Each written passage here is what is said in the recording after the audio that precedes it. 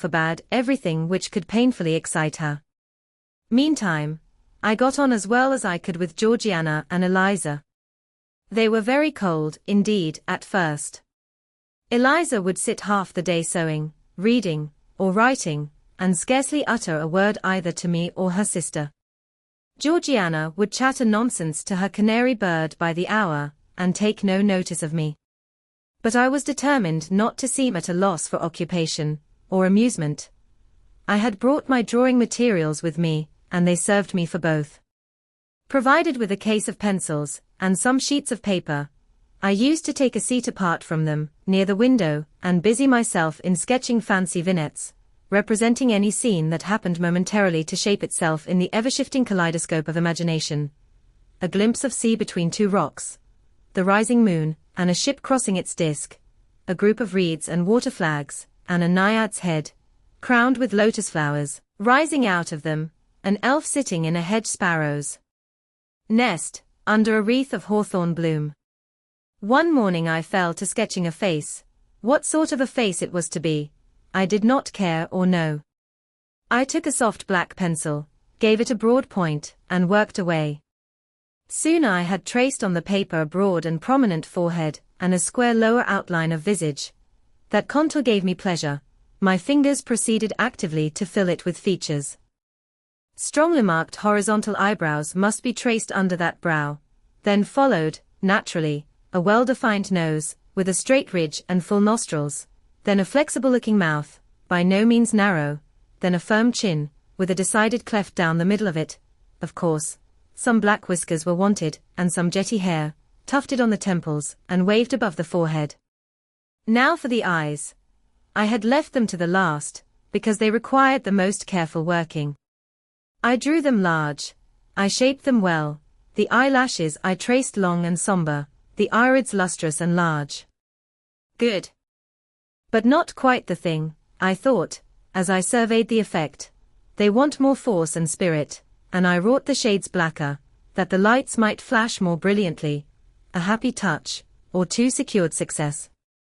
There, I had a friend's face under my gaze. And what did it signify that those young ladies turned their backs on me? I looked at it. I smiled at the speaking likeness. I was absorbed and content. "Is that a portrait of someone you know?" asked Eliza, who had approached me unnoticed.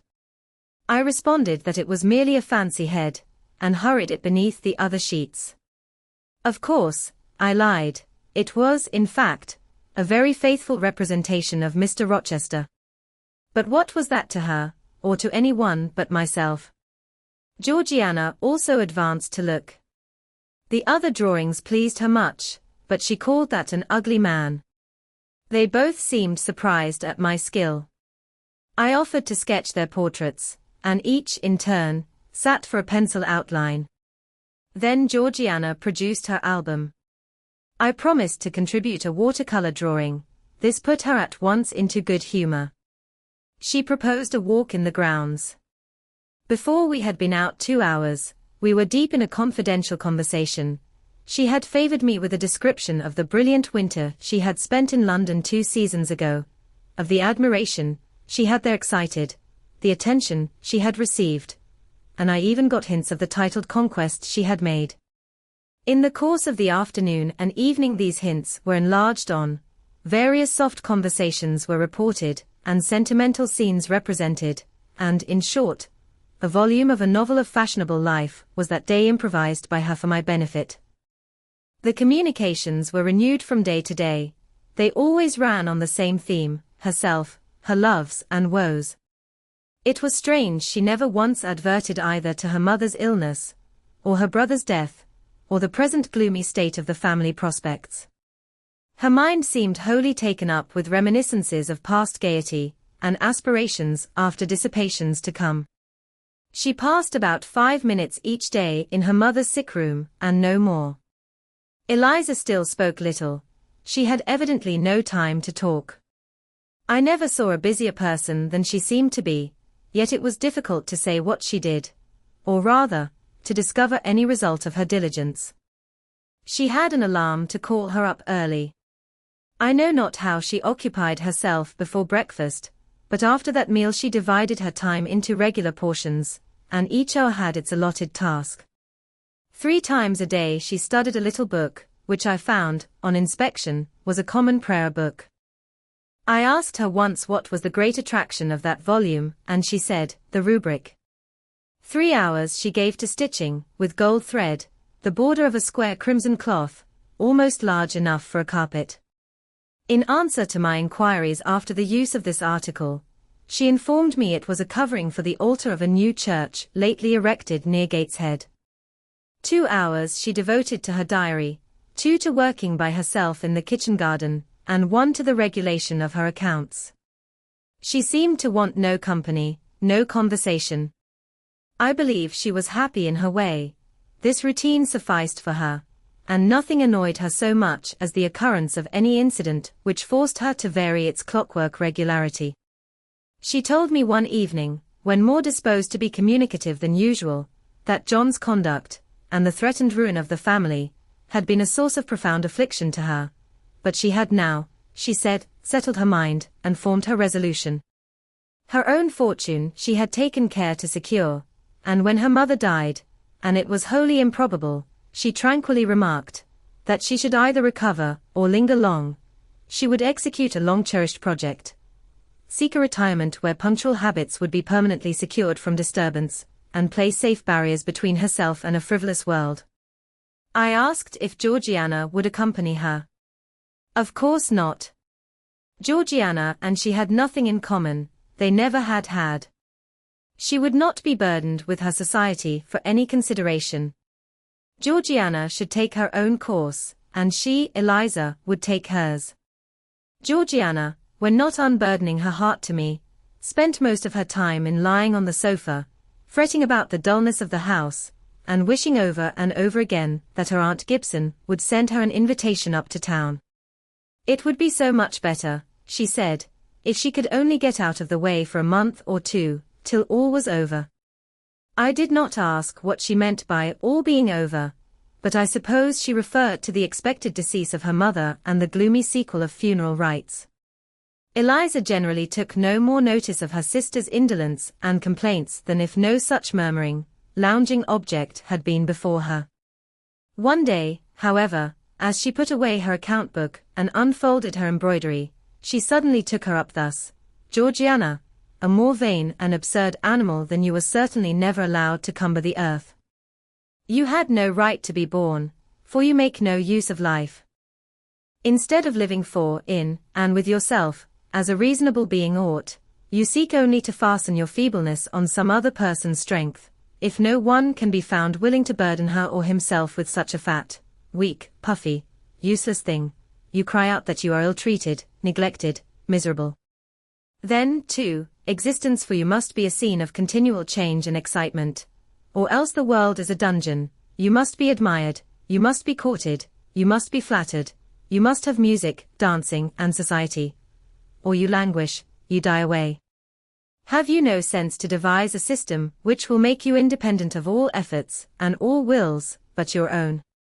Take one day, share it into sections, to each section apportion its task, leave no stray unemployed quarters of an hour, 10 minutes, 5 minutes, include all, do each piece of business in its turn with method, with rigid regularity. The day will close almost before you are aware it has begun, and you are indebted to no one for helping you to get rid of one vacant moment. You have had to seek no one's company, conversation, sympathy, forbearance. You have lived, in short, as an independent being ought to do.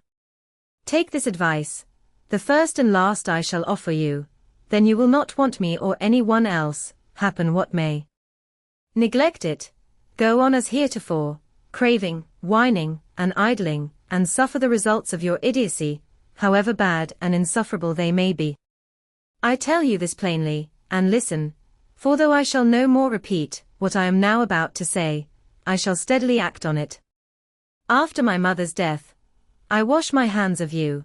From the day her coffin is carried to the vault in Gateshead Church, you and I will be as separate as if we had never known each other. You need not think that because we chance to be born of the same parents, I shall suffer you to fasten me down by even the feeblest claim. I can tell you this, if the whole human race, ourselves excepted, was swept away, and we two stood alone on the earth, I would leave you in the old world, and betake myself to the new. She closed her lips. You might have spared yourself the trouble of delivering that tirade, answered Georgiana. Everybody knows you are the most selfish, heartless creature in existence, and I know your spiteful hatred towards me. I have had a specimen of it before in the trick you played me about Lord Edwin Vere. You could not bear me to be raised above you, to have a title, to be received into circles where you dare not show your face, and so you acted the spy and informer, and ruined my prospects forever. Georgiana took out her handkerchief and blew her nose for an hour afterwards. Eliza sat cold, impassible, and assiduously industrious. True, generous feeling is made small account of by some, but here were two natures rendered, the one intolerably acrid, the other despicably savourless for the want of it. Feeling without judgment is a washy draught indeed, but judgment untempered by feeling is too bitter and husky a morsel for human deglutition. It was a wet and windy afternoon. Georgiana had fallen asleep on the sofa over the perusal of a novel. Eliza was gone to attend a Saint's Day service at the new church, for in matters of religion she was a rigid formalist. No weather ever prevented the punctual discharge of what she considered her devotional duties, fair or foul. She went to church thrice every Sunday, and as often on weekdays as there were prayers. I bethought myself to go upstairs and see how the dying woman sped, who lay there almost unheeded. The very servants paid her but a remittent attention. The hired nurse, being little looked after, would slip out of the room whenever she could. Bessie was faithful, but she had her own family to mind, and could only come occasionally to the hall. I found the sick room unwatched, as I had expected. No nurse was there. The patient lay still and seemingly lethargic, her livid face sunk in the pillows. The fire was dying in the grate. I renewed the fuel, rearranged the bedclothes, gazed a while on her who could not now gaze on me, and then I moved away to the window. The rain beat strongly against the panes, the wind blew tempestuously. One lies there, I thought, who will soon be beyond the war of earthly elements. Whither will that spirit, now struggling to quit its material tenement, flit when at length released? In pondering the great mystery, I thought of Helen Burns, recalled her dying words, her faith, her doctrine of the equality of disembodied souls. I was still listening in thought to her well-remembered tones, still picturing her pale and spiritual aspect, her wasted face and sublime gaze, as she lay on her placid deathbed, and whispered her longing to be restored to her divine Father's bosom, when a feeble voice murmured from the couch behind, "Who is that?" I knew Mrs. Reed had not spoken for days. Was she reviving? I went up to her. "It is I, Aunt Reed." "Who, I?" was her answer. "Who are you?" looking at me with surprise and a sort of alarm, but still not wildly. "You are quite a stranger to me. Where is Bessie?" "She is at the lodge, Aunt." "Aunt," she repeated. "Who calls me Aunt?" "You are not one of the Gibsons, and yet I know you. That face, and the eyes and forehead, are quite familiar to me. You are you are like Jane Eyre." I said nothing.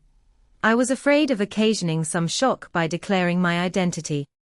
"Yet," said she, "I am afraid it is a mistake. My thoughts deceive me. I wish to see Jane Eyre, and I fancy a likeness where none exists. Besides, in 8 years she must be so changed." I now gently assured her that I was the person she supposed and desired me to be, and seeing that I was understood, and that her senses were quite collected, I explained how Bessie had sent her husband to fetch me from Thornfield. "I am very ill, I know," she said ere long. "I was trying to turn myself a few minutes since, and find I cannot move a limb. It is as well I should ease my mind before I die. What we think little of in health, burdens us at such an hour as the present is to me. Is the nurse here? Or is there no one in the room but you?" I assured her we were alone. "Well, I have twice done you a wrong which I regret now. One was in breaking the promise, which I gave my husband to bring you up as my own child. The other," she stopped. "After all, it is of no great importance, perhaps," she murmured to herself, "and then I may get better, and to humble myself so to her is painful. She made an effort to alter her position, but failed. Her face changed. She seemed to experience some inward sensation, the precursor, perhaps, of the last pang. Well, I must get it over. Eternity is before me. I had better tell her. Go to my dressing case, open it, and take out a letter you will see there. I obeyed her directions. Read the letter, she said. It was short, and thus conceived. Madam, will you have the goodness to send me the address of my niece, Jane Eyre, and to tell me how she is? It is my intention to write shortly and desire her to come to me at Madeira. Providence has blessed my endeavors to secure a competency, and as I am unmarried and childless, I wish to adopt her during my life, and bequeath her at my death whatever I may have to leave. I am, Madam, and C. John Eyre, Madeira. It was dated 3 years back. Why did I never hear of this? I asked. Because I disliked you too fixedly and thoroughly ever to lend a hand in lifting you to prosperity. I could not forget your conduct to me, Jane, the fury with which you once turned on me, the tone in which you declared you abhorred me the worst of anybody in the world, the unchildlike look and voice with which you affirmed that the very thought of me made you sick, and asserted that I had treated you with miserable cruelty. I could not forget my own sensations when you thus started up and poured out the venom of your mind.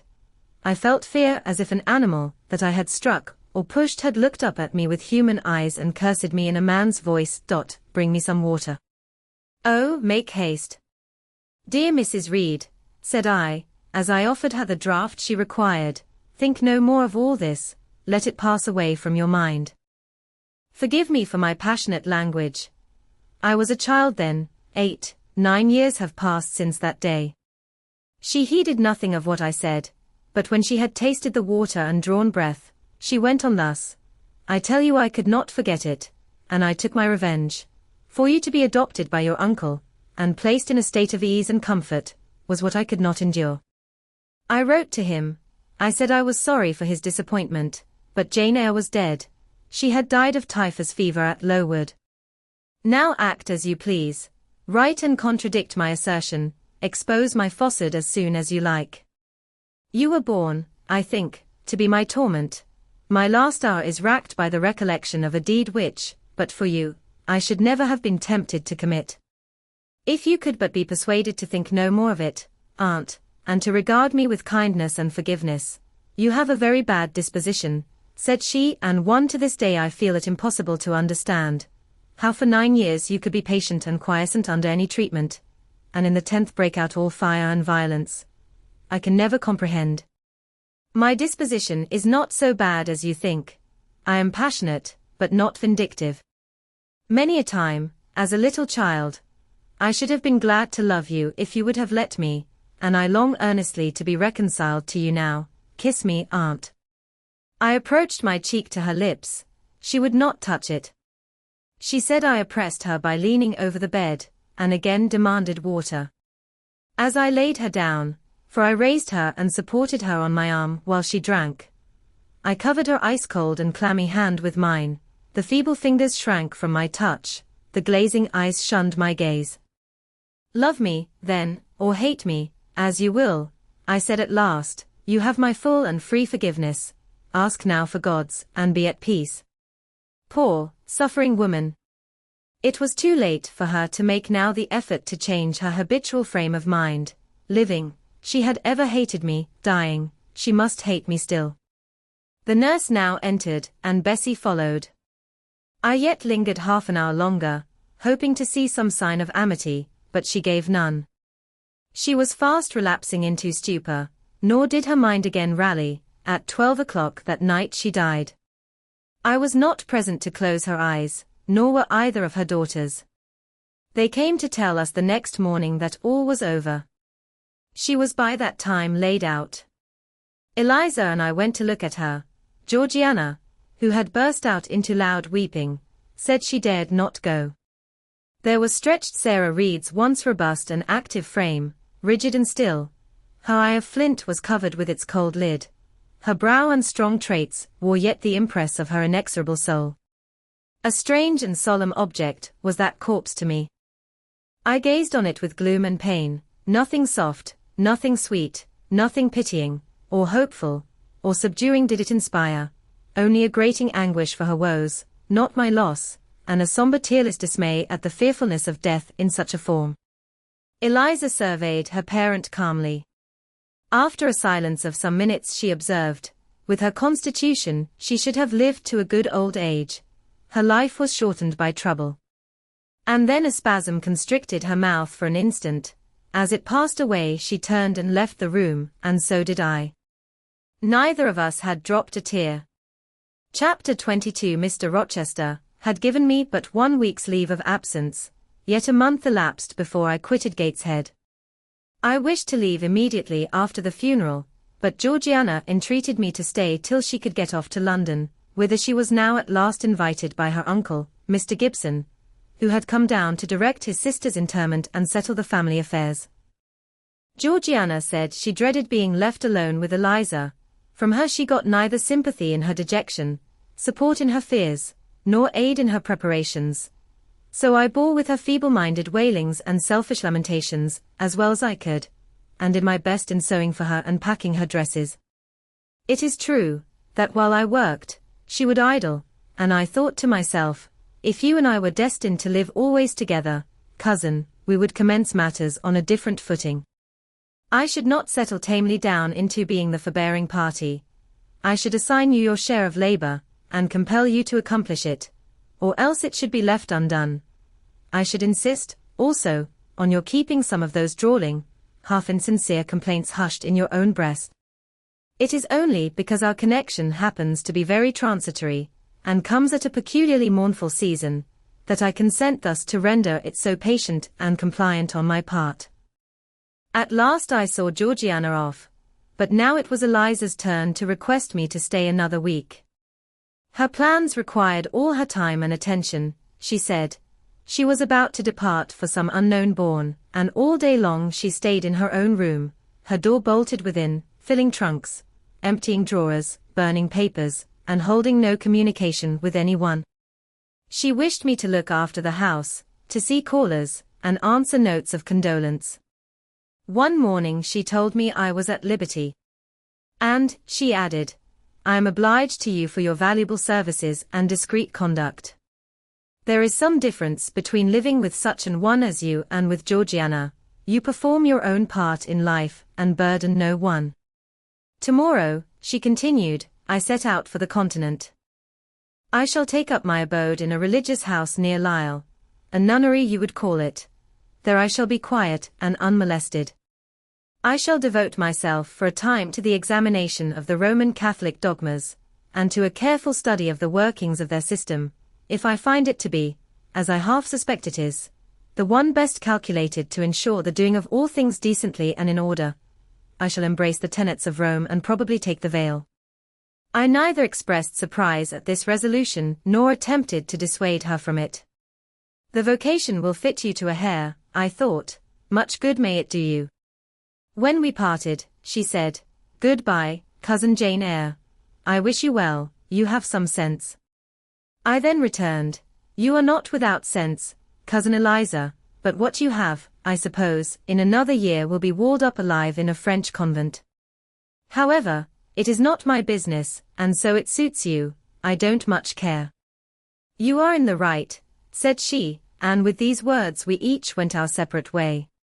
As I shall not have occasion to refer either to her or her sister again, I may as well mention here, that Georgiana made an advantageous match with a wealthy worn-out man of fashion, and that Eliza actually took the veil, and is at this day superior of the convent where she passed the period of her novitiate, and which she endowed with her fortune. How people feel when they are returning home from an absence, long or short, I did not know. I had never experienced the sensation. I had known what it was to come back to Gateshead, when a child after a long walk, to be scolded for looking cold or gloomy, and later, what it was to come back from church to Lowood, to long for a plenteous meal and a good fire, and to be unable to get either. Neither of these returnings was very pleasant or desirable. No magnet drew me to a given point, increasing in its strength of attraction the nearer I came. The return to Thornfield was yet to be tried. My journey seemed tedious, very tedious. 50 miles one day, a night spent at an inn, 50 miles the next day. During the first 12 hours I thought of Mrs. Reed in her last moments. I saw her disfigured and discolored face, and heard her strangely altered voice. I mused on the funeral day, the coffin, the hearse, the black train of tenants and servants. Few was the number of relatives, the gaping vault, the silent church, the solemn service. Then I thought of Eliza and Georgiana. I beheld one the cynosure of a ballroom, the other the inmate of a convent cell, and I dwelt on and analyzed their separate peculiarities of person and character. The evening arrival at the great town of scattered these thoughts. Night gave them quite another turn. Laid down on my traveller's bed, I left reminiscence for anticipation. I was going back to Thornfield, but how long was I to stay there? Not long, of that I was sure. I had heard from Mrs. Fairfax in the interim of my absence. The party at the Hall was dispersed. Mr. Rochester had left for London 3 weeks ago, but he was then expected to return in a fortnight. Mrs. Fairfax surmised that he was gone to make arrangements for his wedding, as he had talked of purchasing a new carriage. She said the idea of his marrying Miss Ingram still seemed strange to her, but from what everybody said, and from what she had herself seen, she could no longer doubt that the event would shortly take place. "You would be strangely incredulous if you did doubt it," was my mental comment. "I don't doubt it." The question followed, where was I to go? I dreamt of Miss Ingram all the night. In a vivid morning dream, I saw her closing the gates of Thornfield against me and pointing me out another road, and Mr. Rochester looked on with his arms folded, smiling sardonically, as it seemed, at both her and me. I had not notified to Mrs. Fairfax the exact day of my return, for I did not wish either car or carriage to meet me at Millcote. I proposed to walk the distance quietly by myself, and very quietly, after leaving my box in the ostler's care, did I slip away from the George Inn, about 6 o'clock of a June evening, and take the old road to Thornfield.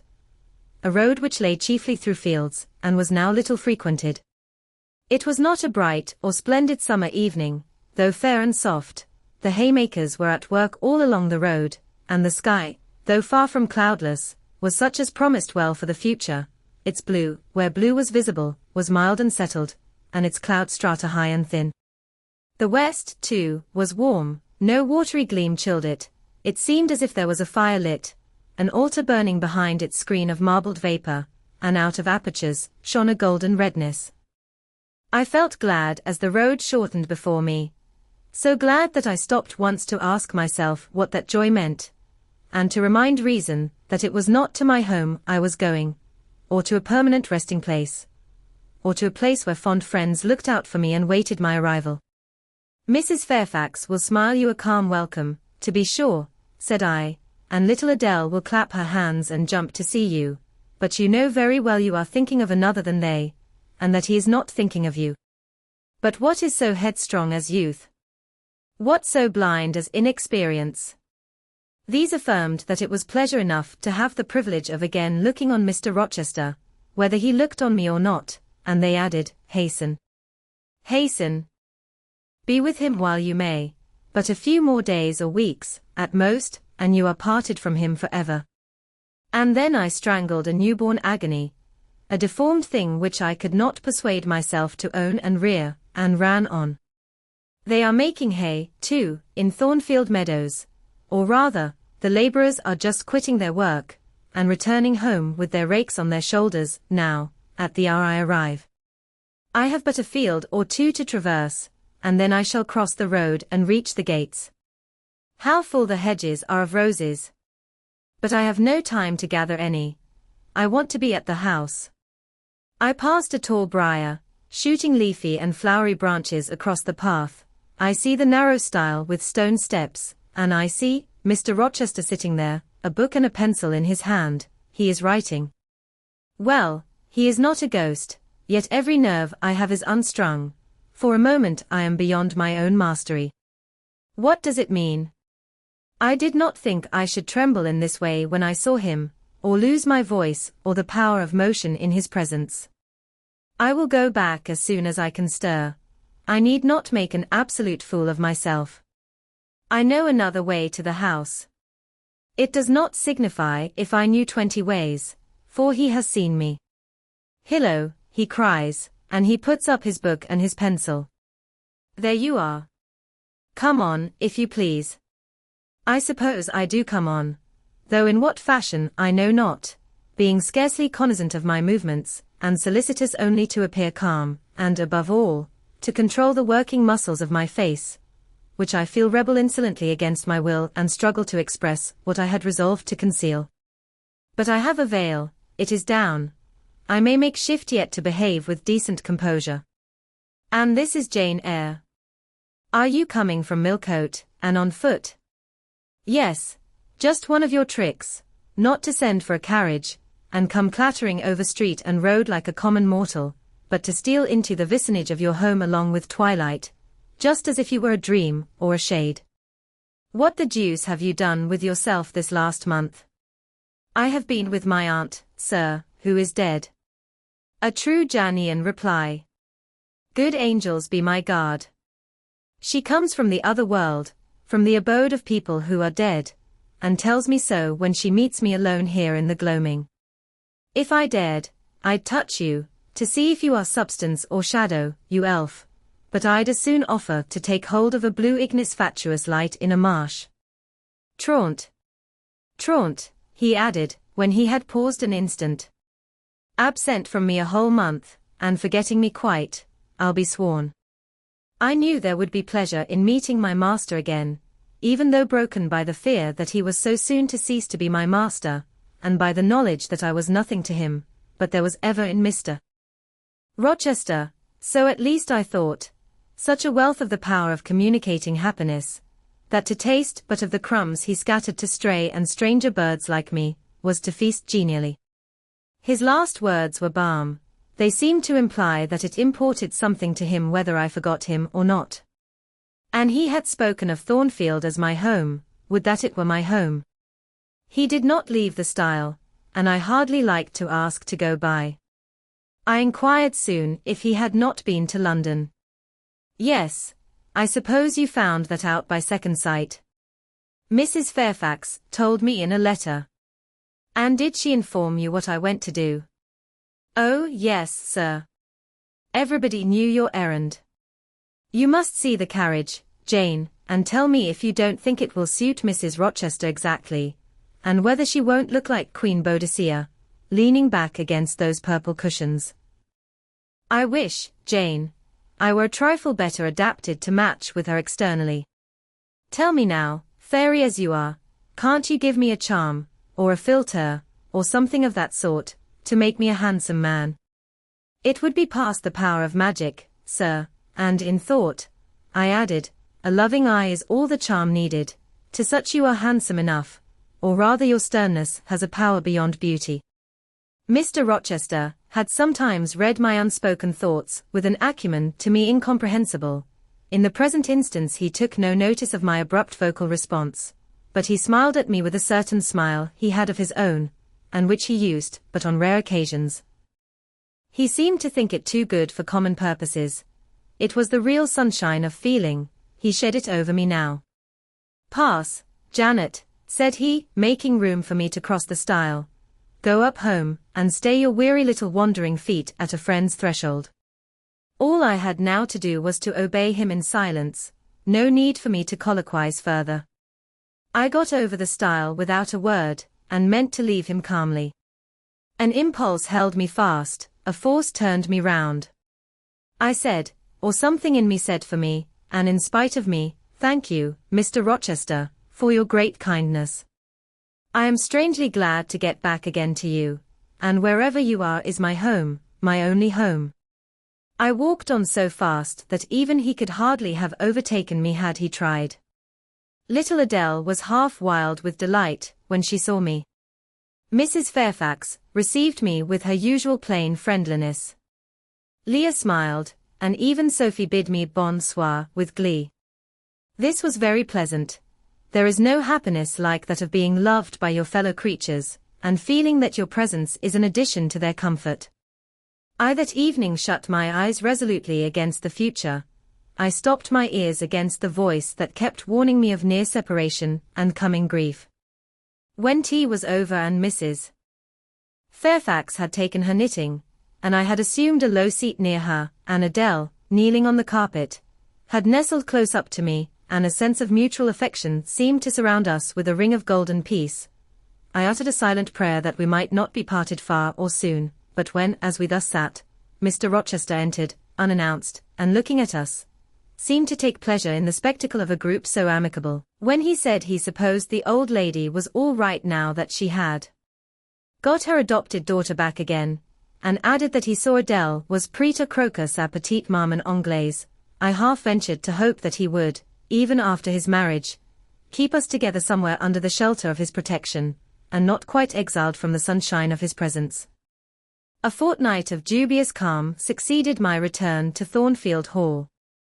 Nothing was said of the master's marriage, and I saw no preparation going on for such an event. Almost every day, I asked Mrs. Fairfax if she had yet heard anything decided. Her answer was always in the negative. Once she said she had actually put the question to Mr. Rochester as to when he was going to bring his bride home, but he had answered her only by a joke and one of his queer looks, and she could not tell what to make of him. One thing specially surprised me, and that was, there were no journeyings backward and forward, no visits to Ingram Park. To be sure it was 20 miles off, on the borders of another county, but what was that distance to an ardent lover? To so practised and indefatigable a horseman as Mr. Rochester, it would be but a morning's ride. I began to cherish hopes I had no right to conceive, that the match was broken off, that rumor had been mistaken, that one or both parties had changed their minds. I used to look at my master's face to see if it was sad or fierce, but I could not remember the time when it had been so uniformly clear of clouds or evil feelings. If, in the moments I and my pupil spent with him, I lacked spirits and sank into inevitable dejection, he became even gay. Never had he called me more frequently to his presence, never been kinder to me when there, and alas, never had I loved him so well. Chapter 23. A splendid midsummer shone over England, skies so pure, suns so radiant as were then seen in long succession, seldom favor even singly, our wave-girt land. It was as if a band of Italian days had come from the south, like a flock of glorious passenger birds, and lighted to rest them on the cliffs of Albion. The hay was all got in, the fields round Thornfield were green and shorn, the roads white and baked, the trees were in their dark prime, hedge and wood, full-leaved and deeply tinted, contrasted well with the sunny hue of the cleared meadows between. On Midsummer Eve, Adele, weary with gathering wild strawberries in Hay Lane half the day, had gone to bed with the sun. I watched her drop asleep, and when I left her, I sought the garden. It was now the sweetest hour of the 24 day its fervid fires had wasted, and dew fell cool on panting plain and scorched summit. Where the sun had gone down in simple state, pure of the pomp of clouds, spread of solemn purple, burning with the light of red jewel and furnace flame at one point, on one hill peak, and extending high and wide, soft and still softer, over half heaven. The east had its own charm or fine deep blue, and its own modest gem, a rising and solitary star. Soon it would boast the moon, but she was yet beneath the horizon. I walked a while on the pavement, but a subtle, well-known scent, that of a cigar, stole from some window. I saw the library casement open a handbreadth. I knew I might be watched thence, so I went apart into the orchard. No nook in the grounds more sheltered and more Eden-like. It was full of trees, it bloomed with flowers. A very high wall shut it out from the court, on one side, on the other, a beech avenue screened it from the lawn. At the bottom was a sunk fence, its sole separation from lonely fields, a winding walk, bordered with laurels and terminating in a giant horse-chestnut, circled at the base by a seat, led down to the fence. Here one could wander unseen. While such honeydew fell, such silence reigned, such gloaming gathered, I felt as if I could haunt such shade forever, but in threading the flower and fruit parterres at the upper part of the enclosure, enticed there by the light the now rising moon cast on this more open quarter. My step is stayed, not by sound, not by sight, but once more by a warning fragrance. Sweetbriar and southernwood, jasmine, pink, and rose have long been yielding their evening sacrifice of incense. This new scent is neither of shrub nor flower. It is, I know it well, it is Mr. Rochester's cigar. I look round and I listen. I see trees laden with ripening fruit. I hear a nightingale warbling in a wood half a mile off. No moving form is visible, no coming step audible, but that perfume increases. I must flee.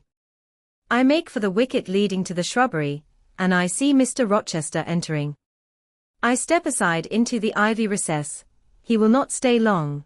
He will soon return whence he came, and if I sit still he will never see me.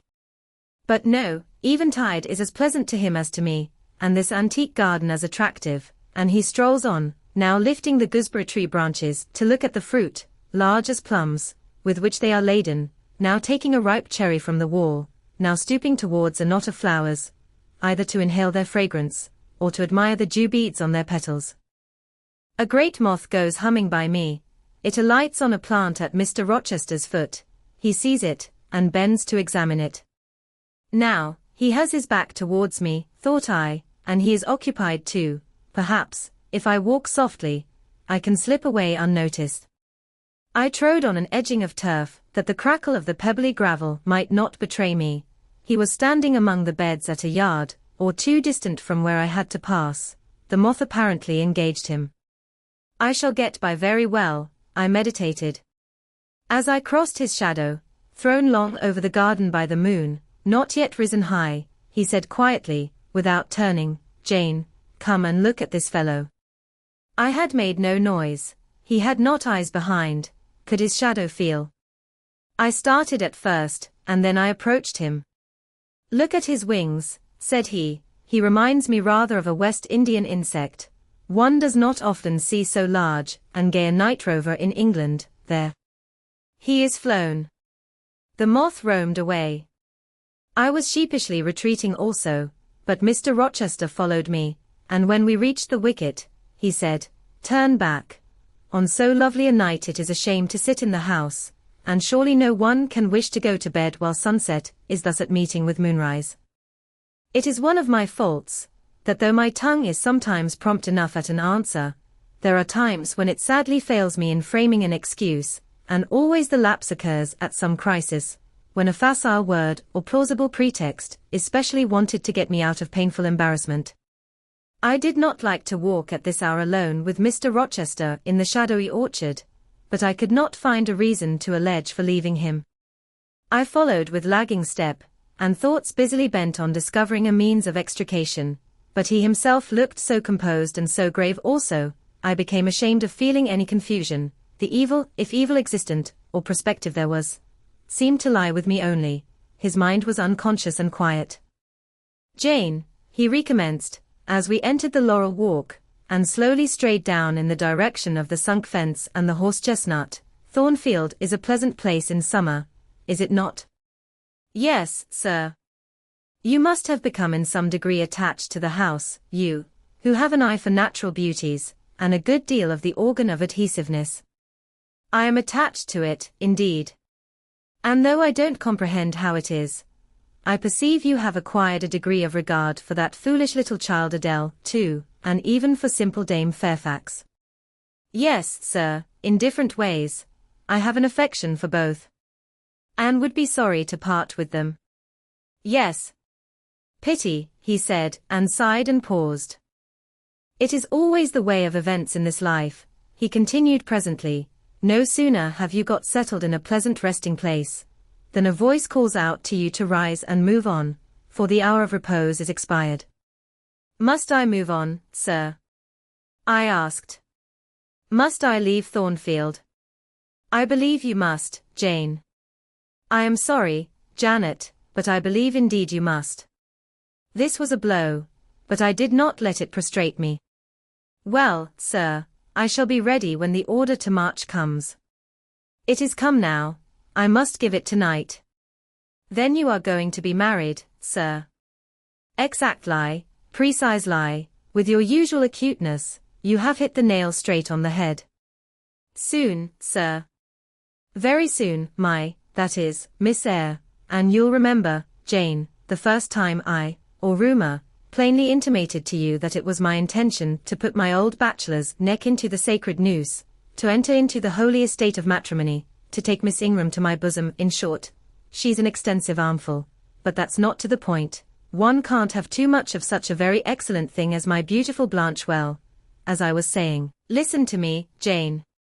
You're not turning your head to look after more moths, are you?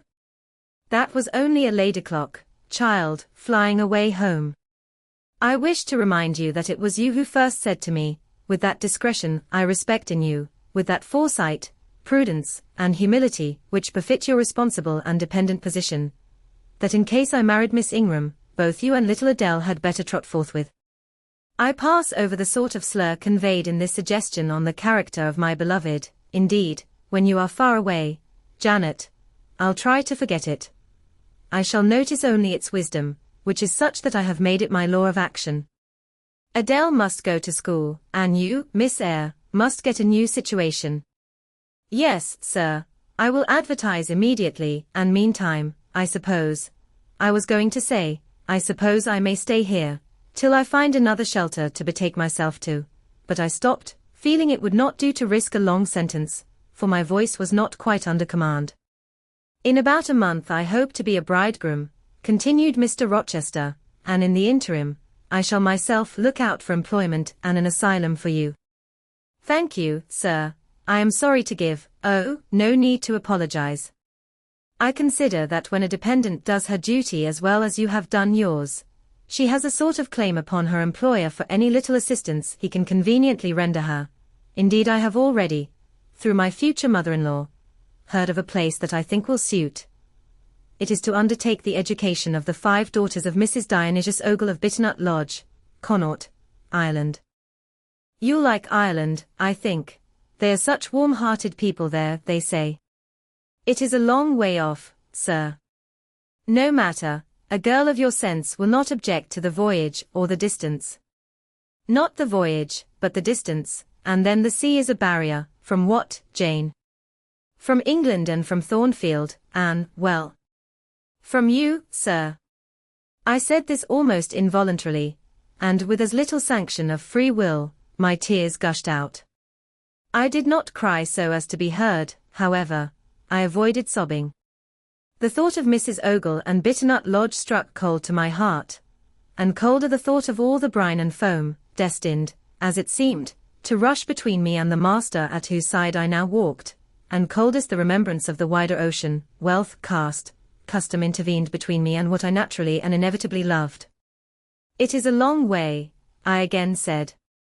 It is, to be sure, and when you get to Bitternut Lodge, Connaught, Ireland, I shall never see you again, Jane, that's morally certain. I never go over to Ireland, not having myself much of a fancy for the country.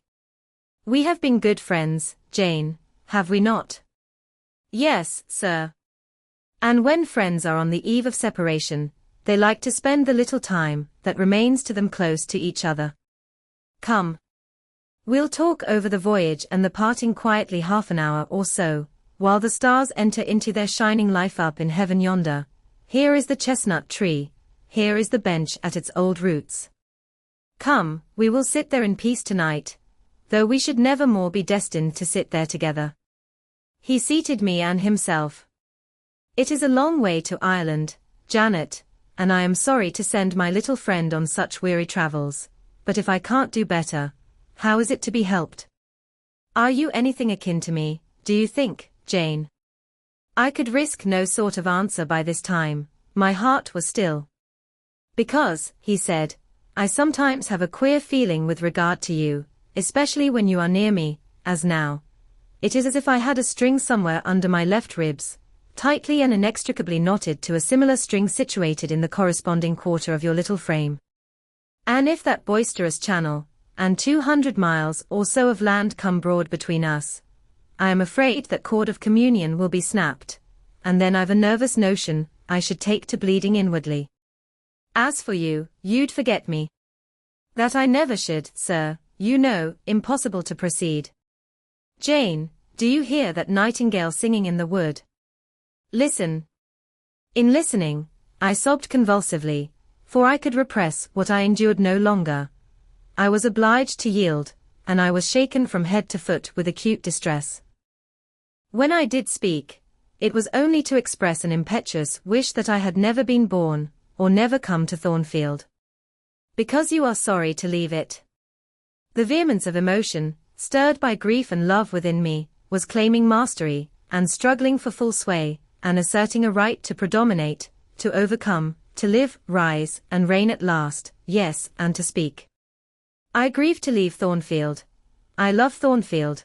I love it, because I have lived in it a full and delightful life, momentarily at least. I have not been trampled on. I have not been petrified. I have not been buried with inferior minds, and excluded from every glimpse of communion with what is bright and energetic and high. I have talked, face to face, with what I reverence, with what I delight in, with an original, a vigorous, an expanded mind. I have known you, Mr. Rochester, and it strikes me with terror and anguish to feel I absolutely must be torn from you forever. I see the necessity of departure, and it is like looking on the necessity of death. Where do you see the necessity? He asked suddenly. Where? You, sir, have placed it before me. In what shape? In the shape of Miss Ingram, a noble and beautiful woman, your bride. My bride. What bride? I have no bride. But you will have. Yes, I will, I will. He set his teeth. Then I must go, you have said it yourself. No, you must stay. I swear it, and the oath shall be kept. I tell you I must go. I retorted, roused to something like passion. Do you think I can stay to become nothing to you? Do you think I am an automaton, a machine without feelings? And can bear to have my morsel of bread snatched from my lips, and my drop of living water dashed from my cup? Do you think, because I am poor, obscure, plain, and little, I am soulless and heartless? You think wrong. I have as much soul as you, and full as much heart. And if God had gifted me with some beauty and much wealth, I should have made it as hard for you to leave me, as it is now for me to leave you. I am not talking to you now through the medium of custom, conventionalities, nor even of mortal flesh. It is my spirit that addresses your spirit, just as if both had passed through the grave, and we stood at God's feet, equal, as we are. As we are, repeated Mr. Rochester. So, he added, enclosing me in his arms, gathering me to his breast, pressing his lips on my lips, so, Jane. Yes, so, sir, I rejoined, and yet not so, for you are a married man, or as good as a married man, and wed to one inferior to you, to one with whom you have no sympathy, whom I do not believe you truly love, for I have seen and heard you sneer at her. I would scorn such a union, therefore I am better than you, let me go. Where, Jane? To Ireland. Yes, to Ireland. I have spoken my mind, and can go anywhere now. Jane, be still. Don't struggle so, like a wild frantic bird that is rending its own plumage in its desperation. I am no bird, and no net ensnares me. I am a free human being with an independent will, which I now exert to leave you. Another effort set me at liberty, and I stood erect before him. And your will shall decide your destiny, he said. I offer you my hand, my heart, and a share of all my possessions. You play a farce, which I merely laugh at. I ask you to pass through life at my side, to be my second self, and best earthly companion. For that fate you have already made your choice, and must abide by it. Jane, be still a few moments, you are overexcited. I will be still too. A waft of wind came sweeping down the laurel walk, and trembled through the boughs of the chestnut. It wandered away, away, to an indefinite distance, it died. The nightingale's song was then the only voice of the hour. In listening to it, I again wept. Mr. Rochester sat quiet, looking at me gently and seriously. Some time passed before he spoke, he at last said. Come to my side, Jane, and let us explain and understand one another. I will never again come to your side. I am torn away now, and cannot return. But, Jane, I summon you as my wife. It is you only I intend to marry. I was silent. I thought he mocked me. Come, Jane, come hither. Your bride stands between us. He rose, and with a stride reached me. My bride is here, he said, again drawing me to him, because my equal is here, and my likeness. Jane, will you marry me? Still I did not answer, and still I writhed myself from his grasp, for I was still incredulous. Do you doubt me, Jane? Entirely. You have no faith in me? Not a whit. Am I a liar in your eyes? He asked passionately. Little skeptic, you shall be convinced. What love have I for Miss Ingram? None, and that you know. What love has she for me?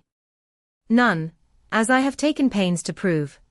I caused a rumor to reach her that my fortune was not a third of what was supposed, and after that I presented myself to see the result. It was coldness both from her and her mother. I could not, marry Miss Ingram. You strange, you almost unearthly thing, I love as my own flesh. You poor and obscure, and small and plain as you are, I entreat to accept me as a husband. What, me? I ejaculated, beginning in his earnestness, and especially in his incivility, to credit his sincerity, me who have not a friend in the world but you, if you are my friend, not a shilling but what you have given me. You, Jane, I must have you for my own, entirely my own. Will you be mine? Say yes, quickly. Mr. Rochester, let me look at your face, turn to the moonlight. Why? Because I want to read your countenance, turn. There. You will find it scarcely more legible than a crumpled, scratched page. Read on, only make haste, for I suffer. His face was very much agitated and very much flushed, and there were strong workings in the features, and strange gleams in the eyes. Oh, Jane, you torture me, he exclaimed. With that searching and yet faithful and generous look, you torture me. How can I do that? If you are true, and your offer real, my only feelings to you must be gratitude and devotion, they cannot torture. Gratitude, he ejaculated, and added wildly, Jane, accept me quickly. Say, Edward, give me my name, Edward, I will marry you. Are you in earnest? Do you truly love me? Do you sincerely wish me to be your wife? I do, and if an oath is necessary to satisfy you, I swear it. Then, sir, I will marry you. Edward, my little wife. Dear Edward. Come to me entirely now, said he, and added, in his deepest tone, speaking in my ear as his cheek was laid on mine, make my happiness. I will make yours. God pardon me, he subjoined ere long, and man meddle not with me. I have her, and will hold her. There is no one to meddle, sir. I have no kindred to interfere. No, that is the best of it, he said. And if I had loved him less I should have thought his accent and look of exultation savage, but, sitting by him, roused from the nightmare of parting, called to the paradise of union, I thought only of the bliss given me to drink in so abundant a flow. Again and again he said, Are you happy, Jane? And again I answered, Yes. After which he murmured, It will atone, it will atone. Have I not found her friendless, and cold, and comfortless? Will I not guard, and cherish, and solace her? Is there not love in my heart, and constancy in my resolves? It will expiate at God's tribunal. I know my Maker sanctions what I do. For the world's judgment, I wash my hands thereof. For man's opinion, I defy it. But what had befallen the night? The moon was not yet set, and we were all in shadow. I could scarcely see my master's face, near as I was. And what ailed the chestnut tree? It writhed and groaned, while wind roared in the laurel walk, and came sweeping over us. "We must go in," said Mr. Rochester, "the weather changes." "I could have sat with thee till morning, Jane." And so, thought I, could I with you. I should have said so, perhaps, but a vivid spark leapt out of a cloud at which I was looking, and there was a crack, a crash, and a close rattling peal, and I thought only of hiding my dazzled eyes against Mr. Rochester's shoulder. The rain rushed down. He hurried me up the walk, through the grounds, and into the house, but we were quite wet before we could pass the threshold. He was taking off my shawl in the hall, and shaking the water out of my loosened hair, when Mrs. Fairfax emerged from her room. I did not observe her at first, nor did Mr. Rochester. The lamp was lit. The clock was on the stroke of 12. "Hasten to take off your wet things," said he, "and before you go, good night, my darling." He kissed me repeatedly. When I looked up, on leaving his arms, there stood the widow, pale, grave, and amazed. I only smiled at her, and ran upstairs. Explanation will do for another time, thought I. Still, when I reached my chamber, I felt a pang at the idea she should even temporarily misconstrue what she had seen. But joy soon effaced every other feeling, and loud as the wind blew, near and deep as the thunder crashed, fierce and frequent as the lightning gleamed, cataract-like as the rain fell during a storm of 2 hours' duration, I experienced no fear and little awe. Mr. Rochester came thrice to my door in the course of it, to ask if I was safe and tranquil, and that was comfort, that was strength for anything. Before I left my bed in the morning, little Adele came running in to tell me that the great horse-chestnut at the bottom of the orchard had been struck by lightning in the night, and half of it split away. Chapter 24. As I rose and dressed, I thought over what had happened, and wondered if it were a dream. I could not be certain of the reality, till I had seen Mr. Rochester again, and heard him renew his words of love and promise. While arranging my hair, I looked at my face in the glass, and felt it was no longer plain. There was hope in its aspect and life in its color, and my eyes seemed as if they had beheld the fount of fruition, and borrowed beams from the lustrous ripple. I had often been unwilling to look at my master, because I feared he could not be pleased at my look, but I was sure I might lift my face to his now, and not cool his affection by its expression. I took a plain, but clean and light summer dress from my drawer and put it on. It seemed no attire had ever so well become me, because none had I ever worn in so blissful a mood. I was not surprised, when I ran down into the hall, to see that a brilliant June morning had succeeded to the tempest of the night, and to feel, through the open glass door, the breathing of a fresh and fragrant breeze. Nature must be gladsome when I was so happy. A beggar woman and her little boy, pale, ragged objects both, were coming up the walk, and I ran down and gave them all the money I happened to have in my purse, some 3 or 4 shillings, good or bad, they must partake of my jubilee. The rooks cawed, and blithe birds sang, but nothing was so merry or so musical as my own rejoicing heart. Mrs. Fairfax surprised me by looking out of the window with a sad countenance, and saying gravely, "Miss Eyre, will you come to breakfast?" During the meal she was quiet and cool, but I could not undeceive her then. I must wait for my master to give explanations, and so must she.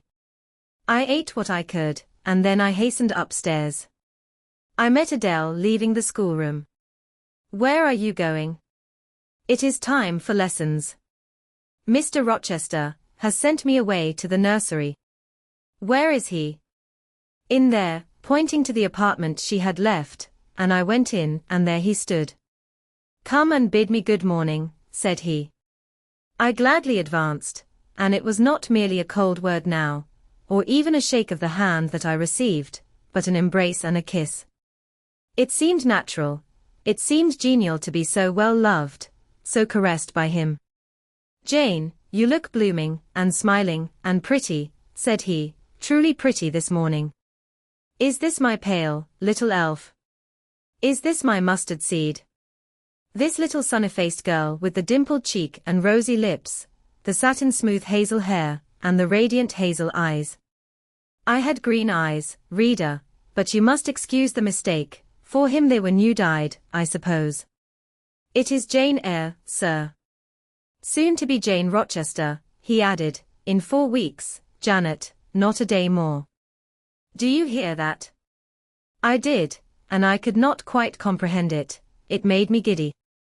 The feeling, the announcement sent through me, was something stronger than was consistent with joy, something that smote and stunned. It was, I think, almost fear. You blushed, and now you are white, Jane. What is that for? Because you gave me a new name, Jane Rochester, and it seems so strange. Yes, Mrs. Rochester, said he, young Mrs. Rochester, Fairfax Rochester's girl bride. It can never be, sir. It does not sound likely. Human beings never enjoy complete happiness in this world. I was not born for a different destiny to the rest of my species. To imagine such a lot befalling me is a fairy tale, a daydream, which I can and will realize. I shall begin today. This morning I wrote to my banker in London to send me certain jewels he has in his keeping, heirlooms for the ladies of Thornfield. In a day or two I hope to pour them into your lap, for every privilege, every attention shall be yours that I would accord a P's daughter, if about to marry her. Oh, sir, never rain jewels. I don't like to hear them spoken of. Jewels for Jane Eyre sounds unnatural and strange. I would rather not have them.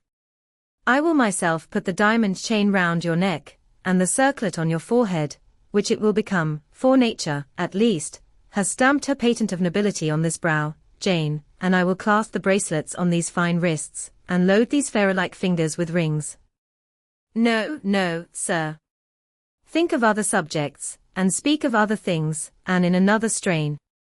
Don't address me as if I were a beauty.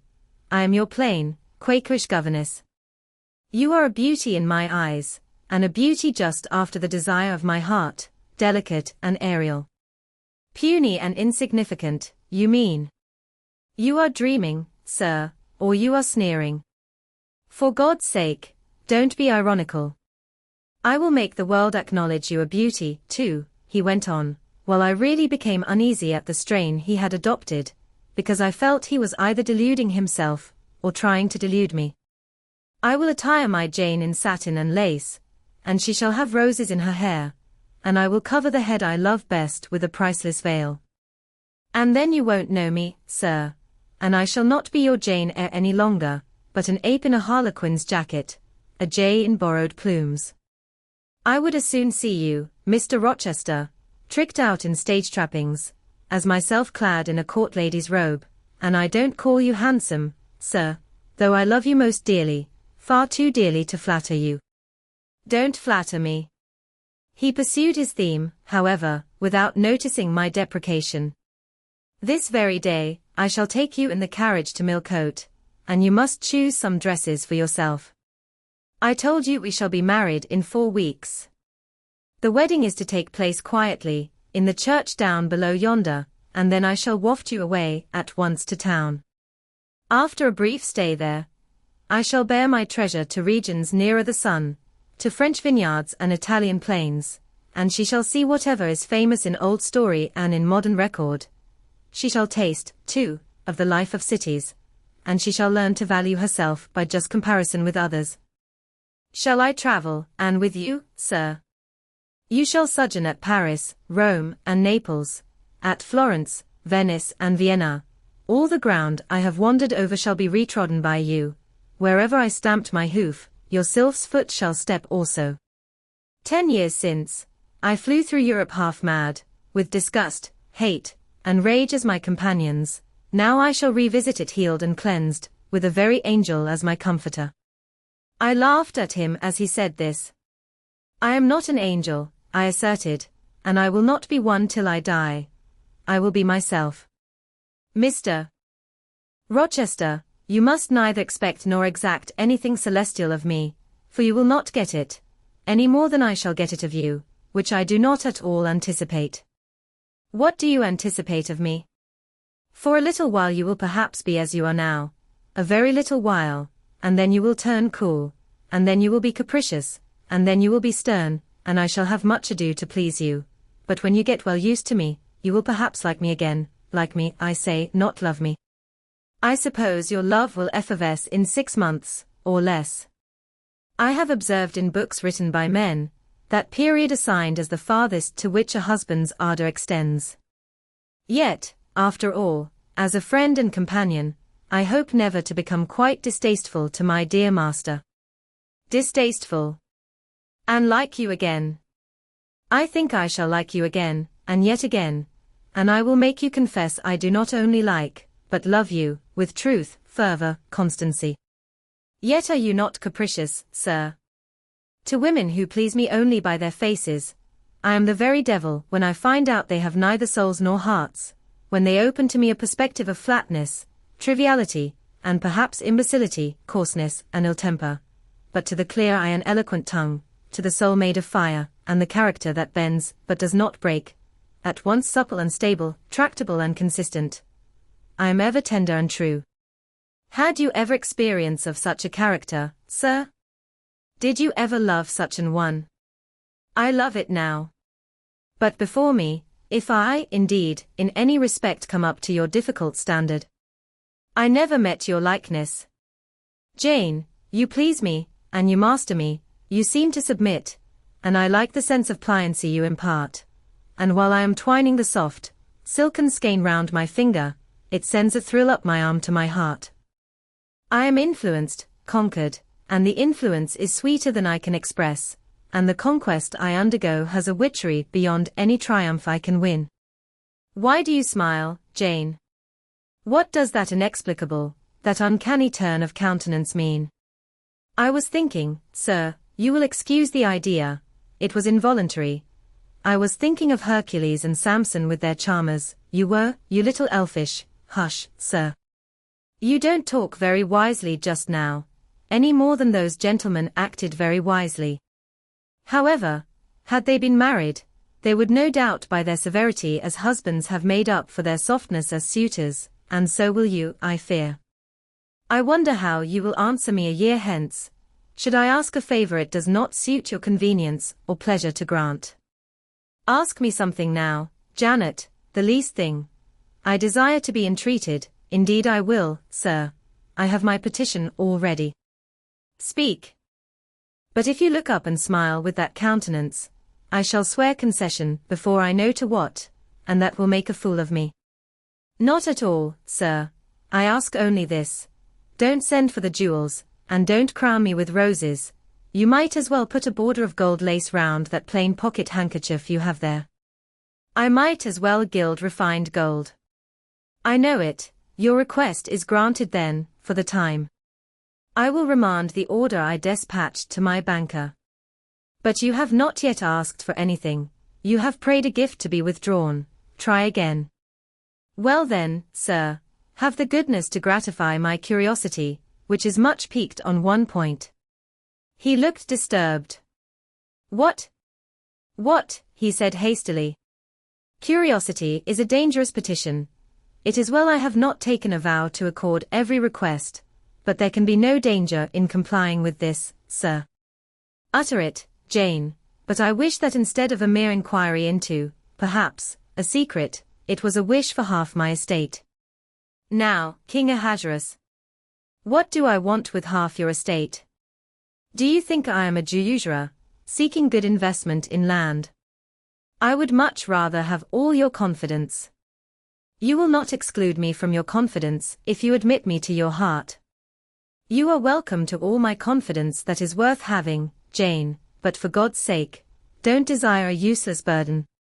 Don't long for poison, don't turn out a downright Eve on my hands. Why not, sir? You have just been telling me how much you like to be conquered, and how pleasant overpersuasion is to you. Don't you think I had better take advantage of the confession, and begin and coax and entreat, even cry and be sulky if necessary, for the sake of a mere essay of my power? I dare you to any such experiment. Encroach, presume, and the game is up. Is it, sir? You soon give in.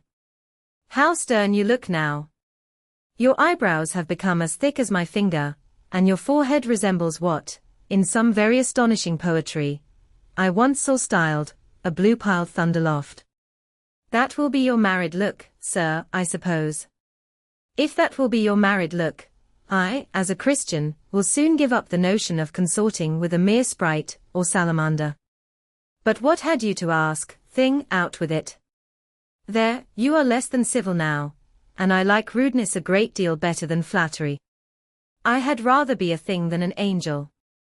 This is what I have to ask. Why did you take such pains to make me believe you wished to marry Miss Ingram? Is that all? Thank God it is no worse. And now he unknit his black brows, looked down, smiling at me, and stroked my hair, as if well pleased at seeing a danger averted. I think I may confess, he continued, even although I should make you a little indignant, Jane, and I have seen what a fire spirit you can be when you are indignant. You glowed in the cool moonlight last night, when you mutinied against fate, and claimed your rank as my equal. Janet, by the by, it was you who made me the offer. Of course I did. But to the point if you please, sir, Miss Ingram. Well, I feigned courtship of Miss Ingram, because I wished to render you as madly in love with me as I was with you, and I knew jealousy would be the best ally I could call in for the furtherance of that end. Excellent. Now you are small, not one whit bigger than the end of my little finger. It was a burning shame and a scandalous disgrace to act in that way. Did you think nothing of Miss Ingram's feelings, sir? Her feelings are concentrated in one, pride, and that needs humbling. Were you jealous, Jane? Never mind, Mr. Rochester. It is in no way interesting to you to know that. Answer me truly once more. Do you think Miss Ingram will not suffer from your dishonest coquetry? Won't she feel forsaken and deserted?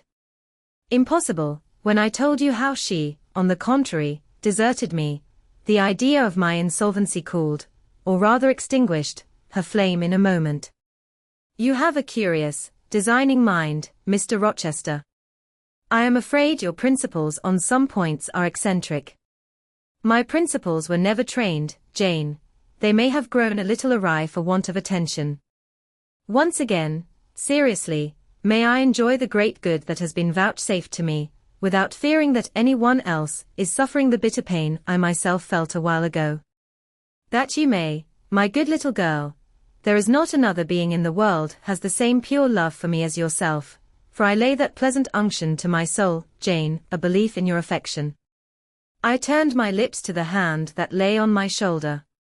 I loved him very much, more than I could trust myself to say, more than words had power to express.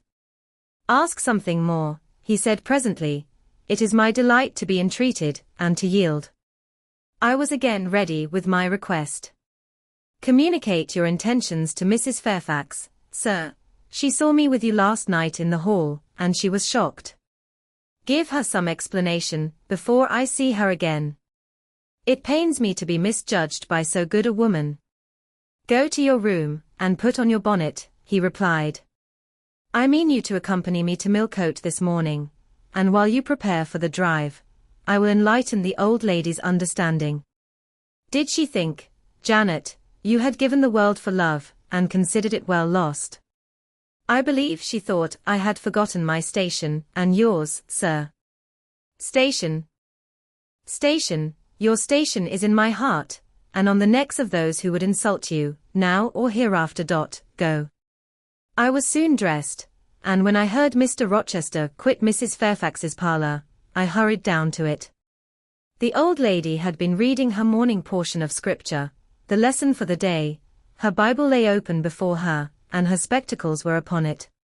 Her occupation, suspended by Mr. Rochester's announcement, seemed now forgotten. Her eyes, fixed on the blank wall opposite, expressed the surprise of a quiet mind stirred by unwonted tidings. Seeing me, she roused herself. She made a sort of effort to smile, and framed a few words of congratulation, but the smile expired, and the sentence was abandoned unfinished. She put up her spectacles, shut the Bible, and pushed her chair back from the table. I feel so astonished, she began. I hardly know what to say to you, Miss Eyre. I have surely not been dreaming, have I? Sometimes I half fall asleep, when I am sitting alone and fancy things that have never happened. It has seemed to me more than once when I have been in a doze, that my dear husband, who died 15 years since, has come in and sat down beside me, and that I have even heard him call me by my name, Alice, as he used to do. Now, can you tell me whether it is actually true that Mr. Rochester has asked you to marry him? Don't laugh at me. But I really thought he came in here 5 minutes ago, and said that in a month you would be his wife. He has said the same thing to me, I replied. He has. Do you believe him?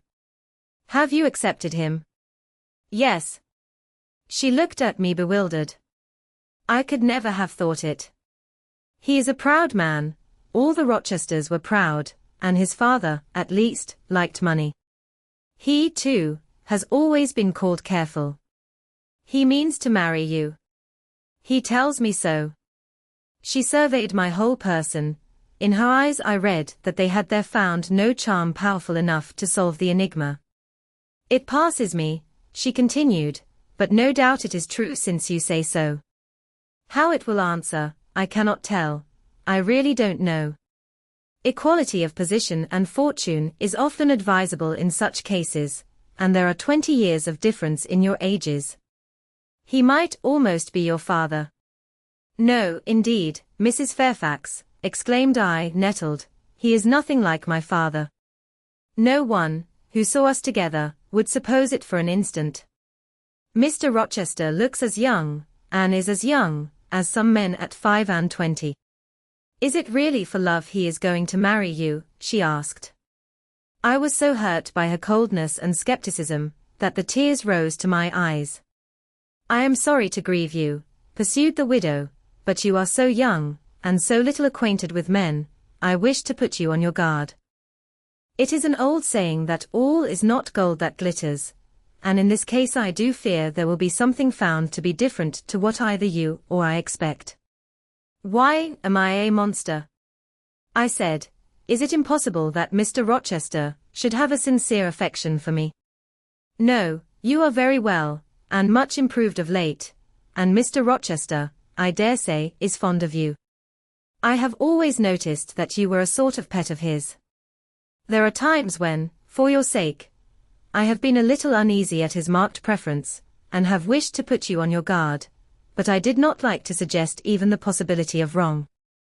I knew such an idea would shock, perhaps offend you, and you were so discreet, and so thoroughly modest and sensible, I hoped you might be trusted to protect yourself. Last night I cannot tell you what I suffered when I sought all over the house, and could find you nowhere, nor the master either, and then, at 12 o'clock, saw you come in with him. Well, never mind that now, I interrupted impatiently, it is enough that all was right. I hope all will be right in the end, she said, but believe me, you cannot be too careful. Try and keep Mr. Rochester at a distance, distrust yourself as well as him. Gentlemen in his station are not accustomed to marry their governesses. I was growing truly irritated. Happily, Adele ran in. Let me go to Millcote too, she cried. Mr. Rochester won't, though there is so much room in the new carriage. Beg him to let me go, mademoiselle. That I will, Adele, and I hastened away with her, glad to quit my gloomy monitress. The carriage was ready. They were bringing it round to the front, and my master was pacing the pavement, Pilot following him backwards and forwards. Adele may accompany us, may she not, sir? I told her no. I'll have no brats, I'll have only you. Do let her go, Mr. Rochester, if you please, it would be better. Not it, she will be a restraint. He was quite peremptory, both in look and voice. The chill of Mrs. Fairfax's warnings, and the damp of her doubts were upon me. Something of unsubstantiality and uncertainty had beset my hopes. I half lost the sense of power over him. I was about mechanically to obey him, without further remonstrance, but as he helped me into the carriage, he looked at my face. What is the matter? He asked. All the sunshine is gone. Do you really wish the bairn to go? Will it annoy you if she is left behind? I would far rather she went, sir. Then off for your bonnet, and back like a flash of lightning, cried he to Adele. She obeyed him with what speed she might. After all, a single morning's interruption will not matter much, said he, when I mean shortly to claim you, your thoughts, conversation, and company, for life. Adele, when lifted in, commenced kissing me, by way of expressing her gratitude for my intercession. She was instantly stowed away into a corner on the other side of him. She then peeped round to where I sat. So stern a neighbor was too restrictive. To him, in his present fractious mood, she dared whisper no observations, nor ask of him any information. Let her come to me, I entreated. She will, perhaps, trouble you, sir. There is plenty of room on this side. He handed her over as if she had been a lapdog. I'll send her to school yet, he said, but now he was smiling.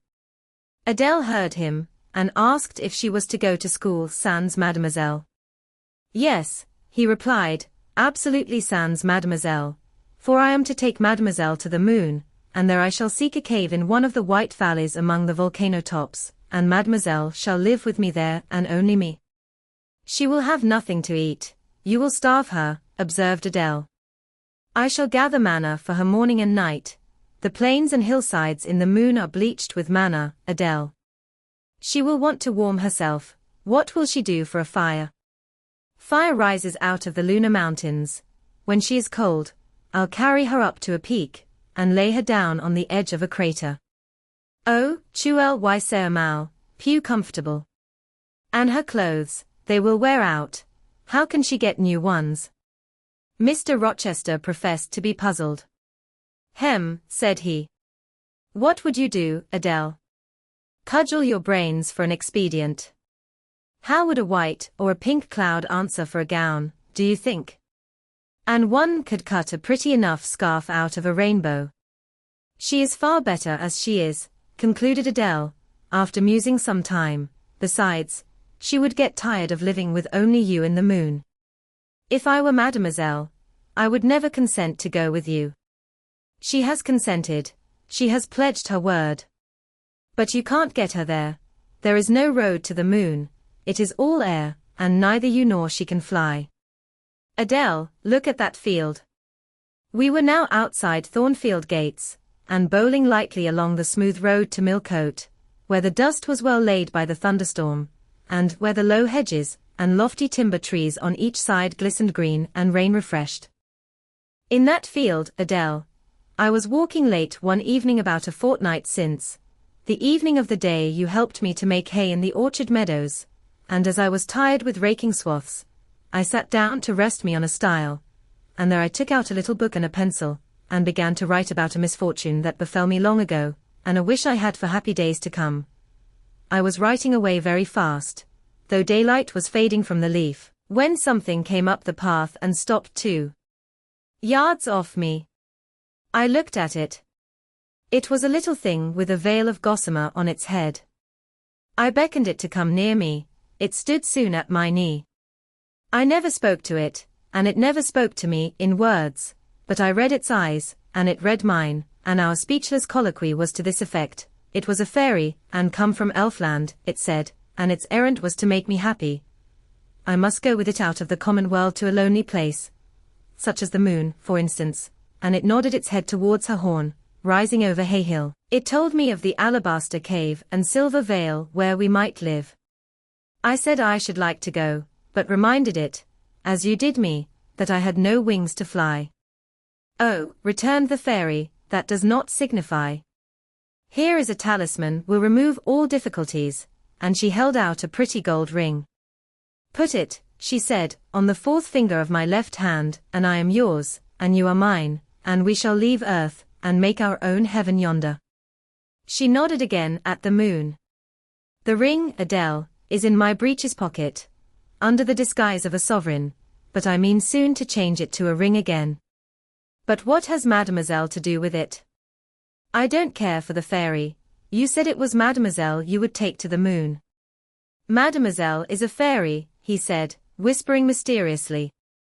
Whereupon I told her not to mind his badinage, and she, on her part, evinced a fund of genuine French scepticism, denominating Mr. Rochester un vrai menteur, and assuring him that she made no account whatever of his conte de fées, and that du reste, Illinois and y avate par de fées, et quandmeme Illinois y en avate.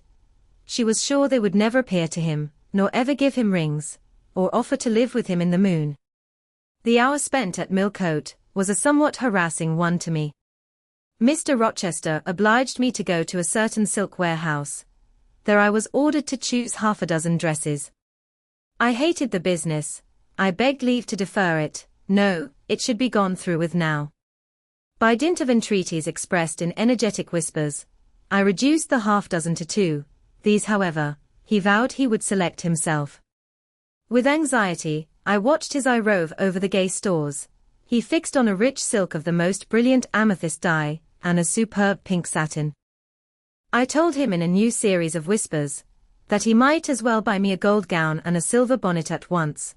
I should certainly never venture to wear his choice. With infinite difficulty, for he was stubborn as a stone, I persuaded him to make an exchange in favor of a sober black satin and pearl grey silk.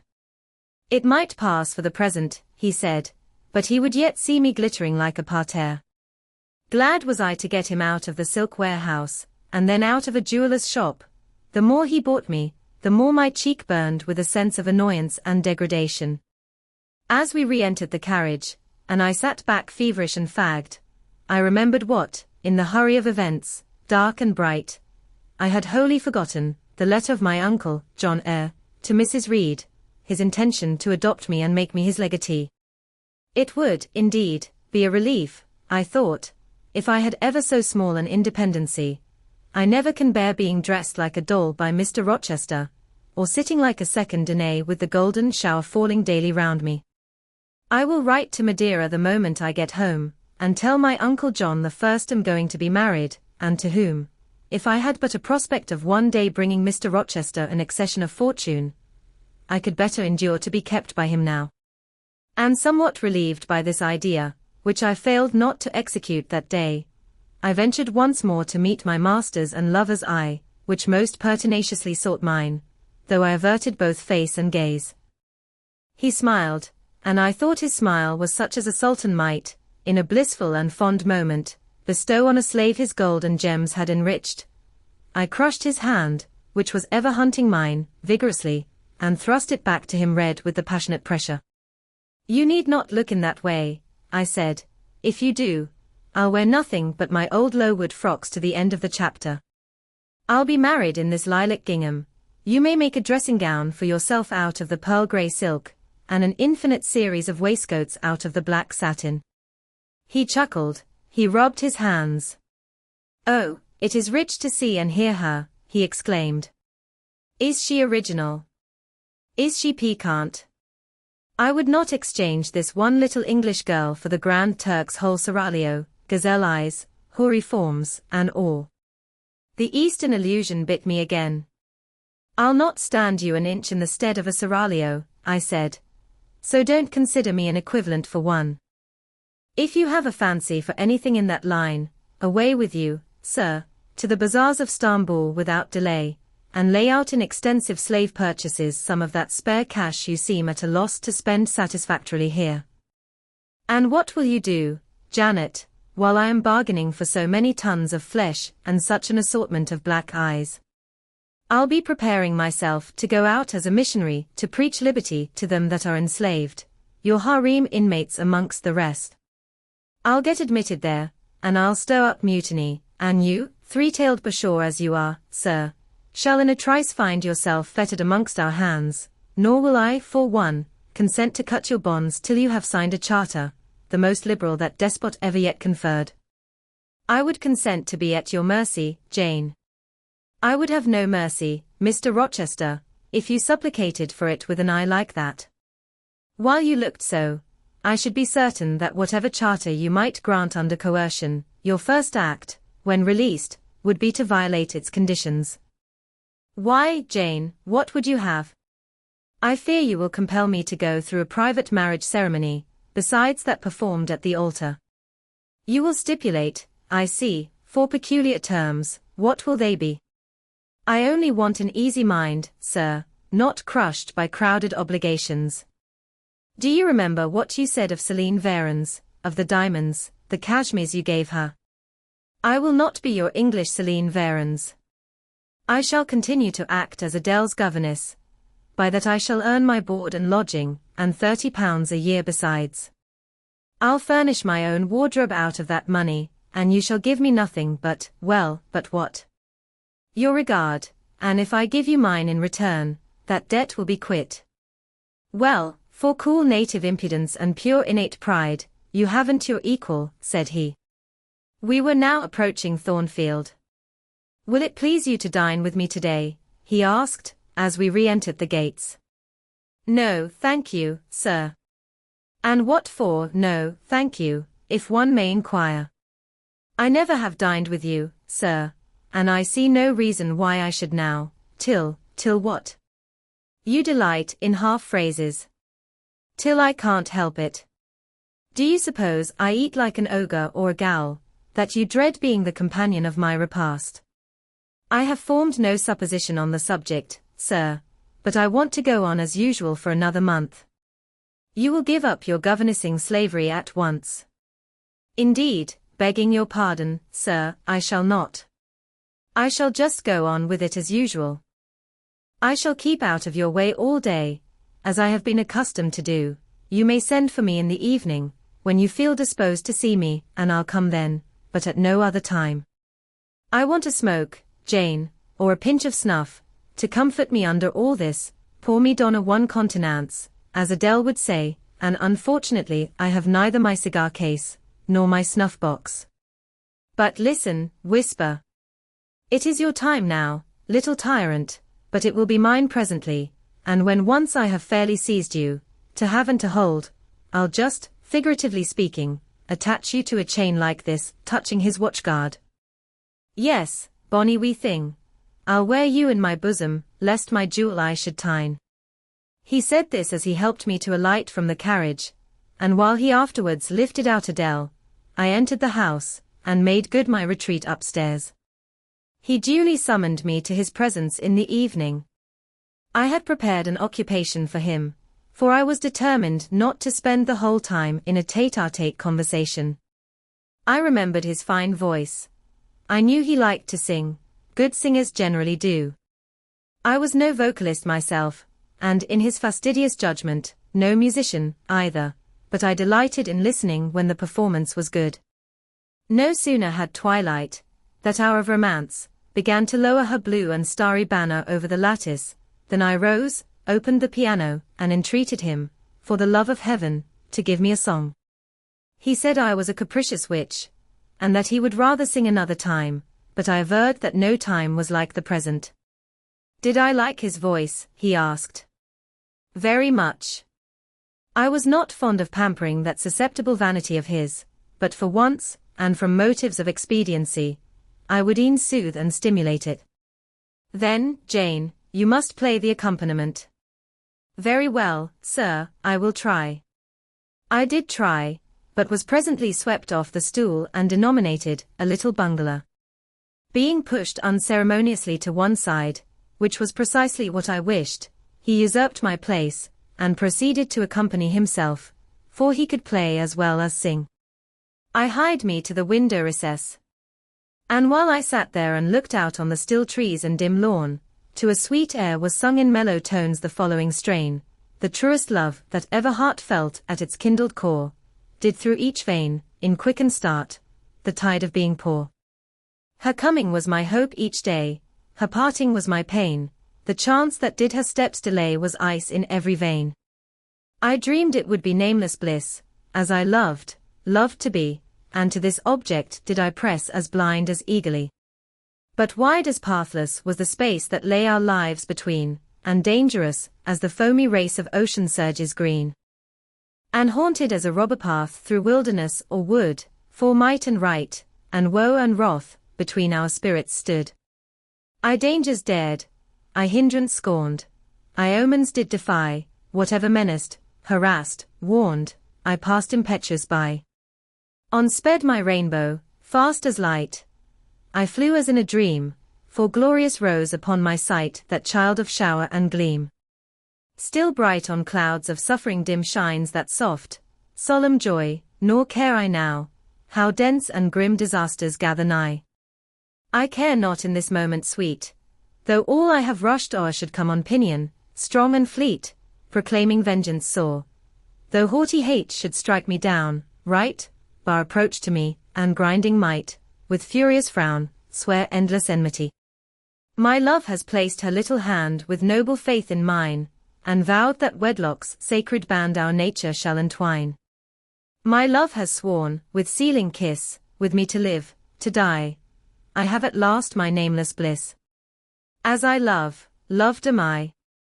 He rose and came towards me, and I saw his face all kindled, and his full falcon eye flashing, and tenderness and passion in every lineament.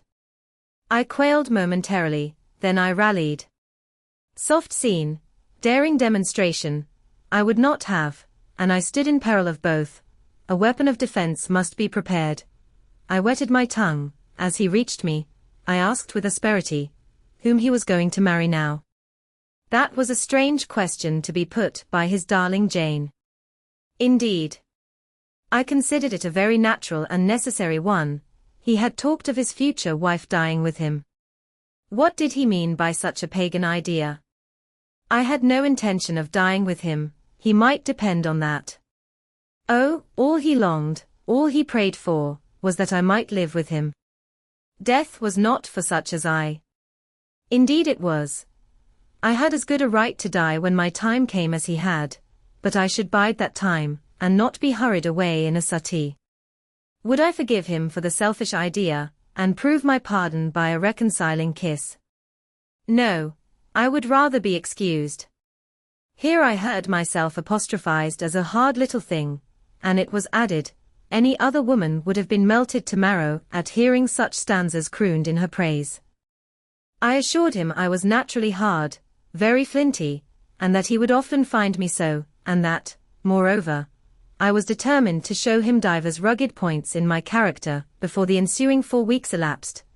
He should know fully what sort of a bargain he had made, while there was yet time to rescind it. Would I be quiet and talk rationally? I would be quiet if he liked, and as to talking rationally, I flattered myself I was doing that now. He fretted, pished, and pshawed. Very good, I thought, you may fume and fidget as you please, but this is the best plan to pursue with you, I am certain. I like you more than I can say, but I'll not sink into a bathos of sentiment, and with this needle of repartee I'll keep you from the edge of the gulf too, and moreover, maintain by its pungent aid that distance between you and myself most conducive to our real mutual advantage. From Leicester Moor, I worked him up to considerable irritation, then, after he had retired, in dudgeon, quite to the other end of the room, I got up, and saying, I wish you good night, sir, in my natural and wonted respectful manner, I slipped out by the side door and got away. The system thus entered on, I pursued during the whole season of probation, and with the best success. He was kept, to be sure, rather cross and crusty, but on the whole I could see he was excellently entertained, and that a lamb-like submission and turtle-dove sensibility, while fostering his despotism more, would have pleased his judgment, satisfied his common sense, and even suited his taste less. In other people's presence I was, as formerly, deferential and quiet, any other line of conduct being uncalled for. It was only in the evening conferences I thus thwarted and afflicted him. He continued to send for me punctually the moment the clock struck 7, though when I appeared before him now, he had no such honeyed terms as love and darling on his lips. The best words at my service were provoking puppet, malicious elf, sprite, changeling, and sea. For caresses, too, I now got grimaces, for a pressure of the hand, a pinch on the arm, for a kiss on the cheek, a severe tweak of the ear. It was all right. At present I decidedly preferred these fierce favors to anything more tender.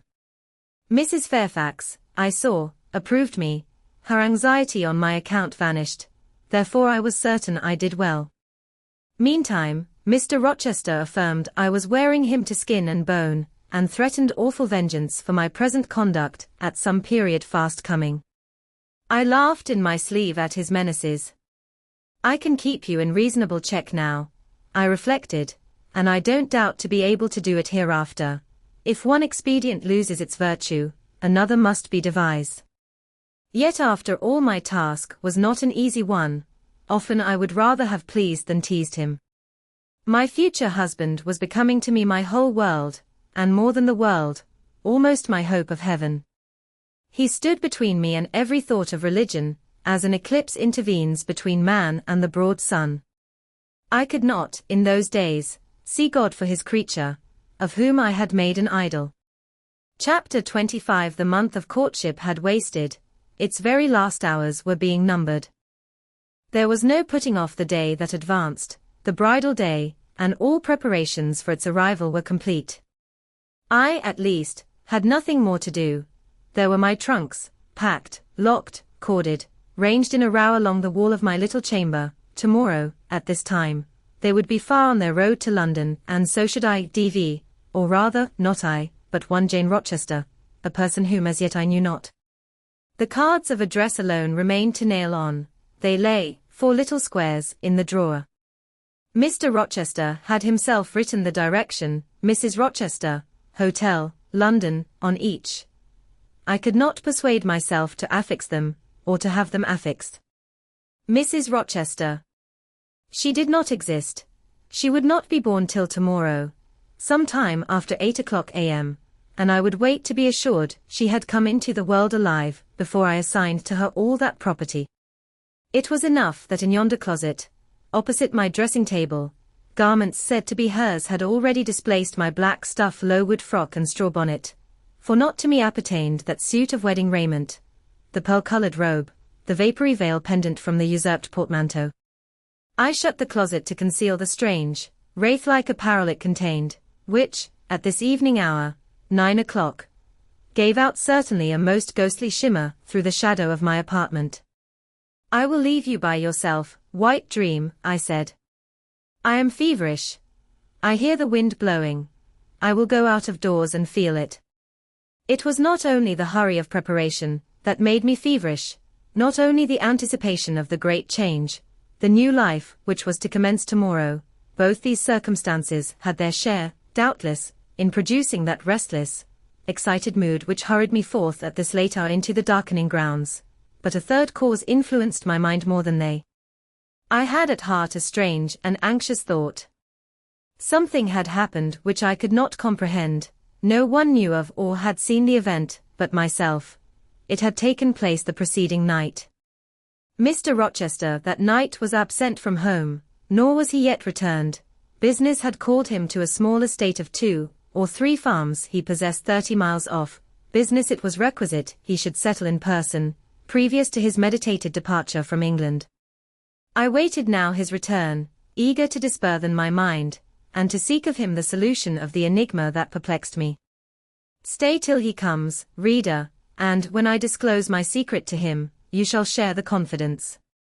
I sought the orchard, driven to its shelter by the wind, which all day had blown strong and full from the south, without, however, bringing a speck of rain. Instead of subsiding as night drew on, it seemed to augment its rush and deepen its roar. The trees blew steadfastly one way, never writhing round, and scarcely tossing back their boughs once in an hour. So continuous was the strain bending their branchy heads northward. The clouds drifted from pole to pole, fast following, mass on mass. No glimpse of blue sky had been visible that July day. It was not without a certain wild pleasure I ran before the wind, delivering my trouble of mind to the measureless air torrent thundering through space. Descending the laurel walk, I faced the wreck of the chestnut tree. It stood up black and riven, the trunk, split down the center, gasped ghastly. The cloven halves were not broken from each other, for the firm base and strong roots kept them unsundered below. Though community of vitality was destroyed, the sap could flow no more. Their great boughs on each side were dead, and next winter's tempests would be sure to fell one or both to earth. As yet, however, they might be said to form one tree, a ruin, but an entire ruin. You did right to hold fast to each other, I said, as if the monster splinters were living things, and could hear me. I think, scathed as you look, and charred and scorched, There must be a little sense of life in you yet, rising out of that adhesion at the faithful, honest roots. You will never have green leaves more, never more see birds making nests and singing idyls in your boughs. The time of pleasure and love is over with you, but you are not desolate. Each of you has a comrade to sympathize with him in his decay. As I looked up at them, the moon appeared momentarily in that part of the sky which filled their fissure. Her disk was blood-red and half overcast. She seemed to throw on me one bewildered, dreary glance, and buried herself again instantly in the deep drift of cloud. The wind fell, for a second, round Thornfield, but far away over wood and water, poured a wild, melancholy wail. It was sad to listen to, and I ran off again. Here and there I strayed through the orchard, gathered up the apples with which the grass round the tree roots was thickly strewn. Then I employed myself in dividing the ripe from the unripe. I carried them into the house and put them away in the storeroom. Then I repaired to the library to ascertain whether the fire was lit, for, though summer, I knew on such a gloomy evening Mr. Rochester would like to see a cheerful hearth when he came in. Yes, the fire had been kindled some time, and burnt well. I placed his armchair by the chimney corner. I wheeled the table near it. I let down the curtain, and had the candles brought in ready for lighting. More restless than ever, when I had completed these arrangements, I could not sit still, nor even remain in the house. A little timepiece in the room and the old clock in the hall simultaneously struck 10. How late it grows, I said. I will run down to the gates. It is moonlight at intervals. I can see a good way on the road. He may be coming now, and to meet him will save some minutes of suspense. The wind roared high in the great trees which embowered the gates, but the road as far as I could see, to the right hand and the left, was all still and solitary. Save for the shadows of clouds crossing it at intervals as the moon looked out, it was but a long pale line, unvaried by one moving speck. A puerile tear dimmed my eye while I looked, a tear of disappointment and impatience. Ashamed of it, I wiped it away. I lingered. The moon shut herself wholly within her chamber, and drew close her curtain of dense cloud. The night grew dark. Rain came driving fast on the gale. I wish he would come. I wish he would come, I exclaimed, seized with hypochondriac foreboding.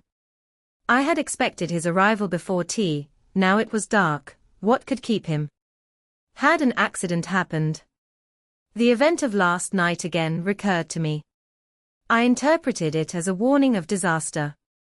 I feared my hopes were too bright to be realized, and I had enjoyed so much bliss lately that I imagined my fortune had passed its meridian and must now decline. Well, I cannot return to the house, I thought.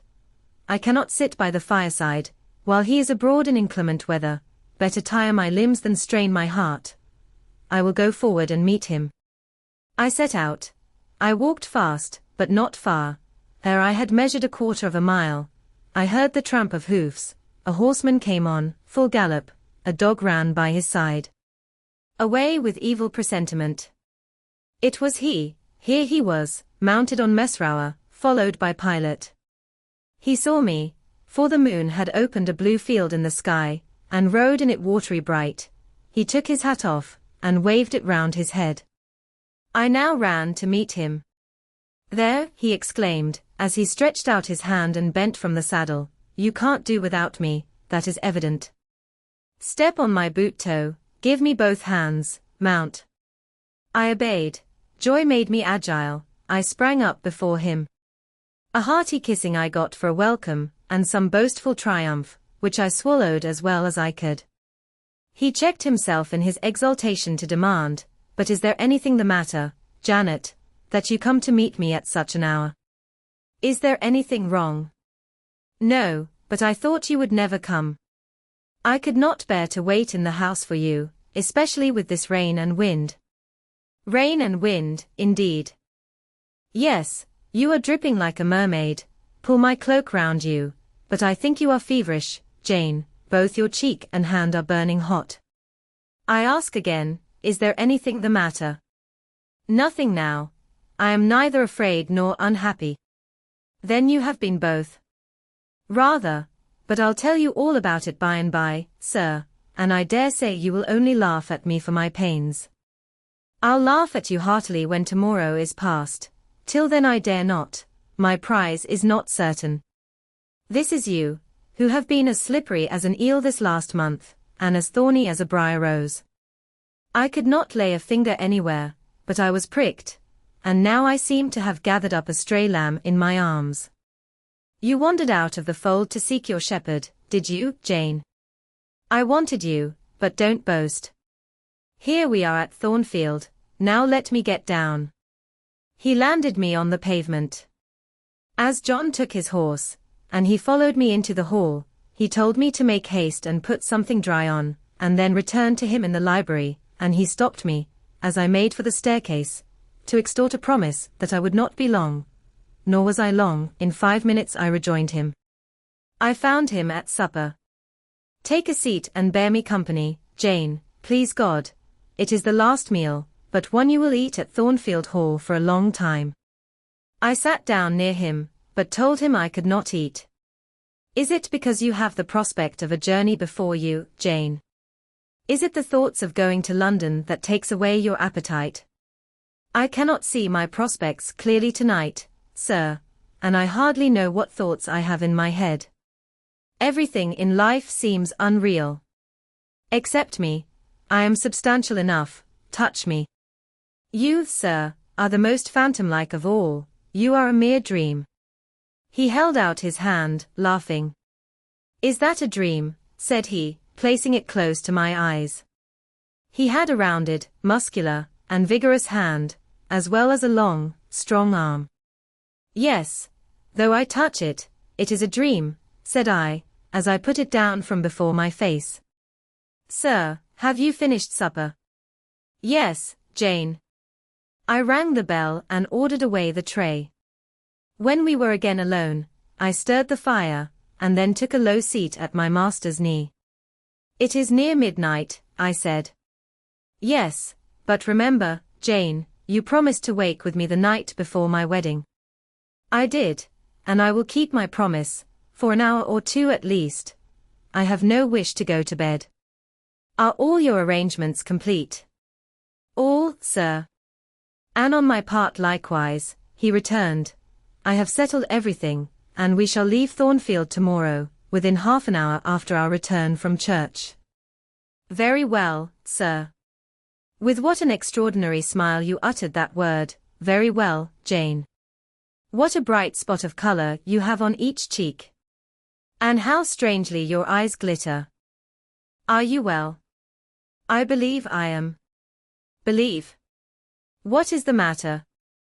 Tell me what you feel. I could not, sir, no words could tell you what I feel. I wish this present hour would never end. Who knows with what fate the next may come charged? This is hypochondria, Jane. You have been overexcited, or overfatigued. Do you, sir, feel calm and happy? Calm, no, but happy, to the heart's core. I looked up at him to read the signs of bliss in his face. It was ardent and flushed. Give me your confidence, Jane, he said. Relieve your mind of any weight that oppresses it, by imparting it to me. What do you fear, that I shall not prove a good husband? It is the idea farthest from my thoughts. Are you apprehensive of the new sphere you are about to enter, of the new life into which you are passing? No, you puzzle me, Jane. Your look and tone of sorrowful audacity perplex and pain me. I want an explanation. Then, sir, listen. You were from home last night. I was. I know that, and you hinted a while ago at something which had happened in my absence, nothing, probably, of consequence, but, in short, it has disturbed you. Let me hear it. Mrs. Fairfax has said something, perhaps. Or you have overheard the servants' talk, your sensitive self-respect has been wounded. No, sir. It struck 12. I waited till the timepiece had concluded its silver chime, and the clock its hoarse, vibrating stroke, and then I proceeded. All day yesterday, I was very busy, and very happy in my ceaseless bustle, for I am not, as you seem to think, troubled by any haunting fears about the new sphere, etc., I think it a glorious thing to have the hope of living with you, because I love you. No, sir, don't caress me now, let me talk undisturbed. Yesterday, I trusted well in Providence, and believed that events were working together for your good and mine. It was a fine day, if you recollect. The calmness of the air and sky forbade apprehensions respecting your safety or comfort on your journey. I walked a little while on the pavement after tea, thinking of you, and I beheld you in imagination so near me, I scarcely missed your actual presence. I thought of the life that lay before me, your life, sir, an existence more expansive and stirring than my own, as much more so as the depths of the sea to which the brook runs, are than the shallows of its own straight channel. I wondered why moralists call this world a dreary wilderness. For me it blossomed like a rose.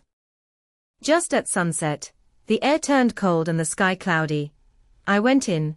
Sophie called me upstairs to look at my wedding dress, which they had just brought, and under it in the box I found your present, the veil which, in your princely extravagance, you sent for from London, resolved, I suppose, since I would not have jewels, to cheat me into accepting something as costly. I smiled as I unfolded it, and devised how I would tease you about your aristocratic tastes, and your efforts to mask your plebeian bride in the attributes of a peeress. I thought how I would carry down to you the square of unembroidered blonde I had myself prepared as a covering for my low-born head, and ask if that was not good enough for a woman who could bring her husband neither fortune, beauty, nor connections. I saw plainly how you would look, and heard your impetuous republican answers, and your haughty disavowal of any necessity on your part to augment your wealth, or elevate your standing, by marrying either a purse, or a coronet. How well you read me, you witch, interposed Mr. Rochester, but what did you find in the veil besides its embroidery? Did you find poison, or a dagger, that you look so mournful now? No, no, sir, besides the delicacy and richness of the fabric, I found nothing save Fairfax Rochester's pride, and that did not scare me, because I am used to the sight of the demon. But, sir, as it grew dark, the wind rose. It blew yesterday evening, not as it blows now, wild and high, but with a sullen, moaning sound far more eerie. I wished you were at home. I came into this room, and the sight of the empty chair and fireless hearth chilled me. For some time after I went to bed, I could not sleep. A sense of anxious excitement distressed me. The gale still rising seemed to my ear to muffle a mournful undersound, whether in the house, or abroad I could not at first tell, but it recurred, doubtful yet doleful at every lull. At last I made out it must be some dog howling at a distance. I was glad when it ceased. On sleeping, I continued in dreams the idea of a dark and gusty night. I continued also the wish to be with you, and experienced a strange, regretful consciousness of some barrier dividing us. During all my first sleep, I was following the windings of an unknown road. Total obscurity environed me. Rain pelted me. I was burdened with the charge of a little child, a very small creature, too young and feeble to walk, and which shivered in my cold arms, and wailed piteously in my ear. I thought, sir, that you were on the road a long way before me, and I strained every nerve to overtake you, and made effort on effort to utter your name and entreat you to stop, but my movements were fettered, and my voice still died away inarticulate, while you, I felt, withdrew farther and farther every moment. And these dreams weigh on your spirits now, Jane, when I am close to you. Little nervous subject. Forget visionary woe, and think only of real happiness. You say you love me, Janet, yes. I will not forget that, and you cannot deny it. Those words did not die inarticulate on your lips. I heard them clear and soft, a thought too solemn perhaps, but sweet as music. I think it is a glorious thing to have the hope of living with you, Edward, because I love you. Do you love me, Jane? Repeat it. I do, sir, I do, with my whole heart. Well, he said, after some minutes' silence, it is strange, but that sentence has penetrated my breast painfully. Why? I think, because you said it with such an earnest, religious energy, and because your upward gaze at me now is the very sublime of faith, truth, and devotion. it is too much as if some spirit were near me. Look wicked, Jane, as you know well how to look. Coin one of your wild, shy, provoking smiles. Tell me you hate me, tease me, vex me, do anything but move me. I would rather be incensed than saddened. I will tease you and vex you to your heart's content, when I have finished my tale, but hear me to the end. I thought, Jane, you had told me all. I thought I had found the source of your melancholy in a dream. I shook my head. What? Is there more? But I will not believe it to be anything important. I warn you of incredulity beforehand. Go on. The disquietude of his air, the somewhat apprehensive impatience of his manner, surprised me, but I proceeded. I dreamt another dream, sir, that Thornfield Hall was a dreary ruin, the retreat of bats and owls. I thought that of all the stately front nothing remained, but a shell-like wall, very high and very fragile-looking. I wandered, on a moonlight night, through the grass-grown enclosure within. Here I stumbled over a marble hearth, and there over a fallen fragment of cornice. Wrapped up in a shawl, I still carried the unknown little child. I might not lay it down anywhere, however tired were my arms, however much its weight impeded my progress, I must retain it. I heard the gallop of a horse at a distance on the road. I was sure it was you, and you were departing for many years and for a distant country. I climbed the thin wall with frantic perilous haste, eager to catch one glimpse of you from the top. The stones rolled from under my feet, the ivy branches I grasped gave way, the child clung round my neck in terror, and almost strangled me. At last I gained the summit. I saw you like a speck on a white track, lessening every moment. The blast blew so strong I could not stand. I sat down on the narrow ledge. I hushed the scared infant in my lap. You turned an angle of the road. I bent forward to take a last look. The wall crumbled. I was shaken, the child rolled from my knee, I lost my balance, fell and woke. Now, Jane, that is all. All the preface, sir, the tale is yet to come. On waking, a gleam dazzled my eyes. I thought, oh, it is daylight. But I was mistaken, it was only candlelight. Sophie, I supposed, had come in. There was a light in the dressing table, and the door of the closet, where, before going to bed, I had hung my wedding dress and veil, stood open. I heard a rustling there. I asked, Sophie, what are you doing? No one answered, but a form emerged from the closet. It took the light, held it aloft, and surveyed the garments pendant from the portmanteau. Sophie! Sophie! I again cried, and still it was silent. I had risen up in bed. I bent forward. First surprise, then bewilderment, came over me, and then my blood crept cold through my veins. Mr. Rochester, this was not Sophie, it was not Leah, it was not Mrs. Fairfax, it was not, no, I was sure of it, and am still, it was not even that strange woman, Grace Poole. It must have been one of them, interrupted my master. No, sir, I solemnly assure you to the contrary. The shape standing before me had never crossed my eyes within the precincts of Thornfield Hall before. The height, the contour were new to me. Describe it, Jane. It seemed, sir, a woman, tall and large, with thick and dark hair hanging long down her back. I know not what dress she had on. It was white and straight, but whether gown, sheet, or shroud, I cannot tell. Did you see her face? Not at first. But presently she took my veil from its place. She held it up, gazed at it long, and then she threw it over her own head, and turned to the mirror. At that moment I saw the reflection of the visage and features quite distinctly in the dark oblong glass. And how were they? Fearful and ghastly to me. Oh, sir, I never saw a face like it. It was a discolored face, it was a savage face. I wish I could forget the roll of the red eyes and the fearful blackened inflation of the lineaments. Ghosts are usually pale, Jane. This, sir, was purple. The lips were swelled and dark, the brow furrowed, the black eyebrows widely raised over the bloodshot eyes. Shall I tell you of what it reminded me? You may. Of the foul German spectre, the vampire. Ah, what did it do? Sir, it removed my veil from its gaunt head, rent it in two parts, and flinging both on the floor, trampled on them. It removed my veil from its gaunt head, rent it in two parts, and flinging both on the floor, trampled on them afterwards. It drew aside the window curtain and looked out. Perhaps it saw dawn approaching, for, taking the candle, it retreated to the door. Just at my bedside, the figure stopped. The fiery eyes glared upon me. She thrust up her candle close to my face, and extinguished it under my eyes. I was aware her lurid visage flamed over mine, and I lost consciousness. For the second time in my life, only the second time, I became insensible from terror. Who was with you when you revived? No one, sir, but the broad day.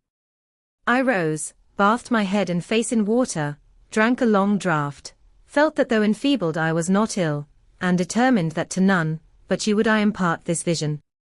Now, sir, tell me who and what that woman was. The creature of an overstimulated brain, that is certain. I must be careful of you, my treasure. Nerves like yours were not made for rough handling. Sir, depend on it, my nerves were not in fault. The thing was real, the transaction actually took place. And your previous dreams, were they real too? Is Thornfield Hall a ruin? Am I severed from you by insuperable obstacles? Am I leaving you without a tear, without a kiss, without a word? Not yet. Am I about to do it? Why, the day is already commenced which is to bind us indissolubly, and when we are once united, there shall be no recurrence of these mental terrors. I guarantee that. Mental terrors, sir. I wish I could believe them to be only such. I wish it more now than ever, since even you cannot explain to me the mystery of that awful visitant. And since I cannot do it, Jane, it must have been unreal. But, sir, when I said so to myself on rising this morning, and when I looked round the room to gather courage and comfort from the cheerful aspect of each familiar object in full daylight, there on the carpet, I saw what gave the distinct lie to my hypothesis, the veil torn from top to bottom in two halves. I felt Mr. Rochester start and shudder. He hastily flung his arms round me. Thank God, he exclaimed, that if anything malignant did come near you last night, it was only the veil that was harmed. Oh, to think what might have happened. He drew his breath short, and strained me so close to him, I could scarcely pant. After some minutes' silence, he continued, cheerily, now, Janet, I'll explain to you all about it. It was half dream, half reality. A woman did, I doubt not, enter your room, and that woman must have been, Grace Poole. You call her a strange being yourself. From all you know, you have reason so to call her. What did she do to me? What to Mason? In a state between sleeping and waking, you noticed her entrance and her actions, but feverish, almost delirious as you were, you ascribed to her a goblin appearance different from her own. The long dishevelled hair, the swelled black face, the exaggerated stature, were figments of imagination, results of nightmare. The spiteful tearing of the veil was real, and it is like her. I see you would ask why I keep such a woman in my house, when we have been married a year and a day. I will tell you, but not now. Are you satisfied, Jane? Do you accept my solution of the mystery? I reflected, and in truth it appeared to me the only possible one. Satisfied I was not, but to please him I endeavored to appear so. Relieved, I certainly did feel. So I answered him with a contented smile. And now, as it was long past 1, I prepared to leave him. Does not Sophie sleep with Adele in the nursery? He asked, as I lit my candle. Yes, sir. And there is room enough in Adele's little bed for you. You must share it with her tonight, Jane. It is no wonder that the incident you have related should make you nervous, and I would rather you did not sleep alone. Promise me to go to the nursery. I shall be very glad to do so, sir. And fasten the door securely on the inside. Wake Sophie when you go upstairs, under pretense of requesting her to rouse you in good time tomorrow, for you must be dressed, and have finished breakfast before 8. And now, no more somber thoughts, chase dull care away, Janet. Don't you hear to what soft whispers the wind has fallen? And there is no more beating of rain against the window panes. Look here, he lifted up the curtain, it is a lovely night. It was. Half heaven was pure and stainless. The clouds, now trooping before the wind, which had shifted to the west, were filing off eastward in long, silvered columns. The moon shone peacefully. Well, said Mr. Rochester, gazing inquiringly into my eyes, how is my Janet now? The night is serene, sir, and so am I. And you will not dream of separation and sorrow tonight, but of happy love and blissful union. This prediction was but half fulfilled. I did not indeed dream of sorrow, but as little did I dream of joy, for I never slept at all. With little Adele in my arms, I watched the slumber of childhood, so tranquil, so passionless, so innocent, and waited for the coming day. All my life was awake and astir in my frame, and as soon as the sun rose I rose too. I remember Adele clung to me as I left her. I remember I kissed her as I loosened her little hands from my neck, and I cried over her with strange emotion, and quitted her, because I feared my sobs would break her still sound repose. She seemed the emblem of my past life, and I was now to array myself to meet the dread, but adored, type of my unknown future day. Chapter 26. Sophie came at 7 to dress me. She was very long indeed in accomplishing her task. So long that Mr. Rochester, grown, I suppose, impatient of my delay, sent up to ask why I did not come. She was just fastening my veil, the plain square of blonde after all, to my hair with a brooch. I hurried from under her hands as soon as I could. Stop, she cried in French. Look at yourself in the mirror, you have not taken one peep. So I turned at the door. I saw a robed and veiled figure, so unlike my usual self that it seemed almost the image of a stranger. Jane, called a voice, and I hastened down. I was received at the foot of the stairs by Mr. Rochester. Lingerer, he said, my brain is on fire with impatience, and you tarry so long. He took me into the dining room, surveyed me keenly all over, pronounced me fair as a lily, and not only the pride of his life, but the desire of his eyes, and then telling me he would give me but 10 minutes to eat some breakfast, he rang the bell. One of his lately hired servants, a footman, answered it. Is John getting the carriage ready? Yes, sir. Is the luggage brought down? They are bringing it down, sir. Go you to the church. See if Mr. Wood, the clergyman, and the clerk are there. Return and tell me. The church, as the reader knows, was but just beyond the gates. The footman soon returned. Mr. Wood is in the vestry, sir, putting on his surplice. And the carriage? The horses are harnessing. We shall not want it to go to church, but it must be ready the moment we return. All the boxes and luggage arranged and strapped on, and the coachman in his seat. Yes, sir. Jane, are you ready? I rose. There were no groomsmen, no bridesmaids, no relatives to wait for or marshal, none but Mr. Rochester and I, Mrs. Fairfax, stood in the hall as we passed. I would fain have spoken to her, but my hand was held by a grasp of iron. I was hurried along by a stride I could hardly follow, and to look at Mr. Rochester's face was to feel that not a second of delay would be tolerated for any purpose. I wonder what other bridegroom ever looked as he did, so bent up to a purpose, so grimly resolute, or who, under such steadfast brows, ever revealed such flaming and flashing eyes. I know not whether the day was fair or foul. In descending the drive, I gazed neither on sky nor earth. My heart was with my eyes, and both seemed migrated into Mr. Rochester's frame. I wanted to see the invisible thing on which, as we went along, he appeared to fasten a glance fierce and fell. I wanted to feel the thoughts whose force he seemed breasting and resisting. At the churchyard wicket he stopped. He discovered I was quite out of breath. Am I cruel in my love? He said. Delay an instant, lean on me, Jane. And now I can recall the picture of the grey old house of God rising calm before me, of a rook wheeling round the steeple, of a ruddy morning sky beyond. I remember something, too, of the green grave mounds, and I have not forgotten, either, 2 figures of strangers straying amongst the low hillocks, and reading the mementos graven on the few mossy headstones. I noticed them, because, as they saw us, they passed round to the back of the church, and I doubted not they were going to enter by the side aisle door, and witness the ceremony. By Mr. Rochester they were not observed. He was earnestly looking at my face, from which the blood had, I dare say, momentarily fled, for I felt my forehead dewy, and my cheeks and lips cold. When I rallied, which I soon did, he walked gently with me up the path to the porch.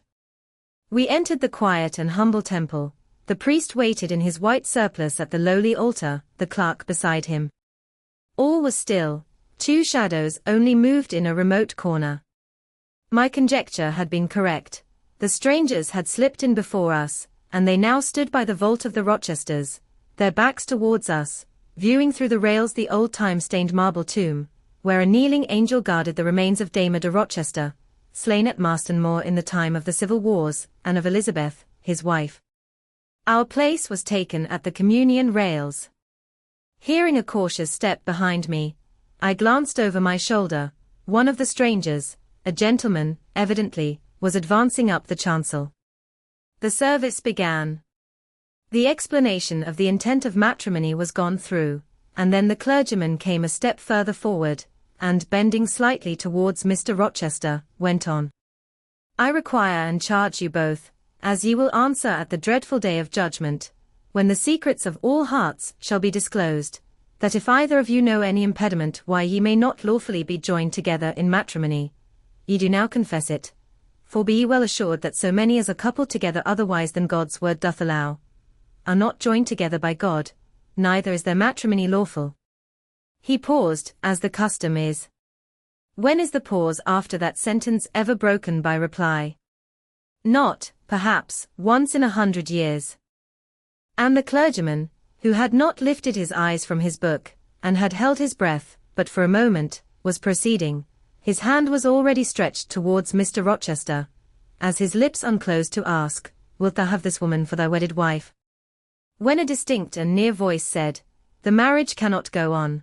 I declare the existence of an impediment." The clergyman looked up at the speaker and stood mute. The clerk did the same. Mr. Rochester moved slightly, as if an earthquake had rolled under his feet. Taking a firmer footing, and not turning his head or eyes, he said, "Proceed." Profound silence fell when he had uttered that word, with deep but low intonation.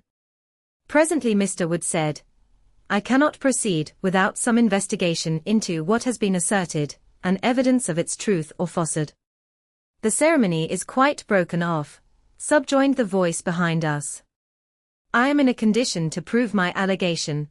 An insuperable impediment to this marriage exists." Mr. Rochester heard, but he did not. He stood stubborn and rigid, making no movement, but to possess himself of my hand. What a hot and strong grasp he had! And how like quarried marble was his pale, firm, massive front at this moment! How his eye shone, still watchful, and yet wild beneath! Mr. Wood seemed at a loss. "What is the nature of the impediment?" he asked. "Perhaps it may be got over, explained away." "Hardly," was the answer. "I have called it insuperable, and I speak advisedly." The speaker came forward and leaned on the rails. He continued, uttering each word distinctly, calmly, steadily, but not loudly. "It simply consists in the existence of a previous marriage. Mr. Rochester has a wife now living." My nerves vibrated to those low-spoken words as they had never vibrated to thunder. My blood felt their subtle violence as it had never felt frost or fire. But I was collected, and in no danger of swooning. I looked at Mr. Rochester. I made him look at me. His whole face was colorless rock. His eye was both spark and flint. He disavowed nothing. He seemed as if he would defy all things. Without speaking, without smiling, without seeming to recognize in me a human being, he only twined my waist with his arm and riveted me to his side. "Who are you?" he asked of the intruder. My name is Briggs, a solicitor of Street, London. And you would thrust on me a wife.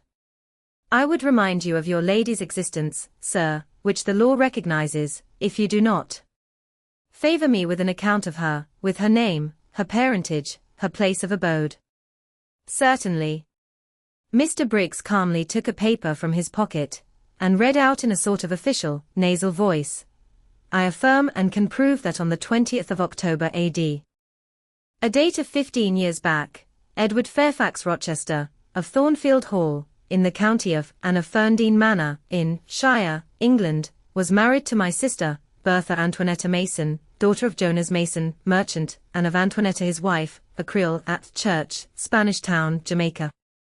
The record of the marriage will be found in the register of that church. A copy of it is now in my possession. Signed, Richard Mason. That, if a genuine document, may prove I have been married, but it does not prove that the woman mentioned therein as my wife is still living. She was living 3 months ago, returned the lawyer. How do you know? I have a witness to the fact, whose testimony even you, sir, will scarcely controvert. Produce him, or go to hell. I will produce him first, he is on the spot. Mr. Mason, have the goodness to step forward. Mr. Rochester, on hearing the name, set his teeth. He experienced, too, a sort of strong convulsive quiver. Near to him as I was, I felt the spasmodic movement of fury, or despair run through his frame. The second stranger, who had hitherto lingered in the background, now drew near. A pale face looked over the solicitor's shoulder. Yes, it was Mason himself. Mr. Rochester turned and glared at him. His eye, as I have often said, was a black eye. It had now a tawny, nay, a bloody light in its gloom, and his face flushed, olive cheek and hueless forehead received a glow as from spreading, ascending heart fire.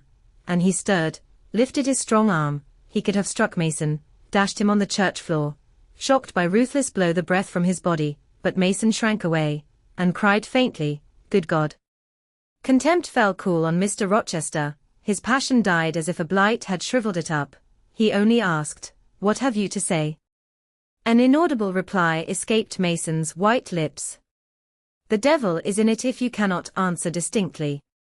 I again demand, what have you to say?" Sir, interrupted the clergyman, "do not forget you are in a sacred place." Then addressing Mason, he inquired gently, "Are you aware, sir, whether or not this gentleman's wife is still living?" "Courage," urged the lawyer, "speak out." "She is now living at Thornfield Hall," said Mason, in more articulate tones. "I saw her there last April. I am her brother." "At Thornfield Hall," ejaculated the clergyman. "Impossible. I am an old resident in this neighborhood, sir, and I never heard of a Mrs. Rochester at Thornfield Hall." I saw a grim smile contort Mr. Rochester's lips, and he muttered, "No, by God. I took care that none should hear of it, or of her under that name." He mused. For 10 minutes he held counsel with himself. He formed his resolve, and announced it. "Enough. All shall bolt out at once, like the bullet from the barrel.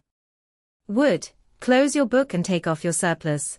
John Green, to the clerk, leave the church. There will be no wedding today." The man obeyed. Mr. Rochester continued, hardily and recklessly, "Bigamy is an ugly word. I meant, however, to be a bigamist, but fate has outmaneuvered me, or Providence has checked me, perhaps the last. I am little better than a devil at this moment, and as my pastor there would tell me, deserve no doubt the sternest judgments of God, even to the quenchless fire and deathless worm. Gentlemen, my plan is broken up. What this lawyer and his client say is true. I have been married, and the woman to whom I was married lives. You say you never heard of a Mrs. Rochester, at the house up yonder, Wood, but I dare say you have many a time inclined your ear to gossip about the mysterious lunatic kept there under watch and ward. Some have whispered to you that she is my bastard half-sister, some, my cast-off mistress. I now inform you that she is my wife, whom I married 15 years ago, Bertha Mason by name, sister of this resolute personage, who is now, with his quivering limbs and white cheeks, showing you what a stout heart men may bear. Cheer up, Dick, never fear me. I'd almost as soon strike a woman as you. Bertha Mason is mad, and she came of a mad family, idiots and maniacs through 3 generations. Her mother, the Creole, was both a madwoman and a drunkard, as I found out after I had wed the daughter, for they were silent on family secrets before. Bertha, like a dutiful child, copied her parent in both points. I had a charming partner, pure, wise, modest. You can fancy I was a happy man. I went through rich scenes. Oh, my experience has been heavenly, if you only knew it. But I owe you no further explanation.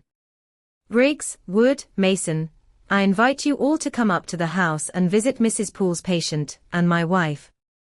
You shall see what sort of a being I was cheated into espousing, and judge whether or not I had a right to break the compact, and seek sympathy with something at least human. This girl, he continued, looking at me, knew no more than you, Wood, of the disgusting secret. She thought all was fair and legal, and never dreamt she was going to be entrapped into a feigned union with a defrauded wretch, already bound to a bad, mad, and embruted partner. Come all of you, follow. Still holding me fast, he left the church. The 3 gentlemen came after. At the front door of the hall we found the carriage. Take it back to the coach house, John, said Mr. Rochester coolly, it will not be wanted today. At our entrance, Mrs. Fairfax, Adele, Sophie, Leah, advanced to meet and greet us. To the right about, every soul, cried the master, away with your congratulations. Who wants them? Not I, they are 15 years too late. He passed on and ascended the stairs, still holding my hand and still beckoning the gentlemen to follow him, which they did.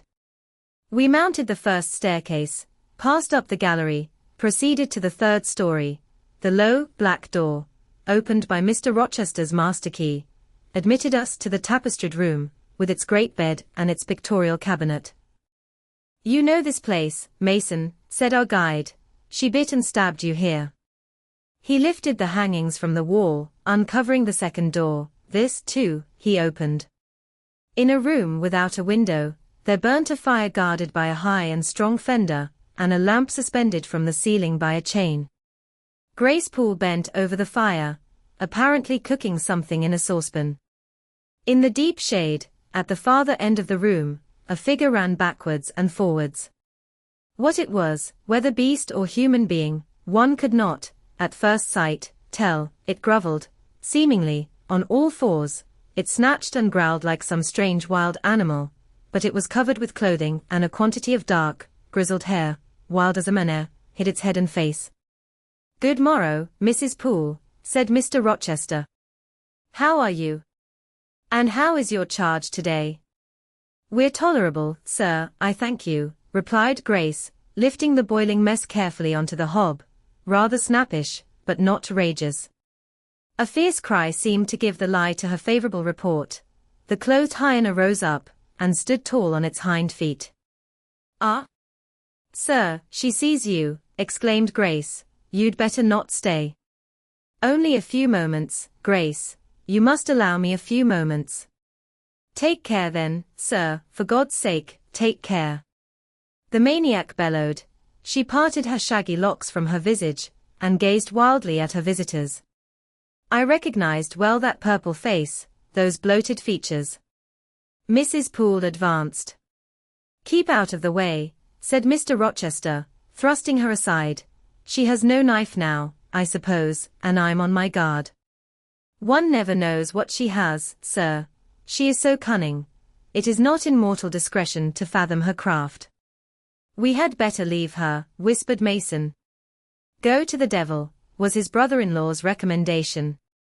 Where? Cried Grace. The 3 gentlemen retreated simultaneously. Mr. Rochester flung me behind him. The lunatic sprang and grappled his throat viciously, and laid her teeth to his cheek. They struggled. She was a big woman, in stature almost equaling her husband, and corpulent besides. She showed virile force in the contest. More than once she almost throttled him, athletic as he was. He could have settled her with a well-planted blow, but he would not strike, he would only wrestle. At last he mastered her arms.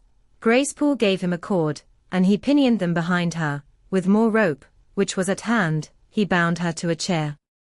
The operation was performed amidst the fiercest yells and the most convulsive plunges. Mr. Rochester then turned to the spectators.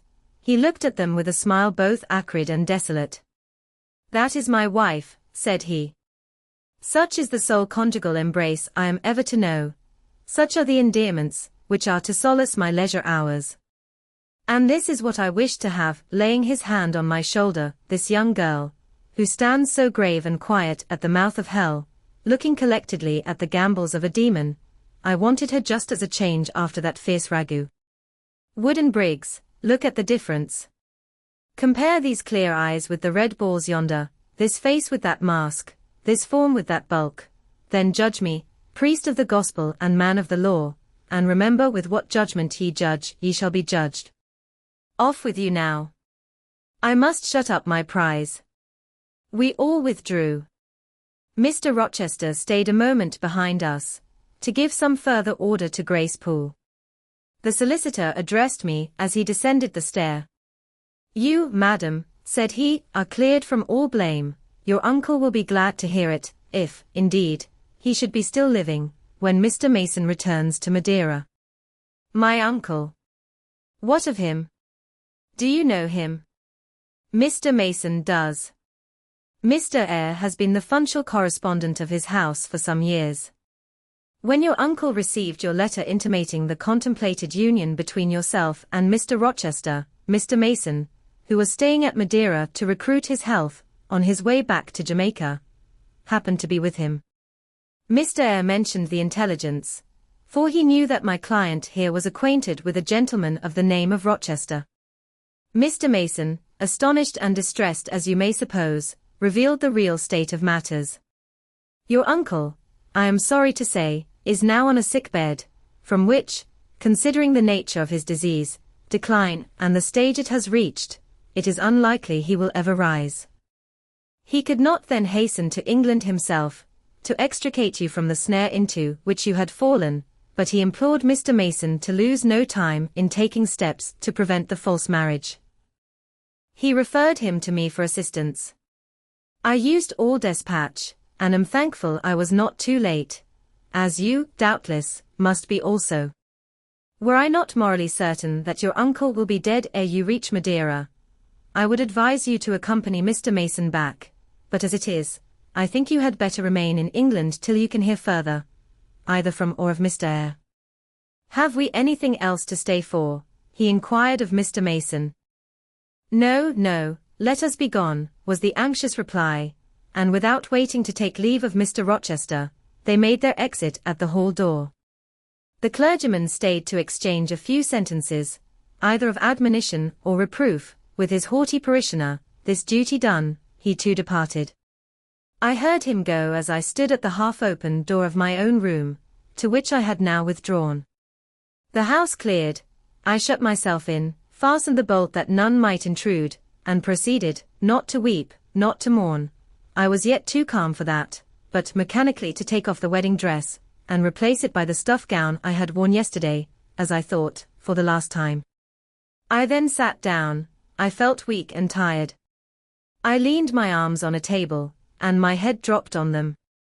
And now I thought, till now I had only heard, seen, moved, followed up and down where I was led or dragged, watched event rush on event, disclosure open beyond disclosure, but now, I thought.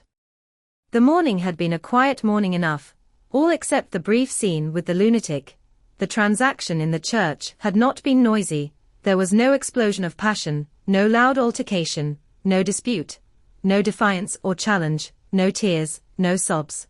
The few words had been spoken, a calmly pronounced objection to the marriage made, some stern, short questions put by Mr. Rochester, answers, explanations given, evidence adduced, an open admission of the truth had been uttered by my master. Then the living proof had been seen, the intruders were gone, and all was over.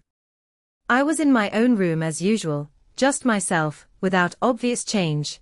Nothing had smitten me, or scathed me, or maimed me. And yet where was the Jane Eyre of yesterday? Where was her life? Where were her prospects? Jane Eyre, who had been an ardent, expectant woman, almost a bride, was a cold, solitary girl again. Her life was pale, her prospects were desolate.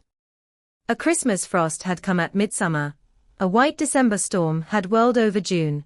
Ice glazed the ripe apples, drifts crushed the blowing roses. On hayfield and cornfield lay a frozen shroud. Lanes which last night blushed full of flowers, today were pathless with untrodden snow, and the woods, which 12 hours since waved leafy and fragrant as groves between the tropics, now spread, waste, wild, and white as pine forests in wintry Norway. My hopes were all dead, struck with a subtle doom, such as, in one night, fell on all the firstborn in the land of Egypt. I looked on my cherished wishes, yesterday so blooming and glowing, they lay stark, chill, livid corpses that could never revive. I looked at my love, that feeling which was my master's, which he had created, it shivered in my heart, like a suffering child in a cold cradle. Sickness and anguish had seized it. It could not seek Mr. Rochester's arms. It could not derive warmth from his breast. Oh, never more could it turn to him, for faith was blighted, confidence destroyed. Mr. Rochester was not to me what he had been, for he was not what I had thought him. I would not ascribe vice to him. I would not say he had betrayed me, but the attribute of stainless truth was gone from his idea, and from his presence I must go, that I perceived well.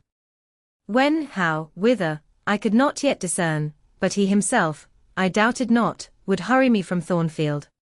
Real affection, it seemed, he could not have for me, it had been only fitful passion, that was balked, he would want me no more. I should fear even to cross his path now, my view must be hateful to him. Oh, how blind had been my eyes! How weak my conduct! My eyes were covered and closed, eddying darkness seemed to swim round me, and reflection came in as black and confused a flow. Self-abandoned, relaxed and effortless, I seemed to have laid me down in the dried-up bed of a great river. I heard a flood loosened in remote mountains, and felt the torrent come. To rise I had no will, to flee I had no strength. I lay faint, longing to be dead. One idea only still throbbed lifelike within me, a remembrance of God. It begot an unuttered prayer. These words went wandering up and down in my rayless mind, as something that should be whispered, but no energy was found to express them. Be not far from me, for trouble is near. There is none to help. It was near, and as I had lifted no petition to heaven to avert it, as I had neither joined my hands, nor bent my knees, nor moved my lips, it came, in full heavy swing the torrent poured over me. The whole consciousness of my life lorn, my love lost, my hope quenched, my faith death-struck, swayed full and mighty above me in one sullen mass. That bitter hour cannot be described. In truth, the waters came into my soul. I sank in deep mire. I felt no standing. I came into deep waters. The floods overflowed me.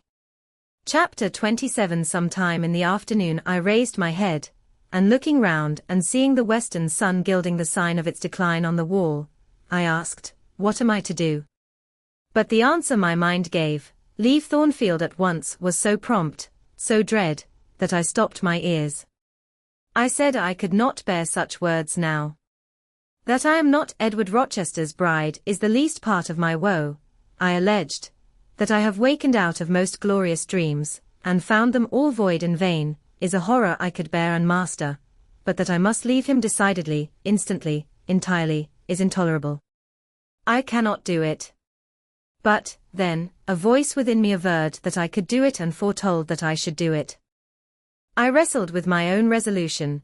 I wanted to be weak that I might avoid the awful passage of further suffering I saw laid out for me, and conscience, turned tyrant, held passion by the throat, told her tauntingly.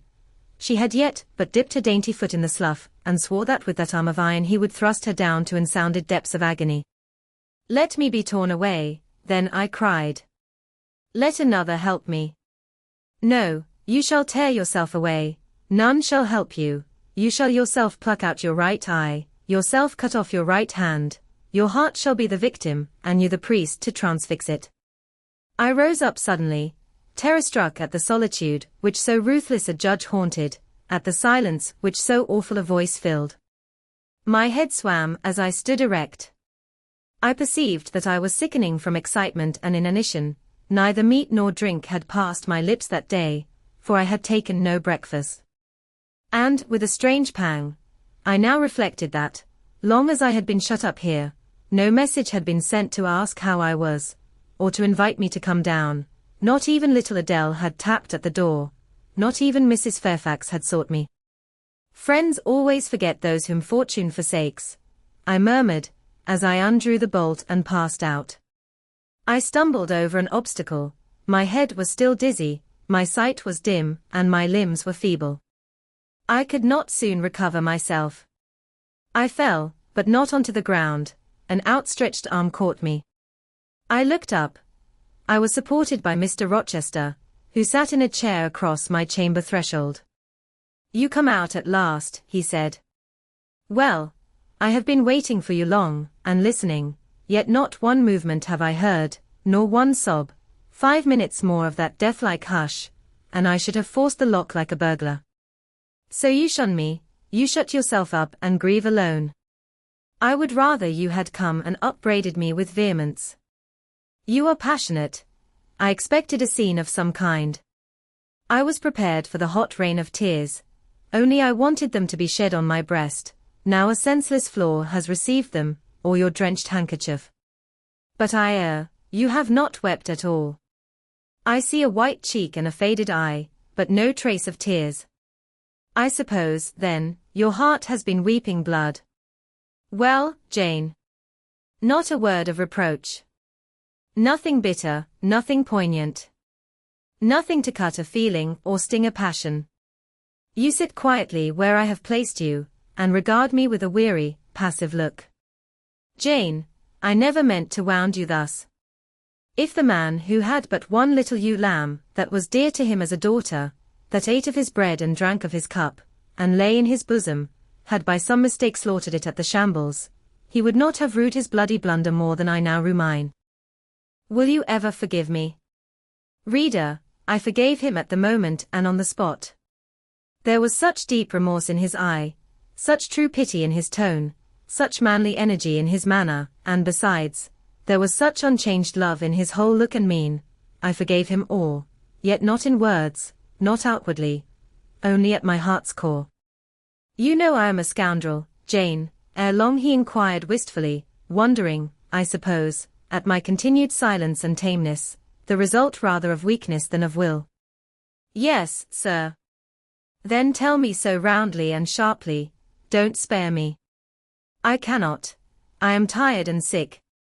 I want some water. He heaved a sort of shuddering sigh, and taking me in his arms, carried me downstairs. At first I did not know to what room he had borne me. All was cloudy to my glazed sight. Presently I felt the reviving warmth of a fire, for, summer as it was, I had become icy cold in my chamber. He put wine to my lips. I tasted it and revived. Then I ate something he offered me, and was soon myself. I was in the library, sitting in his chair. He was quite near. If I could go out of life now, without too sharp a pang, it would be well for me, I thought. Then I should not have to make the effort of cracking my heartstrings in rending them from among Mr. Rochester's. I must leave him, it appears. I do not want to leave him. I cannot leave him. How are you now, Jane? Much better, sir. I shall be well soon. Taste the wine again, Jane. I obeyed him. Then he put the glass on the table, stood before me, and looked at me attentively. Suddenly he turned away, with an inarticulate exclamation, full of passionate emotion of some kind. He walked fast through the room and came back. He stooped towards me as if to kiss me, but I remembered caresses were now forbidden. I turned my face away, and put his aside. What, how is this? He exclaimed hastily. Oh, I know. You won't kiss the husband of Bertha Mason. You consider my arms filled and my embraces appropriated. At any rate, there is neither room nor claim for me, sir. Why, Jane? I will spare you the trouble of much talking. I will answer for you, because I have a wife already, you would reply. I guess rightly. Yes. If you think so, you must have a strange opinion of me. You must regard me as a plotting profligate, a base and low rake, who has been simulating disinterested love in order to draw you into a snare deliberately laid, and strip you of honor and rob you of self-respect. What do you say to that? I see you can say nothing. In the first place, you are faint still, and have enough to do to draw your breath. In the second place, you cannot yet accustom yourself to accuse and revile me, and besides, the floodgates of tears are opened, and they would rush out if you spoke much. And you have no desire to expostulate, to upbraid, to make a scene. You are thinking how to act. Talking you consider is of no use. I know you. I am on my guard. Sir, I do not wish to act against you, I said, and my unsteady voice warned me to curtail my sentence. Not in your sense of the word, but in mine you are scheming to destroy me. You have as good as said that I am a married man. As a married man you will shun me, keep out of my way. Just now you have refused to kiss me. You intend to make yourself a complete stranger to me, to live under this roof only as Adele's governess. If ever I say a friendly word to you, if ever a friendly feeling inclines you again to me, you will say, that man had nearly made me his mistress. I must be ice and rock to him, and ice and rock you will accordingly become. I cleared and steadied my voice to reply. All is changed about me, sir. I must change too. There is no doubt of that. And to avoid fluctuations of feeling, and continual combats with recollections and associations, there is only one way. Adele must have a new governess, sir. Oh, Adele will go to school. I have settled that already, nor do I mean to torment you with the hideous associations and recollections of Thornfield Hall, this accursed place, this tent of Acton, this insolent vault, offering the ghastliness of living death to the light of the open sky, this narrow stone hell, with its one real fiend, worse than a legion of such as we imagine. Jane, you shall not stay here, nor will I. I was wrong ever to bring you to Thornfield Hall, knowing as I did how it was haunted. I charged them to conceal from you, before I ever saw you, all knowledge of the curse of the place, merely because I feared Adele never would have a governess to stay if she knew with what inmates she was housed, and my plans would not permit me to remove the maniac elsewhere. Though I possess an old house, Ferndean Manor, even more retired and hidden than this, where I could have lodged her safely enough, had not a scruple about the unhealthiness of the situation. In the heart of a wood, made my conscience recoil from the arrangement. Probably those damp walls would soon have eased me of her charge. But to each villain his own vice, and mine is not a tendency to indirect assassination, even of what I most hate.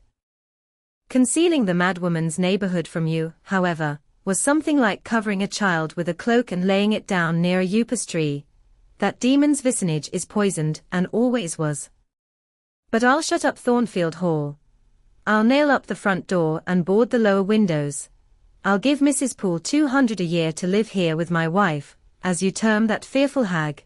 Grace will do much for money, and she shall have her son, the keeper at Grimsby Retreat, to bear her company and be at hand to give her aid in the paroxysms, when my wife is prompted by her familiar to burn people in their beds at night, to stab them, to bite their flesh from their bones, and so on. Sir, I interrupted him, you are inexorable for that unfortunate lady, you speak of her with hate, with vindictive antipathy. It is cruel, she cannot help being mad. Jane, my little darling, so I will call you, for so you are, you don't know what you are talking about, you misjudge me again. It is not because she is mad I hate her. If you were mad, do you think I should hate you? I do indeed, sir. Then you are mistaken, and you know nothing about me, and nothing about the sort of love of which I am capable. Every atom of your flesh is as dear to me as my own, in pain and sickness it would still be dear. Your mind is my treasure, and if it were broken, it would be my treasure still. If you raved, my arms should confine you, and not a strait waistcoat. Your grasp, even in fury, would have a charm for me. If you flew at me as wildly as that woman did this morning, I should receive you in an embrace, at least as fond as it would be restrictive. I should not shrink from you with disgust as I did from her. In your quiet moments you should have no watcher and no nurse but me, and I could hang over you with untiring tenderness, though you gave me no smile in return, and never weary of gazing into your eyes, though they had no longer a ray of recognition for me. But why do I follow that train of ideas? I was talking of removing you from Thornfield. All, you know, is prepared for prompt departure. Tomorrow you shall go. I only ask you to endure one more night under this roof, Jane, and then, farewell to its miseries and terrors forever. I have a place to repair to, which will be a secure sanctuary from hateful reminiscences, from unwelcome intrusion, even from falsehood and slander. And take Adele with you, sir, I interrupted. She will be a companion for you. What do you mean, Jane? I told you I would send Adele to school. And what do I want with a child for a companion, and not my own child, a French dancer's bastard? Why do you importune me about her? I say, why do you assign Adele to me for a companion? You spoke of a retirement, sir, and retirement and solitude are dull, too dull for you. Solitude. Solitude, he reiterated with irritation. I see I must come to an explanation.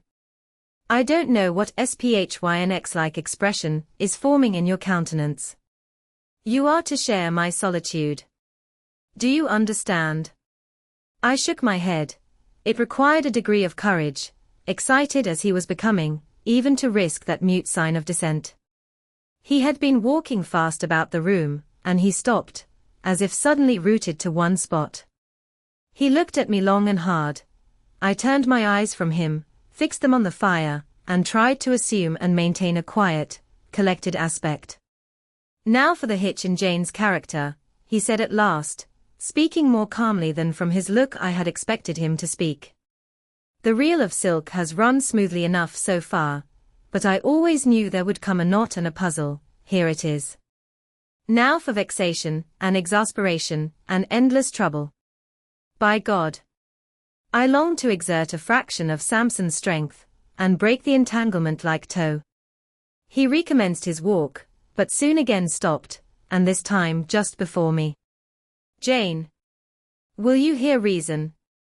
He stooped and approached his lips to my ear, because, if you won't, I'll try violence.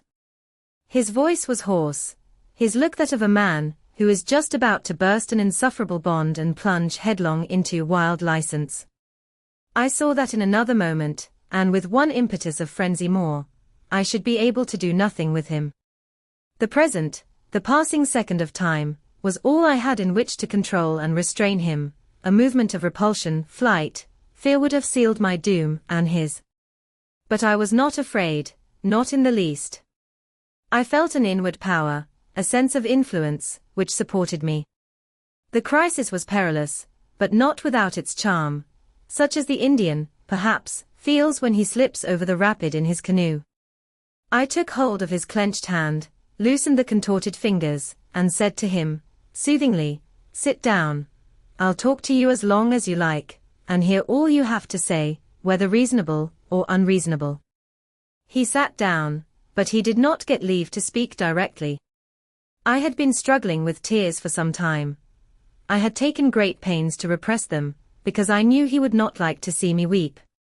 Now, however, I considered it well to let them flow as freely and as long as they liked. If the flood annoyed him, so much the better. So I gave way and cried heartily. Soon I heard him earnestly entreating me to be composed. I said I could not while he was in such a passion. But I am not angry, Jane. I only love you too well. And you had steeled your little pale face with such a resolute, frozen look, I could not endure it. Hush, now, and wipe your eyes. His softened voice announced that he was subdued, so I, in my turn, became calm. Now he made an effort to rest his head on my shoulder, but I would not permit it. Then he would draw me to him. No. Jane. Jane, he said, in such an accent of bitter sadness it thrilled along every nerve I had, you don't love me, then? It was only my station, and the rank of my wife, that you valued.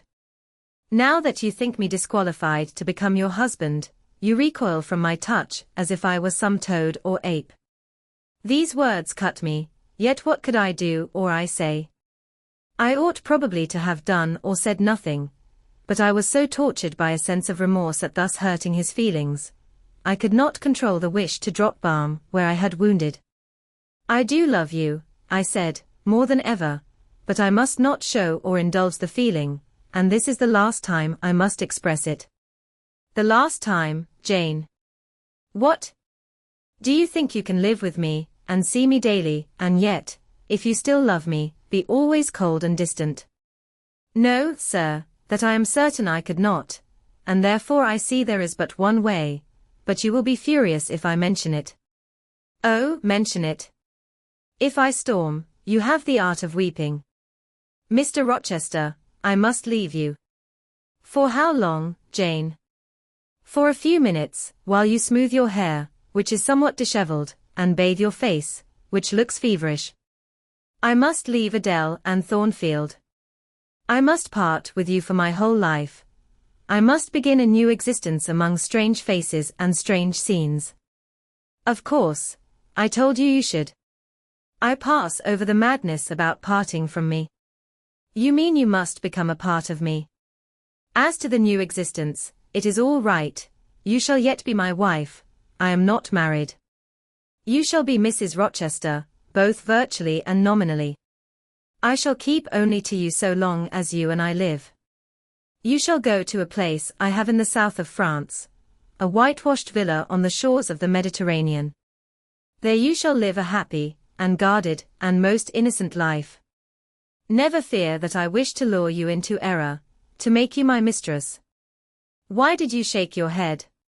Jane, you must be reasonable, or in truth I shall again become frantic.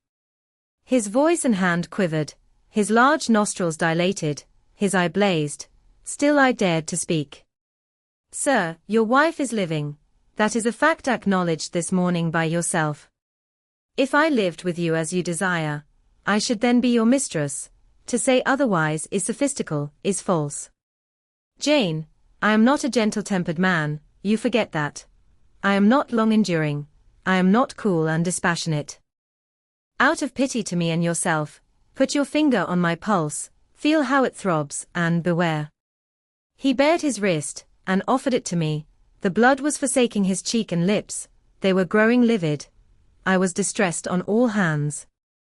To agitate him thus deeply, by a resistance he so abhorred, was cruel. To yield was out of the question. I did what human beings do instinctively when they are driven to utter extremity, looked for aid to one higher than man. The words, God help me, burst involuntarily from my lips. I am a fool, cried Mr. Rochester suddenly. I keep telling her I am not married, and do not explain to her why. I forget she knows nothing of the character of that woman, or of the circumstances attending my infernal union with her. Oh, I am certain Jane will agree with me in opinion, when she knows all that I know. Just put your hand in mine, Janet, that I may have the evidence of touch as well as sight, to prove you are near me, and I will in a few words, show you the real state of the case. Can you listen to me? Yes, sir, 4 hours if you will. I ask only minutes. Jane, did you ever hear or know that I was not the eldest son of my house? That I had once a brother older than I? I remember Mrs. Fairfax told me so once. And did you ever hear that my father was an avaricious, grasping man? I have understood something to that effect. Well, Jane, being so, it was his resolution to keep the property together. He could not bear the idea of dividing his estate and leaving me a fair portion. All, he resolved, should go to my brother, Roland. Yet as little could he endure that a son of his should be a poor man. I must be provided for by a wealthy marriage. He sought me a partner betimes. Mr. Mason, a West India planter and merchant, was his old acquaintance. He was certain his possessions were real and vast. He made inquiries. Mr. Mason, he found, had a son and daughter, and he learned from him that he could and would give the latter a fortune of £30,000, that suffice. When I left college, I was sent out to Jamaica, to espouse a bride already courted for me. My father said nothing about her money, but he told me Miss Mason was the boast of Spanish Town for her beauty, and this was no lie.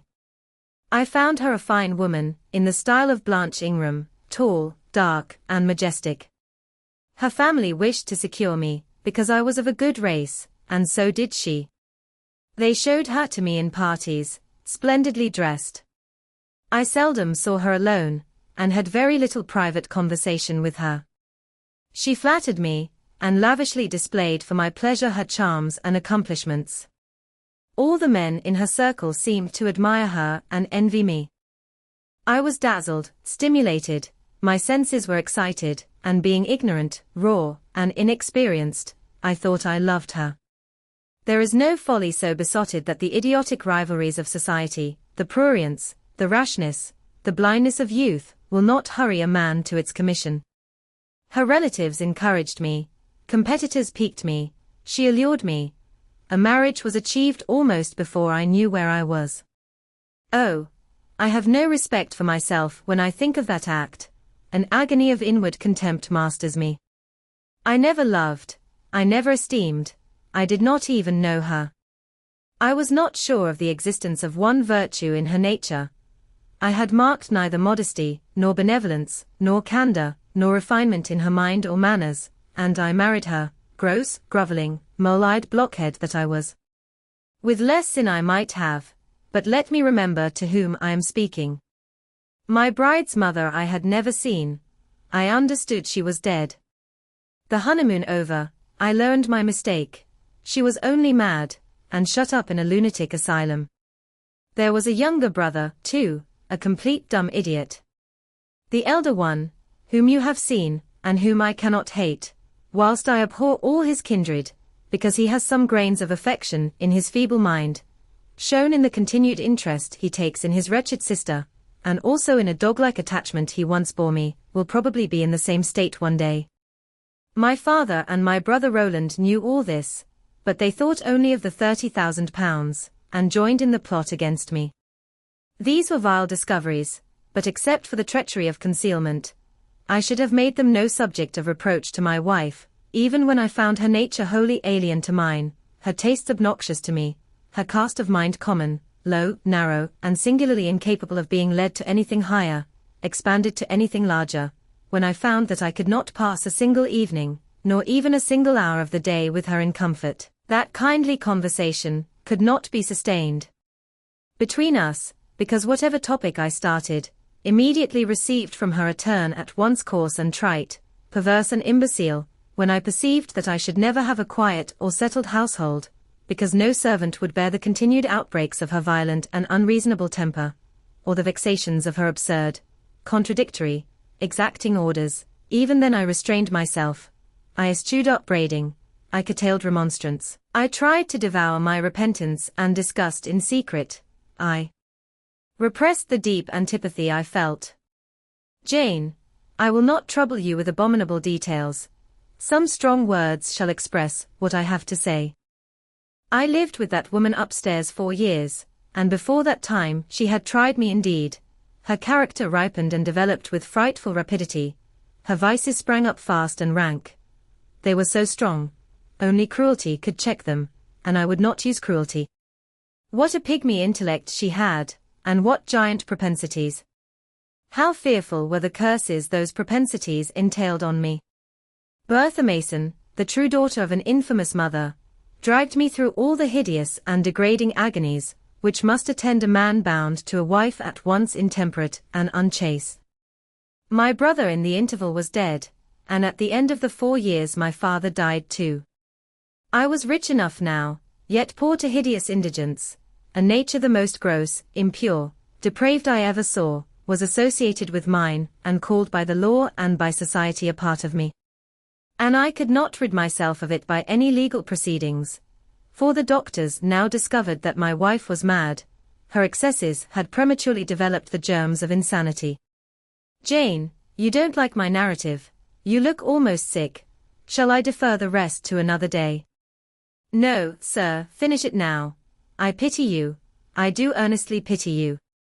Pity, Jane, from some people is a noxious and insulting sort of tribute, which one is justified in hurling back in the teeth of those who offer it. but that is the sort of pity native to callous, selfish hearts. It is a hybrid, egotistical pain at hearing of woes, crossed with ignorant contempt for those who have endured them. But that is not your pity, Jane. It is not the feeling of which your whole face is full at this moment, with which your eyes are now almost overflowing, with which your heart is heaving, with which your hand is trembling in mine. Your pity, my darling, is the suffering mother of love. Its anguish is the very natal pang of the divine passion. I accept it, Jane. Let the daughter have free advent. My arms wait to receive her. Now, sir, proceed. What did you do when you found she was mad? Jane, I approached the verge of despair. A remnant of self-respect was all that intervened between me and the gulf. In the eyes of the world, I was doubtless covered with grimy dishonor, but I resolved to be clean in my own sight, and to the last I repudiated the contamination of her crimes, and wrenched myself from connection with her mental defects. Still, society associated my name and person with hers. I yet saw her and heard her daily, something of her breath, mixed with the air I breathed, and besides, I remembered I had once been her husband. That recollection was then, and is now, inexpressibly odious to me. Moreover, I knew that while she lived I could never be the husband of another and better wife, and though 5 years my senior, her family and her father had lied to me even in the particular of her age, she was likely to live as long as I, being as robust in frame as she was infirm in mind. Thus, at the age of 26, I was hopeless. One night, I had been awakened by her yells. Since the medical men had pronounced her mad, she had, of course, been shut up. It was a fiery West Indian night, one of the description that frequently precede the hurricanes of those climates. Being unable to sleep in bed, I got up and opened the window. The air was like sulphur steams. I could find no refreshment anywhere. Mosquitoes came buzzing in and hummed sullenly round the room. The sea, which I could hear from thence, rumbled dull like an earthquake. Black clouds were casting up over it. The moon was setting in the waves, broad and red, like a hot cannonball. She threw her last bloody glance over a world quivering with the ferment of tempest. I was physically influenced by the atmosphere and scene, and my ears were filled with the curses the maniac still shrieked out, wherein she momentarily mingled my name with such a tone of demon hate, with such language. No professed harlot ever had a fouler vocabulary than she.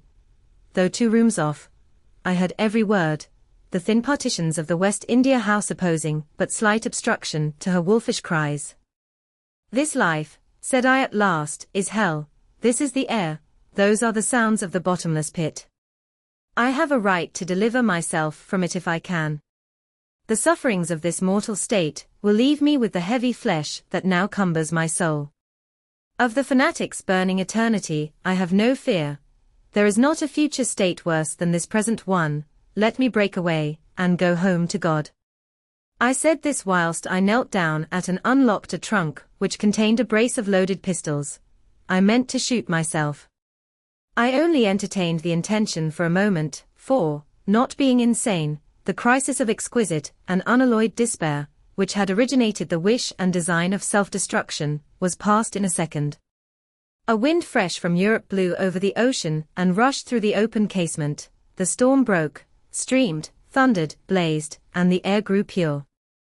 I then framed and fixed a resolution.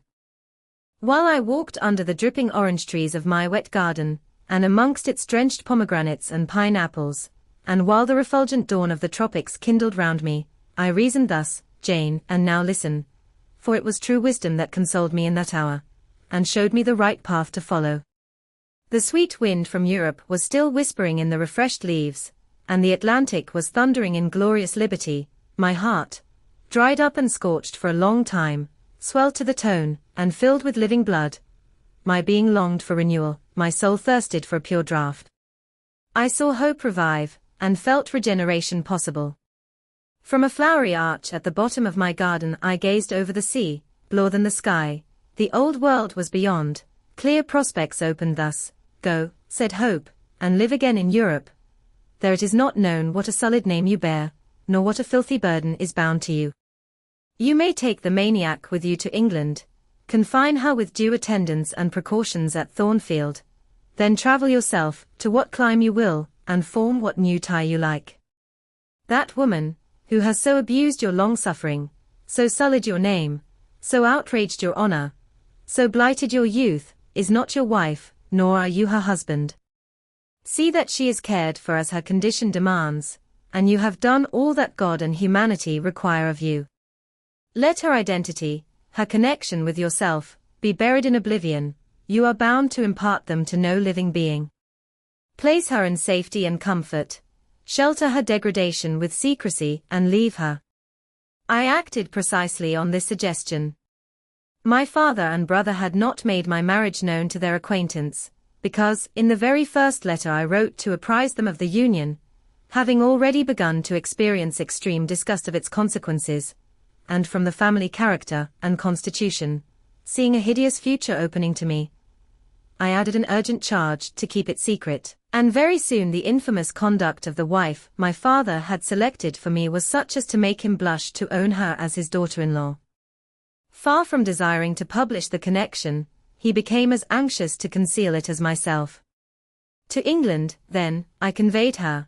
A fearful voyage I had with such a monster in the vessel. Glad was I when I at last got her to Thornfield, and saw her safely lodged in that third-story room, of whose secret inner cabinet she has now for 10 years made a wild beast's den, a goblin's cell. I had some trouble in finding an attendant for her, as it was necessary to select one on whose fidelity dependence could be placed, for her ravings would inevitably betray my secret. Besides, she had lucid intervals of days, sometimes weeks, which she filled up with abuse of me. At last I hired Grace Poole from the Grimsey retreat. She and the surgeon, Carter, who dressed Mason's wounds that night he was stabbed and worried, are the only two I have ever admitted to my confidence. Mrs. Fairfax may indeed have suspected something, but she could have gained no precise knowledge as to facts. Grace has, on the whole, proved a good keeper, though, owing partly to a fault of her own, of which it appears nothing can cure her, and which is incident to her harassing profession, her vigilance has been more than once lulled and baffled. The lunatic is both cunning and malignant. She has never failed to take advantage of her guardian's temporary lapses, once to secrete the knife with which she stabbed her brother, and twice to possess herself of the key of her cell, and issue therefrom in the night time. On the first of these occasions, she perpetrated the attempt to burn me in my bed. On the second, she paid that ghastly visit to you. I thank Providence, who watched over you, that she then spent her fury on your wedding apparel, which perhaps brought back vague reminiscences of her own bridal days, but on what might have happened, I cannot endure to reflect. When I think of the thing which flew at my throat this morning, hanging its black and scarlet visage over the nest of my dove, my blood curdles. And what, sir, I asked, while he paused, did you do when you had settled her here? Where did you go? What did I do, Jane? I transformed myself into a will-o'-the-wisp. Where did I go? I pursued wanderings as wild as those of the March spirit. I sought the continent, and went devious through all its lands. My fixed desire was to seek and find a good and intelligent woman, whom I could love, a contrast to the fury I left at Thornfield, but you could not marry, sir. I had determined and was convinced that I could and ought. It was not my original intention to deceive, as I have deceived you. I meant to tell my tale plainly, and make my proposals openly, and it appeared to me so absolutely rational that I should be considered free to love and be loved. I never doubted some woman might be found willing and able to understand my case and accept me, in spite of the curse with which I was burdened. Well, sir, when you are inquisitive, Jane, you always make me smile. You open your eyes like an eager bird, and make every now and then a restless movement, as if answers in speech did not flow fast enough for you, and you wanted to read the tablet of one's heart. But before I go on, tell me what you mean by your well, sir. It is a small phrase very frequent with you, and which many a time has drawn me on and on through interminable talk. I don't very well know why. I mean, what next? How did you proceed? What came of such an event? Precisely. And what do you wish to know now? Whether you found anyone you liked, whether you asked her to marry you, and what she said. I can tell you whether I found anyone I liked, and whether I asked her to marry me, but what she said is yet to be recorded in the book of fate. For 10 long years I roved about, living first in one capital, then another, sometimes in St. Petersburg, oftener in Paris, occasionally in Rome, Naples, and Florence. Provided with plenty of money and the passport of an old name, I could choose my own society, no circles were closed against me. I sought my ideal of a woman amongst English ladies, French countesses, Italian signoras, and German Gräfinnen. I could not find her. Sometimes, for a fleeting moment, I thought I caught a glance, heard a tone, beheld a form, which announced the realization of my dream, but I was presently undeceived. You are not to suppose that I desired perfection, either of mind or person. I longed only for what suited me, for the antipodes of the Creole, and I longed vainly. Amongst them all I found not one whom, had I been ever so free, I, warned as I was of the risks, the horrors, the loathings of incongruous unions, would have asked to marry me. Disappointment made me reckless. I tried dissipation, never debauchery, that I hated and hate. That was my Indian Messalina's attribute, rooted disgust at it and her restrained me much, even in pleasure. Any enjoyment that bordered on riot seemed to approach me to her and her vices, and I eschewed it. Yet I could not live alone, so I tried the companionship of mistresses. The first I chose was Céline Varens, another of those steps which make a man spurn himself when he recalls them. You already know what she was, and how my liaison with her terminated. She had 2 successors, an Italian, Jacinta, and a German, Clara, both considered singularly handsome. What was their beauty to me in a few weeks? Jacinta was unprincipled and violent. I tired of her in 3 months. Clara was honest and quiet, but heavy, mindless, and unimpressible, not one whit to my taste. I was glad to give her a sufficient sum to set her up in a good line of business, and so get decently rid of her. But, Jane, I see by your face you are not forming a very favorable opinion of me just now. You think me an unfeeling, loose-principled rake, don't you?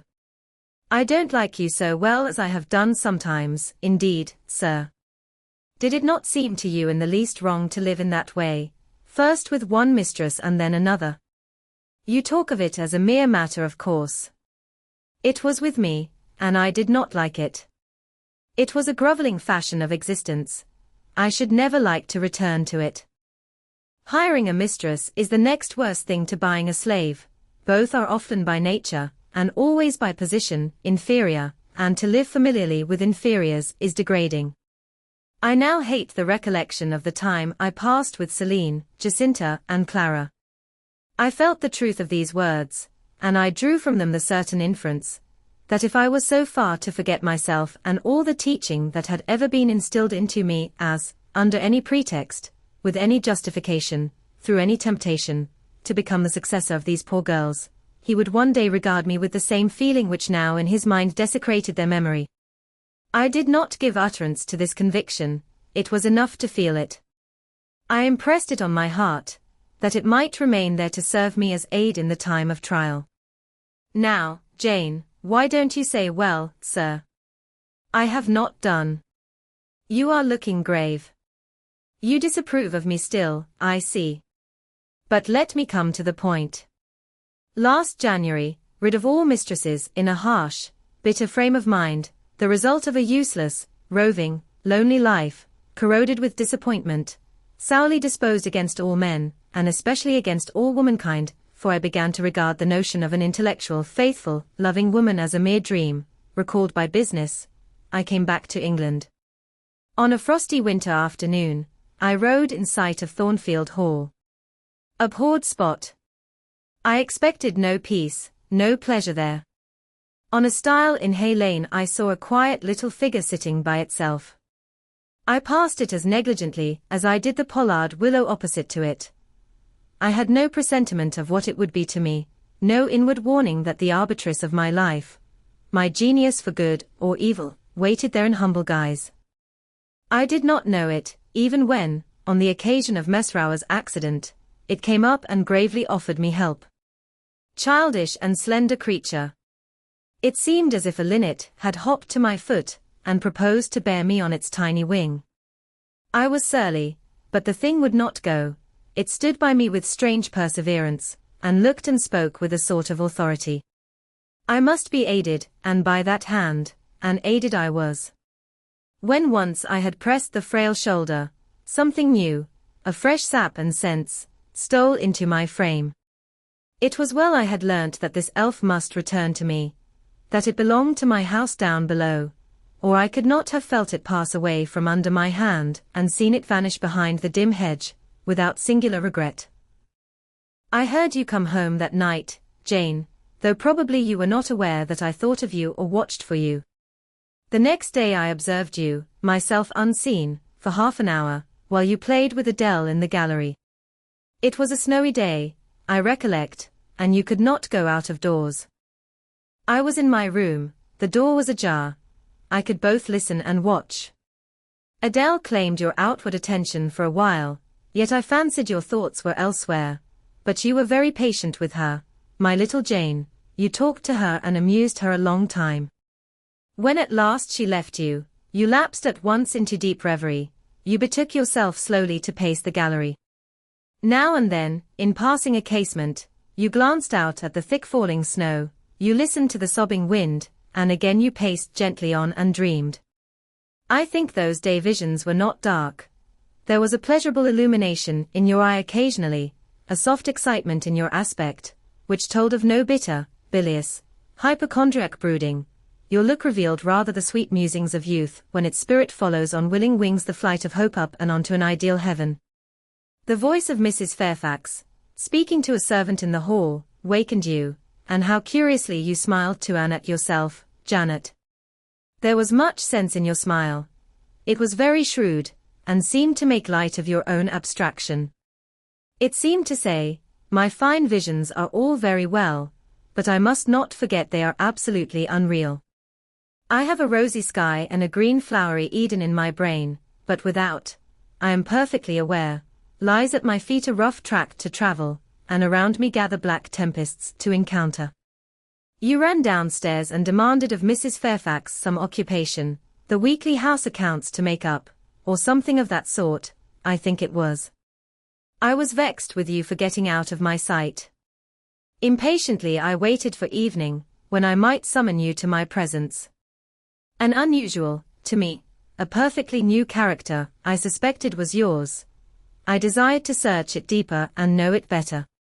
You entered the room with a look and air at once shy and independent. You were quaintly dressed, much as you are now. I made you talk. Ere long I found you full of strange contrasts.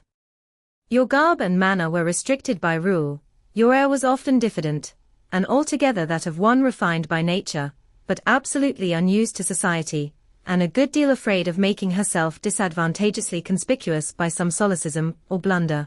Yet when addressed, you lifted a keen, the daring and a glowing eye to your interlocutor's face. There was penetration and power in each glance you gave. When plied by close questions, you found ready and round answers. Very soon you seemed to get used to me.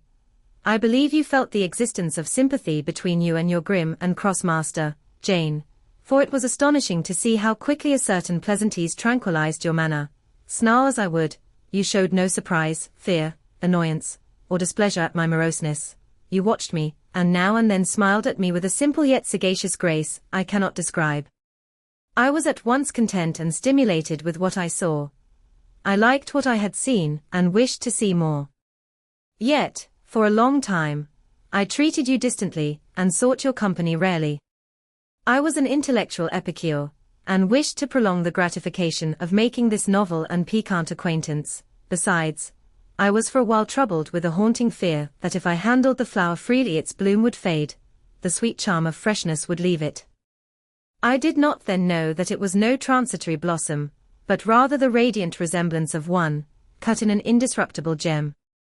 Moreover, I wished to see whether you would seek me if I shunned you, but you did not. You kept in the schoolroom as still as your own desk and easel. If by chance I met you, you passed me as soon, and with as little token of recognition, as was consistent with respect. Your habitual expression in those days, Jane, was a thoughtful look, not despondent, for you were not sickly, but not buoyant, for you had little hope, and no actual pleasure. I wondered what you thought of me, or if you ever thought of me, and resolved to find this out. I resumed my notice of you.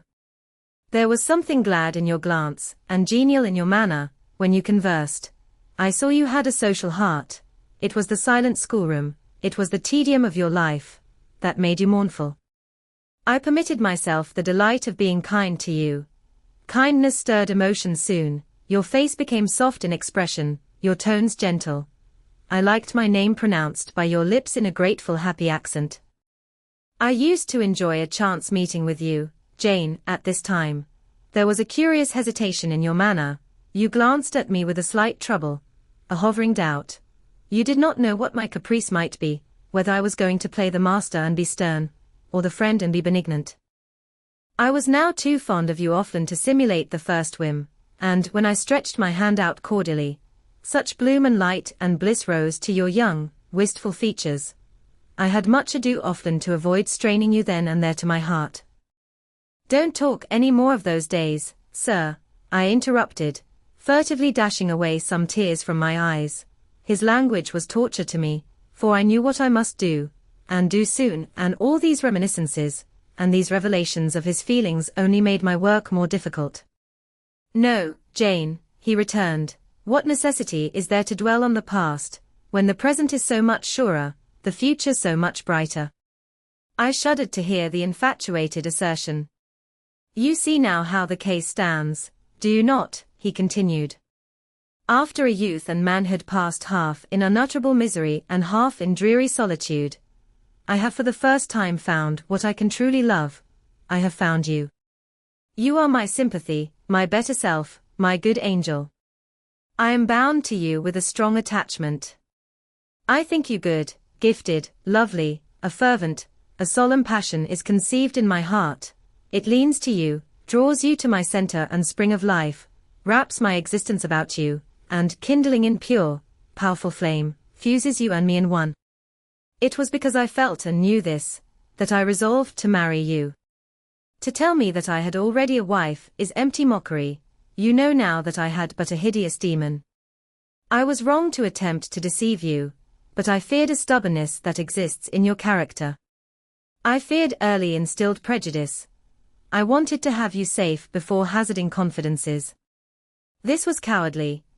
I should have appealed to your nobleness and magnanimity at first, as I do now. Opened to you plainly my life of agony, described to you my hunger and thirst after a higher and worthier existence. Shown to you, not my resolution, that word is weak, but my resistless bent to love faithfully and well, where I am faithfully and well loved in return. Then I should have asked you to accept my pledge of fidelity, and to give me yours. Jane, give it me now. A pause. Why are you silent, Jane? I was experiencing an ordeal. A hand of fiery iron grasped my vitals.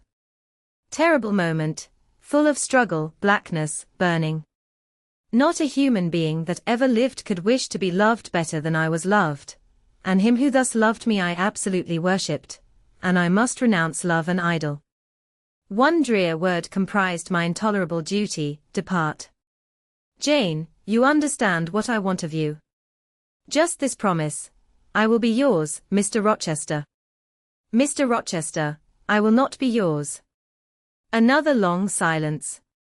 Jane, recommenced he, with a gentleness that broke me down with grief, and turned me stone cold with ominous terror, for this still voice was the pant of a lion rising. Jane, do you mean to go one way in the world, and to let me go another? I do. Jane, bending towards and embracing me, do you mean it now? I do. And now, softly kissing my forehead and cheek.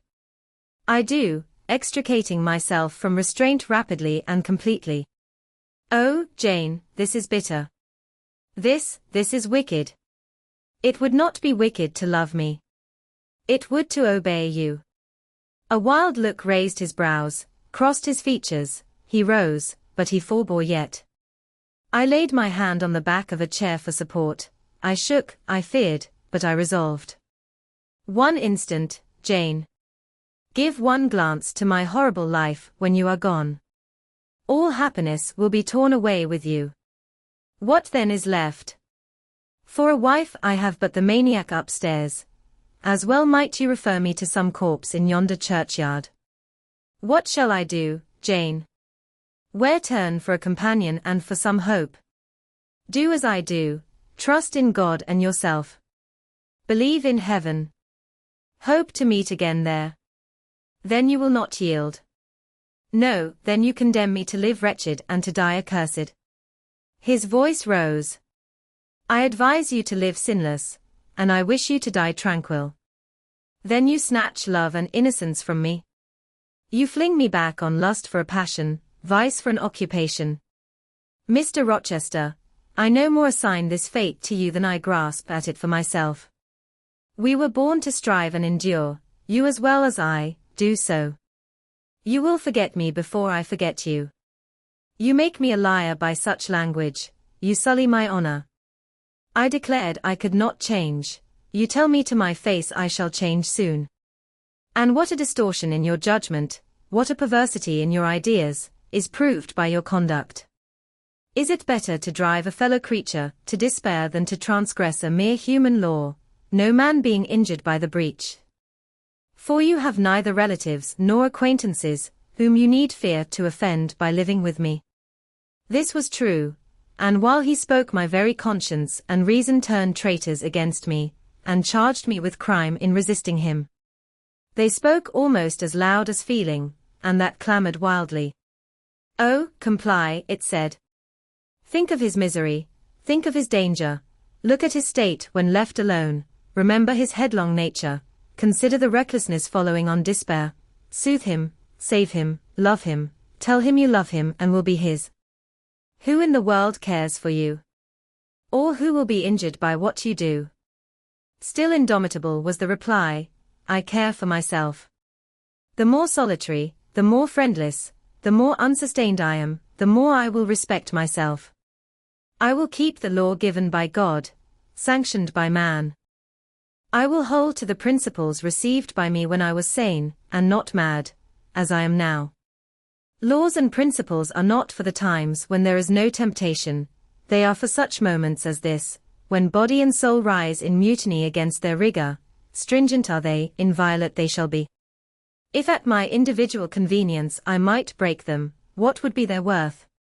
They have a worth, so I have always believed, and if I cannot believe it now, it is because I am insane, quite insane, with my veins running fire, and my heart beating faster than I can count its throbs. Preconceived opinions, foregone determinations, are all I have at this hour to stand by, there I plant my foot. I did. Mr. Rochester, reading my countenance, saw I had done so. His fury was wrought to the highest, he must yield to it for a moment, whatever followed, he crossed the floor and seized my arm and grasped my waist. He seemed to devour me with his flaming glance. Physically, I felt, at the moment, powerless as stubble exposed to the draught and glow of a furnace. Mentally, I still possessed my soul, and with it the certainty of ultimate safety. The soul, fortunately, has an interpreter, often an unconscious, but still a truthful interpreter, in the eye. My eye rose to his, and while I looked in his fierce face I gave an involuntary sigh. His gripe was painful, and my overtaxed strength almost exhausted. Never, said he, as he ground his teeth, never was anything at once so frail and so indomitable. A mere reed she feels in my hand. And he shook me with the force of his hold. I could bend her with my finger and thumb, and what good would it do if I bent, if I uptore, if I crushed her? Consider the resolute, wild, free thing looking out of it, defying me, with more than courage, with a stern triumph. Whatever I do with its cage, I cannot get at it, the savage, beautiful creature. If I tear, if I rend the slight prison, my outrage will only let the captive loose. Conqueror I might be of the house, but the inmate would escape to heaven before I could call myself possessor of its clay dwelling place. And it is you, spirit, with will and energy, and virtue and purity, that I want, not alone your brittle frame. Of yourself you could come with soft flight, and nestle against my heart, if you would. Seized against your will, you will elude the grasp like an essence, you will vanish ere I inhale your fragrance. Oh! Come, Jane, come. As he said this, he released me from his clutch, and only looked at me. The look was far worse to resist than the frantic strain. Only an idiot, however, would have succumbed now. I had dared and baffled his fury. I must elude his sorrow. I retired to the door.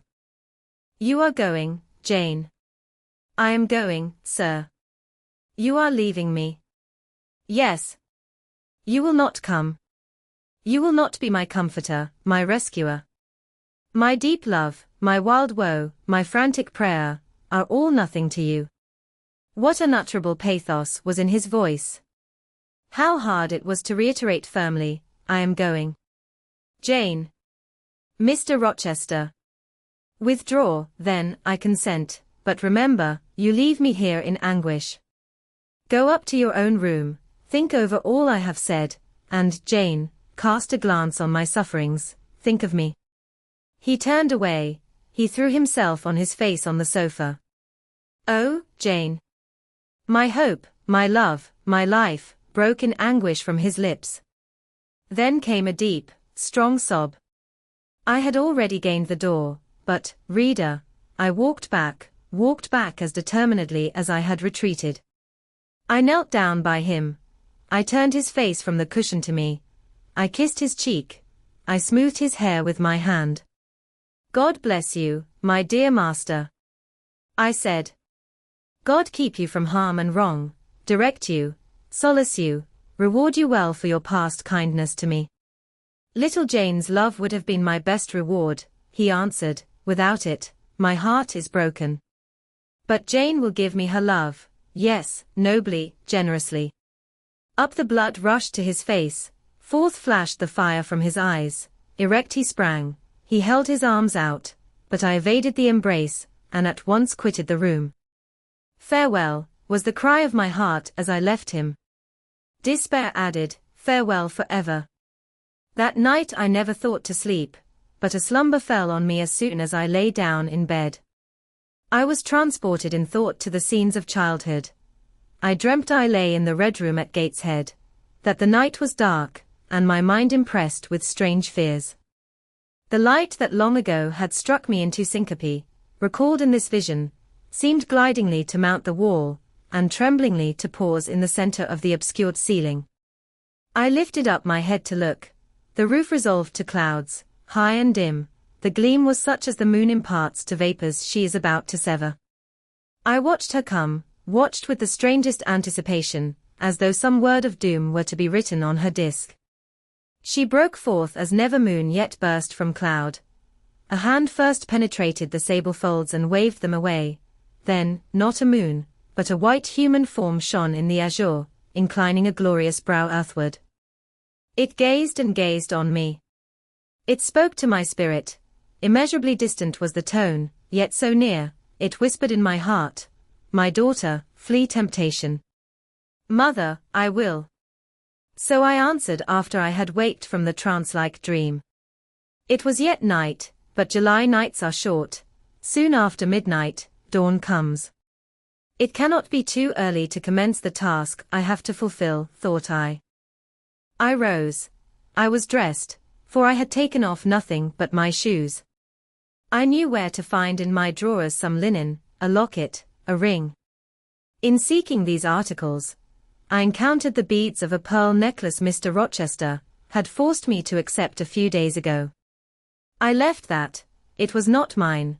It was the visionary bride's who had melted in air. The other articles I made up in a parcel, my purse, containing 20 shillings, it was all I had, I put in my pocket. I tied on my straw bonnet, pinned my shawl, took the parcel and my slippers, which I would not put on yet, and stole from my room.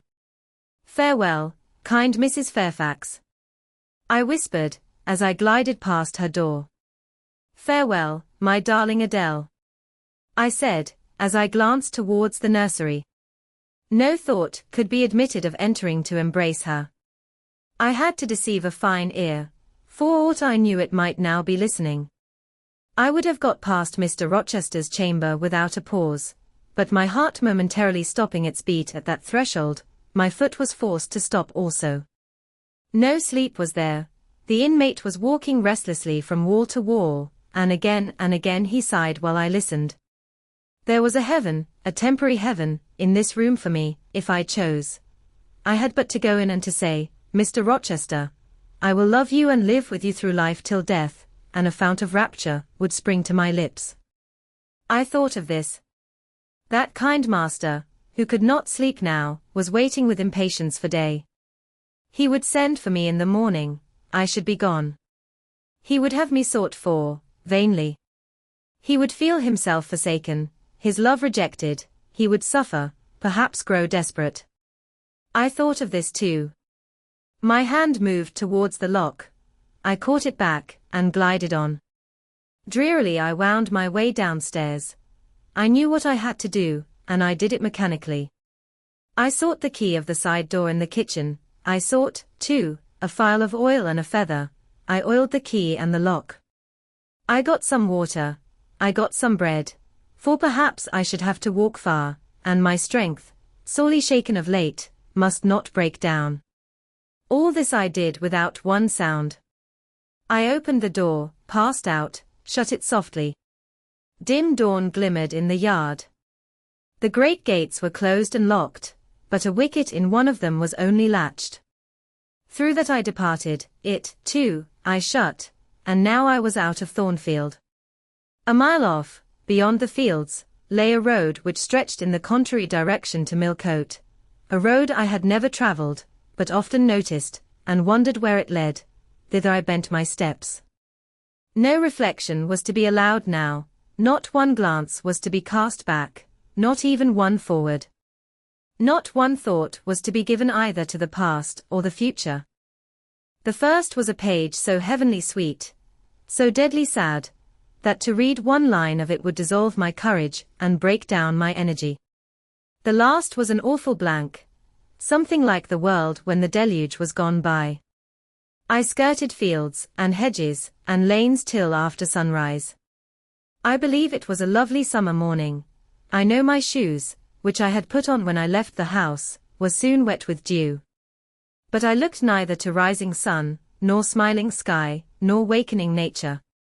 He who is taken out to pass through a fair scene to the scaffold, thinks not of the flowers that smile on his road, but of the block and axe edge, of the disseverment of bone and vein, of the grave gaping at the end, and I thought of drear flight and homeless wandering, and oh, with agony I thought of what I left.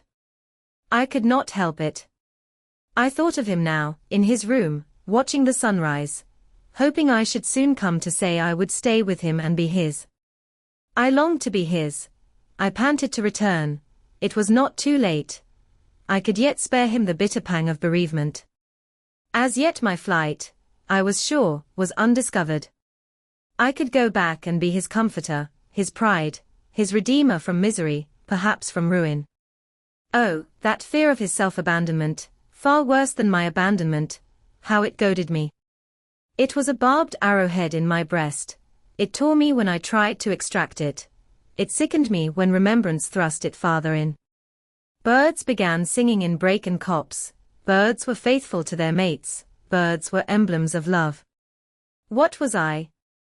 In the midst of my pain of heart and frantic effort of principle, I abhorred myself. I had no solace from self-approbation, none even from self-respect. I had injured, wounded, left my master. I was hateful in my own eyes. Still I could not turn, nor retrace one step. God must have led me on. As to my own will or conscience, impassioned grief had trampled one and stifled the other. I was weeping wildly as I walked along my solitary way. Fast, fast I went like one delirious. A weakness, beginning inwardly, extending to the limbs, seized me, and I fell. I lay on the ground some minutes, pressing my face to the wet turf. I had some fear, or hope, that here I should die, but I was soon up, crawling forwards on my hands and knees, and then again raised to my feet, as eager and as determined as ever to reach the road. When I got there, I was forced to sit to rest me under the hedge, and while I sat, I heard wheels and saw a coach come on. I stood up and lifted my hand, it stopped. I asked where it was going. The driver named a place a long way off, and where I was sure Mr. Rochester had no connections. I asked for what sum he would take me there. He said 30 shillings. I answered I had but 20, well, he would try to make it do. He further gave me leave to get into the inside. As the vehicle was empty, I entered, was shut in, and it rolled on its way. Gentle reader, may you never feel what I then felt. May your eyes never shed such stormy, scalding, heart-wrung tears as poured from mine. May you never appeal to heaven in prayers so hopeless and so agonized as in that hour left my lips, for never may you, like me, dread to be the instrument of evil to what you wholly love.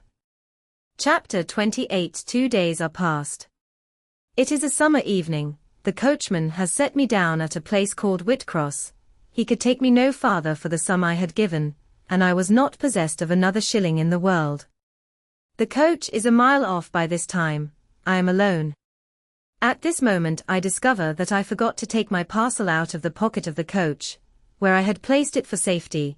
There it remains, there it must remain, and now, I am absolutely destitute. Whitcross is no town, nor even a hamlet.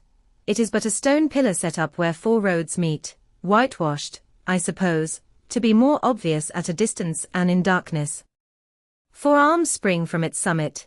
The nearest town to which these point is, according to the inscription, distant 10 miles, the farthest, above 20.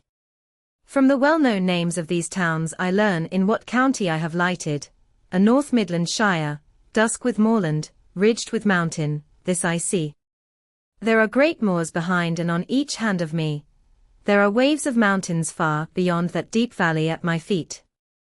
The population here must be thin, and I see no passengers on these roads. They stretch out east, west, north, and south, white, broad, lonely. They are all cut in the moor, and the heather grows deep and wild to their very verge. Yet a chance traveller might pass by, and I wish no eye to see me now. Strangers would wonder what I am doing, lingering here at the signpost, evidently objectless and lost. I might be questioned. I could give no answer, but what would sound incredible and excite suspicion. Not a tie holds me to human society at this moment, not a charm or hope calls me where my fellow creatures are, none that saw me would have a kind thought, or a good wish for me. I have no relative, but the universal mother, nature. I will seek her breast and ask repose. I struck straight into the heath. I held on to a hollow I saw deeply furrowing the brown moorside. I waded knee-deep in its dark growth. I turned with its turnings, and finding a moss-blackened granite crag in a hidden angle, I sat down under it. High banks of moor were about me. The crag protected my head.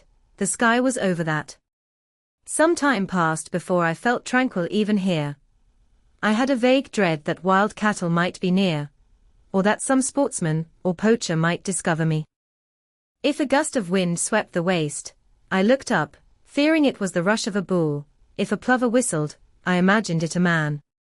Finding my apprehensions unfounded, however, and calmed by the deep silence that reigned as evening declined at nightfall, I took confidence.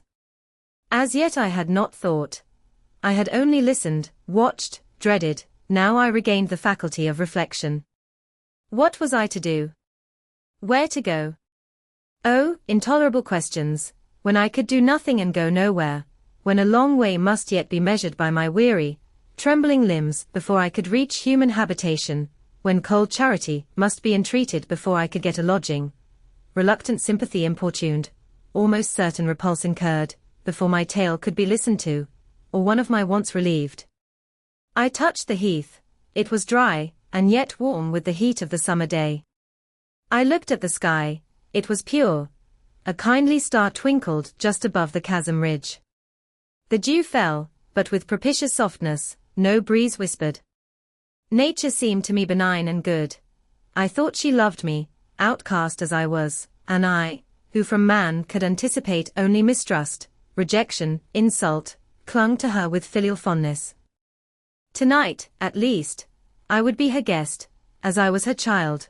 My mother would lodge me without money and without price. I had one morsel of bread yet, the remnant of a roll I had bought in a town we passed through at noon with a stray penny, my last coin. I saw ripe bilberries gleaming here and there, like jet beads in the heath. I gathered a handful and ate them with the bread.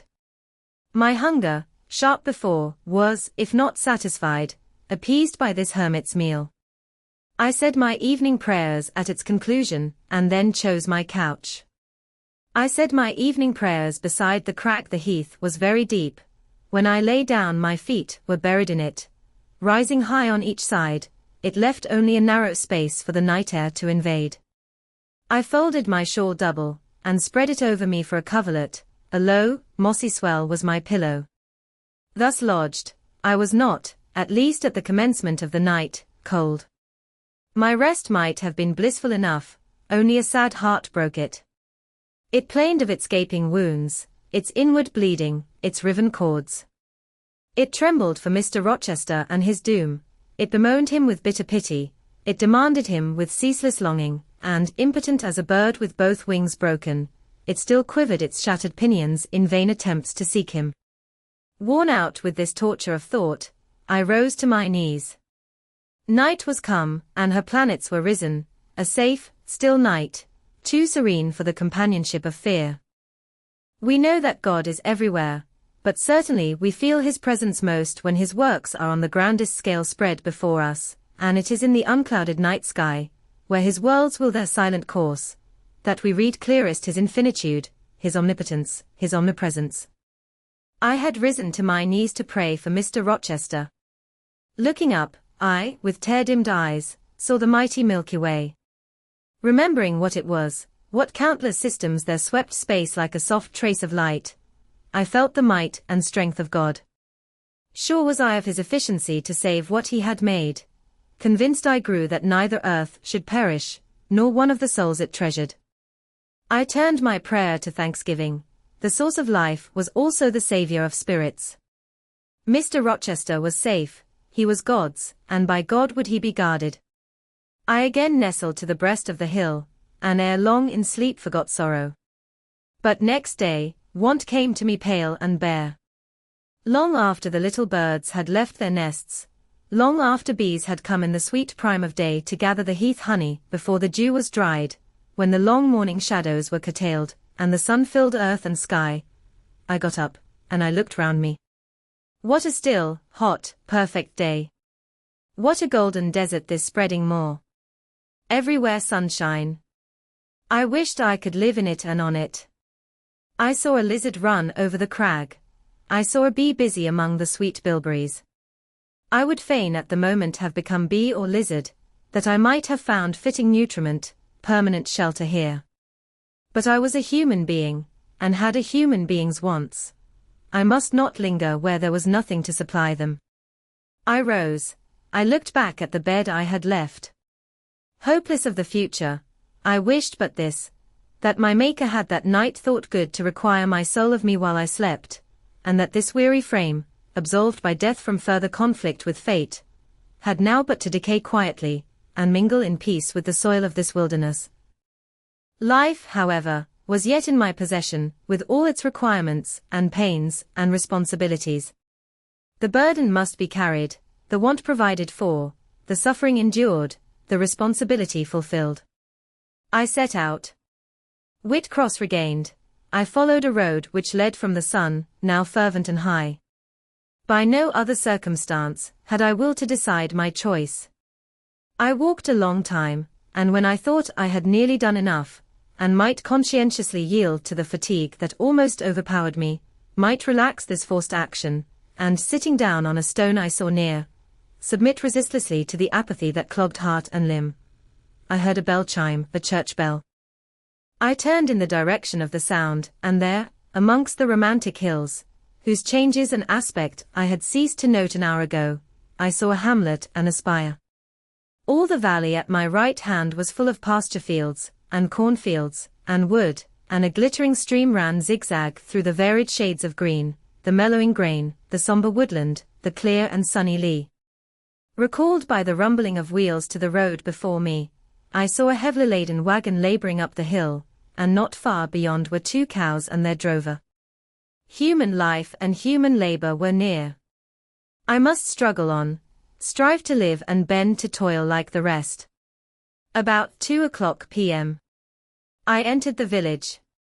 At the bottom of its one street, there was a little shop, with some cakes of bread in the window. I coveted a cake of bread. With that refreshment I could perhaps regain a degree of energy; without it, it would be difficult to proceed. The wish to have some strength and some vigor returned to me as soon as I was amongst my fellow beings. I felt it would be degrading to faint with hunger on the causeway of a hamlet. Had I nothing about me I could offer in exchange for one of these rolls? I considered. I had a small silk handkerchief tied round my throat. I had my gloves. I could hardly tell how men and women in extremities of destitution proceeded. I did not know whether either of these articles would be accepted. Probably they would not, but I must try. I entered the shop. A woman was there. Seeing a respectably dressed person, a lady as she supposed, she came forward with civility. How could she serve me? I was seized with shame. My tongue would not utter the request I had prepared. I dared not offer her the half-worn gloves, the creased handkerchief; besides, I felt it would be absurd. I only begged permission to sit down a moment, as I was tired.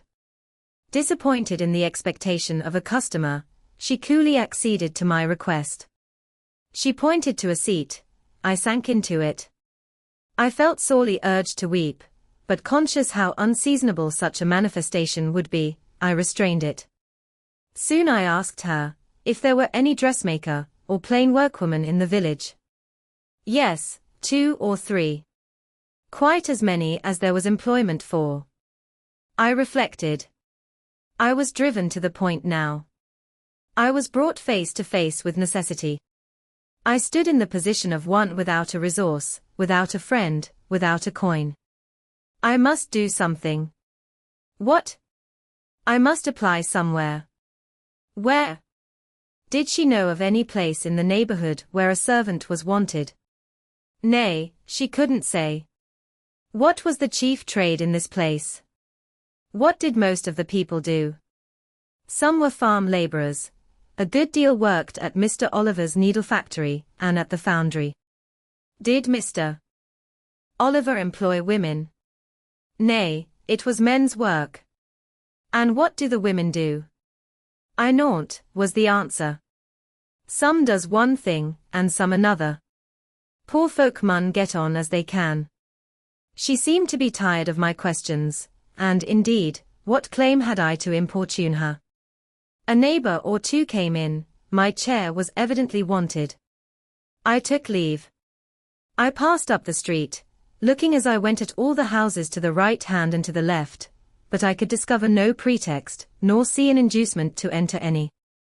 I rambled round the hamlet, going sometimes to a little distance and returning again, for an hour or more. Much exhausted, and suffering greatly now for want of food, I turned aside into a lane and sat down under the hedge.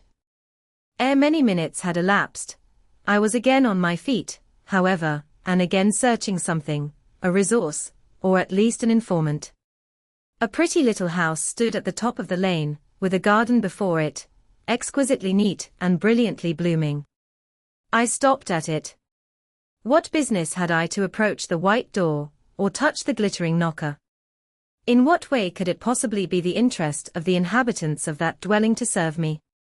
Yet I drew near and knocked. A mild-looking, cleanly attired young woman opened the door. In such a voice as might be expected from a hopeless heart and fainting frame, a voice wretchedly low and faltering, I asked if a servant was wanted here. No, said she, we do not keep a servant. Can you tell me where I could get employment of any kind? I continued. I am a stranger, without acquaintance in this place. I want some work, no matter what. But it was not her business to think for me, or to seek a place for me. Besides, in her eyes, how doubtful must have appeared my character, position, tale. She shook her head. She was sorry she could give me no information, and the white door closed, quite gently and civilly, but it shut me out. If she had held it open a little longer, I believe I should have begged a piece of bread, for I was now brought low. I could not bear to return to the sordid village, where, besides, no prospect of aid was visible. I should have longed rather to deviate to a wood I saw not far off, which appeared in its thick shade to offer inviting shelter, but I was so sick, so weak, so gnawed with nature's cravings, instinct kept me roaming round abodes where there was a chance of food. Solitude would be no solitude, rest no rest, while the vulture, hunger, thus sank beak and talons in my side. I drew near houses, I left them, and came back again, and again I wandered away, always repelled by the consciousness of having no claim to ask, no right to expect interest in my isolated lot. Meantime, the afternoon advanced, while I thus wandered about like a lost and starving dog. In crossing a field, I saw the church spire before me. I hastened towards it. Near the churchyard, and in the middle of a garden, stood a well-built though small house, which I had no doubt was the parsonage. I remembered that strangers who arrive at a place where they have no friends, and who want employment, sometimes apply to the clergyman for introduction and aid. It is the clergyman's function to help, at least with advice, those who wish to help themselves. I seemed to have something like a right to seek counsel here. Renewing then my courage, and gathering my feeble remains of strength, I pushed on. I reached the house, and knocked at the kitchen door. An old woman opened. I asked, was this the parsonage? Yes. Was the clergyman in? No. Would he be in soon? No, he was gone from home. To a distance? Not so far, happened 3 mile. He had been called away by the sudden death of his father. He was at Marsh End now, and would very likely stay there a fortnight longer. Was there any lady of the house? Nay, there was naught but her, and she was housekeeper, and of her, reader, I could not bear to ask the relief for want of which I was sinking. I could not yet beg, and again I crawled away.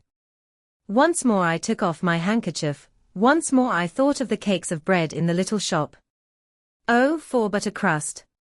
For but one mouthful to allay the pang of famine. Instinctively I turned my face again to the village. I found the shop again, and I went in, and though others were there besides the woman, I ventured the request, would she give me a roll for this handkerchief? She looked at me with evident suspicion. Nay, she never sold stuff that way. Almost desperate, I asked for half a cake. She again refused. How could she tell where I had got the handkerchief, she said.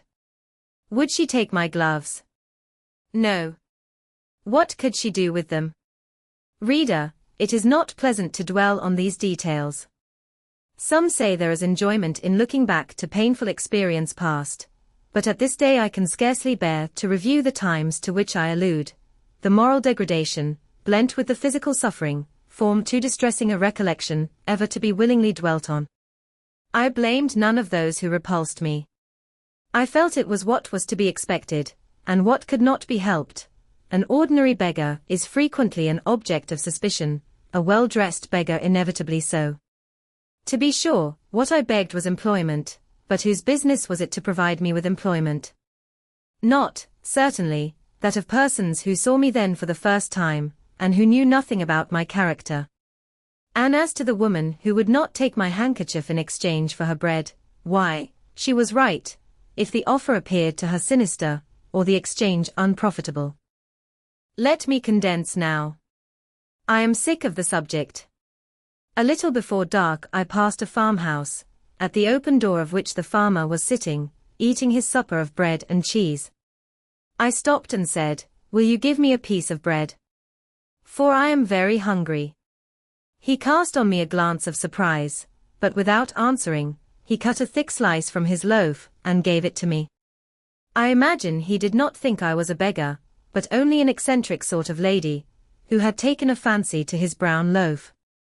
As soon as I was out of sight of his house, I sat down and ate it. I could not hope to get a lodging under a roof, and sought it in the wood I have before alluded to. But my night was wretched, my rest broken, the ground was damp, the air cold, besides, intruders passed near me more than once, and I had again and again to change my quarters. No sense of safety or tranquility befriended me. Towards morning it rained, the whole of the following day was wet. Do not ask me, reader, to give a minute account of that day. As before, I sought work, as before, I was repulsed, as before, I starved, but once did food pass my lips. At the door of a cottage I saw a little girl about to throw a mess of cold porridge into a pig trough. "Will you give me that?" I asked. "Will you give me that?" I asked. She stared at me. "Mother," she exclaimed, "there is a woman wants me to give her these porridge." "Well, lass," replied a voice within, "give it her if she's a beggar. Pig doesn't want it." The girl emptied the stiffened mould into my hand, and I devoured it ravenously. As the wet twilight deepened, I stopped in a solitary bridle path, which I had been pursuing an hour or more. "My strength is quite failing me," I said in a soliloquy. "I feel I cannot go much farther. Shall I be an outcast again this night? While the rain descends so, must I lay my head on the cold, drenched ground? I fear I cannot do otherwise, for who will receive me? But it will be very dreadful, with this feeling of hunger, faintness, chill, and this sense of desolation, this total prostration of hope. In all likelihood, though, I should die before morning. And why cannot I reconcile myself to the prospect of death? Why do I struggle to retain a valueless life? Because I know, or believe, Mr. Rochester is living, and then, to die of want and cold is a fate to which nature cannot submit passively. Oh, Providence! Sustain me a little longer. Aid, direct me. My glazed eye wandered over the dim and misty landscape. I saw I had strayed far from the village. It was quite out of sight. The very cultivation surrounding it had disappeared. I had, by crossways and bypaths, once more drawn near the tract of moorland, and now, only a few fields, almost as wild and unproductive as the heath from which they were scarcely reclaimed, lay between me and the dusky hill. Well, I would rather die yonder than in a street, or on a frequented road, I reflected. And far better that crows and ravens, if any ravens there be in these regions, should pick my flesh from my bones, than that they should be prisoned in a workhouse coffin and moulder in a pauper's grave. To the hill, then, I turned. I reached it. It remained now only to find a hollow where I could lie down, and feel at least hidden, if not secure. But all the surface of the waste looked level. It showed no variation but of tint, green, where rush and moss overgrew the marshes, black, where the dry soil bore only heath. Dark as it was getting, I could still see these changes, though but as mere alternations of light and shade, for color had faded with the daylight. My eye still roved over the sullen swell and along the moor edge, vanishing amidst the wildest scenery, when at one dim point, far in among the marshes and the ridges, a light sprang up. That is an ignis fatuus, was my first thought, and I expected it would soon vanish. It burnt on, however, quite steadily, neither receding nor advancing. Is it, then, a bonfire just kindled? I questioned. I watched to see whether it would spread, but no, as it did not diminish, so it did not enlarge. It may be a candle in a house, I then conjectured, but if so, I can never reach it. It is much too far away, and were it within a yard of me, what would it avail? I should but knock at the door to have it shut in my face. And I sank down where I stood, and hid my face against the ground. I lay still a while. The night wind swept over the hill and over me, and died moaning in the distance. The rain fell fast, wetting me afresh to the skin. Could I but have stiffened to the still frost, the friendly numbness of death, it might have pelted on. I should not have felt it, but my yet living flesh shuddered at its chilling influence. I rose ere long. The light was yet there, shining dim, but constant through the rain. I tried to walk again. I dragged my exhausted limbs slowly towards it. It led me aslant over the hill, through a wide bog, which would have been impassable in winter, and was splashy and shaking even now, in the height of summer. Here I fell twice, but as often I rose and rallied my faculties. This light was my forlorn hope. I must gain it. Having crossed the marsh, I saw a trace of white over the moor. I approached it. It was a road or a track. It led straight up to the light, which now beamed from a sort of knoll, amidst a clump of trees, firs, apparently, from what I could distinguish of the character of their forms and foliage through the gloom. My star vanished as I drew near. Some obstacle had intervened between me and it. I put out my hand to feel the dark mass before me. I discriminated the rough stones of a low wall, above it, something like palisades, and within, a high and prickly hedge. I groped on. Again a whitish object gleamed before me. It was a gate, a wicket. It moved on its hinges as I touched it. On each side stood a sable bush, holly or yew. Entering the gate and passing the shrubs, the silhouette of a house rose to view, black, low, and rather long, but the guiding light shone nowhere. All was obscurity. Were the inmates retired to rest? I feared it must be so. In seeking the door, I turned an angle. There shot out the friendly gleam again, from the lozenged panes of a very small latticed window, within a foot of the ground, made still smaller by the growth of ivy or some other creeping plant, whose leaves clustered thick over the portion of the house wall in which it was set. The aperture was so screened and narrow, that curtain or shutter had been deemed unnecessary, and when I stooped down and put aside the spray of foliage shooting over it, I could see all within. I could see clearly a room with a sanded floor, clean scoured. A dresser of walnut, with pewter plates ranged in rows, reflecting the redness and radiance of a glowing peat fire. I could see a clock, a white deal table, some chairs. The candle, whose ray had been my beacon, burnt on the table, and by its light an elderly woman, somewhat rough-looking, but scrupulously clean, like all about her, was knitting a stocking. I noticed these objects cursorily only. In them there was nothing extraordinary. A group of more interest appeared near the hearth, sitting still amidst the rosy peace and warmth suffusing it. Two young, graceful women, ladies in every point, sat, one in a low rocking chair, the other on a lower stool. Both wore deep mourning of crepe and bombazine, which somber garb singularly set off very fair necks and faces.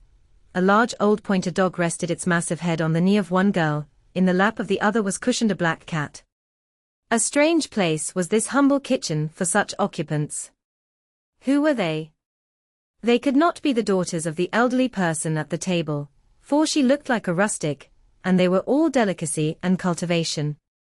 I had nowhere seen such faces as theirs, and yet, as I gazed on them, I seemed intimate with every lineament. I cannot call them handsome, they were too pale and grave for the word. As they each bent over a book, they looked thoughtful almost to severity. A stand between them supported a second candle and two great volumes, to which they frequently referred, comparing them, seemingly, with the smaller books they held in their hands, like people consulting a dictionary to aid them in the task of translation. This scene was as silent as if all the figures had been shadows and the firelit apartment a picture. So hushed was it. I could hear the cinders fall from the grate, the clock tick in its obscure corner, and I even fancied I could distinguish the click-click of the woman's knitting needles. When, therefore, a voice broke the strange stillness at last, it was audible enough to me. "Listen, Diana," said one of the absorbed students. "Franz and old Daniel are together in the night time, and Franz is telling a dream from which he has awakened in terror. Listen." And in a low voice she read something, of which not one word was intelligible to me, for it was in an unknown tongue, neither French nor Latin. Whether it were Greek or German I could not tell. "That is strong," she said, when she had finished. "I relish it." The other girl, who had lifted her head to listen to her sister, repeated, while she gazed at the fire, a line of what had been read. At a later day, I knew the language and the book, therefore, I will here quote the line, though, when I first heard it, it was only like a stroke on sounding brass to me, conveying no meaning. Da trat have einer, and zu sehen wie die Sterne nacht. Good.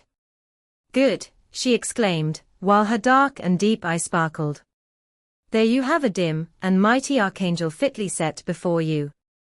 The line is worth 100 pages of fustian. Ich waged die Gedanken in der Scale meines Zorns, und die Work mit dem Gewicht meines Grimms. I like it. Both were again silent. Is there one country where they talk that way? Asked the old woman, looking up from her knitting.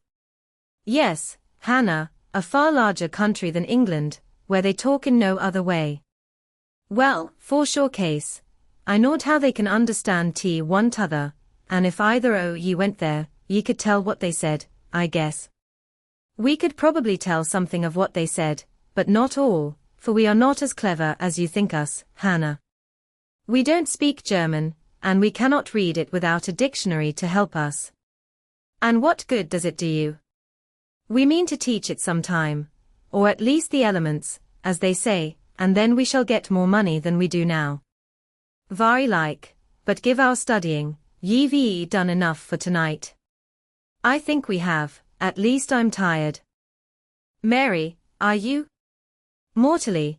After all, it's tough work fagging away at a language with no master but a lexicon.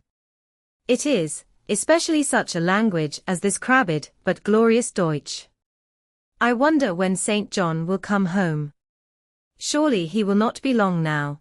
It is just 10, looking at a little gold watch she drew from her girdle.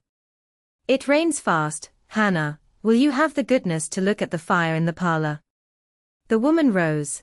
She opened a door, through which I dimly saw a passage. Soon I heard her stir a fire in an inner room.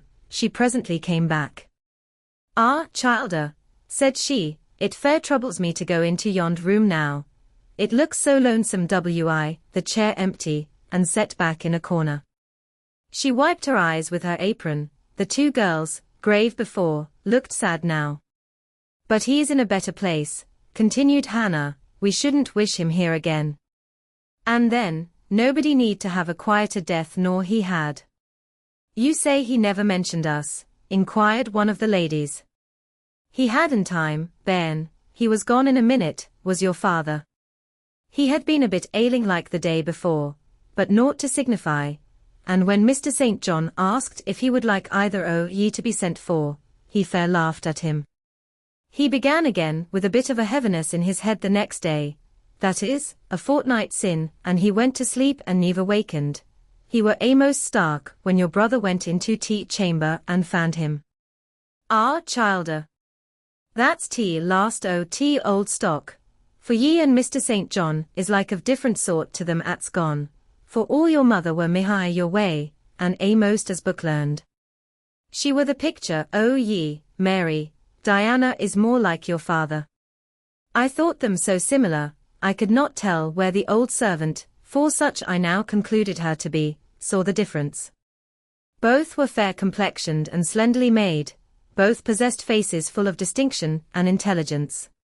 One, to be sure, had hair a shade darker than the other, and there was a difference in their style of wearing it. Mary's pale brown locks were parted and braided smooth. Diana's duskier tresses covered her neck with thick curls. The clock struck 10. You'll want your supper, I am sure, observed Hannah, and so will Mr. St. John when he comes in. And she proceeded to prepare the meal. The ladies rose. They seemed about to withdraw to the parlor.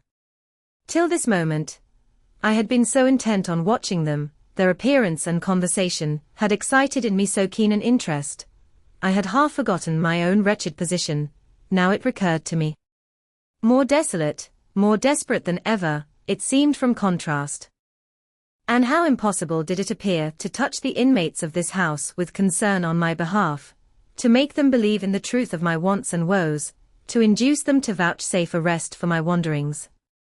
As I groped out the door, and knocked at it hesitatingly, I felt that last idea to be a mere chimera. Hannah opened. What do you want? She inquired, in a voice of surprise, as she surveyed me by the light of the candle she held. May I speak to your mistresses? I said. You had better tell me what you have to say to them. Where do you come from?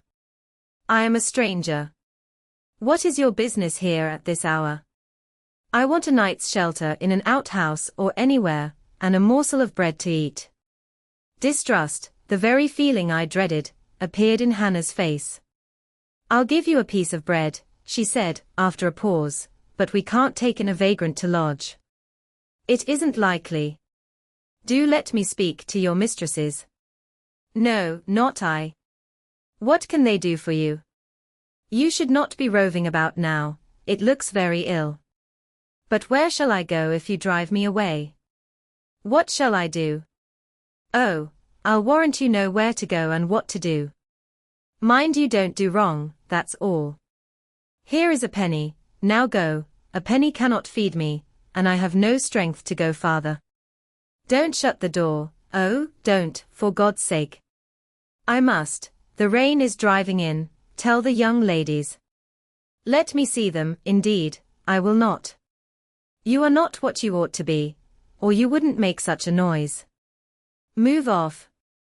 But I must die if I am turned away. Not you. I'm feared you have some ill plans, agate, that bring you about folks' houses at this time o' night. If you've any followers, housebreakers or such like, anywhere near, you may tell them we are not by ourselves in the house, we have a gentleman, and dogs, and guns. Here the honest, but inflexible servant clapped the door to and bolted it within. This was the climax. A pang of exquisite suffering, a throe of true despair, rent and heaved my heart. Worn out, indeed, I was, not another step could I stir. I sank on the wet doorstep. I groaned, I wrung my hands, I wept in utter anguish. Oh, this spectre of death! Oh, this last hour, approaching in such horror! Alas, this isolation, this banishment from my kind! Not only the anchor of hope, but the footing of fortitude was gone, at least for a moment, but the last I soon endeavored to regain. I can but die, I said, and I believe in God. Let me try to wait His will in silence. These words I not only thought, but uttered, and thrusting back all my misery into my heart, I made an effort to compel it to remain there, dumb and still. All men must die, said a voice quite close at hand, but all are not condemned to meet a lingering and premature doom, such as yours would be if you perished here of want. Who or what speaks? I asked, terrified at the unexpected sound, and incapable now of deriving from any occurrence a hope of aid. A form was near. What form? The pitch-dark night and my enfeebled vision prevented me from distinguishing. With a loud long knock, the newcomer appealed to the door. Is it you, Mr. St. John? Cried Hannah. Yes, yes, open quickly. Well, how wet and cold you must be, such a wild night as it is. Come in, your sisters are quite uneasy about you, and I believe there are bad folks about. There has been a beggar woman, I declare she is not gone yet, laid down there. Get up. For shame. Move off, I say. Hush, Hannah. I have a word to say to the woman. You have done your duty in excluding, now let me do mine in admitting her.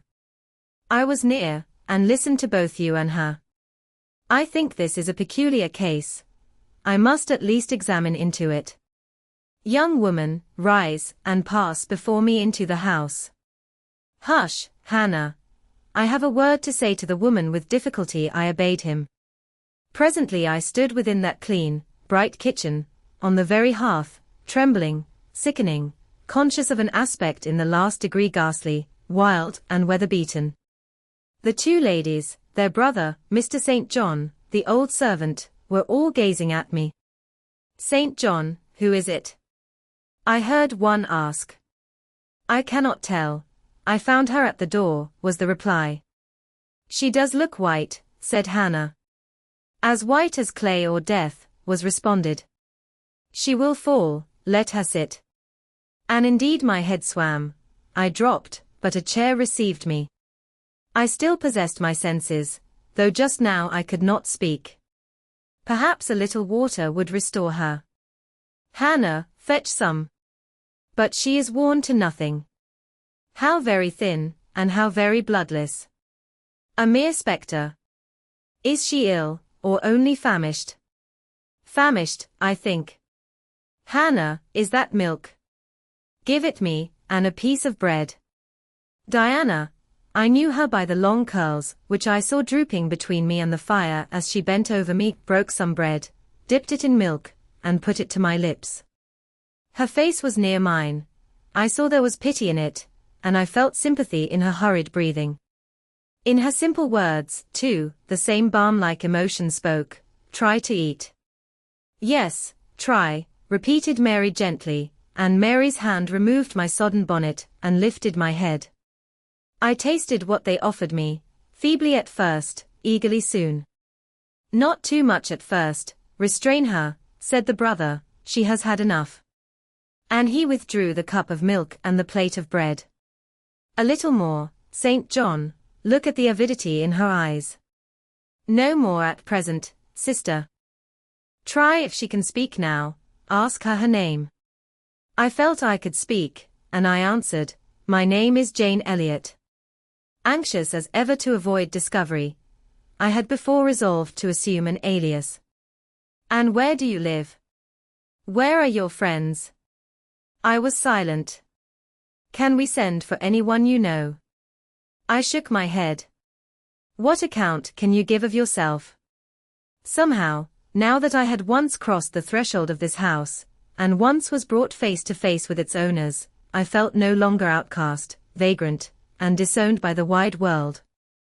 I dared to put off the mendicant, to resume my natural manner and character. I began once more to know myself, and when Mr. St. John demanded an account, which at present I was far too weak to render, I said after a brief pause, Sir, I can give you no details tonight. But what, then, said he, do you expect me to do for you? Nothing, I replied. My strength sufficed for but short answers. Diana took the word. Do you mean, she asked, that we have now given you what aid you require? And that we may dismiss you to the moor and the rainy night? I looked at her. She had, I thought, a remarkable countenance, instinct both with power and goodness. I took sudden courage. Answering her compassionate gaze with a smile, I said, I will trust you. If I were a masterless and stray dog, I know that you would not turn me from your hearth tonight. As it is, I really have no fear. Do with me and for me as you like, but excuse me from much discourse, my breath is short, I feel a spasm when I speak. All three surveyed me, and all three were silent. Hannah, said Mr. St. John, at last, let her sit there at present, and ask her no questions. In 10 minutes more, give her the remainder of that milk and bread. Mary and Diana, let us go into the parlor and talk the matter over. They withdrew. Very soon one of the ladies returned. I could not tell which. A kind of pleasant stupor was stealing over me as I sat by the genial fire. In an undertone, she gave some directions to Hannah. Ere long, with the servant's aid, I contrived to mount a staircase. My dripping clothes were removed. Soon a warm, dry bed received me. I thanked God, experienced amidst unutterable exhaustion a glow of grateful joy, and slept. Chapter 29. The recollection of about 3 days and nights succeeding this is very dim in my mind. I can recall some sensations felt in that interval, but few thoughts framed, and no actions performed. I knew I was in a small room and in a narrow bed. To that bed I seemed to have grown. I lay on it motionless as a stone, and to have torn me from it would have been almost to kill me. I took no note of the lapse of time, of the change from morning to noon, from noon to evening. I observed when any one entered or left the apartment. I could even tell who they were. I could understand what was said when the speaker stood near to me, but I could not answer.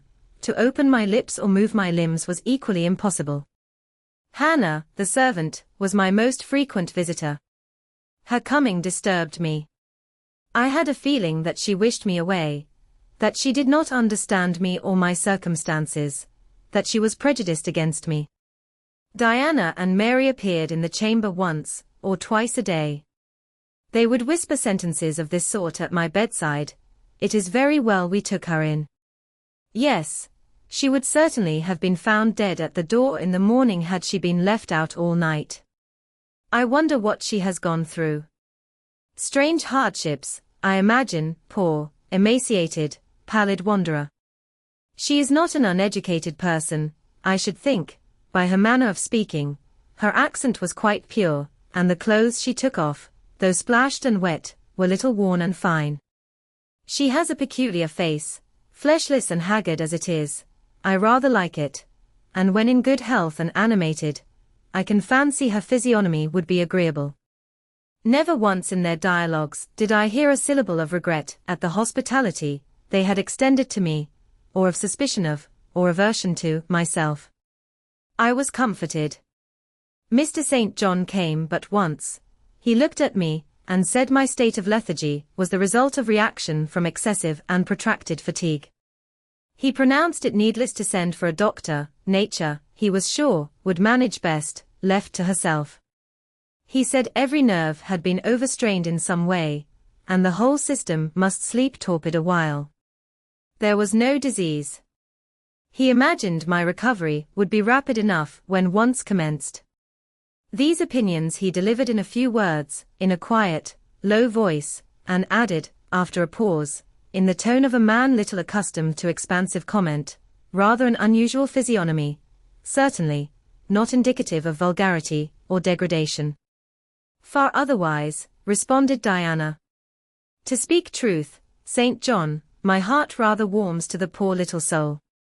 I wish we may be able to benefit her permanently." "That is hardly likely," was the reply.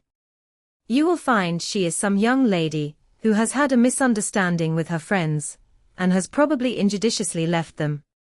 We may, perhaps, succeed in restoring her to them, if she is not obstinate, but I trace lines of force in her face which make me skeptical of her tractability." He stood considering me some minutes, then added, "She looks sensible, but not at all handsome." "She is so ill, St. John." "Ill or well, she would always be plain. The grace and harmony of beauty are quite wanting in those features." On the third day I was better. On the fourth, I could speak, move, rise in bed, and turn. Hannah had brought me some gruel and dry toast, about, as I supposed, the dinner hour. I had eaten with relish. The food was good, void of the feverish flavor which had hitherto poisoned what I had swallowed. When she left me, I felt comparatively strong and revived. Ere long satiety of repose and desire for action stirred me. I wished to rise, but what could I put on? Only my damp and bemired apparel, in which I had slept on the ground and fallen in the marsh. I felt ashamed to appear before my benefactors so clad. I was spared the humiliation. On a chair by the bedside were all my own things, clean and dry. My black silk frock hung against the wall. The traces of the bog were removed from it, the creases left by the wet smoothed out. It was quite decent. My very shoes and stockings were purified and rendered presentable. There were the means of washing in the room, and a comb and brush to smooth my hair. After a weary process, and resting every 5 minutes, I succeeded in dressing myself. My clothes hung loose on me, for I was much wasted, but I covered deficiencies with a shawl, and once more, clean and respectable looking, no speck of the dirt, no trace of the disorder I so hated, and which seemed so to degrade me, left, I crept down a stone staircase with the aid of the banisters, to a narrow low passage, and found my way presently to the kitchen. It was full of the fragrance of new bread, and the warmth of a generous fire. Hannah was baking. Prejudices, it is well known, are most difficult to eradicate from the heart whose soil has never been loosened or fertilized by education. They grow there firm as weeds among stones. Hannah had been cold and stiff, indeed, at the first. Latterly she had begun to relent a little, and when she saw me come in tidy and well dressed, she even smiled. "What, you have got up," she said. "You are better, then. You may sit you down in my chair on the hearthstone, if you will." She pointed to the rocking chair. I took it. She bustled about, examining me every now and then with the corner of her eye. Turning to me, as she took some loaves from the oven, she asked bluntly, "Did you ever go a-begging afore you came here?" I was indignant for a moment, but remembering that anger was out of the question, and that I had indeed appeared as a beggar to her, I answered quietly, but still not without a certain marked firmness, "You are mistaken in supposing me a beggar. I am no beggar, any more than yourself, or your young ladies." After a pause she said, "I do not understand that. You've like no house, nor no brass, I guess." The want of house or brass, by which I suppose you mean money, does not make a beggar in your sense of the word. "Are you book-learned?" she inquired presently. "Yes, very." "But you've never been to a boarding school?" "I was at a boarding school 8 years." She opened her eyes wide. "Whatever cannot ye keep yourself for, then?" "I have kept myself, and, I trust, shall keep myself again." "What are you going to do with these gooseberries?" I inquired, as she brought out a basket of the fruit. "Mac 'em into pies. Give them to me and I'll pick them." "Nay, I do not want ye to do naught." "But I must do something." "Let me have them." She consented, and she even brought me a clean towel to spread over my dress, lest, as she said, I should mucky it. "Ye've not been used to sarvant's work, I see by your hands," she remarked. "Happen ye've been a dressmaker." "No, you are wrong. And now, never mind what I have been. Don't trouble your head further about me, but tell me the name of the house where we are." "Some calls it Marsh End, and some calls it Moor House." "And the gentleman who lives here is called Mr. St. John." "Nay, he doesn't live here, he is only staying a while. When he is at home, he is in his own parish at Morton. That village a few miles off." "Aye? And what is he?" "He is a parson." I remembered the answer of the old housekeeper at the parsonage, when I had asked to see the clergyman. This, then, was his father's residence. Aye, old Mr. Rivers lived here, and his father, and grandfather, and great-grandfather afore him.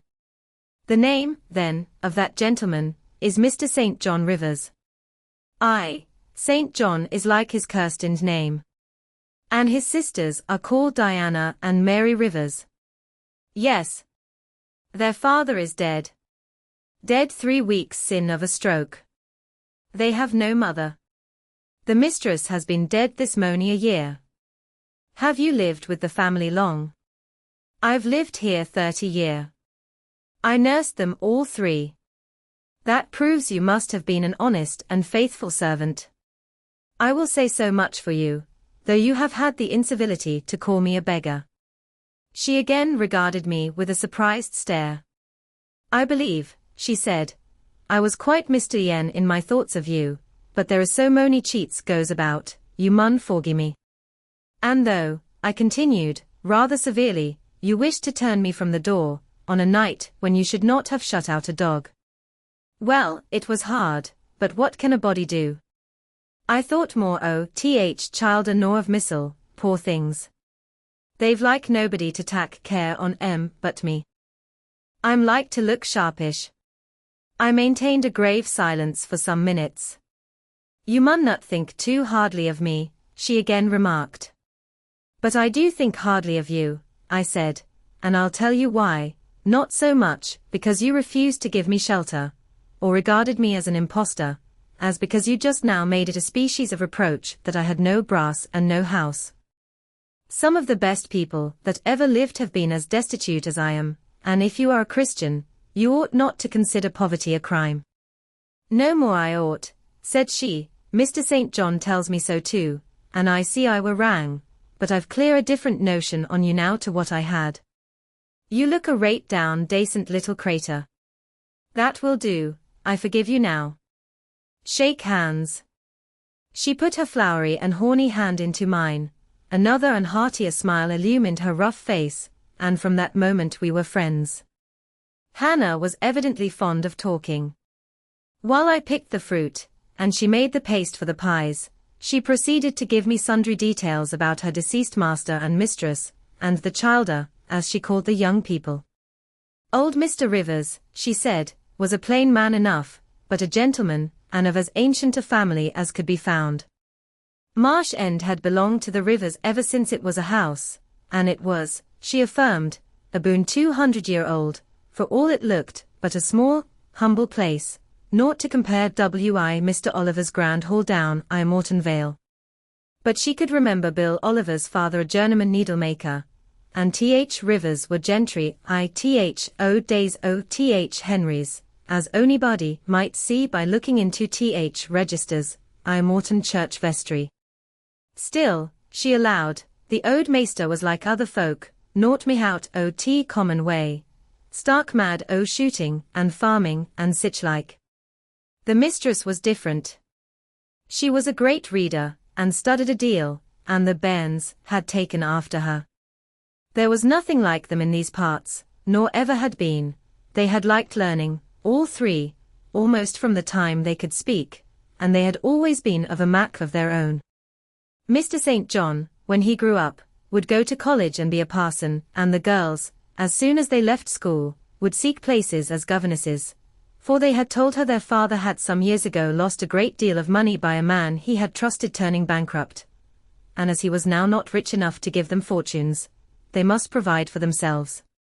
They had lived very little at home for a long while, and were only come now to stay a few weeks on account of their father's death, but they did so like Marsh End and Morton, and all these moors and hills about. They had been in London, and many other grand towns, but they always said there was no place like home, and then they were so agreeable with each other, never fell out nor thrept. She did not know where there was such a family for being united. Having finished my task of gooseberry picking, I asked where the two ladies and their brother were now. Gone over to Morton for a walk, but they would be back in half an hour to tea. They returned within the time Hannah had allotted them. They entered by the kitchen door. Mr. St. John, when he saw me, merely bowed and passed through. The two ladies stopped. Mary, in a few words, kindly and calmly expressed the pleasure she felt in seeing me well enough to be able to come down. Diana took my hand. She shook her head at me. "You should have waited for my leave to descend," she said. "You still look very pale, and so thin. Poor child, poor girl." Diana had a voice toned, to my ear, like the cooing of a dove. She possessed eyes whose gaze I delighted to encounter. Her whole face seemed to me full of charm. Mary's countenance was equally intelligent, her features equally pretty, but her expression was more reserved, and her manners, though gentle, more distant. Diana looked and spoke with a certain authority. She had a will, evidently. It was my nature to feel pleasure in yielding to an authority supported like hers, and to bend, where my conscience and self-respect permitted, to an active will. "And what business have you here?" she continued. "It is not your place.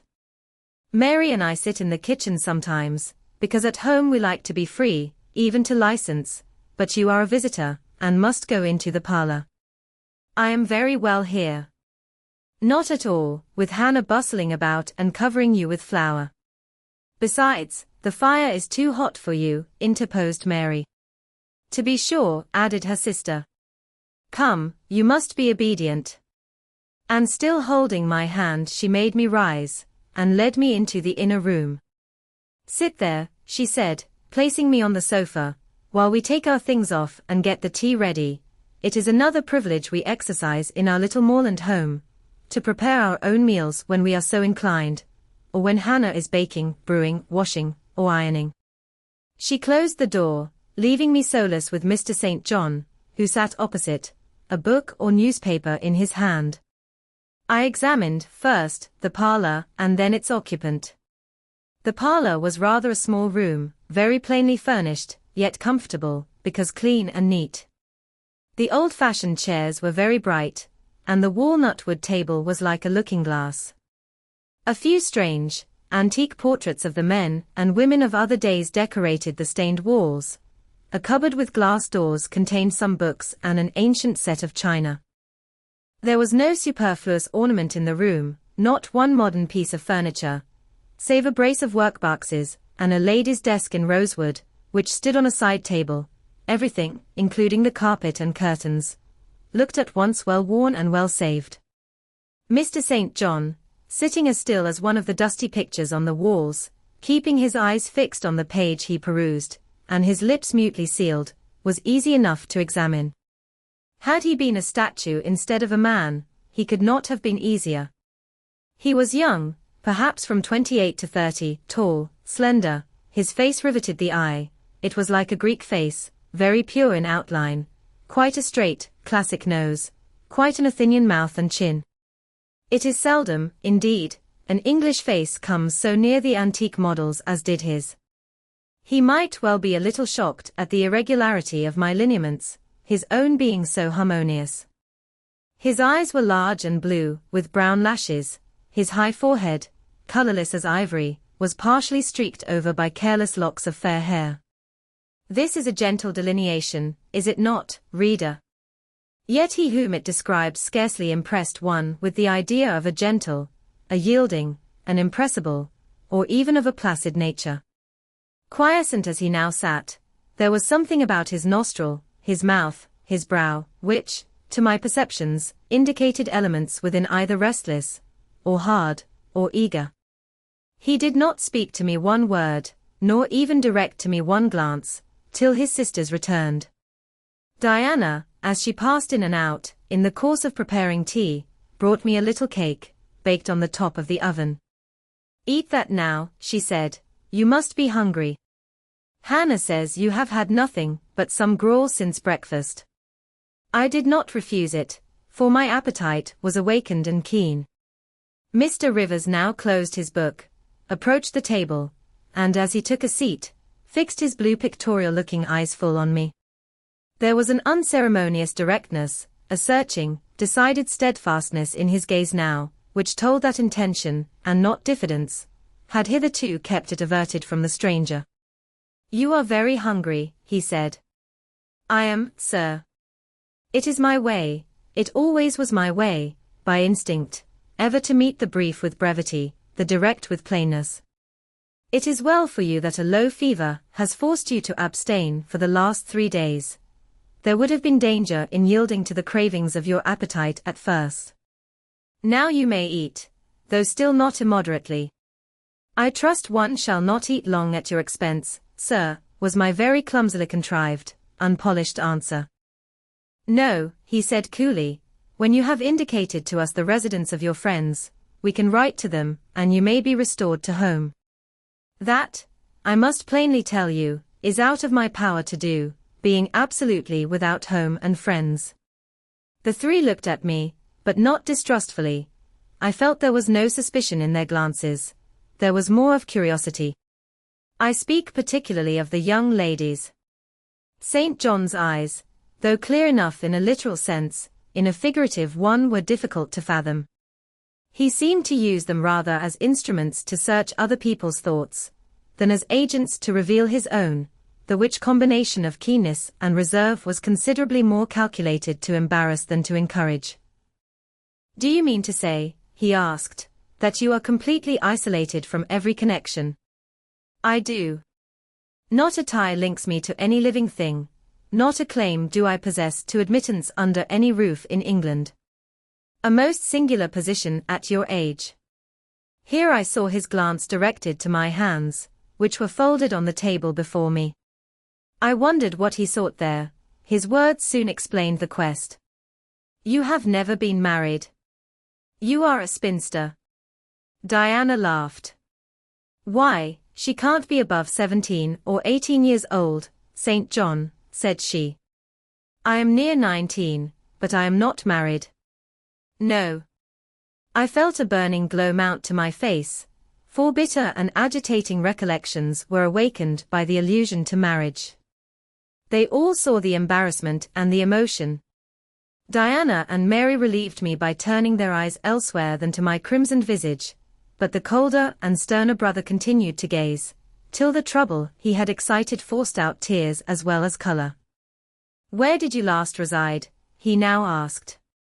"You are too inquisitive, St. John," murmured Mary in a low voice, but he leaned over the table and required an answer by a second firm and piercing look. "The name of the place where, and of the person with whom I lived, is my secret," I replied concisely. "Which, if you like, you have, in my opinion, a right to keep, both from St. John and every other questioner," remarked Diana. "Yet if I know nothing about you or your history, I cannot help you," he said. "And you need help, do you not?" "I need it, and I seek it so far, sir, that some true philanthropist will put me in the way of getting work which I can do, and the remuneration for which will keep me, if but in the barest necessaries of life. I know not whether I am a true philanthropist, yet I am willing to aid you to the utmost of my power in a purpose so honest. First, then, tell me what you have been accustomed to do, and what you can do." I had now swallowed my tea. I was mightily refreshed by the beverage, as much so as a giant with wine. It gave new tone to my unstrung nerves, and enabled me to address this penetrating young judge steadily. "Mr. Rivers," I said, turning to him, and looking at him, as he looked at me, openly and without diffidence, "you and your sisters have done me a great service. The greatest man can do his fellow being. You have rescued me, by your noble hospitality, from death. This benefit conferred gives you an unlimited claim on my gratitude, and a claim, to a certain extent, on my confidence. I will tell you as much of the history of the wanderer you have harbored, as I can tell without compromising my own peace of mind, my own security, moral and physical, and that of others. I am an orphan, the daughter of a clergyman. My parents died before I could know them. I was brought up a dependent, educated in a charitable institution. I will even tell you the name of the establishment, where I passed 6 years as a pupil, and 2 as a teacher, Lowood Orphan Asylum, Shire. You will have heard of it, Mr. Rivers. The Reverend Robert Brocklehurst is the treasurer. I have heard of Mr. Brocklehurst, and I have seen the school. I left Lowood nearly a year since to become a private governess. I obtained a good situation, and was happy. This place I was obliged to leave 4 days before I came here. The reason of my departure, I cannot and ought not to explain. It would be useless, dangerous, and would sound incredible. No blame attached to me. I am as free from culpability as any one of you 3. Miserable I am, and must be for a time, for the catastrophe, which drove me from a house I had found a paradise, was of a strange and direful nature. I observed but 2 points in planning my departure: speed, secrecy. To secure these, I had to leave behind me everything I possessed except a small parcel, which, in my hurry and trouble of mind, I forgot to take out of the coach that brought me to Whitcross.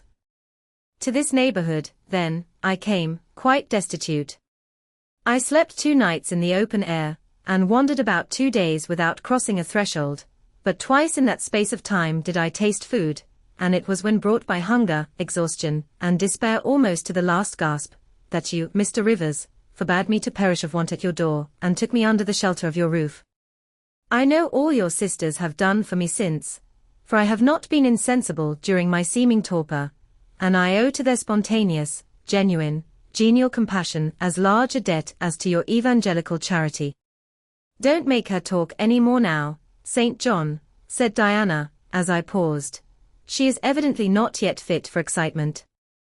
Come to the sofa and sit down now, Miss Elliot. I gave an involuntary half-start at hearing the alias. I had forgotten my new name. Mr. Rivers, whom nothing seemed to escape, noticed it at once.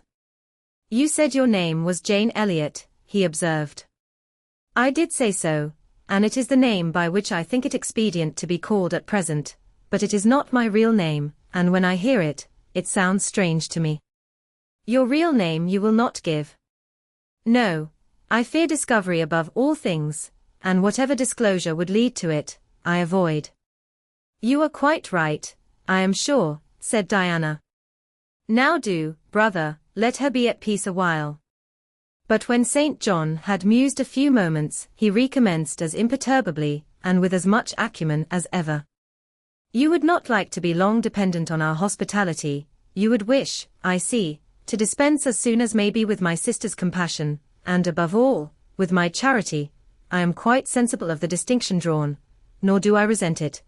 It is just you desire to be independent of us. I do. I have already said so. Show me how to work, or how to seek work. That is all I now ask. Then let me go, if it be but to the meanest cottage, but till then, allow me to stay here. I dread another essay of the horrors of homeless destitution. Indeed you shall stay here, said Diana, putting her white hand on my head. You shall, repeated Mary, in the tone of undemonstrative sincerity, which seemed natural to her. My sisters, you see, have a pleasure in keeping you, said Mr. St. John, as they would have a pleasure in keeping and cherishing a half-frozen bird some wintry wind might have driven through their casement. I feel more inclination to put you in the way of keeping yourself, and shall endeavor to do so, but observe, my sphere is narrow. I am but the incumbent of a poor country parish. My aid must be of the humblest sort. And if you are inclined to despise the day of small things, seek some more efficient succor than such as I can offer. She has already said that she is willing to do anything honest she can do, answered Diana for me, and you know, St. John, she has no choice of helpers. She is forced to put up with such crusty people as you. I will be a dressmaker. I will be a plain workwoman. I will be a servant, a nurse girl, if I can be no better, I answered. Right, said Mr. St. John, quite coolly. If such is your spirit, I promise to aid you, in my own time and way. He now resumed the book with which he had been occupied before tea.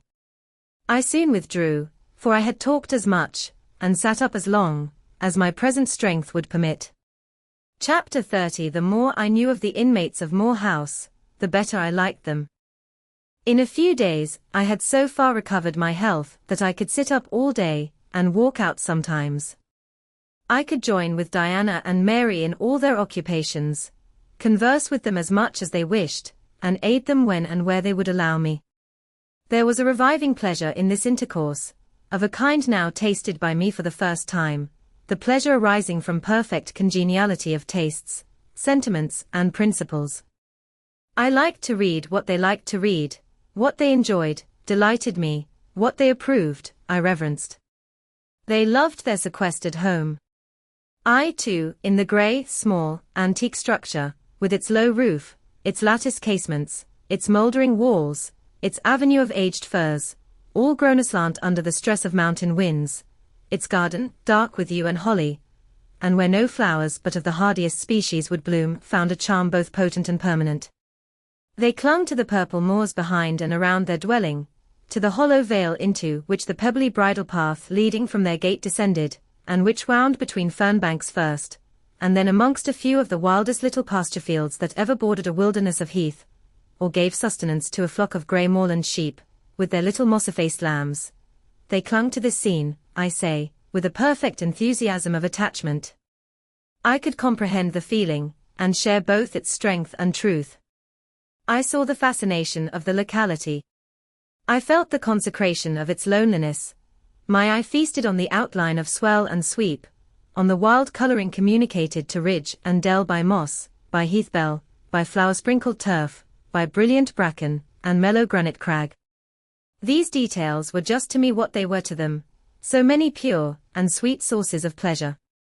The strong blast and the soft breeze, the rough and the halcyon day, the hours of sunrise and sunset, the moonlight and the clouded night, developed for me, in these regions, the same attraction as for them, wound round my faculties the same spell that entranced theirs. Indoors we agreed equally well.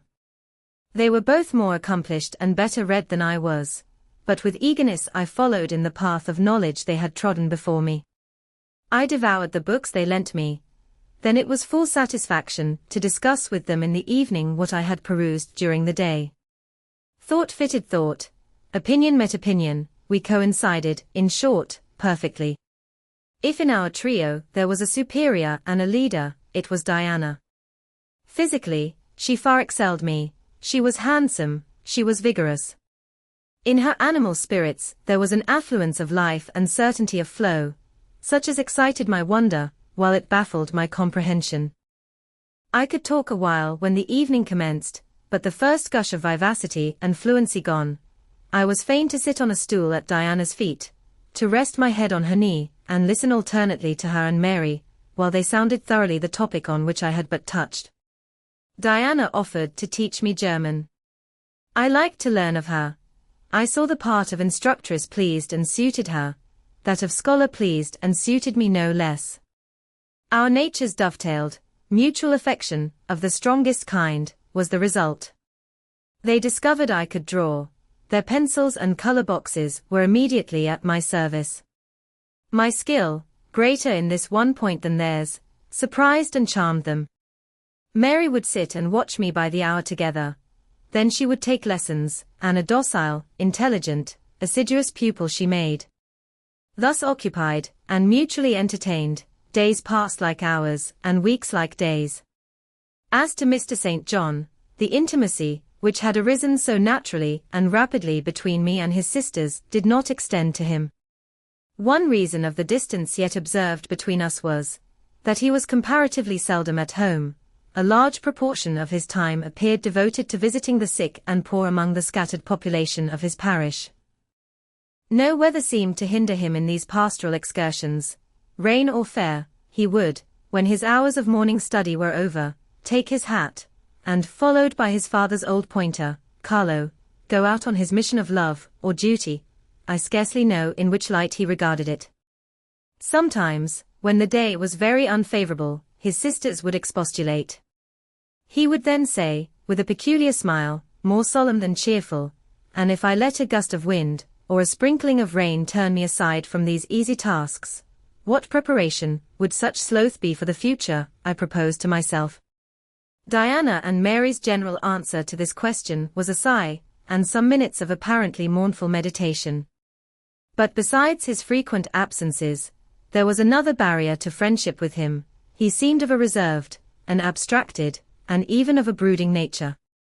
Zealous in his ministerial labors, blameless in his life and habits, he yet did not appear to enjoy that mental serenity, that inward content, which should be the reward of every sincere Christian and practical philanthropist. Often, of an evening, when he sat at the window, his desk and papers before him, he would cease reading or writing, rest his chin on his hand, and deliver himself up to I know not what course of thought, but that it was perturbed and exciting might be seen in the frequent flash and changeful dilation of his eye. I think, moreover, that nature was not to him that treasury of delight it was to his sisters. He expressed once, and but once in my hearing, a strong sense of the rugged charm of the hills, and an inborn affection for the dark roof and hoary walls he called his home, but there was more of gloom than pleasure in the tone and words in which the sentiment was manifested. And never did he seem to roam the moors for the sake of their soothing silence, never seek out, or dwell upon the thousand peaceful delights they could yield. Incommunicative as he was, some time elapsed before I had an opportunity of gauging his mind. I first got an idea of its caliber when I heard him preach in his own church at Morton. I wish I could describe that sermon, but it is past my power. I cannot even render faithfully the effect it produced on me. It began calm, and indeed, as far as delivery and pitch of voice went, it was calm to the end, and earnestly felt, yet strictly restrained zeal breathed soon in the distinct accents, and prompted the nervous language. This grew to force, compressed, condensed, controlled. The heart was thrilled, the mind astonished, by the power of the preacher, neither were softened. Throughout there was a strange bitterness, an absence of consolatory gentleness. Stern allusions to Calvinistic doctrines, election, predestination, reprobation, were frequent, and each reference to these points sounded like a sentence pronounced for doom. When he had done, instead of feeling better, calmer, more enlightened by his discourse, I experienced an inexpressible sadness, for it seemed to me, I know not whether equally so to others, that the eloquence to which I had been listening had sprung from a depth where lay turbid dregs of disappointment, where moved troubling impulses of insatiate yearnings and disquieting aspirations. I was sure St. John Rivers, pure-lived, conscientious, zealous as he was, had not yet found that peace of God which passeth all understanding.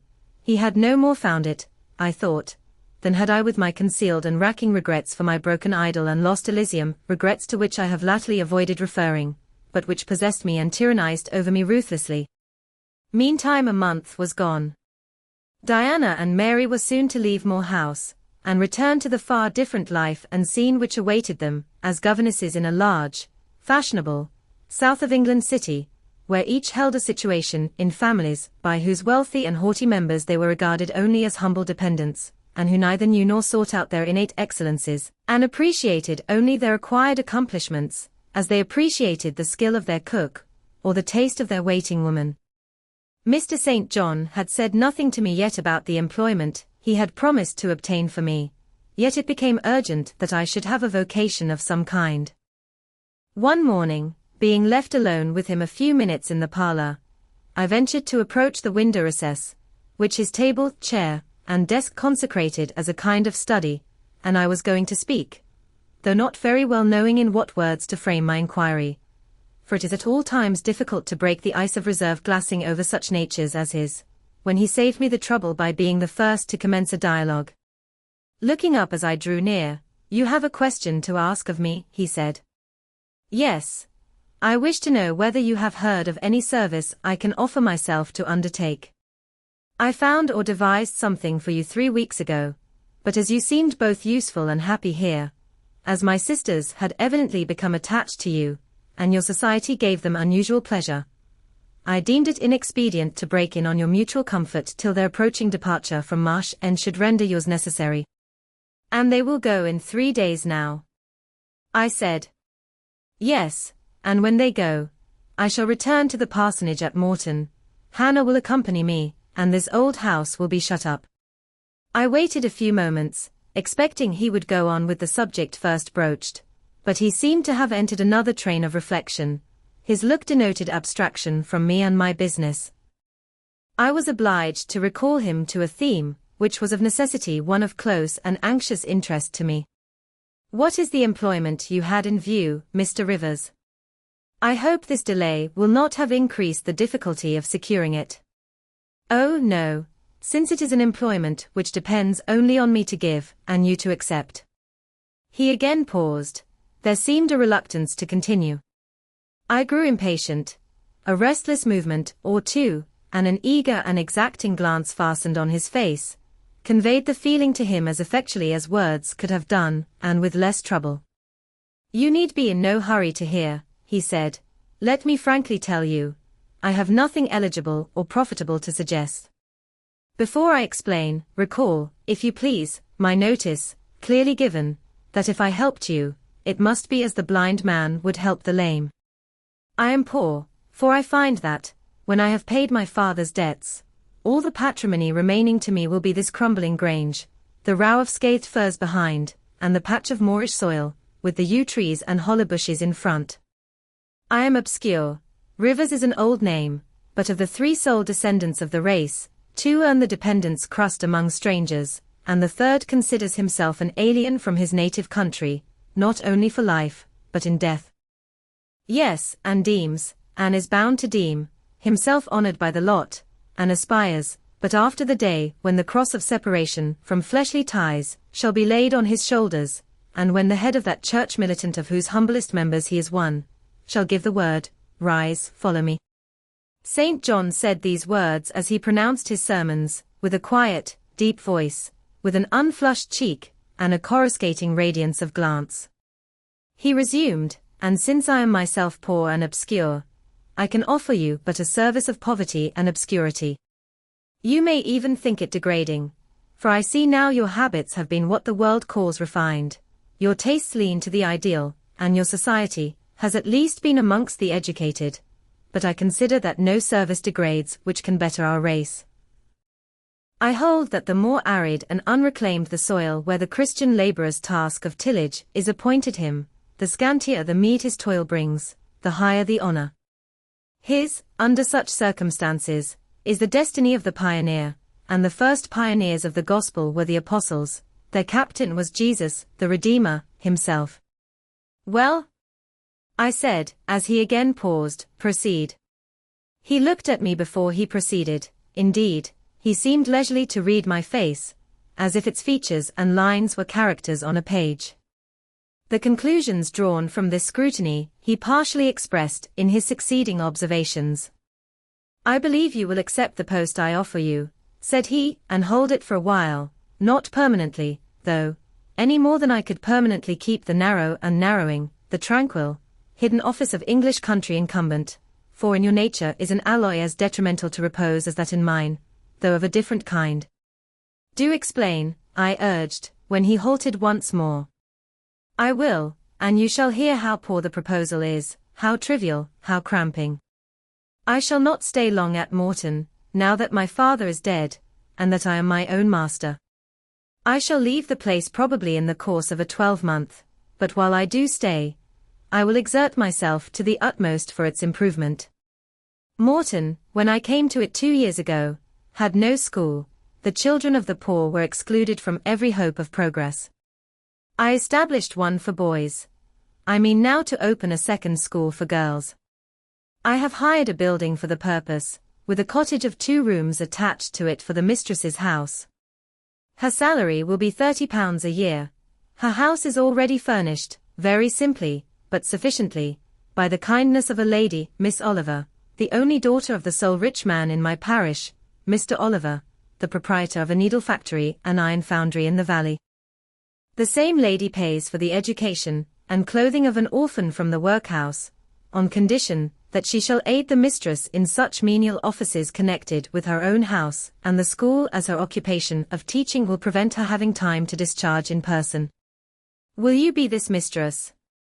He put the question rather hurriedly. He seemed half to expect an indignant, or at least a disdainful rejection of the offer, not knowing all my thoughts and feelings, though guessing some, he could not tell in what light the lot would appear to me.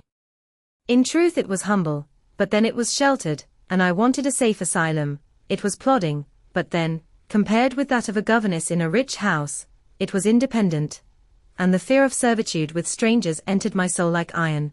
It was not ignoble, not unworthy, not mentally degrading. I made my decision. I thank you for the proposal, Mr. Rivers, and I accept it with all my heart. But you comprehend me, he said. It is a village school. Your scholars will be only poor girls, cottagers' children, at the best, farmers' daughters. Knitting, sewing, reading, writing, ciphering will be all you will have to teach. What will you do with your accomplishments? What, with the largest portion of your mind, sentiments, tastes? Save them till they are wanted. They will keep. You know what you undertake, then? I do. He now smiled, and not a bitter or a sad smile, but one well pleased and deeply gratified. And when will you commence the exercise of your function? I will go to my house tomorrow, and open the school, if you like, next week. Very well, so be it. He rose and walked through the room. Standing still, he again looked at me.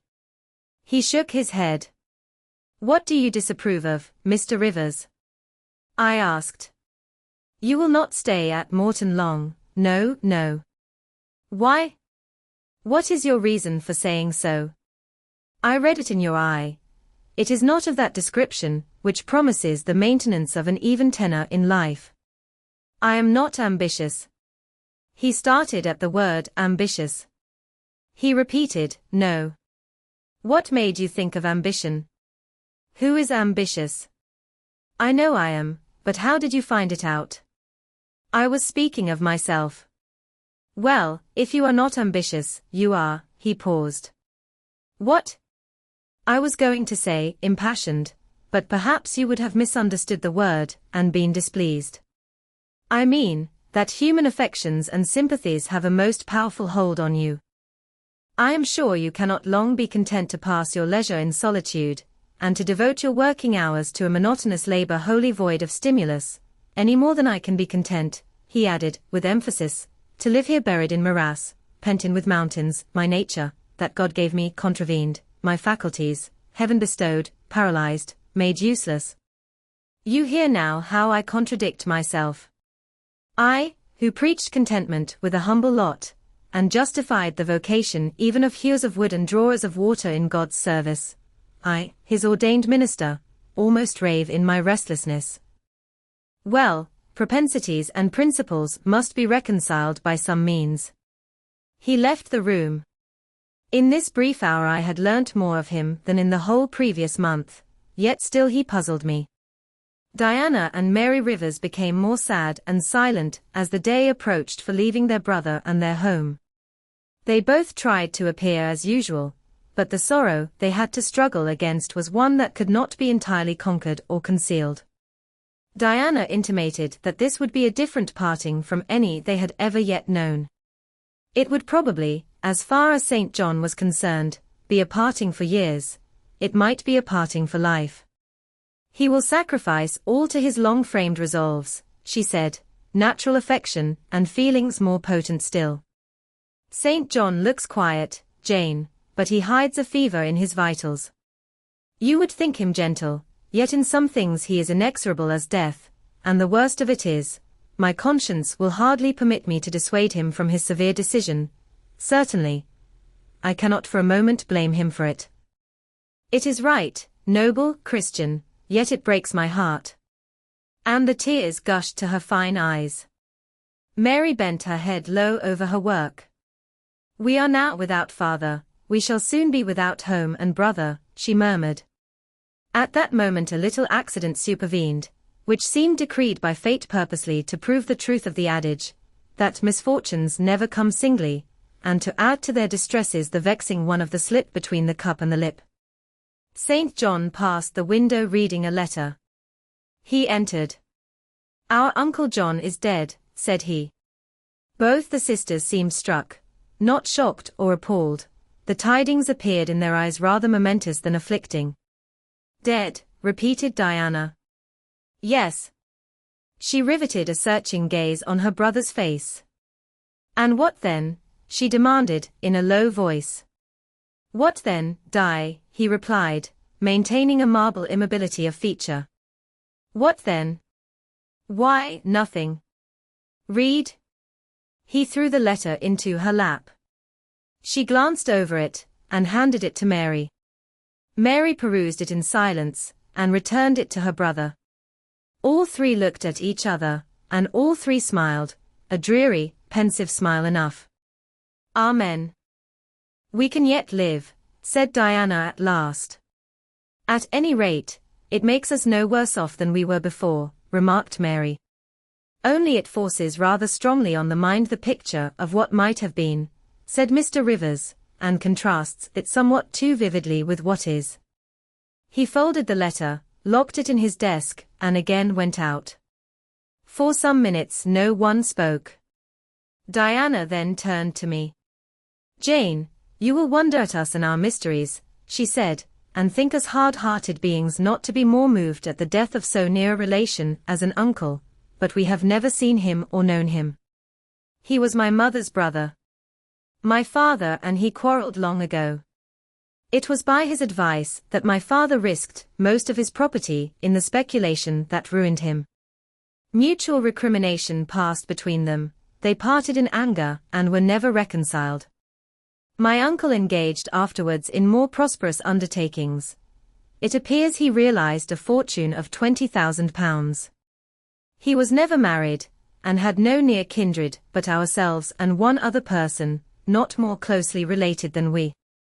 My father always cherished the idea that he would atone for his error by leaving his possessions to us.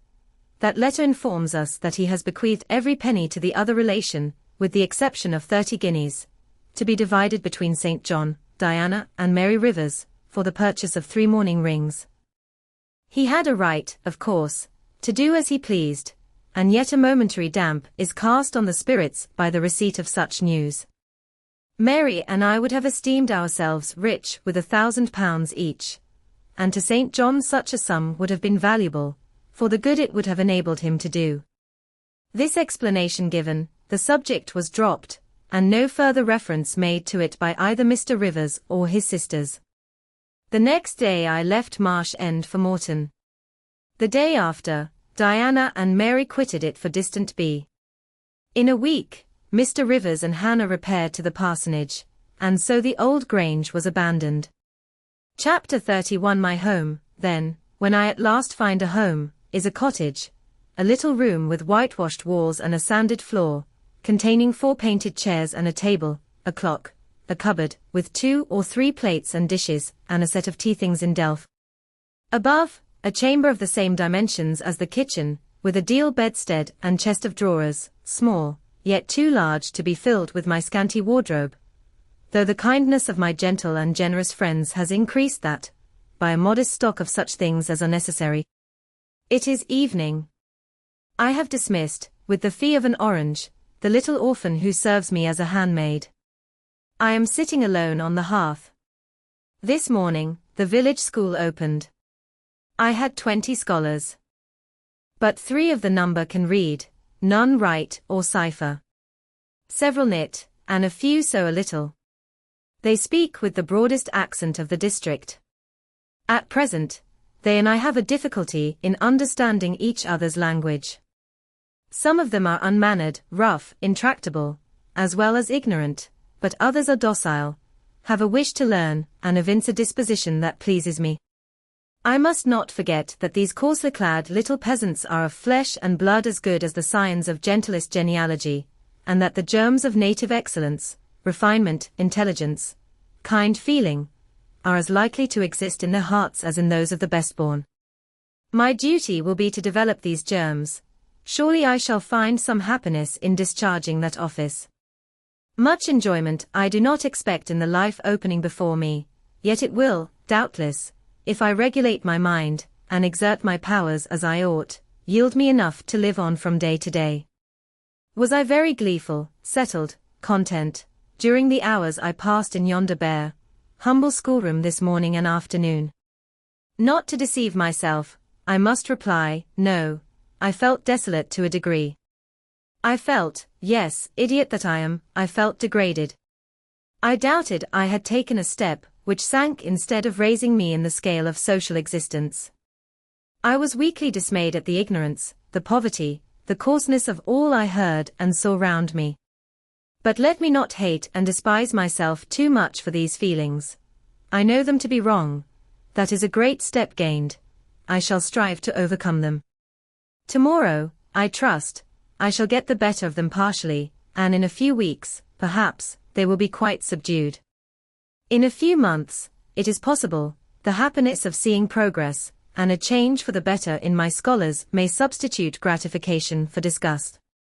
Meantime, let me ask myself one question, which is better, to have surrendered to temptation, listened to passion, made no painful effort, no struggle, but to have sunk down in the silken snare, fallen asleep on the flowers covering it, wakened in a southern clime, amongst the luxuries of a pleasure villa, to have been now living in France, Mr. Rochester's mistress, delirious with his love half my time, for he would, oh, yes, he would have loved me well for a while. He did love me, no one will ever love me so again. I shall never more know the sweet homage given to beauty, youth, and grace, for never to any one else shall I seem to possess these charms. He was fond and proud of me. It is what no man besides will ever be. But where am I wandering, and what am I saying, and above all, feeling? Whether is it better, I ask, to be a slave in a fool's paradise at Marseilles, fevered with delusive bliss 1 hour, suffocating with the bitterest tears of remorse and shame the next, or to be a village schoolmistress, free and honest, in a breezy mountain nook in the healthy heart of England? Yes. I feel now that I was right when I adhered to principle and law, and scorned and crushed the insane promptings of a frenzied moment. God directed me to a correct choice. I thank His providence for the guidance. Having brought my eventide musings to this point, I rose, went to my door, and looked at the sunset of the harvest day, and at the quiet fields before my cottage, which, with the school, was distant 1/2 mile from the village. The birds were singing their last strains, the air was mild, the dew was balm. While I looked, I thought myself happy, and was surprised to find myself ere long weeping, and why? For the doom which had reft me from adhesion to my master, for him I was no more to see, for the desperate grief and fatal fury, consequences of my departure, which might now, perhaps, be dragging him from the path of right, too far to leave hope of ultimate restoration thither. At this thought, I turned my face aside from the lovely sky of Eve and lonely vale of Morton. I say lonely, for in that bend of it visible to me there was no building apparent save the church and the parsonage, half hid in trees, and quite at the extremity, the roof of Vale Hall, where the rich Mr. Oliver and his daughter lived. I hid my eyes, and leant my head against the stone frame of my door, but soon a slight noise near the wicket, which shut in my tiny garden from the meadow beyond it, made me look up. A dog, old Carlo, Mr. Rivers' pointer, as I saw in a moment, was pushing the gate with his nose, and St. John himself leant upon it with folded arms, his brow knit, his gaze, grave almost to displeasure, fixed on me. I asked him to come in. "No, I cannot stay. I have only brought you a little parcel my sisters left for you. I think it contains a colour box, pencils, and paper." I approached to take it. A welcome gift it was. He examined my face, I thought, with austerity, as I came near. The traces of tears were doubtless very visible upon it. "Have you found your first day's work harder than you expected?" he asked. "Oh, no. On the contrary, I think in time I shall get on with my scholars very well. But perhaps your accommodations, your cottage, your furniture, have disappointed your expectations." "They are, in truth, scanty enough, but," I interrupted, "my cottage is clean and weatherproof, my furniture sufficient and commodious. All I see has made me thankful, not despondent. I am not absolutely such a fool and sensualist as to regret the absence of a carpet, a sofa, and silver plate. Besides, 5 weeks ago I had nothing. I was an outcast, a beggar, a vagrant. Now I have acquaintance, a home, a business. I wonder at the goodness of God, the generosity of my friends, the bounty of my lot. I do not repine. But you feel solitude and oppression. The little house there behind you is dark and empty. I have hardly had time yet to enjoy a sense of tranquility, much less to grow impatient under one of loneliness." "Very well. I hope you feel the content you express. At any rate, your good sense will tell you that it is too soon yet to yield to the vacillating fears of Lot's wife. What you had left before I saw you, of course I do not know, but I counsel you to resist firmly every temptation, which would incline you to look back. Pursue your present career steadily, for some months at least." "It is what I mean to do," I answered. St. John continued, "It is hard work to control the workings of inclination and turn the bent of nature, but that it may be done, I know from experience. God has given us, in a measure, the power to make our own fate, and when our energies seem to demand a sustenance they cannot get, when our will strains after a path we may not follow, we need neither starve from inanition, nor stand still in despair. We have but to seek another nourishment for the mind, as strong as the forbidden food it longed to taste, and perhaps purer, and to hew out for the adventurous foot a road as direct and broad as the one fortune has blocked up against us, if rougher than it. A year ago, I was myself intensely miserable, because I thought I had made a mistake in entering the ministry. Its uniform duties wearied me to death. I burnt for the more active life of the world, for the more exciting toils of a literary career, for the destiny of an artist, author, orator, anything rather than that of a priest, yes, the heart of a politician, of a soldier, of a votary of glory, a lover of renown, a lust after power, beat under my curate's surplice. I considered, my life was so wretched, it must be changed, or I must die. After a season of darkness and struggling, light broke and relief fell. My cramped existence all at once spread out to a plain without bounds. My powers heard a call from heaven to rise, gather their full strength, spread their wings, and mount beyond ken. God had an errand for me, to bear which afar, to deliver it well. Skill and strength, courage and eloquence, the best qualifications of soldier, statesman, and orator, were all needed, for these all center in the good missionary. A missionary I resolved to be. From that moment my state of mind changed. The fetters dissolved and dropped from every faculty, leaving nothing of bondage, but its galling soreness, which time only can heal. My father, indeed, imposed the determination, but since his death, I have not a legitimate obstacle to contend with. Some affairs settled, a successor for Morton provided, an entanglement, or two of the feelings broken through or cut asunder, a last conflict with human weakness, in which I know I shall overcome, because I have vowed that I will overcome, and I leave Europe for the East. He said this in his peculiar, subdued, yet emphatic voice, looking, when he had ceased speaking, not at me, but at the setting sun, at which I looked too. Both he and I had our backs towards the path leading up the field to the wicket. We had heard no step on that grass-grown track. The water running in the vale was the one lulling sound of the hour and scene. We might well then start, when a gay voice, sweet as a silver bell, exclaimed, "Good evening, Mr. Rivers."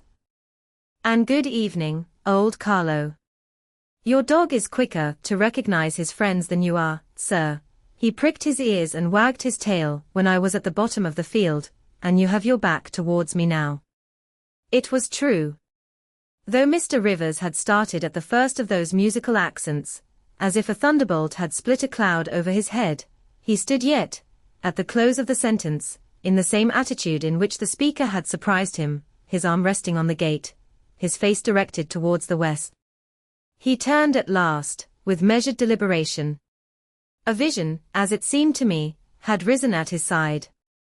There appeared, within 3 feet of him, a form clad in pure white, a youthful, graceful form, full, yet fine in contour, and when, after bending to caress Carlo, it lifted up its head, and threw back a long veil, there bloomed under his glance a face of perfect beauty.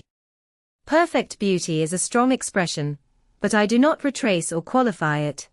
As sweet features, as ever the temperate clime of Albion moulded, as pure hues of rose and lily as ever her humid gales and vapory skies generated and screened, justified, in this instance, the term. No charm was wanting, no defect was perceptible.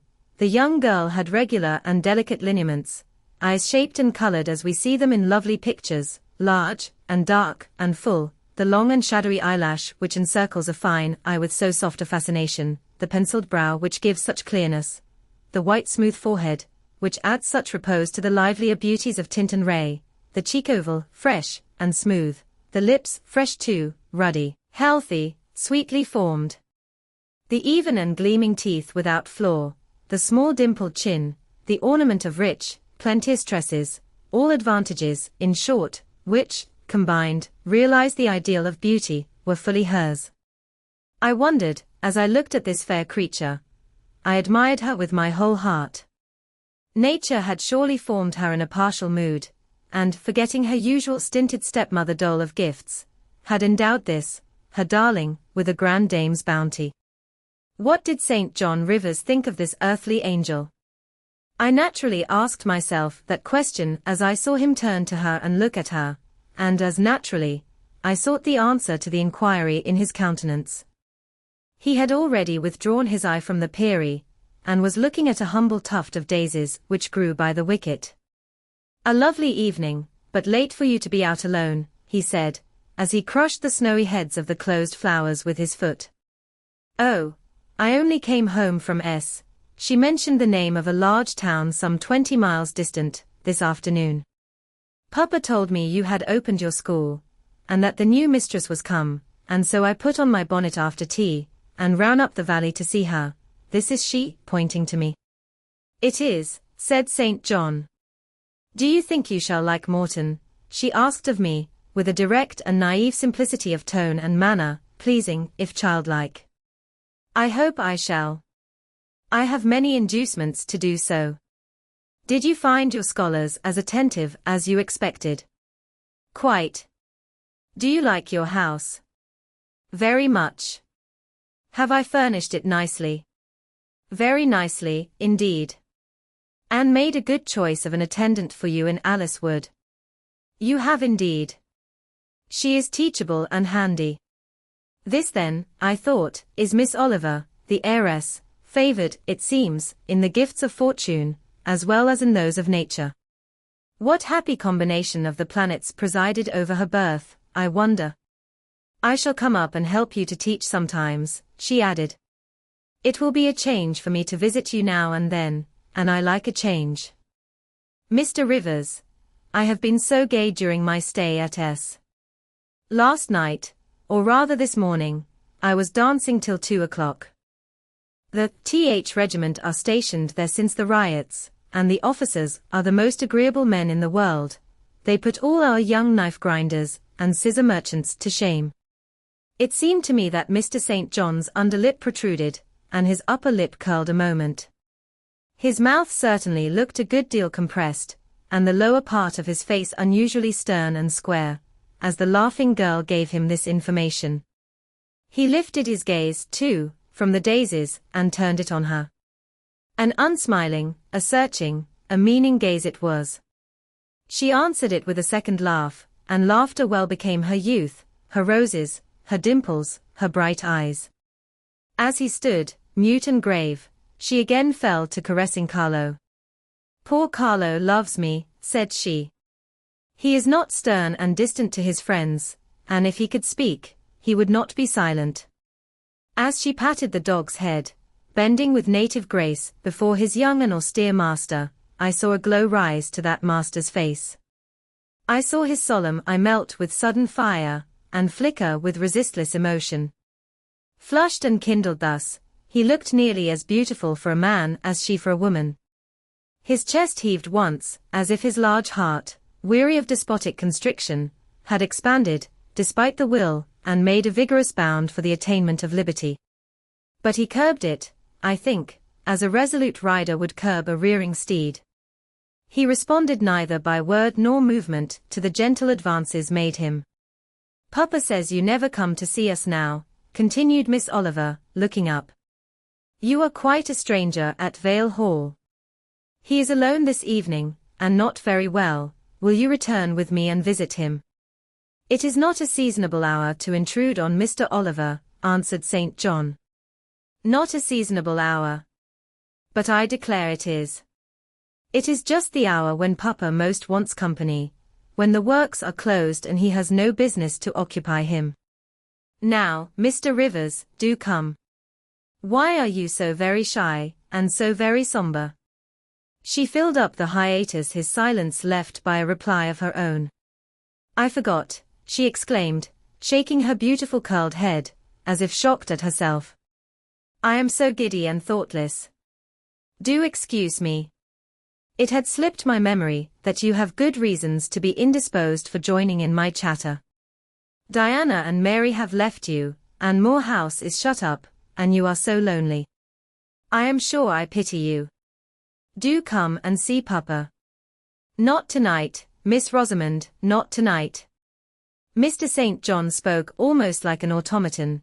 Himself only knew the effort it cost him thus to refuse. "Well, if you are so obstinate, I will leave you, for I dare not stay any longer. The dew begins to fall. Good evening." She held out her hand. He just touched it. "Good evening," he repeated, in a voice low and hollow as an echo. She turned, but in a moment returned. "Are you well?" she asked. Well might she put the question. His face was blanched as her gown. "Quite well," he enunciated, and with a bow, he left the gate. She went one way, he another. She turned twice to gaze after him as she tripped fairy-like down the field. He, as he strode firmly across, never turned at all. This spectacle of another's suffering and sacrifice wrapped my thoughts from exclusive meditation on my own. Diana Rivers had designated her brother inexorable as death. She had not exaggerated. Chapter 32. I continued the labors of the village school as actively and faithfully as I could. It was truly hard work at first. Some time elapsed before, with all my efforts, I could comprehend my scholars and their nature. Wholly untaught, with faculties quite torpid, they seemed to me hopelessly dull, and at first sight, all dull alike, but I soon found I was mistaken. There was a difference amongst them as amongst the educated, and when I got to know them and they me, this difference rapidly developed itself. Their amazement at me, my language, my rules and ways, once subsided, I found some of these heavy-looking, gaping rustics wake up into sharp-witted girls enough. Many showed themselves obliging, and amiable too, and I discovered amongst them not a few examples of natural politeness, and innate self-respect, as well as of excellent capacity, that won both my goodwill and my admiration. These soon took a pleasure in doing their work well, in keeping their persons neat, in learning their tasks regularly, in acquiring quiet and orderly manners. The rapidity of their progress, in some instances, was even surprising, and an honest and happy pride I took in it. Besides, I began personally to like some of the best girls, and they liked me. I had amongst my scholars several farmers' daughters, young women grown, almost. These could already read, write, and sew, and to them I taught the elements of grammar, geography, history, and the finer kinds of needlework. I found estimable characters amongst them, characters desirous of information, and disposed for improvement, with whom I passed many a pleasant evening hour in their own homes. Their parents then, the farmer and his wife, loaded me with attentions. There was an enjoyment in accepting their simple kindness, and in repaying it by a consideration, a scrupulous regard to their feelings, to which they were not, perhaps, at all times accustomed, and which both charmed and benefited them, because, while it elevated them in their own eyes, it made them emulous to merit the deferential treatment they received. I felt I became a favorite in the neighborhood. Whenever I went out, I heard on all sides cordial salutations, and was welcomed with friendly smiles. To live amidst general regard, though it be but the regard of working people, is like sitting in sunshine, calm and sweet, serene inward feelings, bud and bloom under the ray.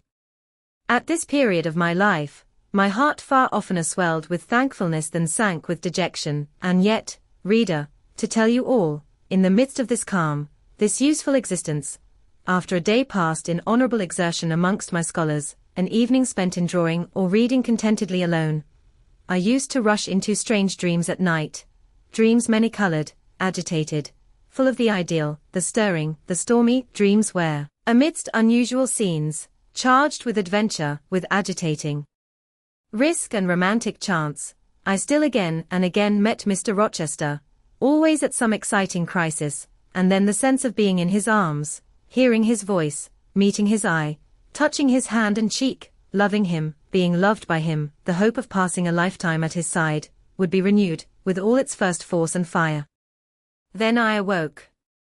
Then I recalled where I was, and how situated. Then I rose up on my curtainless bed, trembling and quivering, and then the still, dark night witnessed the convulsion of despair, and heard the burst of passion. By 9 o'clock the next morning I was punctually opening the school, tranquil, settled, prepared for the steady duties of the day.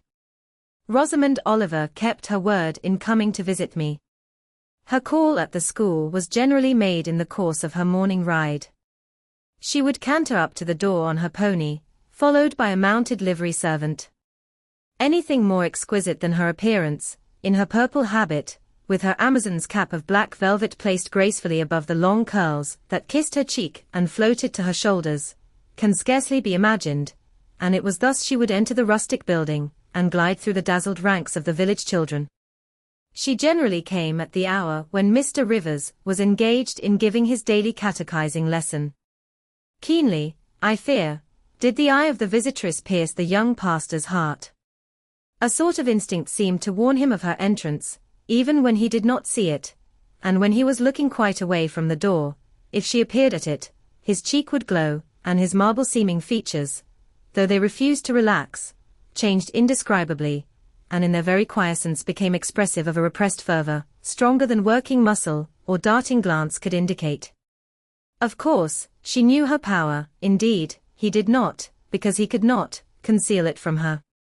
In spite of his Christian stoicism, when she went up and addressed him, and smiled gaily, encouragingly, even fondly in his face, his hand would tremble and his eye burn. He seemed to say, with his sad and resolute look, if he did not say it with his lips, I love you, and I know you prefer me. It is not despair of success that keeps me dumb. If I offered my heart, I believe you would accept it. But that heart is already laid on a sacred altar, the fire is arranged round it. It will soon be no more than a sacrifice consumed.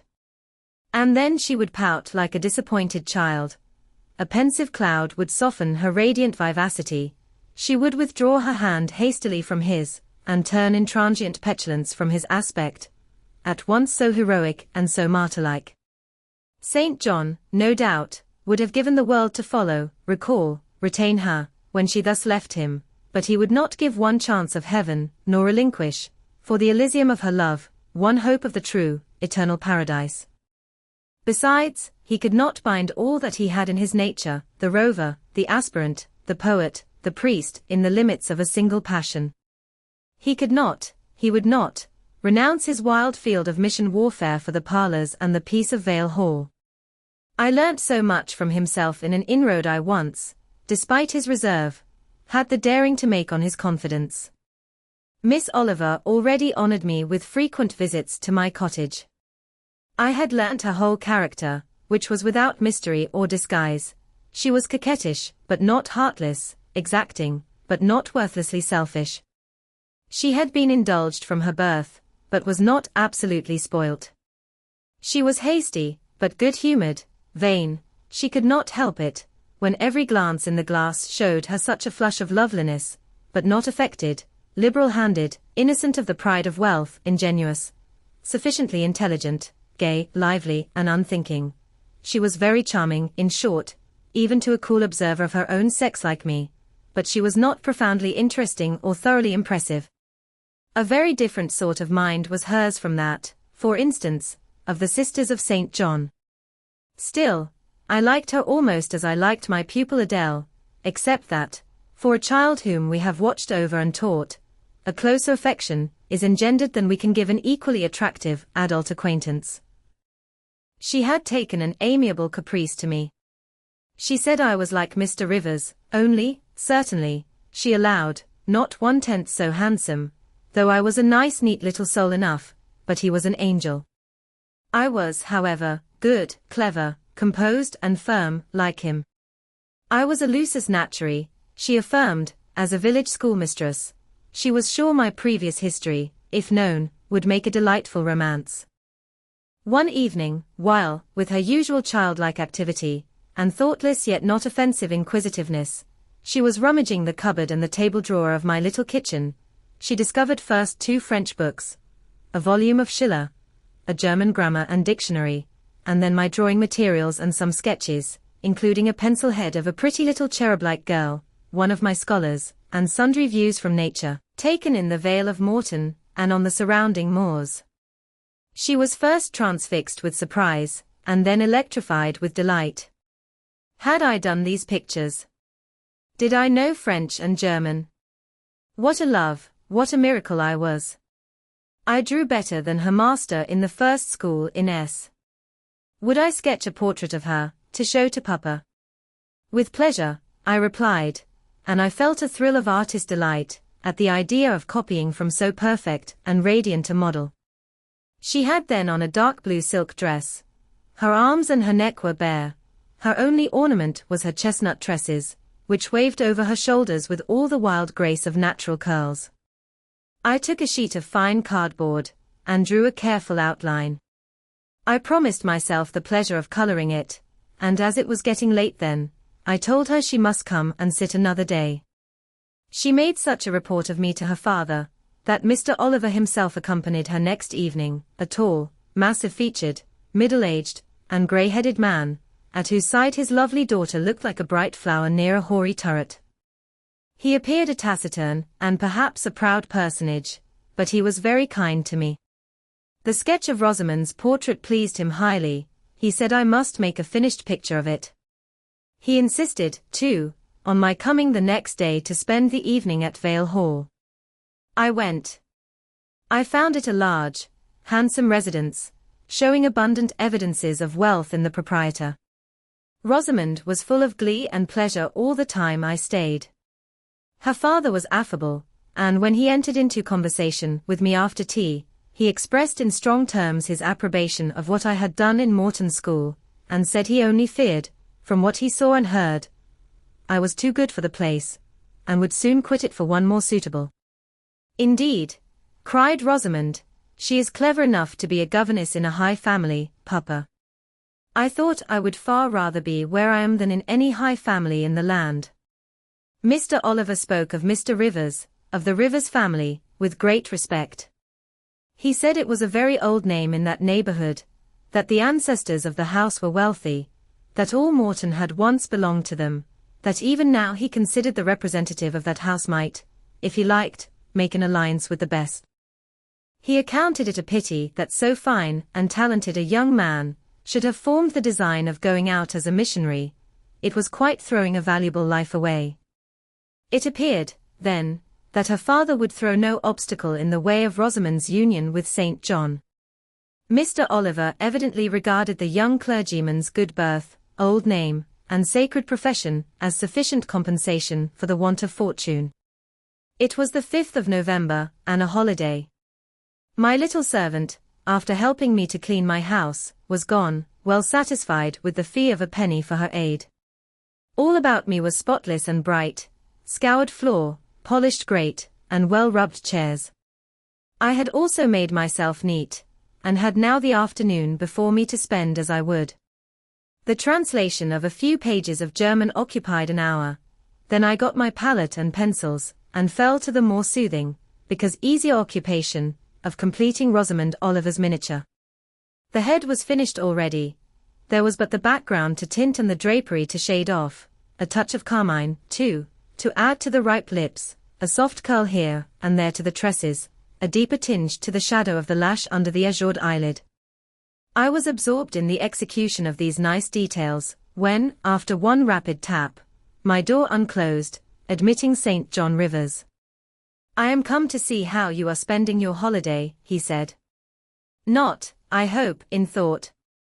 "No, that is well. While you draw you will not feel lonely. You see, I mistrust you still, though you have borne up wonderfully so far. I have brought you a book for evening solace," and he laid on the table a new publication, a poem, one of those genuine productions so often vouchsafed to the fortunate public of those days, the golden age of modern literature. Alas! The readers of our era are less favored. But courage! I will not pause either to accuse or repine. I know poetry is not dead, nor genius lost, nor has mammon gained power over either, to bind or slay. They will both assert their existence, their presence, their liberty and strength again one day. Powerful angels, safe in heaven. They smile when sordid souls triumph, and feeble ones weep over their destruction. Poetry destroyed. Genius banished. No. Mediocrity, no, do not let envy prompt you to the thought. No, they not only live, but reign and redeem, and without their divine influence spread everywhere, you would be in hell, the hell of your own meanness. While I was eagerly glancing at the bright pages of Marmion, for Marmion it was, St. John stooped to examine my drawing. His tall figure sprang erect again with a start. He said nothing. I looked up at him. He shunned my eye. I knew his thoughts well, and could read his heart plainly. At the moment I felt calmer and cooler than he. I had then temporarily the advantage of him, and I conceived an inclination to do him some good, if I could. With all his firmness and self-control, thought I, he tasks himself too far, locks every feeling and pang within, expresses, confesses, imparts nothing. I am sure it would benefit him to talk a little about this sweet Rosamond, whom he thinks he ought not to marry. I will make him talk. I said first, "Take a chair, Mr. Rivers." But he answered, as he always did, that he could not stay. "Very well," I responded, mentally, "stand if you like, but you shall not go just yet. I am determined. Solitude is at least as bad for you as it is for me. I'll try if I cannot discover the secret spring of your confidence, and find an aperture in that marble breast through which I can shed one drop of the balm of sympathy." "Is this portrait like?" I asked bluntly. Like? Like whom? I did not observe it closely. You did, Mr. Rivers. He almost started at my sudden and strange abruptness. He looked at me astonished. "Oh, that is nothing yet," I muttered within. I don't mean to be baffled by a little stiffness on your part. I'm prepared to go to considerable lengths. I continued, you observed it closely and distinctly, but I have no objection to your looking at it again, and I rose and placed it in his hand. A well-executed picture, he said, very soft, clear coloring, very graceful and correct drawing. Yes, I know all that. But what of the resemblance? Who is it like? Mastering some hesitation, he answered, Miss Oliver, I presume. Of course. And now, sir, to reward you for the accurate guess, I will promise to paint you a careful and faithful duplicate of this very picture, provided you admit that the gift would be acceptable to you. I don't wish to throw away my time and trouble on an offering you would deem worthless. He continued to gaze at the picture. The longer he looked, the firmer he held it, the more he seemed to covet it. It is like, he murmured, the eye is well managed, the color, light, expression, are perfect. It smiles. Would it comfort, or would it wound you to have a similar painting? Tell me that. When you are at Madagascar, or at the Cape, or in India, would it be a consolation to have that memento in your possession? Or would the sight of it bring recollections calculated to enervate and distress? He now furtively raised his eyes. He glanced at me, irresolute, disturbed. He again surveyed the picture. That I should like to have it is certain. Whether it would be judicious or wise is another question. Since I had ascertained that Rosamond really preferred him, and that her father was not likely to oppose the match, I, less exalted in my views than St. John, had been strongly disposed in my own heart to advocate their union. It seemed to me that, should he become the possessor of Mr. Oliver's large fortune, he might do as much good with it as if he went and laid his genius out to wither, and his strength to waste, under a tropical sun. With this persuasion I now answered, as far as I can see, it would be wiser and more judicious if you were to take to yourself the original at once. By this time he had sat down. He had laid the picture on the table before him, and with his brow supported on both hands, hung fondly over it. I discerned he was now neither angry nor shocked at my audacity. I saw even that to be thus frankly addressed on a subject he had deemed unapproachable, to hear it thus freely handled, was beginning to be felt by him as a new pleasure, an unhoped-for relief. Reserved people often really need the frank discussion of their sentiments and griefs more than the expansive. The sternest seeming stoic is human after all, and to burst, with boldness and goodwill into the silent sea of their souls is often to confer on them the first of obligations. She likes you, I am sure, said I, as I stood behind his chair, and her father respects you. Moreover, she is a sweet girl, rather thoughtless, but you would have sufficient thought for both yourself and her. You ought to marry her. Does she like me? He asked. Certainly, better than she likes anyone else. She talks of you continually. There is no subject she enjoys so much, or touches upon so often. It is very pleasant to hear this, he said, very. Go on for another quarter of an hour. And he actually took out his watch and laid it upon the table to measure the time. But where is the use of going on, I asked, when you are probably preparing some iron blow of contradiction, or forging a fresh chain to fetter your heart? Don't imagine such hard things.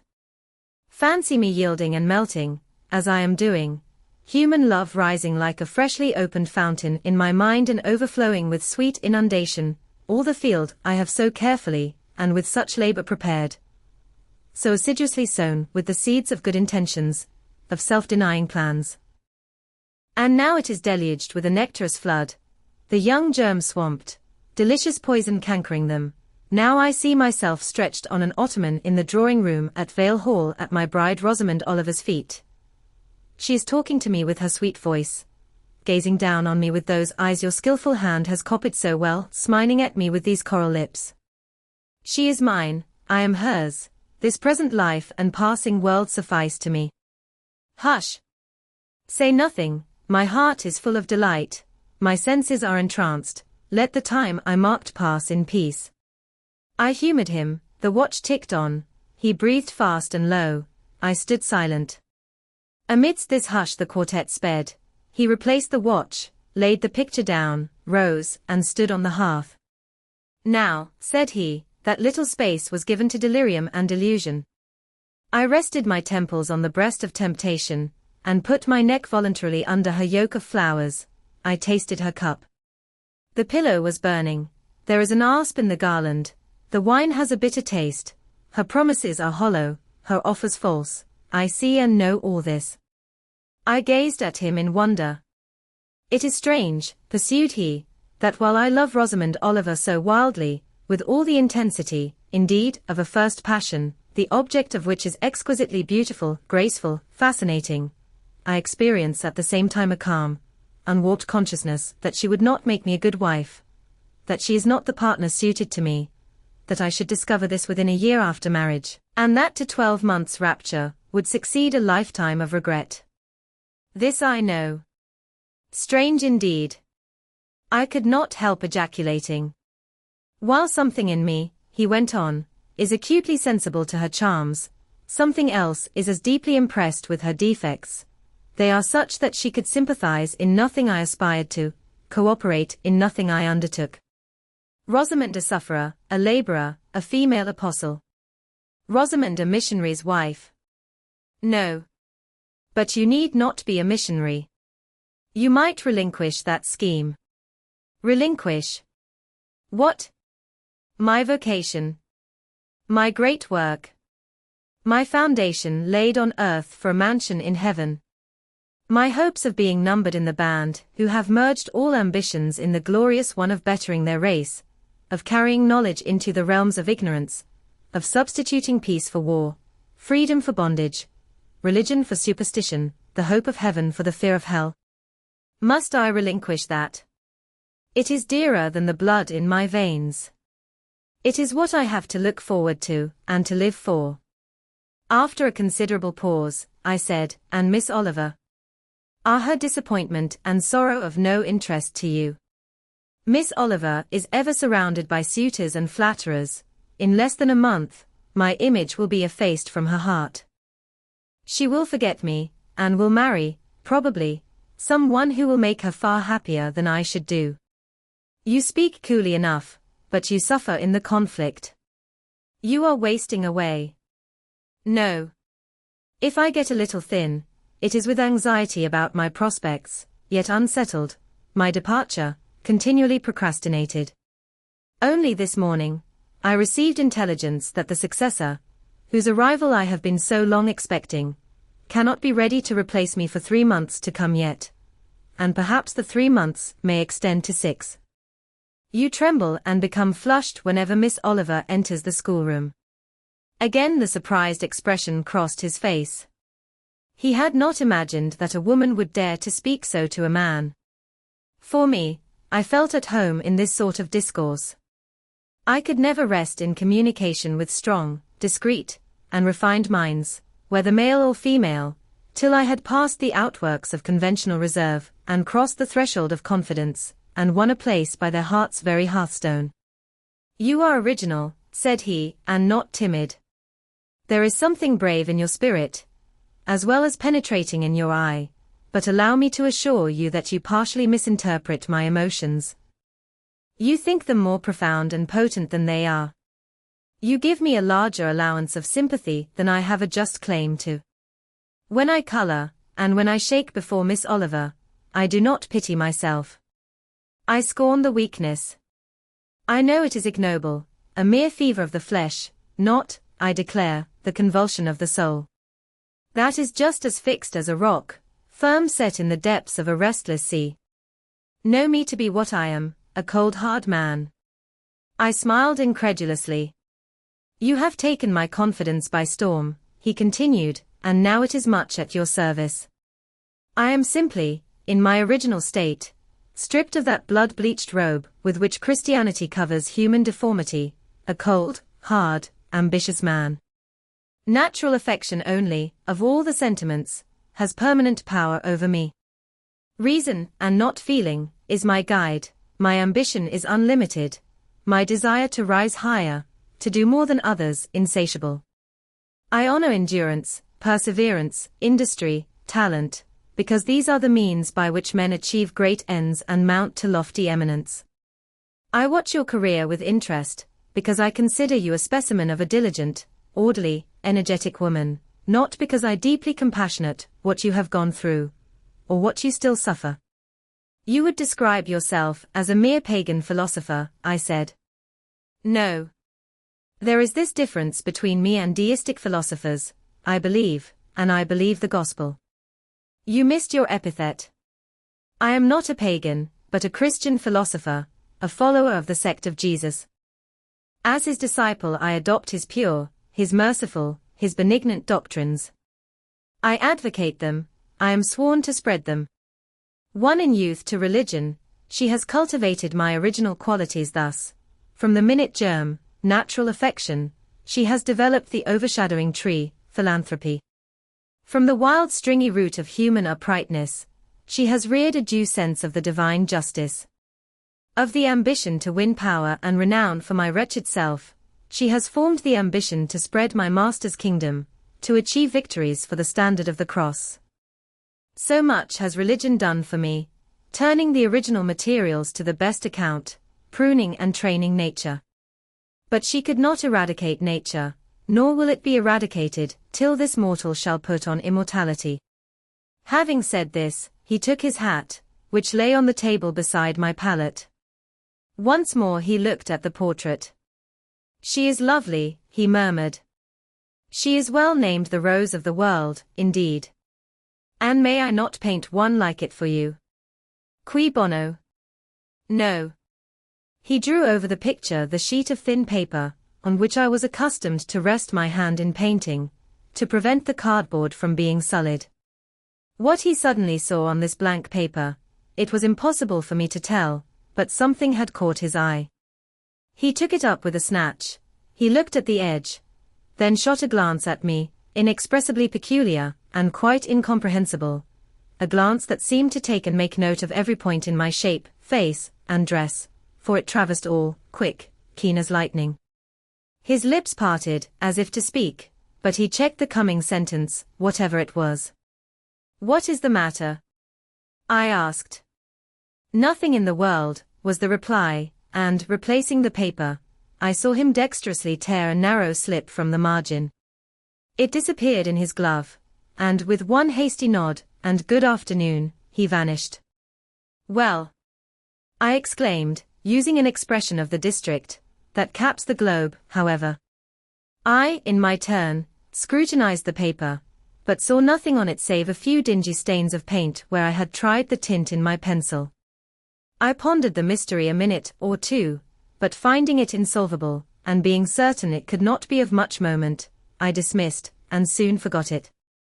Chapter 33. When Mr. St. John went, it was beginning to snow, the whirling storm continued all night. The next day a keen wind brought fresh and blinding falls. By twilight the valley was drifted up and almost impassable.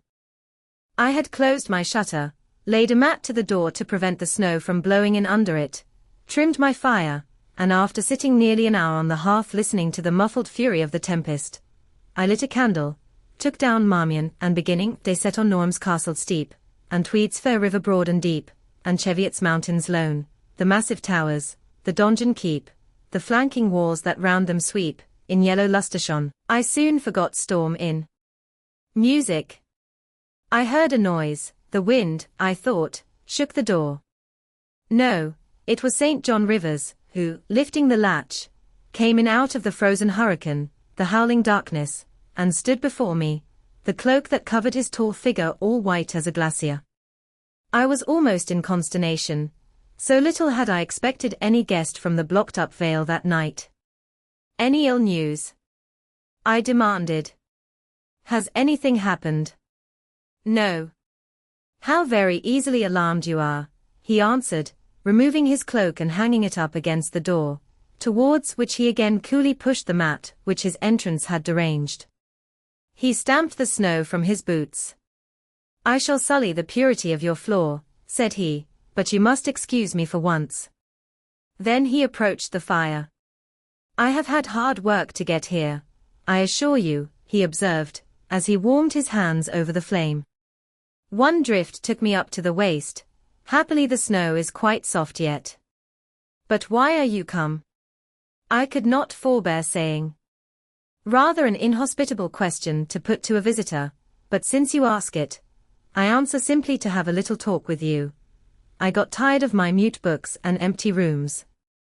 Besides, since yesterday, I have experienced the excitement of a person to whom a tale has been half told, and who is impatient to hear the sequel.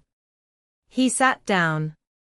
I recalled his singular conduct of yesterday, and really I began to fear his wits were touched. If he were insane, however, his was a very cool and collected insanity. I had never seen that handsome-featured face of his look more like chiseled marble than it did just now, as he put aside his snow-wet hair from his forehead and let the firelight shine free on his pale brow and cheek as pale, where it grieved me to discover the hollow trace of care or sorrow now so plainly graved. I waited, expecting he would say something I could at least comprehend, but his hand was now at his chin, his finger on his lip. He was thinking. It struck me that his hand looked wasted like his face. A perhaps uncalled-for gush of pity came over my heart. I was moved to say, I wish Diana or Mary would come and live with you. It is too bad that you should be quite alone, and you are recklessly rash about your own health. Not at all, said he. I care for myself when necessary. I am well now. What do you see amiss in me? This was said with a careless, abstracted indifference, which showed that my solicitude was, at least in his opinion, wholly superfluous. I was silenced. He still slowly moved his finger over his upper lip, and still his eye dwelt dreamily on the glowing grate. Thinking it urgent to say something, I asked him presently if he felt any cold draught from the door, which was behind him. No, no, he responded shortly and somewhat testily. Well, I reflected, if you won't talk, you may be still. I'll let you alone now, and return to my book. So I snuffed the candle and resumed the perusal of Marmion. He soon stirred. My eye was instantly drawn to his movements. He only took out a morocco pocket-book, thence produced a letter, which he read in silence, folded it, put it back, relapsed into meditation. It was vain to try to read with such an inscrutable fixture before me, nor could I, in impatience, consent to be dumb. He might rebuff me if he liked, but talk I would. Have you heard from Diana and Mary lately? Not since the letter I showed you a week ago. There has not been any change made about your own arrangements. You will not be summoned to leave England sooner than you expected. I fear not, indeed. Such chance is too good to befall me. Baffled so far, I changed my ground. I bethought myself to talk about the school and my scholars. Mary Garrett's mother is better, and Mary came back to the school this morning, and I shall have 4 new girls next week from the Foundry Close. They would have come today, but for the snow. Indeed. Mr. Oliver pays for 2. Does he? He means to give the whole school a treat at Christmas. I know. Was it your suggestion? No, whose, then? His daughter's, I think. It is like her. She is so good-natured. Yes. Again came the blank of a pause. The clock struck 8 strokes. It aroused him. He uncrossed his legs, sat erect, turned to me. Leave your book a moment, and come a little nearer the fire, he said. Wondering, and of my wonder finding no end, I complied. Half an hour ago, he pursued, I spoke of my impatience to hear the sequel of a tale. On reflection, I find the matter will be better managed by my assuming the narrator's part, and converting you into a listener. Before commencing, it is but fair to warn you that the story will sound somewhat hackneyed in your ears, but stale details often regain a degree of freshness when they pass through new lips. For the rest, whether trite or novel, it is short.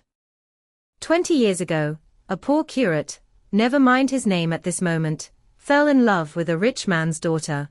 She fell in love with him, and married him, against the advice of all her friends, who consequently disowned her immediately after the wedding. Before 2 years passed, the rash pair were both dead, and laid quietly side by side under one slab. I have seen their grave.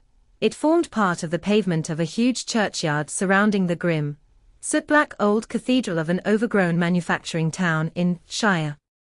They left a daughter, which, at its very birth, Charity received in her lap, cold as that of the snowdrift I almost stuck fast in tonight. Charity carried the friendless thing to the house of its rich maternal relations. It was reared by an aunt-in-law, called, I come to names now, Mrs. Reed of Gateshead. You start. Did you hear a noise? I dare say it is only a rat scrambling along the rafters of the adjoining schoolroom. It was a barn before I had it repaired and altered, and barns are generally haunted by rats. To proceed. Mrs. Reed kept the orphan 10 years. Whether it was happy or not with her, I cannot say, never having been told, but at the end of that time she transferred it to a place you know, being no other than Lowood School, where you so long resided yourself. It seems her career there was very honourable. From a pupil, she became a teacher, like yourself. Really it strikes me there are parallel points in her history and yours. She left it to be a governess. There again, your fates were analogous. She undertook the education of the ward of a certain Mr. Rochester. Mr. Rivers. I interrupted. I can guess your feelings, he said, but restrain them for a while. I have nearly finished, hear me to the end. Of Mr. Rochester's character I know nothing, but the one fact that he professed to offer honourable marriage to this young girl, and that at the very altar she discovered he had a wife yet alive, though a lunatic. What his subsequent conduct and proposals were is a matter of pure conjecture, but when an event transpired which rendered inquiry after the governess necessary, it was discovered she was gone, no one could tell when, where, or how. She had left Thornfield Hall in the night. Every research after her course had been vain, the country had been scoured far and wide, no vestige of information could be gathered respecting her. Yet that she should be found is become a matter of serious urgency. Advertisements have been put in all the papers. I myself have received a letter from one Mr. Briggs, a solicitor, communicating the details I have just imparted. Is it not an odd tale? Just tell me this, said I, and since you know so much, you surely can tell it me. What of Mr. Rochester? How and where is he? What is he doing? Is he well? I am ignorant of all concerning Mr. Rochester. The letter never mentions him, but to narrate the fraudulent and illegal attempt I have adverted to. You should rather ask the name of the governess, the nature of the event which requires her appearance. Did no one go to Thornfield Hall, then? Did no one see Mr. Rochester? I suppose not. But they wrote to him? Of course. And what did he say? Who has his letters? Mr. Briggs intimates that the answer to his application was not from Mr. Rochester, but from a lady. It is signed Alice Fairfax. I felt cold and dismayed. My worst fears then were probably true. He had in all probability left England and rushed in reckless desperation to some former haunt on the continent. And what opiate for his severe sufferings, what object for his strong passions, had he sought there? I dared not answer the question. Oh, my poor master, once almost my husband, whom I had often called my dear Edward. He must have been a bad man, observed Mr. Rivers. You don't know him, don't pronounce an opinion upon him, I said, with warmth. Very well, he answered quietly, and indeed my head is otherwise occupied than with him.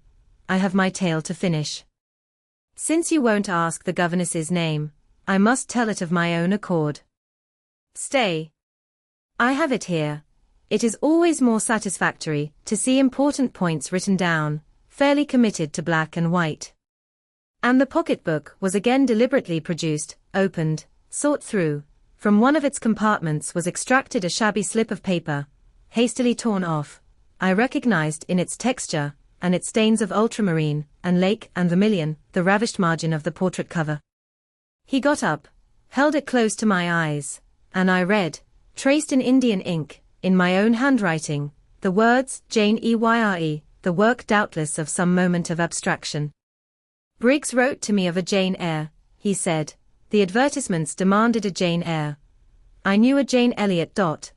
I confess I had my suspicions, but it was only yesterday afternoon they were at once resolved into certainty. You own the name and renounce the alias. Yes, but where is Mr. Briggs? He perhaps knows more of Mr. Rochester than you do. Briggs is in London. I should doubt his knowing anything at all about Mr. Rochester. It is not in Mr. Rochester he is interested. Meantime, you forget essential points in pursuing trifles. You do not inquire why Mr. Briggs sought after you, what he wanted with you. Well, what did he want? Merely to tell you that your uncle, Mr. Eyre of Madeira, is dead, that he has left you all his property, and that you are now rich, merely that, nothing more. I, rich? Yes, you, rich, quite an heiress. Silence succeeded. You must prove your identity, of course, resumed St. John presently, a step which will offer no difficulties. You can then enter on immediate possession. Your fortune is vested in the English funds. Briggs has the will and the necessary documents. Here was a new card turned up. It is a fine thing, reader, to be lifted in a moment from indigence to wealth, a very fine thing, but not a matter one can comprehend, or consequently enjoy, all at once. And then there are other chances in life far more thrilling and rapture-giving. This is solid, an affair of the actual world, nothing ideal about it. All its associations are solid and sober, and its manifestations are the same. One does not jump, and spring, and shout hurrah. At hearing one has got a fortune, one begins to consider responsibilities, and to ponder business. On a base of steady satisfaction rise certain grave cares, and we contain ourselves, and brood over our bliss with a solemn brow. Besides, the words legacy, bequest, go side by side with the words death, funeral. My uncle I had heard was dead, my only relative. Ever since being made aware of his existence, I had cherished the hope of one day seeing him. Now, I never should. And then this money came only to me. Not to me and a rejoicing family, but to my isolated self. It was a grand boon doubtless, and independence would be glorious. Yes, I felt that. That thought swelled my heart. You unbend your forehead at last, said Mr. Rivers. I thought Medusa had looked at you, and that you were turning to stone. Perhaps now you will ask how much you are worth. How much am I worth? Oh, a trifle. Nothing of course to speak of, £20,000, I think they say, but what is that? £20,000. Here was a new stunner. I had been calculating on 4,000 or 5,000. This news actually took my breath for a moment. Mr. St. John, whom I had never heard laugh before, laughed now. Well, said he, if you had committed a murder, and I had told you your crime was discovered, you could scarcely look more aghast. It is a large sum. Don't you think there is a mistake? No mistake at all. Perhaps you have read the figures wrong. It may be 2,000. It is written in letters, not figures, 20,000. I again felt rather like an individual of, but average gastronomical powers sitting down to feast alone at a table spread with provisions for 100. Mr. Rivers rose now and put his cloak on. If it were not such a very wild night, he said, I would send Hannah down to keep you company. You look too desperately miserable to be left alone. But Hannah, poor woman, could not stride the drifts so well as I. Her legs are not quite so long. So I must e'en leave you to your sorrows. Good night. He was lifting the latch. A sudden thought occurred to me. Stop 1 minute. I cried. Well? It puzzles me to know why Mr. Briggs wrote to you about me. Or how he knew you, or could fancy that you, living in such an out-of-the-way place, had the power to aid in my discovery. Oh. I am a clergyman, he said, and the clergy are often appealed to about odd matters. Again the latch rattled. No, that does not satisfy me, I exclaimed, and indeed there was something in the hasty and unexplanatory reply which, instead of allaying, piqued my curiosity more than ever. It is a very strange piece of business, I added. I must know more about it. Another time. No, tonight, and as he turned from the door, I placed myself between it and him. He looked rather embarrassed. You certainly shall not go till you have told me all, I said. I would rather not just now. You shall, you must. I would rather Diana or Mary informed you. Of course these objections wrought my eagerness to a climax. Gratified it must be, and that without delay, and I told him so. But I apprised you that I was a hard man, said he, difficult to persuade. And I am a hard woman, impossible to put off. And I am a hard woman, impossible to put off, and then, he pursued, I am cold, no fervor infects me. Whereas I am hot, and fire dissolves ice. The blaze there has thawed all the snow from your cloak. By the same token, it has streamed onto my floor, and made it like a trampled street. As you hope ever to be forgiven, Mr. Rivers, the high crime and misdemeanor of spoiling a sanded kitchen, tell me what I wish to know. Well, then, he said, I yield, if not to your earnestness, to your perseverance, as stone is worn by continual dropping. Besides, you must know some day, as well now as later. Your name is Jane Eyre. Of course, that was all settled before. You are not, perhaps, aware that I am your namesake, that I was christened St. John Eyre Rivers. No, indeed. I remember now seeing the letter E, comprised in your initials written in books you have at different times lent me, but I never asked for what name it stood. But what then? Surely, I stopped. I could not trust myself to entertain, much less to express, the thought that rushed upon me, that embodied itself, that in a second, stood out a strong, solid probability. Circumstances knit themselves, fitted themselves, shot into order. The chain that had been lying hitherto a formless lump of links was drawn out straight. Every ring was perfect, the connection complete. I knew, by instinct, how the matter stood, before St. John had said another word, but I cannot expect the reader to have the same intuitive perception, so I must repeat his explanation. My mother's name was Eyre. She had two brothers, one a clergyman, who married Miss Jane Reed, of Gateshead, the other, John Eyre, Esquire, merchant, late of Funchal, Madeira. Mr. Briggs, being Mr. Eyre's solicitor, wrote to us last August to inform us of our uncle's death, and to say that he had left his property to his brother the clergyman's orphan daughter, overlooking us, in consequence of a quarrel, never forgiven, between him and my father. He wrote again a few weeks since, to intimate that the heiress was lost, and asking if we knew anything of her. A name casually written on a slip of paper has enabled me to find her out. You know the rest. Again he was going, but I set my back against the door. Do let me speak, I said. Let me have one moment to draw breath and reflect. I paused. He stood before me, hat in hand, looking composed enough. I resumed. Your mother was my father's sister. Yes. My aunt, consequently. He bowed. My Uncle John was your Uncle John. You, Diana, and Mary are his sister's children, as I am his brother's child. Undeniably. You three, then, are my cousins. Half our blood on each side flows from the same source. We are cousins, yes. I surveyed him. It seemed I had found a brother, one I could be proud of, one I could love, and two sisters, whose qualities were such, that, when I knew them, but as mere strangers, they had inspired me with genuine affection and admiration. The two girls, on whom, kneeling down on the wet ground, and looking through the low, latticed window of Moorhouse kitchen, I had gazed with so bitter a mixture of interest and despair, were my near kinswomen, and the young and stately gentleman, who had found me almost dying at his threshold, was my blood relation. Glorious discovery to a lonely wretch. This was wealth indeed, wealth to the heart, a mine of pure, genial affections. This was a blessing, bright, vivid, and exhilarating, not like the ponderous gift of gold, rich and welcome enough in its way, but sobering from its weight.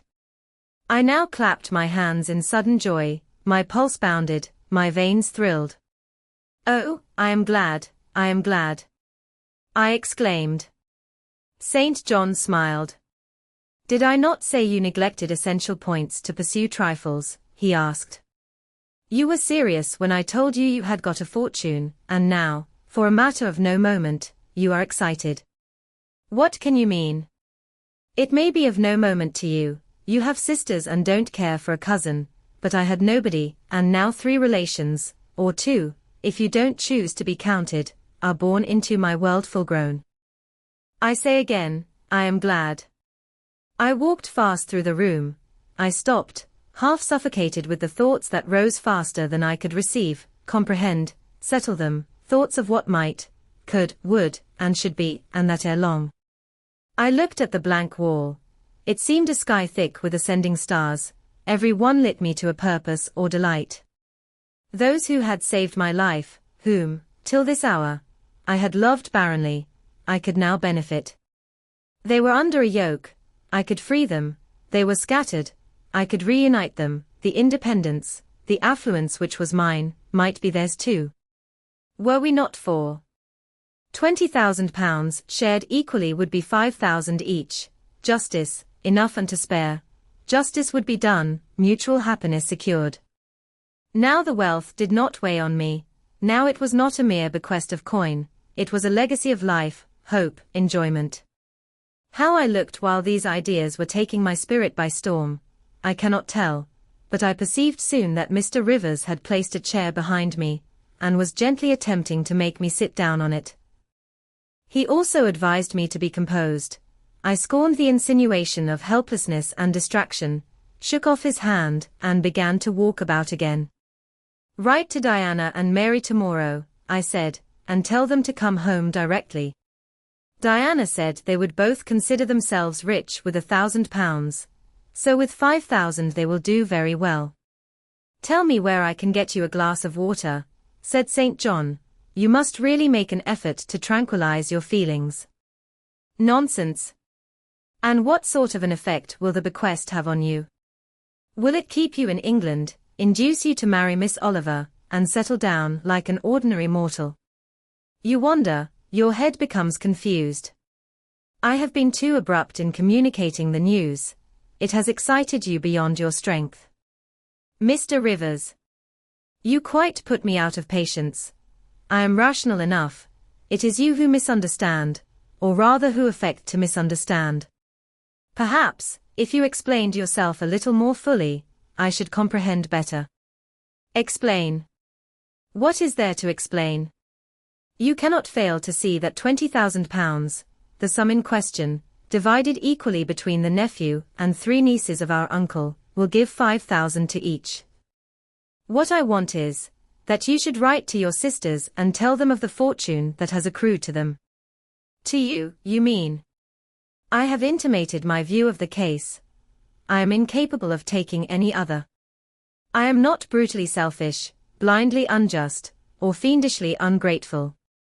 Besides, I am resolved I will have a home and connections. I like Moor House, and I will live at Moor House. I like Diana and Mary, and I will attach myself for life to Diana and Mary. It would please and benefit me to have £5,000.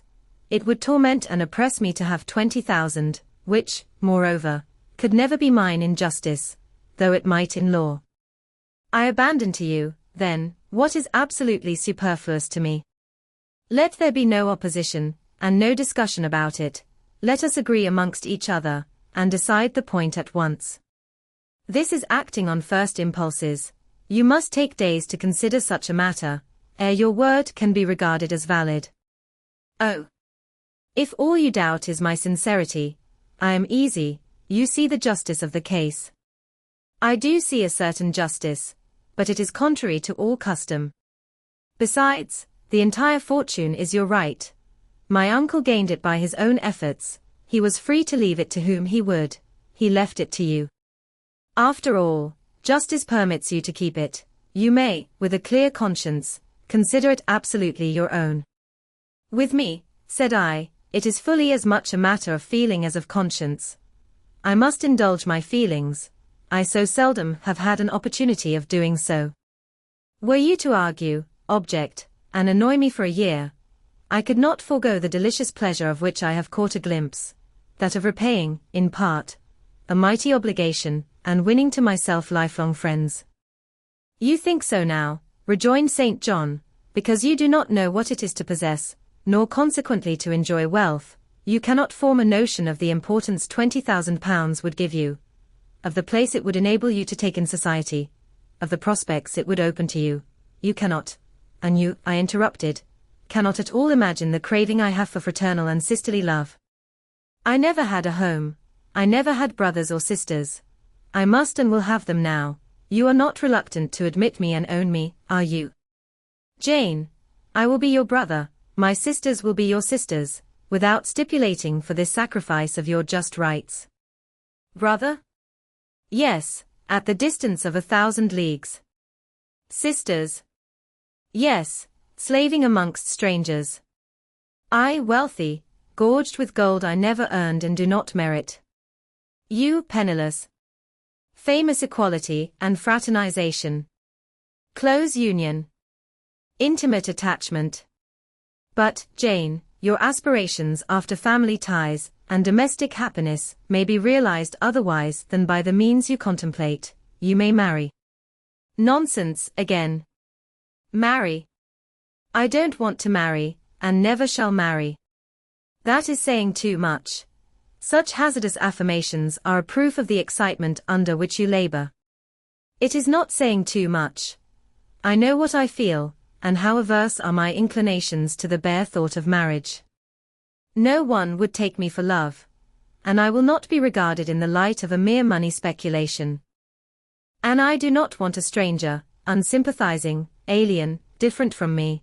I want my kindred, those with whom I have full fellow feeling.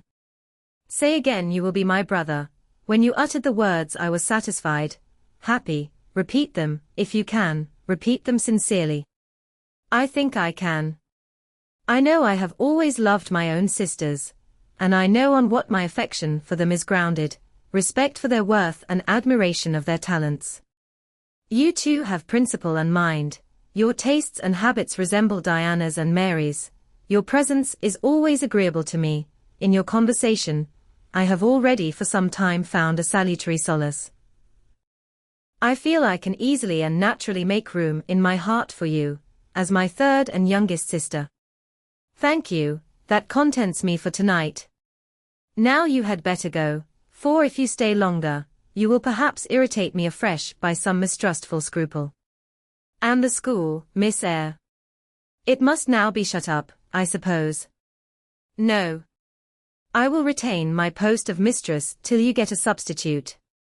He smiled approbation, we shook hands, and he took leave. I need not narrate in detail the further struggles I had, and arguments I used, to get matters regarding the legacy settled as I wished.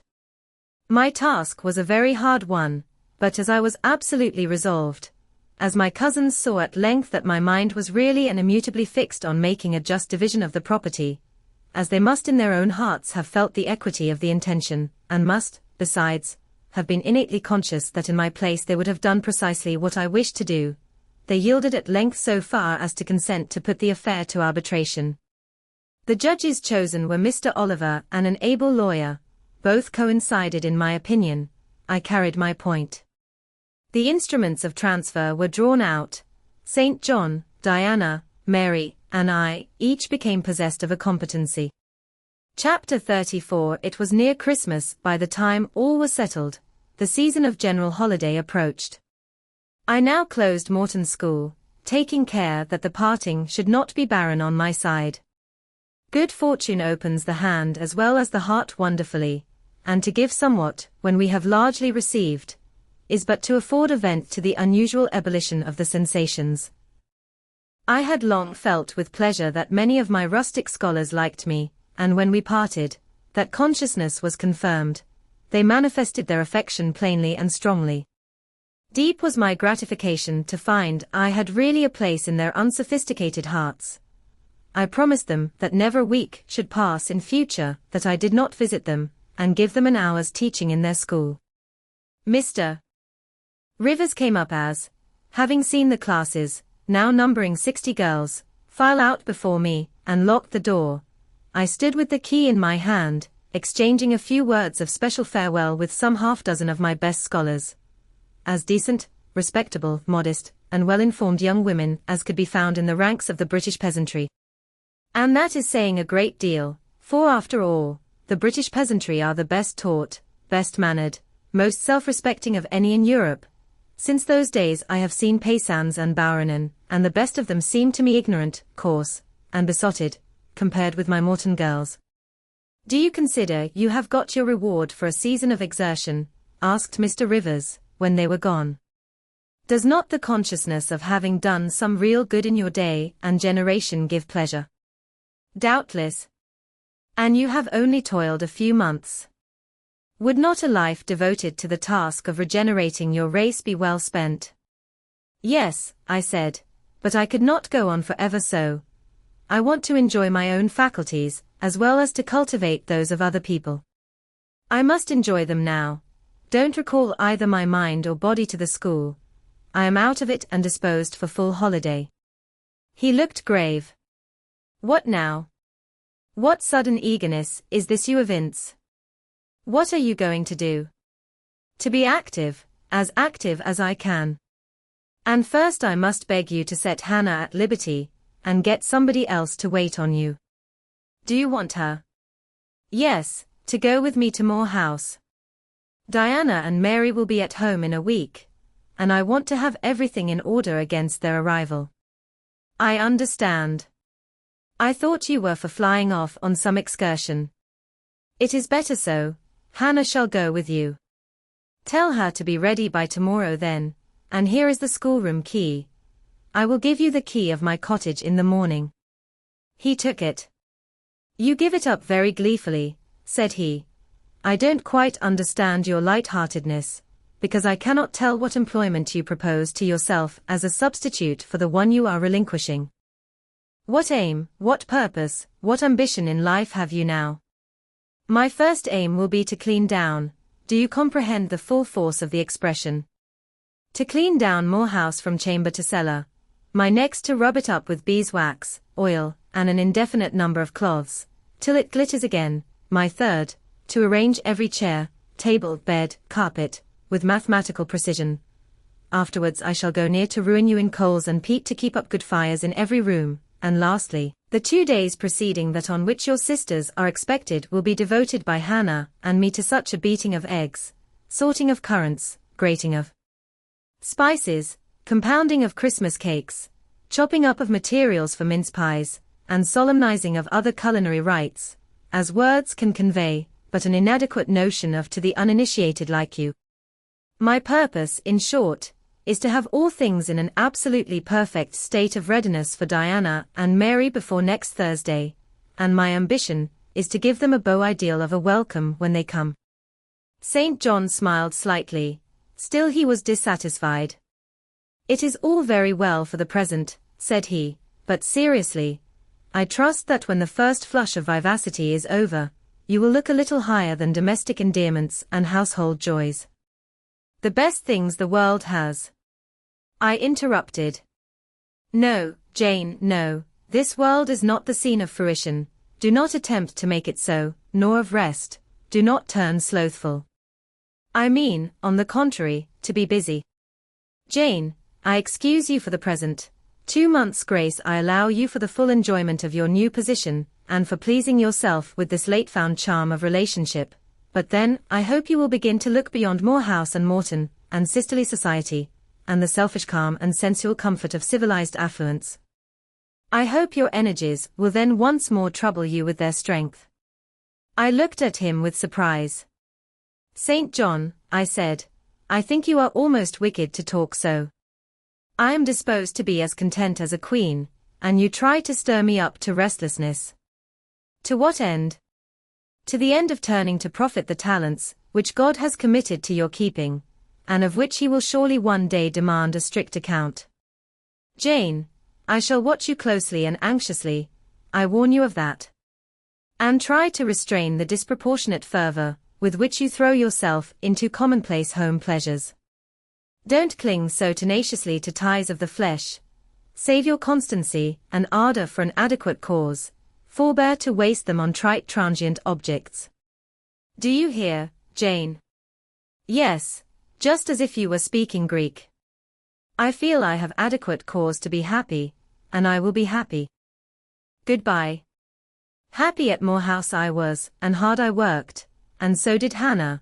She was charmed to see how jovial I could be amidst the bustle of a house turned topsy-turvy, how I could brush, and dust, and clean, and cook. And really, after a day or two of confusion worse confounded, it was delightful by degrees to invoke order from the chaos ourselves had made. I had previously taken a journey to S. to purchase some new furniture, my cousins having given me carte blanche to effect what alterations I pleased, and as some having been set aside for that purpose. The ordinary sitting room and bedrooms I left much as they were, for I knew Diana and Mary would derive more pleasure from seeing again the old homely tables, and chairs, and beds, than from the spectacle of the smartest innovations. Still some novelty was necessary, to give to their return the piquancy with which I wished it to be invested. Dark handsome new carpets and curtains, an arrangement of some carefully selected antique ornaments in porcelain and bronze, new coverings, and mirrors, and dressing cases, for the toilet tables, answered the end. They looked fresh without being glaring. A spare parlor and bedroom I refurnished entirely, with old mahogany and crimson upholstery. I laid canvas on the passage, and carpets on the stairs. When all was finished, I thought Moor House as complete a model of bright modest snugness within, as it was, at this season, a specimen of wintry waste and desert dreariness without. The eventful Thursday at length came. They were expected about dark, and ere dusk fires were lit upstairs and below, the kitchen was in perfect trim, Hannah and I were dressed, and all was in readiness. St. John arrived first. I had entreated him to keep quite clear of the house till everything was arranged, and indeed, the bare idea of the commotion, at once sordid and trivial, going on within its walls sufficed to scare him to estrangement. He found me in the kitchen, watching the progress of certain cakes for tea, then baking. Approaching the hearth, he asked if I was at last satisfied with housemaid's work. I answered by inviting him to accompany me on a general inspection of the result of my labors. With some difficulty, I got him to make the tour of the house. He just looked in at the doors I opened, and when he had wandered upstairs and downstairs, he said I must have gone through a great deal of fatigue and trouble to have effected such considerable changes in so short a time, but not a syllable did he utter indicating pleasure in the improved aspect of his abode. This silence damped me. I thought perhaps the alterations had disturbed some old associations he valued. I inquired whether this was the case, no doubt in a somewhat crestfallen tone.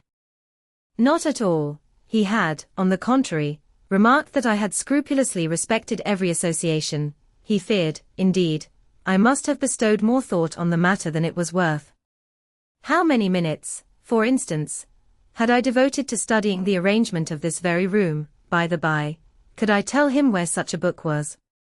I showed him the volume on the shelf. He took it down, and withdrawing to his accustomed window recess, he began to read it. Now, I did not like this, reader. St. John was a good man, but I began to feel he had spoken truth of himself when he said he was hard and cold. The humanities and amenities of life had no attraction for him, its peaceful enjoyments no charm. Literally, he lived only to aspire, after what was good and great, certainly, but still he would never rest, nor approve of others resting round him. As I looked at his lofty forehead, still and pale as a white stone, at his fine lineaments fixed in study, I comprehended all at once that he would hardly make a good husband, that it would be a trying thing to be his wife. I understood, as by inspiration, the nature of his love for Miss Oliver. I agreed with him that it was but a love of the senses. I comprehended how he should despise himself for the feverish influence it exercised over him, how he should wish to stifle and destroy it, how he should mistrust its ever conducting permanently to his happiness, or hers. I saw he was of the material from which nature hews her heroes, Christian and pagan, her lawgivers, her statesmen, her conquerors, a steadfast bulwark for great interests to rest upon, but at the fireside, too often a cold cumbrous column, gloomy and out of place. This parlour is not his sphere, I reflected, the Himalayan ridge or Kaffir bush, even the plague-cursed Guinea coast swamp would suit him better. Well may he eschew the calm of domestic life, it is not his element, there his faculties stagnate, they cannot develop, or appear to advantage. It is in scenes of strife and danger, where courage is proved, and energy exercised, and fortitude tasked, that he will speak and move, the leader and superior. A merry child would have the advantage of him on this hearth. He is right to choose a missionary's career, I see it now. They are coming. They are coming, cried Hannah, throwing open the parlour door. At the same moment old Carlo barked joyfully. Out I ran. It was now dark, but a rumbling of wheels was audible. Hannah soon had a lantern lit. The vehicle had stopped at the wicket, the driver opened the door, first one well-known form, then another, stepped out. In a minute I had my face under their bonnets, in contact first with Mary's soft cheek, then with Diana's flowing curls. They laughed, kissed me, then Hannah patted Carlo, who was half wild with delight, asked eagerly if all was well, and being assured in the affirmative, hastened into the house. They were stiff with their long and jolting drive from Whitcross, and chilled with the frosty night air, but their pleasant countenances expanded to the cheerful firelight. While the driver and Hannah brought in the boxes, they demanded St. John. At this moment he advanced from the parlour. They both threw their arms round his neck at once. He gave each one quiet kiss, said in a low tone a few words of welcome, stood a while to be talked to, and then, intimating that he supposed they would soon rejoin him in the parlour, withdrew thereas to a place of refuge. I had lit their candles to go upstairs, but Diana had first to give hospitable orders respecting the driver. This done, both followed me. They were delighted with the renovation and decorations of their rooms, with the new drapery, and fresh carpets, and rich tinted china vases. They expressed their gratification ungrudgingly. I had the pleasure of feeling that my arrangements met their wishes exactly, and that what I had done added a vivid charm to their joyous return home. Sweet was that evening. My cousins, full of exhilaration, were so eloquent in narrative and comment, that their fluency covered St. John's taciturnity. He was sincerely glad to see his sisters, but in their glow of fervour and flow of joy he could not sympathise. The event of the day, that is, the return of Diana and Mary, pleased him, but the accompaniments of that event, the glad tumult, the garrulous glee of reception irked him. I saw he wished the calmer morrow was come. In the very meridian of the night's enjoyment, about an hour after tea, a rap was heard at the door. Hannah entered with the intimation that a poor lad was come, at that unlikely time, to fetch Mr. Rivers to see his mother, who was drawing away. Where does she live, Hannah? Clear up at Whitcross Brow, almost 4 miles off, and moor and moss all the way. Tell him I will go. I'm sure, sir, you had better not. It's the worst road to travel after dark that can be. There's no track at all over the bog. And then it is such a bitter night, the keenest wind you ever felt. You had better send word, sir, that you will be there in the morning. But he was already in the passage, putting on his cloak, and without one objection, one murmur, he departed. It was then 9 o'clock. He did not return till midnight. Starved and tired enough he was, but he looked happier than when he set out. He had performed an act of duty, made an exertion, felt his own strength to do and deny, and was on better terms with himself. I am afraid the whole of the ensuing week tried his patience. It was Christmas week. We took to no settled employment, but spent it in a sort of merry domestic dissipation. The air of the moors, the freedom of home, the dawn of prosperity, acted on Diana and Mary's spirits like some life-giving elixir. They were gay from morning till noon, and from noon till night. They could always talk, and their discourse, witty, pithy, original, had such charms for me, that I preferred listening to, and sharing in it, to doing anything else. St. John did not rebuke our vivacity, but he escaped from it. He was seldom in the house, his parish was large, the population scattered, and he found daily business in visiting the sick and poor in its different districts. One morning at breakfast, Diana, after looking a little pensive for some minutes, asked him if his plans were yet unchanged. Unchanged and unchangeable, was the reply. And he proceeded to inform us that his departure from England was now definitively fixed for the ensuing year. And Rosamond Oliver, suggested Mary, the words seeming to escape her lips involuntarily, for no sooner had she uttered them, than she made a gesture, as if wishing to recall them. St. John had a book in his hand. It was his unsocial custom to read at meals. He closed it, and looked up. "Rosamond Oliver," said he, "is about to be married to Mr. Granby, one of the best connected and most estimable residents in S., grandson and heir to Sir Frederick Granby. I had the intelligence from her father yesterday." His sisters looked at each other and at me. We all three looked at him. He was serene as glass. "The match must have been got up hastily," said Diana. "They cannot have known each other long." "But 2 months. They met in October at the county ball at S. But where there are no obstacles to a union, as in the present case, where the connection is in every point desirable, delays are unnecessary. They will be married as soon as S. place, which Sir Frederick gives up to them, can be refitted for their reception." The first time I found St. John alone after this communication, I felt tempted to inquire if the event distressed him, but he seemed so little to need sympathy, that, so far from venturing to offer him more, I experienced some shame at the recollection of what I had already hazarded. Besides, I was out of practice in talking to him, his reserve was again frozen over, and my frankness was congealed beneath it. He had not kept his promise of treating me like his sisters. He continually made little chilling differences between us, which did not at all tend to the development of cordiality. In short, now that I was acknowledged his kinswoman, and lived under the same roof with him, I felt the distance between us to be far greater than when he had known me only as the village schoolmistress. When I remembered how far I had once been admitted to his confidence, I could hardly comprehend his present frigidity. Such being the case, I felt not a little surprised when he raised his head suddenly from the desk over which he was stooping, and said, "You see, Jane, the battle is fought and the victory won." Startled at being thus addressed, I did not immediately reply. After a moment's hesitation I answered, "But are you sure you are not in the position of those conquerors whose triumphs have cost them too dear? Would not such another ruin you?" "I think not, and if I were, it does not much signify.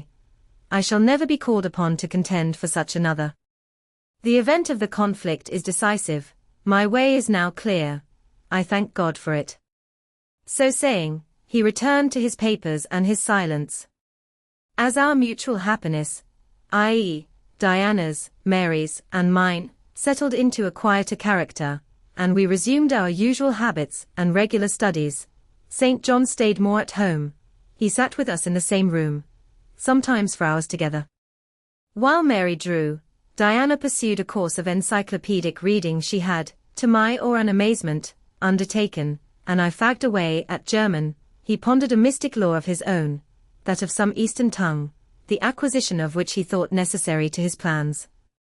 Thus engaged, he appeared, sitting in his own recess, quiet and absorbed enough, but that blue eye of his had a habit of leaving the outlandish-looking grammar, and wandering over, and sometimes fixing upon us, his fellow students, with a curious intensity of observation. If caught, it would be instantly withdrawn, yet ever and anon, it returned searchingly to our table. I wondered what it meant. I wondered, too, at the punctual satisfaction he never failed to exhibit on an occasion that seemed to me of small moment, namely, my weekly visit to Morton School. And still more was I puzzled when, if the day was unfavorable, if there was snow, or rain, or high wind, and his sisters urged me not to go, he would invariably make light of their solicitude, and encourage me to accomplish the task without regard to the elements. "Jane is not such a weakling as you would make her," he would say. "She can bear a mountain blast, or a shower, or a few flakes of snow, as well as any of us." Her constitution is both sound and elastic, better calculated to endure variations of climate than many more robust. And when I returned, sometimes a good deal tired, and not a little weather-beaten, I never dared complain, because I saw that to murmur would be to vex him. On all occasions fortitude pleased him, the reverse was a special annoyance. One afternoon, however, I got leave to stay at home, because I really had a cold. His sisters were gone to Morton in my stead. I sat reading Schiller, he, deciphering his crabbed Oriental scrolls. As I exchanged a translation for an exercise, I happened to look his way. There I found myself under the influence of the ever-watchful blue eye. How long it had been searching me through, and over, I cannot tell. So keen was it, and yet so cold, I felt for the moment superstitious, as if I were sitting in the room with something uncanny. "Jane, what are you doing?" "Learning German." "I want you to give up German and learn Hindostani." "You are not in earnest." "In such earnest that I must have it so, and I will tell you why." He then went on to explain that Hindostani was the language he was himself at present studying, that, as he advanced, he was apt to forget the commencement, that it would assist him greatly to have a pupil with whom he might again and again go over the elements and so fix them thoroughly in his mind, that his choice had hovered for some time between me and his sisters, but that he had fixed on me because he saw I could sit at a task the longest of the three. Would I do him this favor? I should not, perhaps, have to make the sacrifice long, as it wanted now barely 3 months to his departure. St. John was not a man to be lightly refused. You felt that every impression made on him, either for pain or pleasure, was deep-graved and permanent. I consented. When Diana and Mary returned, the former found her scholar transferred from her to her brother. She laughed, and both she and Mary agreed that St. John should never have persuaded them to such a step. He answered quietly, "I know it." I found him a very patient, very forbearing, and yet an exacting master. He expected me to do a great deal, and when I fulfilled his expectations, he, in his own way, fully testified his approbation. By degrees, he acquired a certain influence over me that took away my liberty of mind. His praise and notice were more restraining than his indifference. I could no longer talk or laugh freely when he was by, because a tiresomely importunate instinct reminded me that vivacity, at least in me, was distasteful to him. I was so fully aware that only serious moods and occupations were acceptable, that in his presence every effort to sustain or follow any other became vain. I fell under a freezing spell. When he said go, I went, come, I came, do this, I did it. But I did not love my servitude. I wished, many a time, he had continued to neglect me. One evening when, at bedtime, his sisters and I stood round him, bidding him good night, he kissed each of them, as was his custom, and as was equally his custom, he gave me his hand. Diana, who chanced to be in a frolicsome humor, she was not painfully controlled by his will, for hers, in another way, was a strong, exclaimed, "St. John. You used to call Jane your third sister, but you don't treat her as such, you should kiss her too." She pushed me towards him. I thought Diana very provoking, and felt uncomfortably confused, and while I was thus thinking and feeling, St. John bent his head, his Greek face was brought to a level with mine, his eyes questioned my eyes piercingly, he kissed me. There are no such things as marble kisses, or ice kisses, or I should say my ecclesiastical cousin's salute belonged to one of these classes, but there may be experiment kisses, and his was an experiment kiss. When given, he viewed me to learn the result. It was not striking. I am sure I did not blush. Perhaps I might have turned a little pale, for I felt as if this kiss were a seal affixed to my fetters. He never omitted the ceremony afterwards, and the gravity and quiescence with which I underwent it seemed to invest it for him with a certain charm. As for me, I daily wished more to please him, but to do so, I felt daily more and more that I must disown half my nature, stifle half my faculties, wrest my tastes from their original bent, force myself to the adoption of pursuits for which I had no natural vocation. He wanted to train me to an elevation I could never reach. It racked me hourly to aspire to the standard he uplifted. The thing was as impossible as to mold my irregular features to his correct and classic pattern, to give to my changeable green eyes the sea-blue tint and solemn luster of his own. Not his ascendancy alone, however, held me in thrall at present. Of late it had been easy enough for me to look sad. A cankering evil sat at my heart and drained my happiness at its source, the evil of suspense. Perhaps you think I had forgotten Mr. Rochester, reader, amidst these changes of place and fortune. Not for a moment. His idea was still with me, because it was not a vapor sunshine could disperse, nor a sand-traced effigy storms could wash away. It was a name graven on a tablet, fated to last as long as the marble it inscribed. The craving to know what had become of him followed me everywhere. When I was at Morton, I re-entered my cottage every evening to think of that, and now at Moor House, I sought my bedroom each night to brood over it. In the course of my necessary correspondence with Mr. Briggs about the will, I had inquired if he knew anything of Mr. Rochester's present residence and state of health, but as St. John had conjectured, he was quite ignorant of all concerning him. I then wrote to Mrs. Fairfax, entreating information on the subject. I had calculated with certainty on this step answering my end. I felt sure it would elicit an early answer. I was astonished when a fortnight passed without reply, but when 2 months wore away, and day after day the post arrived and brought nothing for me, I fell a prey to the keenest anxiety. I wrote again. There was a chance of my first letter having missed. Renewed hope followed renewed effort. It shone like the former for some weeks, then, like it faded, flickered, not a line, not a word reached me. When half a year wasted in vain expectancy, my hope died out, and then I felt dark indeed. A fine spring shone round me, which I could not enjoy. Summer approached. Diana tried to cheer me. She said I looked ill, and wished to accompany me to the seaside. This St. John opposed. He said I did not want dissipation. I wanted employment. My present life was too purposeless. I required an aim, and I suppose, by way of supplying deficiencies, he prolonged still further my lessons in Hindostani, and grew more urgent in requiring their accomplishment. And I, like a fool, never thought of resisting him. I could not resist him. One day I had come to my studies in lower spirits than usual. The ebb was occasioned by a poignantly felt disappointment. Hannah had told me in the morning there was a letter for me, and when I went down to take it, almost certain that the long-looked-for tidings were vouchsafed me at last, I found only an unimportant note from Mr. Briggs on business. The bitter check had wrung from me some tears, and now, as I sat poring over the crabbed characters and flourishing tropes of an Indian scribe, my eyes filled again. St. John called me to his side to read. In attempting to do this my voice failed me, words were lost in sobs.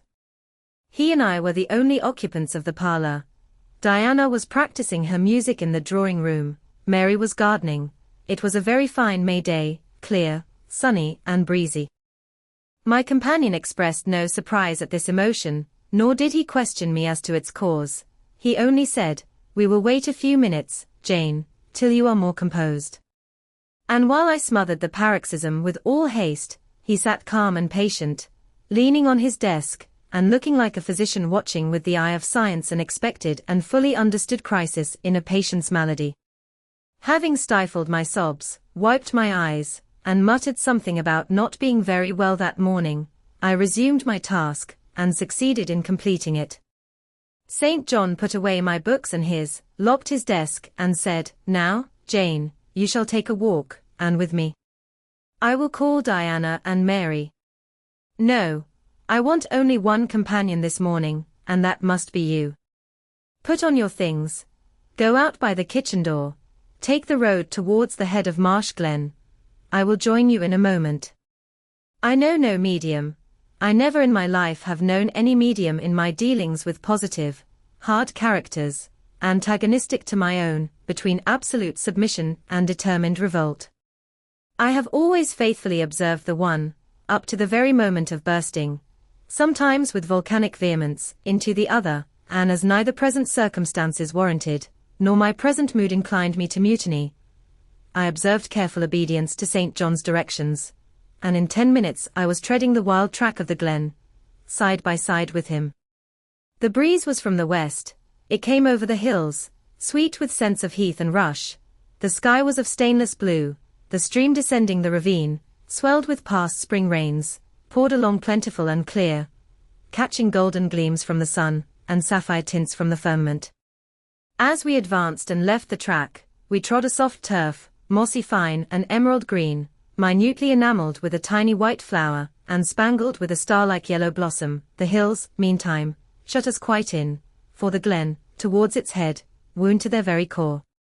"Let us rest here," said St. John, as we reached the first stragglers of a battalion of rocks, guarding a sort of pass, beyond which the beck rushed down a waterfall, and where, still a little farther, the mountain shook off turf and flower, had only heath for raiment and crag for gem, where it exaggerated the wild to the savage, and exchanged the fresh for the frowning, where it guarded the forlorn hope of solitude, and a last refuge for silence. I took a seat. St. John stood near me. He looked up the pass and down the hollow, his glance wandered away with the stream, and returned to traverse the unclouded heaven which colored it. He removed his hat, let the breeze stir his hair and kiss his brow. He seemed in communion with the genius of the haunt, with his eye he bade farewell to something.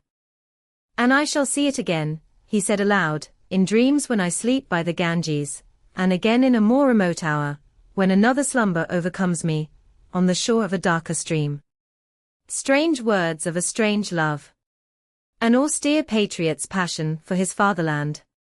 He sat down. For half an hour we never spoke, neither he to me nor I to him. That interval passed, he recommenced. "Jane, I go in 6 weeks. I have taken my berth in an East Indiaman which sails on the 20th of June. God will protect you, for you have undertaken his work," I answered. "Yes," said he, "there is my glory and joy. I am the servant of an infallible master. I am not going out under human guidance, subject to the defective laws and erring control of my feeble fellow worms. My king, my lawgiver, my captain, is the all-perfect. It seems strange to me that all round me do not burn to enlist under the same banner, to join in the same enterprise. All have not your powers, and it would be folly for the feeble to wish to march with the strong. I do not speak to the feeble, or think of them, I address only such as are worthy of the work, and competent to accomplish it. Those are few in number, and difficult to discover. You say truly, but when found, it is right to stir them up, to urge and exhort them to the effort, to show them what their gifts are, and why they were given, to speak heaven's message in their ear, to offer them, direct from God, a place in the ranks of his chosen. If they are really qualified for the task, will not their own hearts be the first to inform them of it? I felt as if an awful charm was framing round and gathering over me. I trembled to hear some fatal words spoken, which would at once declare and rivet the spell. "And what does your heart say?" demanded St. John. "My heart is mute, my heart is mute," I answered, struck and thrilled. "Then I must speak for it," continued the deep, relentless voice. "Jane, come with me to India, come as my helpmeet and fellow laborer." The glen and sky spun round, the hills heaved. It was as if I had heard a summons from heaven, as if a visionary messenger, like him of Macedonia, had announced, "Come over and help us." But I was no apostle, I could not behold the herald, I could not receive his call. "Oh, St. John," I cried, "have some mercy." I appealed to one who, in the discharge of what he believed his duty, knew neither mercy nor remorse. He continued, "God and nature intended you for a missionary's wife. It is not personal, but mental endowments they have given you. You are formed for labor, not for love. A missionary's wife you shall be. You shall be mine. I claim you, not for my pleasure, but for my sovereign's service. I am not fit for it. I have no vocation," I said. He had calculated on these first objections, he was not irritated by them. Indeed, as he leaned back against the crag behind him, folded his arms on his chest, and fixed his countenance, I saw he was prepared for a long and trying opposition, and had taken in a stock of patience to last him to its close, resolved, however, that close should be conquest for him. Humility, Jane, said he, is the groundwork of Christian virtues. You say right that you are not fit for the work. Who is fit for it? Or who, that ever was truly called, believed himself worthy of the summons? I, for instance, am but dust and ashes. With St. Paul, I acknowledge myself the chiefest of sinners, but I do not suffer this sense of my personal vileness to daunt me. I know my leader, that he is just as well as mighty, and while he has chosen a feeble instrument to perform a great task, he will, from the boundless stores of his providence, supply the inadequacy of the means to the end. Think like me, Jane, trust like me. It is the rock of ages I ask you to lean on. Do not doubt, but it will bear the weight of your human weakness. I do not understand a missionary life. I have never studied missionary labors. There I, humble as I am, can give you the aid you want. I can set you your task from hour to hour, stand by you always, help you from moment to moment. This I could do in the beginning. Soon, for I know your powers, you would be as strong and apt as myself, and would not require my help. But my powers, where are they for this undertaking? I do not feel them. Nothing speaks or stirs in me while you talk. I am sensible of no light kindling, no life quickening, no voice counseling or cheering. Oh, I wish I could make you see how much my mind is at this moment like a rayless dungeon, with one shrinking fear fettered in its depths, the fear of being persuaded by you to attempt what I cannot accomplish. I have an answer for you, hear it. I have watched you ever since we first met. I have made you my study for 10 months. I have proved you in that time by sundry tests, and what have I seen and elicited? In the village school I found you could perform well, punctually, uprightly, labor uncongenial to your habits and inclinations. I saw you could perform it with capacity and tact. You could win while you controlled. In the calm with which you learnt you had become suddenly rich, I read a mind clear of the vice of Demas. Lucre had no undue power over you. In the resolute readiness with which you cut your wealth into 4 shares, keeping but one to yourself, and relinquishing the 3 others to the claim of abstract justice, I recognized a soul that reveled in the flame and excitement of sacrifice. In the tractability with which, at my wish, you forsook a study in which you were interested, and adopted another, because it interested me, in the untiring assiduity with which you have since persevered in it, in the unflagging energy and unshaken temper with which you have met its difficulties, I acknowledge the complement of the qualities I seek. Jane, you are docile, diligent, disinterested, faithful, constant, and courageous, very gentle, and very heroic. Cease to mistrust yourself. I can trust you unreservedly. As a conductress of Indian schools, and a helper amongst Indian women, your assistance will be to me invaluable. My iron shroud contracted round me, persuasion advanced with slow sure step.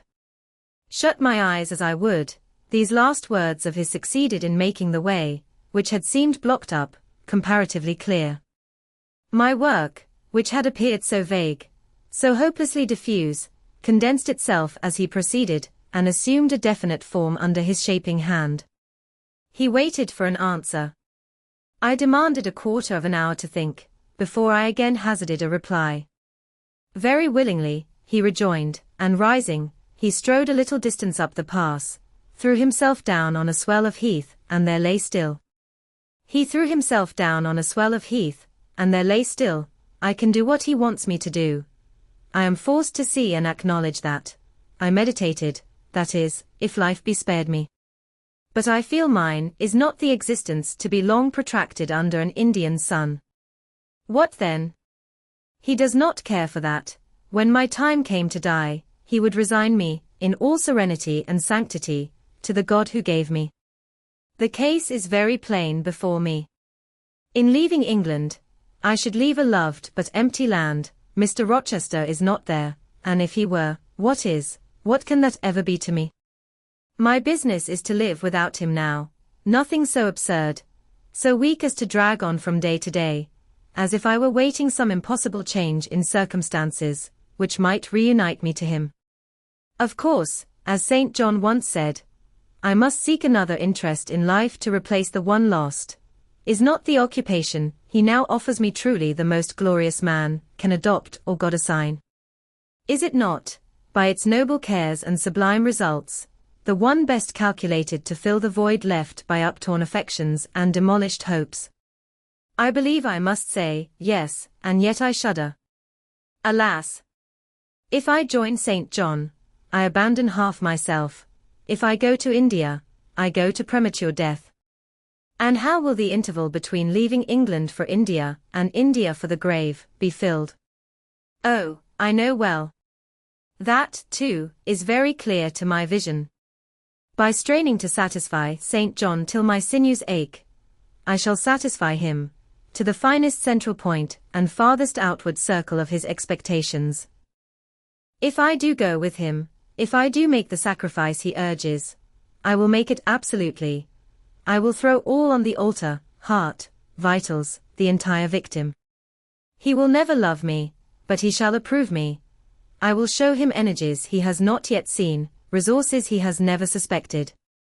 Yes, I can work as hard as he can, and with as little grudging consent, then, to his demand as possible, but for one item, one dreadful item. It is, that he asks me to be his wife, and has no more of a husband's heart for me than that frowning giant of a rock, down which the stream is foaming in yonder gorge. He prizes me as a soldier would a good weapon, and that is all.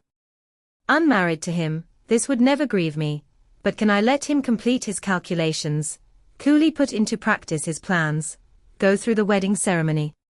Can I receive from him the bridal ring, endure all the forms of love, which I doubt not he would scrupulously observe, and know that the spirit was quite absent? Can I bear the consciousness that every endearment he bestows is a sacrifice made on principle? No, such a martyrdom would be monstrous. I will never undergo it. As his sister, I might accompany him, not as his wife. I will tell him so. I looked towards the knoll. There he lay, still as a prostrate column, his face turned to me, his eye beaming watchful and keen. He started to his feet and approached me. I am ready to go to India, if I may go free. Your answer requires a commentary, he said, it is not clear.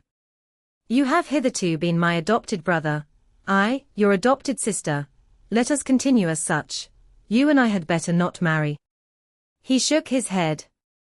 Adopted fraternity will not do in this case. If you were my real sister it would be different.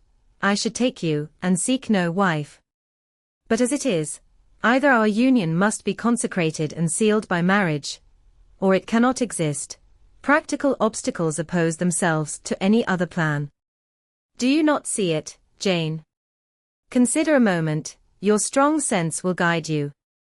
I did consider, and still my sense, such as it was, directed me only to the fact that we did not love each other as man and wife should, and therefore it inferred we ought not to marry. I said so. St. John, I returned, I regard you as a brother, you, me as a sister, so let us continue. We cannot, he answered, with short, sharp determination, it would not do. You have said you will go with me to India, remember, you have said that. Conditionally. Well, well. To the main point, the departure with me from England, the cooperation with me in my future labors, you do not object. You have already as good as put your hand to the plough, you are too consistent to withdraw it. You have but one end to keep in view, how the work you have undertaken can best be done. Simplify your complicated interests, feelings, thoughts, wishes, aims, merge all considerations in one purpose, that of fulfilling with effect, with power, the mission of your great master. To do so, you must have a coadjutor, not a brother, that is a loose tie, but a husband. I, too, do not want a sister might any day be taken from me. I want a wife, the sole helpmeet I can influence efficiently in life, and retain absolutely till death. I shuddered as he spoke. I felt his influence in my marrow, his hold on my limbs.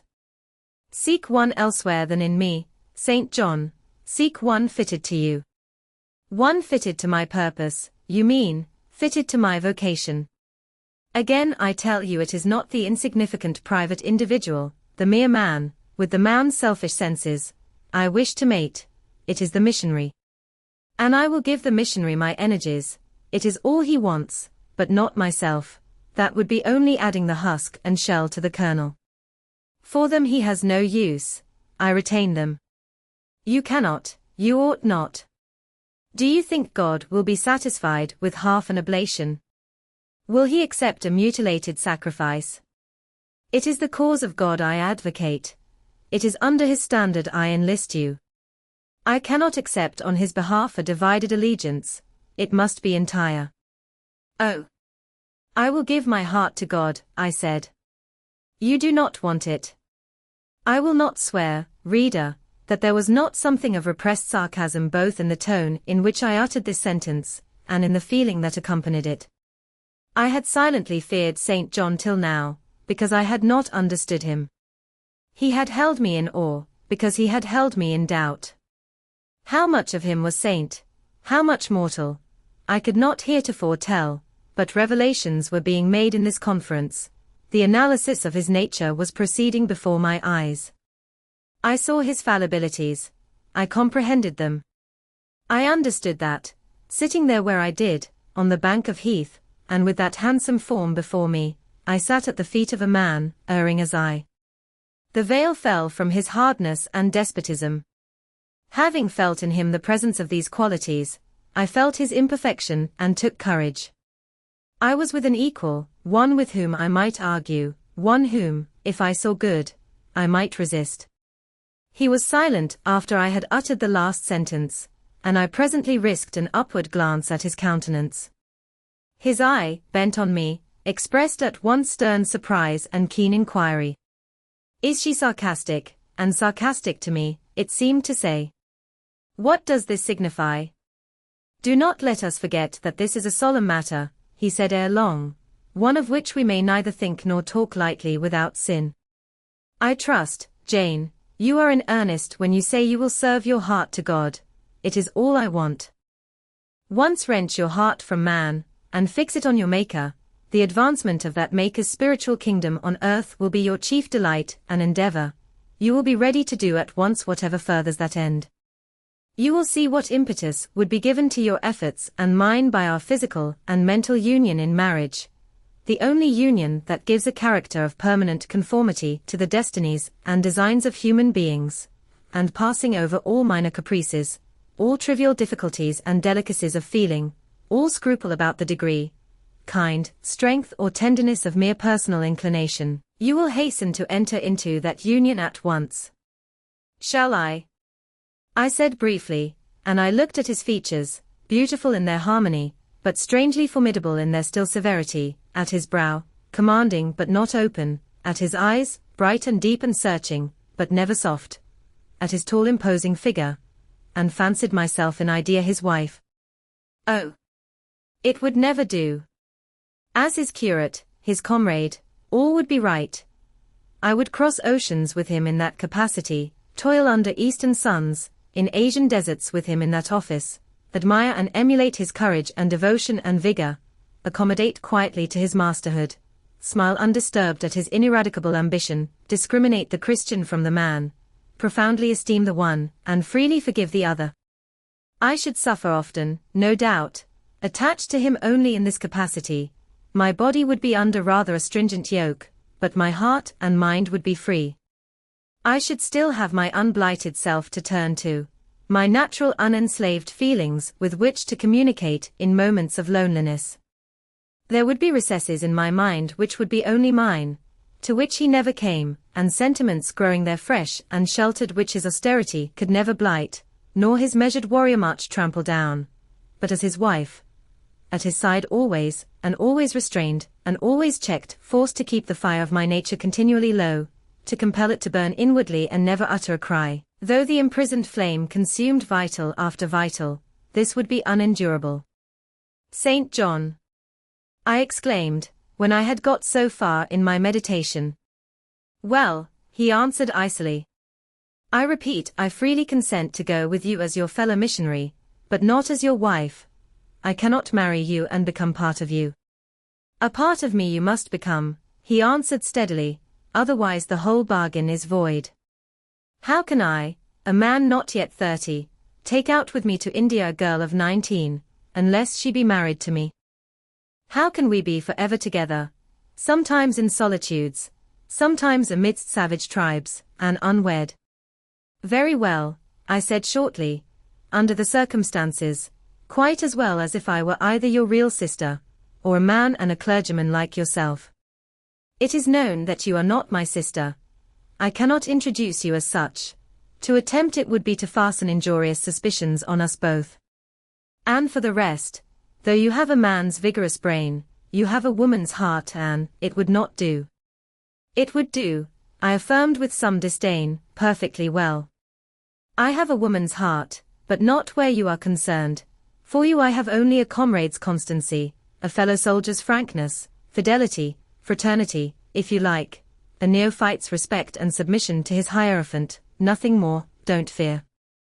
It is what I want, he said, speaking to himself, it is just what I want. And there are obstacles in the way, they must be hewn down. Jane, you would not repent marrying me, be certain of that.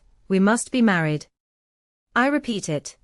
There is no other way, and undoubtedly enough of love would follow upon marriage to render the union right even in your eyes. I scorn your idea of love, I could not help saying, as I rose up and stood before him, leaning my back against the rock. I scorn the counterfeit sentiment you offer, yes, St. John, and I scorn you when you offer it. He looked at me fixedly, compressing his well-cut lips while he did so. Whether he was incensed or surprised, or what, it was not easy to tell, he could command his countenance thoroughly. I scarcely expected to hear that expression from you, he said. I think I have done and uttered nothing to deserve scorn. I was touched by his gentle tone, and overawed by his high, calm mien. Forgive me the words, St. John, but it is your own fault that I have been roused to speak so unguardedly. You have introduced a topic on which our natures are at variance, a topic we should never discuss. The very name of love is an apple of discord between us. If the reality were required, what should we do? How should we feel? My dear cousin, abandon your scheme of marriage, forget it. No, said he, it is a long-cherished scheme, and the only one which can secure my great end, but I shall urge you no further at present. Tomorrow, I leave home for Cambridge. I have many friends there to whom I should wish to say farewell. I shall be absent a fortnight. Take that space of time to consider my offer, and do not forget that if you reject it, it is not me you deny, but God. Through my means, he opens to you a noble career. As my wife only can you enter upon it. Refuse to be my wife, and you limit yourself forever to a track of selfish ease and barren obscurity. Tremble lest in that case you should be numbered with those who have denied the faith, and are worse than infidels. He had done. Turning from me, he once more looked to river, looked to hill. But this time his feelings were all pent in his heart. I was not worthy to hear them uttered.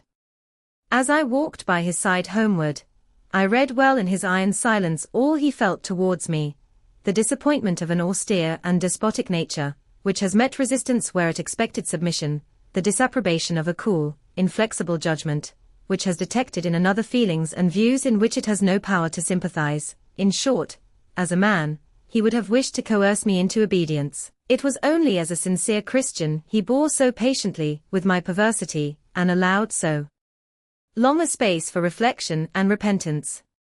That night, after he had kissed his sisters, he thought proper to forget even to shake hands with me, but left the room in silence.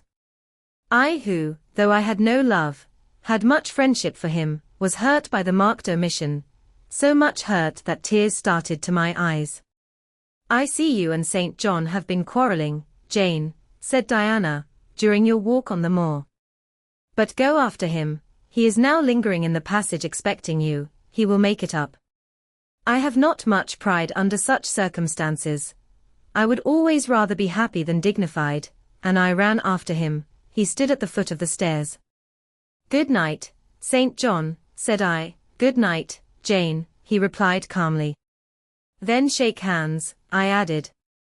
What a cold, loose touch he impressed on my fingers. He was deeply displeased by what had occurred that day. Cordiality would not warm, nor tears move him. No happy reconciliation was to be had with him, no cheering smile or generous word, but still the Christian was patient and placid, and when I asked him if he forgave me, he answered that he was not in the habit of cherishing the remembrance of vexation, that he had nothing to forgive, not having been offended. And with that answer he left me. I would much rather he had knocked me down. Chapter 35. He did not leave for Cambridge the next day, as he had said he would. He deferred his departure a whole week, and during that time he made me feel what severe punishment a good yet stern, a conscientious yet implacable man, can inflict on one who has offended him. Without one overt act of hostility, one upbraiding word, he contrived to impress me momently with the conviction that I was put beyond the pale of his favor. Not that St. John harbored a spirit of unchristian vindictiveness, not that he would have injured a hair of my head, if it had been fully in his power to do so. Both by nature and principle, he was superior to the mean gratification of vengeance. He had forgiven me for saying I scorned him and his love, but he had not forgotten the words, and as long as he and I lived he never would forget them. I saw by his look, when he turned to me, that they were always written on the air between me and him. Whenever I spoke, they sounded in my voice to his ear, and their echo toned every answer he gave me. He did not abstain from conversing with me. He even called me as usual each morning to join him at his desk, and I fear the corrupt man within him had a pleasure unimparted to, and unshared by, the pure Christian, in evincing with what skill he could, while acting and speaking apparently just as usual, extract from every deed and every phrase the spirit of interest and approval, which had formerly communicated a certain austere charm to his language and manner. To me, he was in reality become no longer flesh, but marble. His eye was a cold, bright, blue gem, his tongue a speaking instrument, nothing more. All this was torture to me, refined, lingering torture. It kept up a slow fire of indignation and a trembling trouble of grief, which harassed and crushed me altogether. I felt how, if I were his wife, this good man, pure as the deep sunless source, could soon kill me, without drawing from my veins a single drop of blood, or receiving on his own crystal conscience the faintest stain of crime. Especially I felt this when I made any attempt to propitiate him. No ruth met my ruth. He experienced no suffering from estrangement, no yearning after reconciliation, and though, more than once, my fast-falling tears blistered the page over which we both bent, they produced no more effect on him than if his heart had been really a matter of stone or metal. To his sisters, meantime, he was somewhat kinder than usual, as if afraid that mere coldness would not sufficiently convince me how completely I was banished and banned. He added the force of contrast, and this I am sure he did not by malice, but on principle. The night before he left home, happening to see him walking in the garden about sunset, and remembering, as I looked at him, that this man, alienated as he now was, had once saved my life, and that we were near relations, I was moved to make a last attempt to regain his friendship. I went out and approached him as he stood leaning over the little gate. I spoke to the point at once. "St. John, I am unhappy because you are still angry with me. Let us be friends." "I hope we are friends," was the unmoved reply, while he still watched the rising of the moon, which he had been contemplating as I approached. "No, St. John, we are not friends as we were. You know that. Are we not? That is wrong. For my part, I wish you no ill and all good. I believe you, St. John, for I am sure you are incapable of wishing any one ill, but as I am your kinswoman, I should desire somewhat more of affection than that sort of general philanthropy you extend to mere strangers." "Of course," he said. "Your wish is reasonable, and I am far from regarding you as a stranger." This, spoken in a cool, tranquil tone, was mortifying and baffling enough. Had I attended to the suggestions of pride and ire, I should immediately have left him, but something worked within me more strongly than those feelings could. I deeply venerated my cousin's talent and principle. His friendship was of value to me, to lose it tried me severely. I would not so soon relinquish the attempt to reconquer it. Must we part in this way, St. John? And when you go to India, will you leave me so, without a kinder word than you have yet spoken? He now turned quite from the moon and faced me. When I go to India, Jane, will I leave you? What? Do you not go to India? You said I could not unless I married you. And you will not marry me. You adhere to that resolution. Reader, do you know, as I do, what terror those cold people can put into the ice of their questions? How much of the fall of the avalanche is in their anger? Of the breaking up of the frozen sea in their displeasure? No. St. John, I will not marry you. I adhere to my resolution. The avalanche had shaken and slid a little forward, but it did not yet crash down. Once more, why this refusal? He asked. Formally, I answered, because you did not love me. Now, I reply, because you almost hate me. If I were to marry you, you would kill me. You are killing me now. His lips and cheeks turned white, quite white. I should kill you. I am killing you. Your words are such as ought not to be used, violent, unfeminine, and untrue. They betray an unfortunate state of mind. They merit severe reproof. They would seem inexcusable, but that it is the duty of man to forgive his fellow even until 77 times. I had finished the business now. While earnestly wishing to erase from his mind the trace of my former offense, I had stamped on that tenacious surface another, and far deeper impression. I had burnt it in. Now you will indeed hate me, I said. It is useless to attempt to conciliate you. I see I have made an eternal enemy of you. A fresh wrong did these words inflict, the worse, because they touched on the truth. That bloodless lip quivered to a temporary spasm. I knew the steely ire I had whetted. I was heart-wrung. You utterly misinterpret my words, I said, at once seizing his hand. I have no intention to grieve or pain you, indeed, I have not. Most bitterly he smiled, most decidedly he withdrew his hand from mine. And now you recall your promise, and will not go to India at all, I presume, said he, after a considerable pause. Yes, I will, as your assistant, I answered. A very long silence succeeded. What struggle there was in him between nature and grace in this interval, I cannot tell. Only singular gleams scintillated in his eyes, and strange shadows passed over his face. He spoke at last. I before proved to you the absurdity of a single woman of your age proposing to accompany abroad a single man of mine. I proved it to you in such terms as, I should have thought, would have prevented your ever again alluding to the plan. That you have done so, I regret, for your sake. I interrupted him. Anything like a tangible reproach gave me courage at once. Keep to common sense, St. John, you are verging on nonsense. You pretend to be shocked by what I have said. You are not really shocked, for, with your superior mind, you cannot be either so dull, or so conceited as to misunderstand my meaning. I say again, I will be your curate, if you like, but never your wife. Again he turned lividly pale, but, as before, controlled his passion perfectly. He answered emphatically but calmly, a female curate, who is not my wife, would never suit me.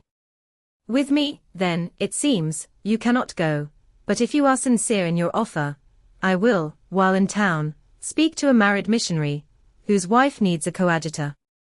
Your own fortune will make you independent of the Society's aid, and thus you may still be spared the dishonor of breaking your promise, and deserting the band you engaged to join. Now I never had, as the reader knows, either given any formal promise, or entered into any engagement, and this language was all much too hard and much too despotic for the occasion. I replied, there is no dishonor, no breach of promise, no desertion in the case. I am not under the slightest obligation to go to India, especially with strangers. With you I would have ventured much, because I admire, confide in, and as a sister, I love you, but I am convinced that, go when and with whom I would, I should not live long in that climate. Ah? You are afraid of yourself, he said, curling his lip. I am. God did not give me my life to throw away, and to do as you wish me would, I begin to think, be almost equivalent to committing suicide. Moreover, before I definitively resolve on quitting England, I will know for certain whether I cannot be of greater use by remaining in it than by leaving it. What do you mean? It would be fruitless to attempt to explain, but there is a point on which I have long endured painful doubt, and I can go nowhere till by some means that doubt is removed. I know where your heart turns and to what it clings. The interest you cherish is lawless and unconsecrated. Long since you ought to have crushed it, now you should blush to allude to it. You think of Mr. Rochester. It was true. I confessed it by silence. Are you going to seek Mr. Rochester? I must find out what is become of him. It remains for me, then, he said, to remember you in my prayers, and to entreat God for you, in all earnestness, that you may not indeed become a castaway. I had thought I recognized in you one of the chosen. But God sees not as man sees. His will be done. He opened the gate, passed through it, and strayed away down the glen. He was soon out of sight. On re-entering the parlor, I found Diana standing at the window, looking very thoughtful. Diana was a great deal taller than I. She put her hand on my shoulder, and stooping, examined my face. Jane, she said, you are always agitated and pale now. I am sure there is something the matter. Tell me what business St. John and you have on hands. I have watched you this half hour from the window. You must forgive my being such a spy, but for a long time I have fancied I hardly know what. St. John is a strange being. She paused. I did not speak. Soon she resumed. That brother of mine cherishes peculiar views of some sort respecting you, I am sure. He has long distinguished you by a notice and interest he never showed to any one else. To what end? I wish he loved you. Does he, Jane? I put her cool hand to my hot forehead. No, Di, not one whit.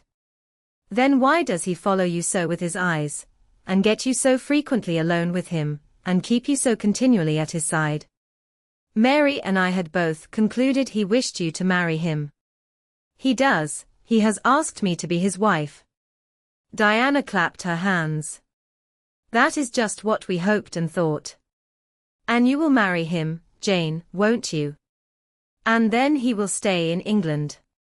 Far from that, Diana. His sole idea in proposing to me is to procure a fitting fellow laborer in his Indian toils. What? He wishes you to go to India. Yes.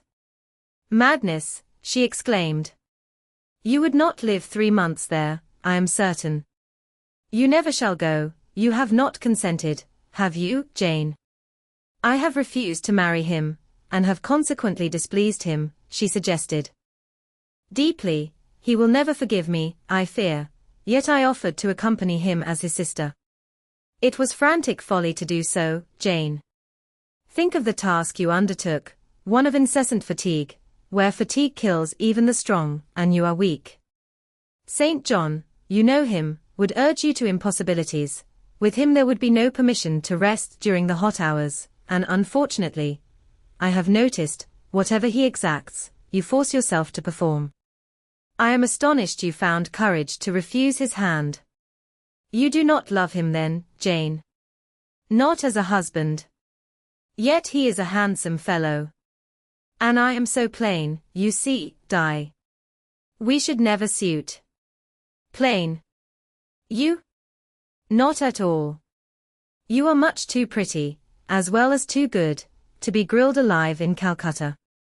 And again she earnestly conjured me to give up all thoughts of going out with her brother. I must indeed, I said, for when just now I repeated the offer of serving him for a deacon, he expressed himself shocked at my want of decency. He seemed to think I had committed an impropriety in proposing to accompany him unmarried, as if I had not from the first hoped to find in him a brother, and habitually regarded him as such. What makes you say he does not love you, Jane? You should hear himself on the subject. He has again and again explained that it is not himself, but his office he wishes to mate. He has told me I am formed for labor, not for love, which is true, no doubt. But, in my opinion, if I am not formed for love, it follows that I am not formed for marriage. Would it not be strange, Di, to be chained for life to a man who regarded one, but as a useful tool? Insupportable, unnatural, out of the question. And then, I continued, though I have only sisterly affection for him now, yet, if forced to be his wife, I can imagine the possibility of conceiving an inevitable, strange, torturing kind of love for him, because he is so talented, and there is often a certain heroic grandeur in his look, manner, and conversation. In that case, my lot would become unspeakably wretched. He would not want me to love him, and if I showed the feeling, he would make me sensible that it was a superfluity, unrequired by him, unbecoming in me. I know he would. And yet St. John is a good man, said Diana. He is a good and a great man, but he forgets, pitilessly, the feelings and claims of little people, in pursuing his own large views. It is better, therefore, for the insignificant to keep out of his way, lest, in his progress, he should trample them down. Here he comes. I will leave you, Diana. And I hastened upstairs as I saw him entering the garden. But I was forced to meet him again at supper. During that meal he appeared just as composed as usual. I had thought he would hardly speak to me, and I was certain he had given up the pursuit of his matrimonial scheme. The sequel showed I was mistaken on both points. He addressed me precisely in his ordinary manner, or what had, of late, been his ordinary manner, one scrupulously polite. No doubt he had invoked the help of the Holy Spirit to subdue the anger I had roused in him, and now believed he had forgiven me once more. For the evening reading before prayers, he selected the 21st chapter of Revelation. It was at all times pleasant to listen while from his lips fell the words of the Bible. Never did his fine voice sound at once so sweet and full, never did his manner become so impressive in its noble simplicity, as when he delivered the oracles of God. And tonight that voice took a more solemn tone, that manner more thrilling meaning, as he sat in the midst of his household circle, the May moon shining in through the uncurtained window, and rendering almost unnecessary the light of the candle. On the table as he sat there, bending over the great old Bible, and described from its page the vision of the new heaven and the new earth, told how God would come to dwell with men, how he would wipe away all tears from their eyes, and promised that there should be no more death, neither sorrow nor crying, nor any more pain, because the former things were passed away. The succeeding words thrilled me strangely as he spoke them, especially as I felt, by the slight, indescribable alteration in sound, that in uttering them, his eye had turned on me. He that overcometh shall inherit all things, and I will be his God, and he shall be my son. But, was slowly, distinctly read, the fearful, the unbelieving, and shall have their part in the lake which burneth with fire and brimstone, which is the second death. Henceforward, I knew what fate St. John feared for me. A calm, subdued triumph, blent with a longing earnestness, marked his enunciation of the last glorious verses of that chapter. The reader believed his name was already written in the Lamb's book of life, and he yearned after the hour which should admit him to the city to which the kings of the earth bring their glory and honor, which has no need of sun or moon to shine in it, because the glory of God lightens it, and the Lamb is the light thereof. In the prayer following the chapter, all his energy gathered, all his stern zeal woke. He was in deep earnest, wrestling with God, and resolved on a conquest. He supplicated strength for the weak-hearted, guidance for wanderers from the fold, a return, even at the 11th hour, for those whom the temptations of the world and the flesh were luring from the narrow path. He asked, he urged, he claimed the boon of a brand snatched from the burning. Earnestness is ever deeply solemn. First, as I listened to that prayer, I wondered at his, then, when it continued and rose, I was touched by it, and at last awed. He felt the greatness and goodness of his purpose so sincerely, others who heard him plead for it, could not but feel it too. The prayer over, we took leave of him. He was to go at a very early hour in the morning. Diana and Mary, having kissed him, left the room, in compliance, I think, with a whispered hint from him. I tendered my hand, and wished him a pleasant journey. "Thank you, Jane. As I said, I shall return from Cambridge in a fortnight. That space, then, is yet left you for reflection. If I listened to human pride, I should say no more to you of marriage with me, but I listen to my duty, and keep steadily in view my first aim, to do all things to the glory of God. My master was long-suffering, so will I be. I cannot give you up to perdition as a vessel of wrath. Repent, resolve, while there is yet time. Remember, we are bid to work while it is day, warned that the night cometh when no man shall work. Remember the fate of Dives, who had his good things in this life. God give you strength to choose that better part, which shall not be taken from you." He laid his hand on my head, as he uttered the last words. He had spoken earnestly, mildly. His look was not, indeed, that of a lover beholding his mistress, but it was that of a pastor recalling his wandering sheep, or better, of a guardian angel watching the soul for which he is responsible. All men of talent, whether they be men of feeling or not, whether they be zealots, or aspirants, or despots, provided only they be sincere, have their sublime moments, when they subdue and rule. I felt veneration for St. John, veneration so strong that its impetus thrust me at once to the point I had so long shunned. I was tempted to cease struggling with him, to rush down the torrent of his will into the gulf of his existence, and there lose my own. I was almost as hard beset by him now as I had been once before, in a different way, by another. I was a fool both times. To have yielded then would have been an error of principle, to have yielded now would have been an error of judgment. So I think at this hour, when I look back to the crisis through the quiet medium of time, I was unconscious of folly at the instant. I stood motionless under my Hierophant's touch. My refusals were forgotten, my fears overcome, my wrestlings paralyzed. The impossible, i.e., my marriage with St. John, was fast becoming the possible. All was changing utterly with a sudden sweep. Religion called, angels beckoned, God commanded, life rolled together like a scroll, death's gates opening, showed eternity beyond.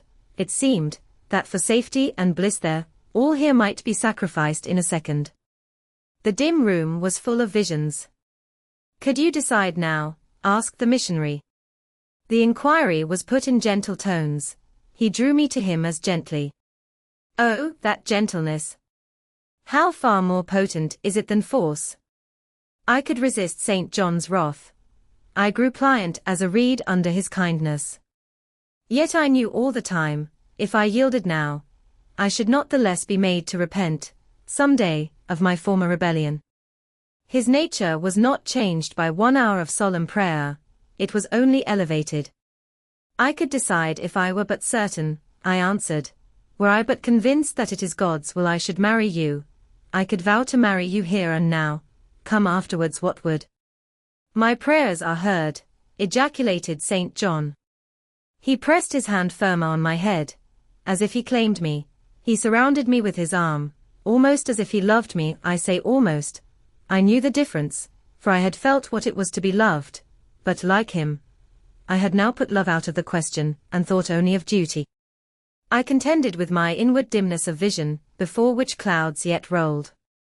I sincerely, deeply, fervently longed to do what was right, and only that. Show me the path. I entreated of heaven. I was excited more than I had ever been, and whether what followed was the effect of excitement the reader shall judge. All the house was still, for I believe all, except St. John and myself, were now retired to rest. The one candle was dying out, the room was full of moonlight. My heart beat fast and thick. I heard its throb. Suddenly it stood still to an inexpressible feeling that thrilled it through, and passed at once to my head and extremities. The feeling was not like an electric shock, but it was quite as sharp, as strange, as startling. It acted on my senses, as if their utmost activity hitherto had been but torpor, from which they were now summoned and forced to wake. They rose expectant. Eye and ear waited while the flesh quivered on my bones.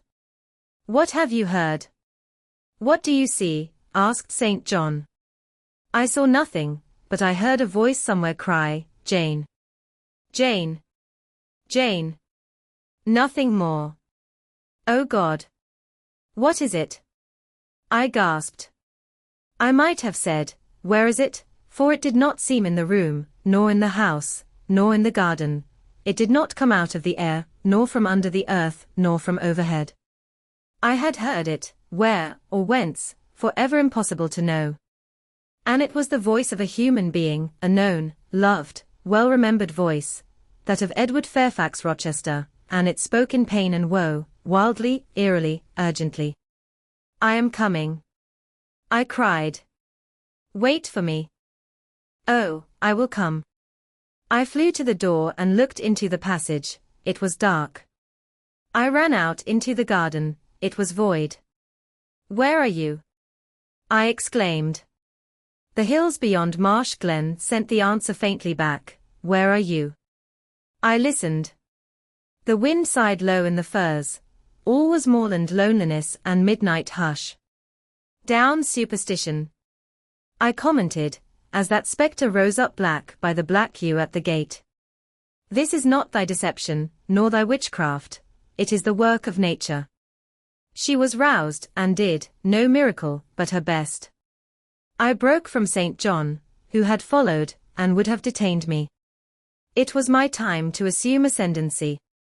My powers were in play and in force. I told him to forbear question, or remark. I desired him to leave me. I must and would be alone. He obeyed at once. Where there is energy to command well enough, obedience never fails. I mounted to my chamber, locked myself in, fell on my knees, and prayed in my way, a different way to St. John's, but effective in its own fashion. I seemed to penetrate very near a mighty spirit, and my soul rushed out in gratitude at his feet. I rose from the thanksgiving, took a resolve, and lay down, unscared, enlightened, eager but for the daylight. Chapter 36. The daylight came. I rose at dawn. I busied myself for an hour or two with arranging my things in my chamber, drawers, and wardrobe, in the order wherein I should wish to leave them during a brief absence. Meantime, I heard St. John quit his room. He stopped at my door. I feared he would knock, no, but a slip of paper was passed under the door. I took it up. It bore these words: "You left me too suddenly last night. Had you stayed but a little longer, you would have laid your hand on the Christian's cross and the angel's crown. I shall expect your clear decision when I return this day fortnight. Meantime, watch and pray that you enter not into temptation. The spirit, I trust, is willing, but the flesh, I see, is weak. I shall pray for you hourly. Yours, St. John." My spirit, I answered mentally, is willing to do what is right, and my flesh, I hope, is strong enough to accomplish the will of heaven, when once that will is distinctly known to me. At any rate, it shall be strong enough to search, inquire, to grope an outlet from this cloud of doubt, and find the open day of certainty. It was the 1st of June, yet the morning was overcast and chilly. Rain beat fast on my casement. I heard the front door open, and St. John pass out. Looking through the window, I saw him traverse the garden. He took the way over the misty moors in the direction of Whitcross. There he would meet the coach. In a few more hours I shall succeed you in that track, cousin, thought I. I too have a coach to meet at Whitcross. I too have some to see and ask after in England, before I depart for ever. It wanted yet 2 hours of breakfast time. I filled the interval in walking softly about my room, and pondering the visitation, which had given my plans their present bent. I recalled that inward sensation I had experienced, for I could recall it, with all its unspeakable strangeness. I recalled the voice I had heard, again I questioned whence it came, as vainly as before. It seemed in me, not in the external world. I asked, was it a mere nervous impression, a delusion? I could not conceive or believe. It was more like an inspiration. The wondrous shock of feeling had come like the earthquake, which shook the foundations of Paul and Silas's prison. It had opened the doors of the soul cell and loosed its bands. It had wakened it out of its sleep, whence it sprang trembling, listening, aghast. Then vibrated thrice a cry on my startled ear, and in my quaking heart and through my spirit, which neither feared nor shook, but exulted as if in joy over the success of one effort it had been privileged to make, independent of the cumbrous body. Ere many days, I said, as I terminated my musings, I will know something of him whose voice seemed last night to summon me. Letters have proved of no avail, personal inquiry shall replace them. At breakfast I announced to Diana and Mary that I was going a journey, and should be absent at least 4 days. Alone, Jane? They asked. Yes. It was to see or hear news of a friend about whom I had for some time been uneasy. They might have said, as I have no doubt they thought, that they had believed me to be without any friends save them, for, indeed, I had often said so, but, with their true natural delicacy, they abstained from comment, except that Diana asked me if I was sure I was well enough to travel. I looked very pale, she observed. I replied, that nothing ailed me save anxiety of mind, which I hoped soon to alleviate. It was easy to make my further arrangements, for I was troubled with no inquiries, no surmises. Having once explained to them that I could not now be explicit about my plans, they kindly and wisely acquiesced in the silence with which I pursued them, according to me the privilege of free action, I should under similar circumstances have accorded them. I left Moor House at 3:00 p.m., and soon after 4 I stood at the foot of the signpost of Whitcross, waiting the arrival of the coach, which was to take me to distant Thornfield. Amidst the silence of those solitary roads and desert hills, I heard it approach from a great distance. It was the same vehicle whence, a year ago, I had alighted one summer evening on this very spot. How desolate, and hopeless, and objectless. It stopped as I beckoned. I entered, not now obliged to part with my whole fortune as the price of its accommodation. Once more on the road to Thornfield, I felt like the messenger pigeon flying home. It was a journey of 36 hours. I had set out from Whitcross on a Tuesday afternoon, and early on the succeeding Thursday morning the coach stopped to water the horses at a wayside inn, situated in the midst of scenery, whose green hedges, and large fields and low pastoral hills, how mild of feature, and verdant of hue compared with the stern North Midland moors of Morton, met my eye like the lineaments of a once familiar face. Yes, I knew the character of this landscape. I was sure we were near my bourne. How far is Thornfield Hall from here? I asked of the ostler.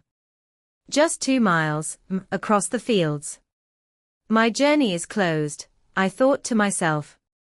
I got out of the coach, gave a box I had into the ostler's charge, to be kept till I called for it, paid my fare, satisfied the coachman, and was going. The brightening day gleamed on the sign of the inn, and I read in gilt letters, the Rochester Arms. My heart leapt up. I was already on my master's very lands. It fell again, the thought struck it. Your master himself may be beyond the British Channel, for aught you know, and then, if he is at Thornfield Hall, towards which you hasten, who besides him is there? His lunatic wife, and you have nothing to do with him, you dare not speak to him or seek his presence. You have lost your labor, you had better go no farther, urged the monitor. Ask information of the people at the inn, they can give you all you seek, they can solve your doubts at once. Go up to that man, and inquire if Mr. Rochester be at home. The suggestion was sensible, and yet I could not force myself to act on it. I so dreaded a reply that would crush me with despair. To prolong doubt was to prolong hope. I might yet once more see the hall under the ray of her star. There was the stile before me, the very fields through which I had hurried, blind, deaf, distracted with a revengeful fury tracking and scourging me, on the morning I fled from Thornfield. ere I well knew what course I had resolved to take, I was in the midst of them. How fast I walked! How I ran sometimes!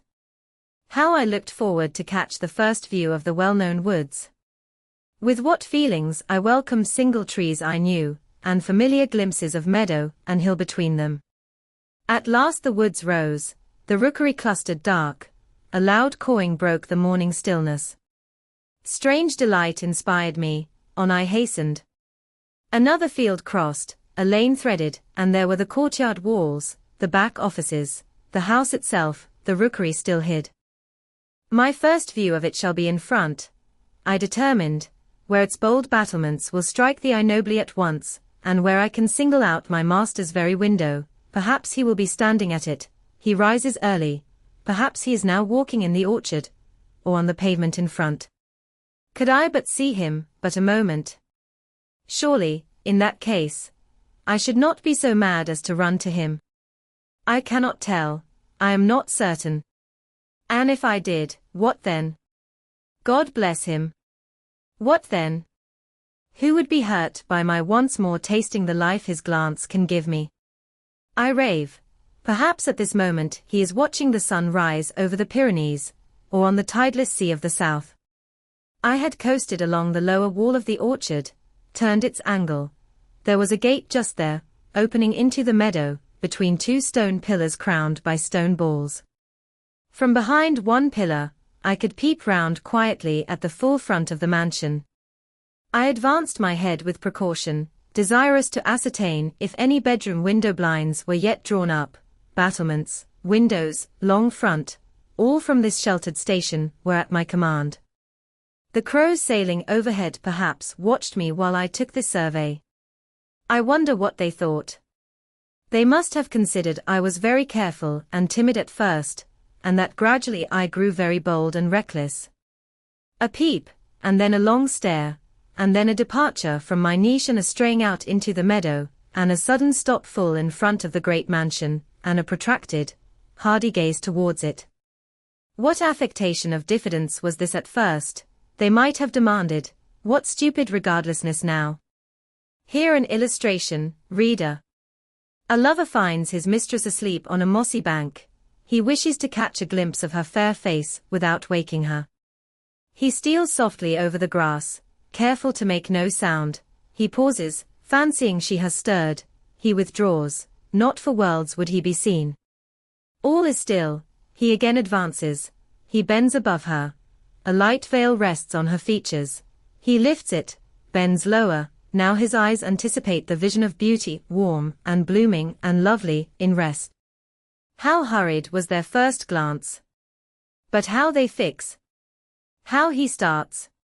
How he suddenly and vehemently clasps in both arms the form he dared not, a moment since, touch with his finger. How he calls aloud a name, and drops his burden, and gazes on it wildly. He thus grasps and cries, and gazes, because he no longer fears to waken by any sound he can utter, by any movement he can make. He thought his love slept sweetly, he finds she is stone dead. I looked with timorous joy towards a stately house, I saw a blackened ruin. No need to cower behind a gatepost, indeed, to peep up at chamber lattices, fearing life was astir behind them. No need to listen for doors opening, to fancy steps on the pavement, or the gravel walk. The lawn, the grounds were trodden and waste, the portal yawned void. The front was, as I had once seen it in a dream, but a shell-like wall, very high and very fragile-looking, perforated with paneless windows, no roof, no battlements, no chimneys, all had crashed in. And there was the silence of death about it, the solitude of a lonesome wild. No wonder that letters addressed to people here had never received an answer. As well despatch epistles to a vault in a church aisle. The grim blackness of the stones told by what fate the hall had fallen, by conflagration, but how kindled. What story belonged to this disaster? What loss, besides mortar and marble and woodwork, had followed upon it? Had life been wrecked as well as property? If so, whose? Dreadful question, there was no one here to answer it, not even dumb sign, mute token. In wandering round the shattered walls and through the devastated interior, I gathered evidence that the calamity was not of late occurrence. Winter snows, I thought, had drifted through that void arch, winter rains beaten in at those hollow casements, for, amidst the drenched piles of rubbish, spring had cherished vegetation, grass and weed grew here and there between the stones and fallen rafters. And oh, where meantime was the hapless owner of this wreck? In what land? Under what auspices? My eye involuntarily wandered to the grey church tower near the gates, and I asked, is he with Dame de Rochester, sharing the shelter of his narrow marble house? Some answer must be had to these questions. I could find it nowhere but at the inn, and thither, ere long, I returned. The host himself brought my breakfast into the parlour. I requested him to shut the door and sit down. I had some questions to ask him. But when he complied, I scarcely knew how to begin. Such horror had I of the possible answers. And yet the spectacle of desolation I had just left prepared me in a measure for a tale of misery. The host was a respectable-looking, middle-aged man. You know Thornfield Hall, of course? I managed to say at last. Yes, I lived there once. Did you? Not in my time, I thought. You are a stranger to me. I was the late Mr. Rochester's butler, he added. The late. I seemed to have received, with full force, the blow I had been trying to evade. The late. I gasped. Is he dead? I mean the present gentleman, Mr. Edward's father, he explained. I breathed again, my blood resumed its flow. Fully assured by these words that Mr. Edward, my Mr. Rochester, God bless him, wherever he was at least alive, was, in short, the present gentleman. Gladdening words. It seemed I could hear all that was to come, whatever the disclosures might be, with comparative tranquillity. Since he was not in the grave, I could bear, I thought, to learn that he was at the Antipodes. Is Mr. Rochester living at Thornfield Hall now? I asked, knowing, of course, what the answer would be, but yet desirous of deferring the direct question as to where he really was. No, oh no. No one is living there. I suppose you are a stranger in these parts, or you would have heard what happened last autumn. Thornfield Hall is quite a ruin. It was burnt down just about harvest time. A dreadful calamity. Such an immense quantity of valuable property destroyed, hardly any of the furniture could be saved. The fire broke out at dead of night, and before the engines arrived from Millcote, the building was one mass of flame. It was a terrible spectacle. I witnessed it myself. At dead of night. I muttered. Yes, that was ever the hour of fatality at Thornfield. Was it known how it originated? I demanded. They guessed. Indeed, I should say it was ascertained beyond a doubt. You are not perhaps aware, he continued, edging his chair a little nearer the table, and speaking low, that there was a lady, a lunatic, kept in the house. I have heard something of it. She was kept in very close confinement. People even for some years was not absolutely certain of her existence. No one saw her. They only knew by rumor that such a person was at the hall, and who or what she was it was difficult to conjecture. They said Mr. Edward had brought her from abroad, and some believed she had been his mistress. But a queer thing happened a year since, a very queer thing. I feared now to hear my own story. I endeavored to recall him to the main fact. And this lady, he answered, turned out to be Mr. Rochester's wife. The discovery was brought about in the strangest way. There was a young lady, a governess at the hall, that Mr. Rochester fell in, but the fire, I suggested. I'm coming to that Mr. Edward fell in love with. The servants say they never saw anybody so much in love as he was. He was after her continually. They used to watch him, servants will, you know, and he set store on her past everything, for all, nobody but him thought her so very handsome. She was a little small thing, they say, almost like a child. I never saw her myself, but I've heard Leah, the housemaid, tell of her. Leah liked her well enough. Mr. Rochester was about 40, and this governess not 20, and you see, when gentlemen of his age fall in love with girls, they are often like as if they were bewitched. Well, he would marry her. You shall tell me this part of the story another time, I said, but now I have a particular reason for wishing to hear all about the fire. Was it suspected that this lunatic, Mrs. Rochester, had any hand in it? You've hit it. It's quite certain that it was her, and nobody but her, that set it going. She had a woman to take care of her called Mrs. Poole, an able woman in her line, and very trustworthy, but for one fault, a fault common to a deal of them nurses and matrons. She kept a private bottle of gin by her, and now and then took a drop overmuch. It is excusable, for she had a hard life of it, but still it was dangerous, for when Mrs. Poole was fast asleep after the gin and water, the mad lady, who was as cunning as a witch, would take the keys out of her pocket, let herself out of her chamber, and go roaming about the house, doing any wild mischief that came into her head. They say she had nearly burnt her husband in his bed once, but I don't know about that.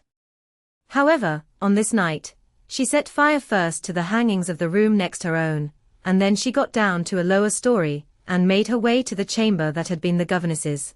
She was like as if she knew somehow how matters had gone on, and had a spite at her, and she kindled the bed there, but there was nobody sleeping in it, fortunately.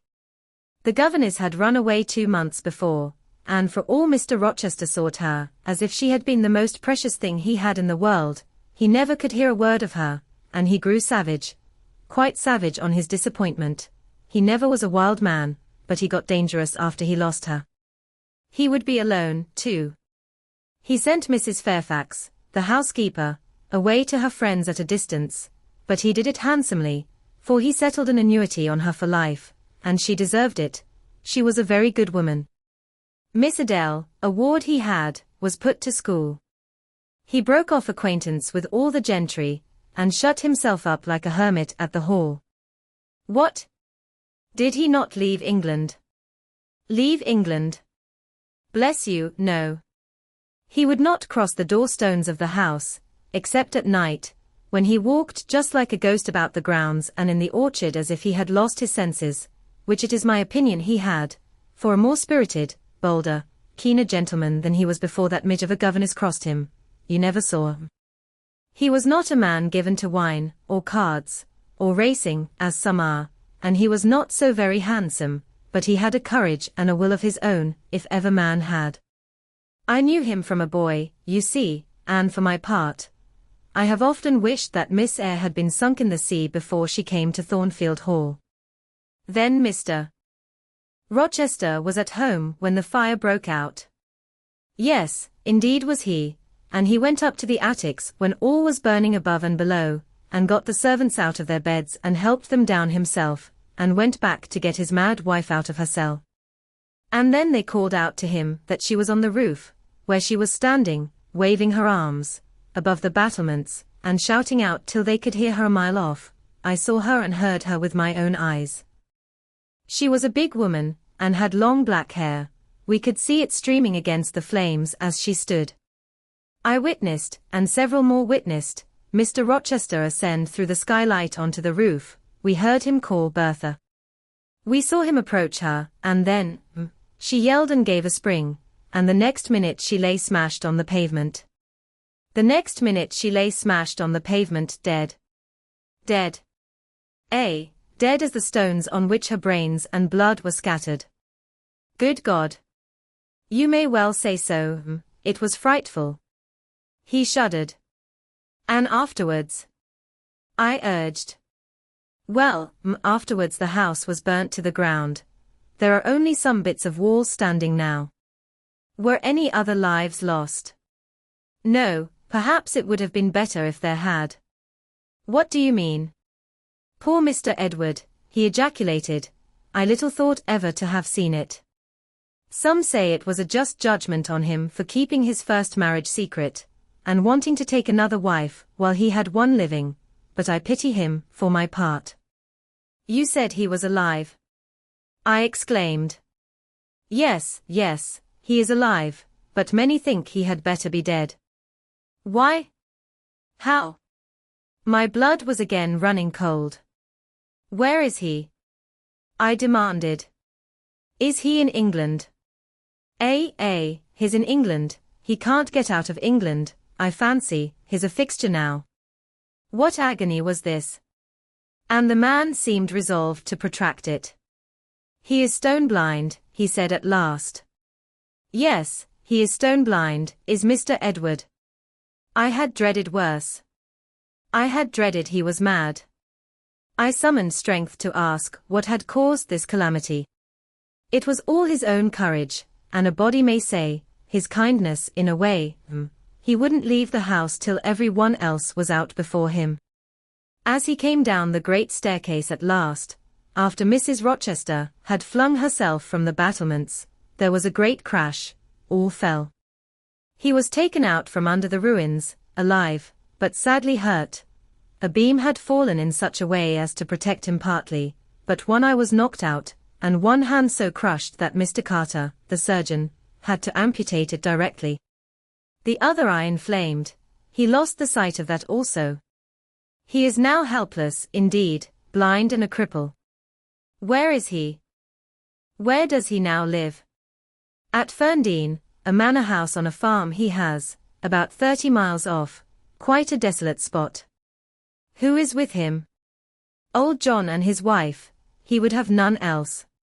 He is quite broken down, they say. Have you any sort of conveyance?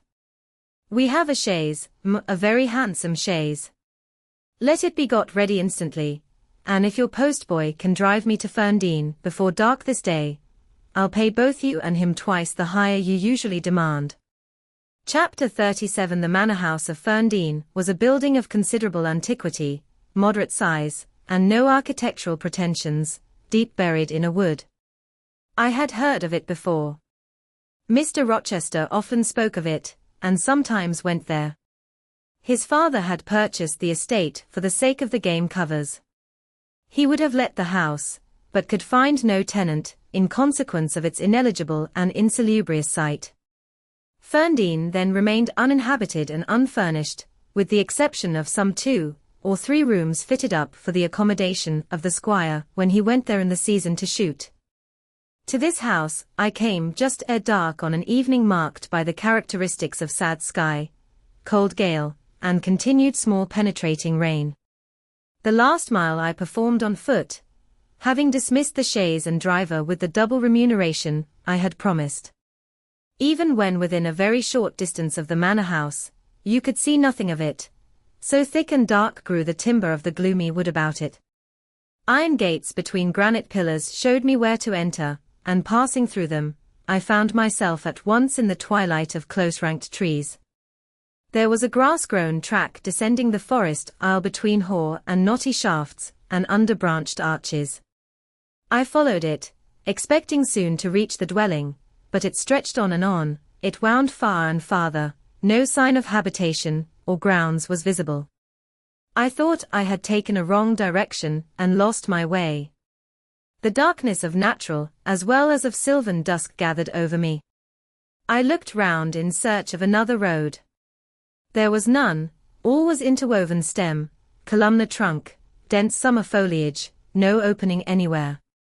I proceeded, at last my way opened, the trees thinned a little, presently I beheld a railing, then the house, scarce, by this dim light, distinguishable from the trees. So dank and green were its decaying walls. Entering a portal, fastened only by a latch, I stood amidst a space of enclosed ground, from which the wood swept away in a semicircle. There were no flowers, no garden beds, only a broad gravel walk girdling a grass plat, and this set in the heavy frame of the forest. The house presented 2 pointed gables in its front, the windows were latticed and narrow, the front door was narrow too, 1 step led up to it. The whole looked, as the host of the Rochester Arms had said, quite a desolate spot. It was as still as a church on a weekday.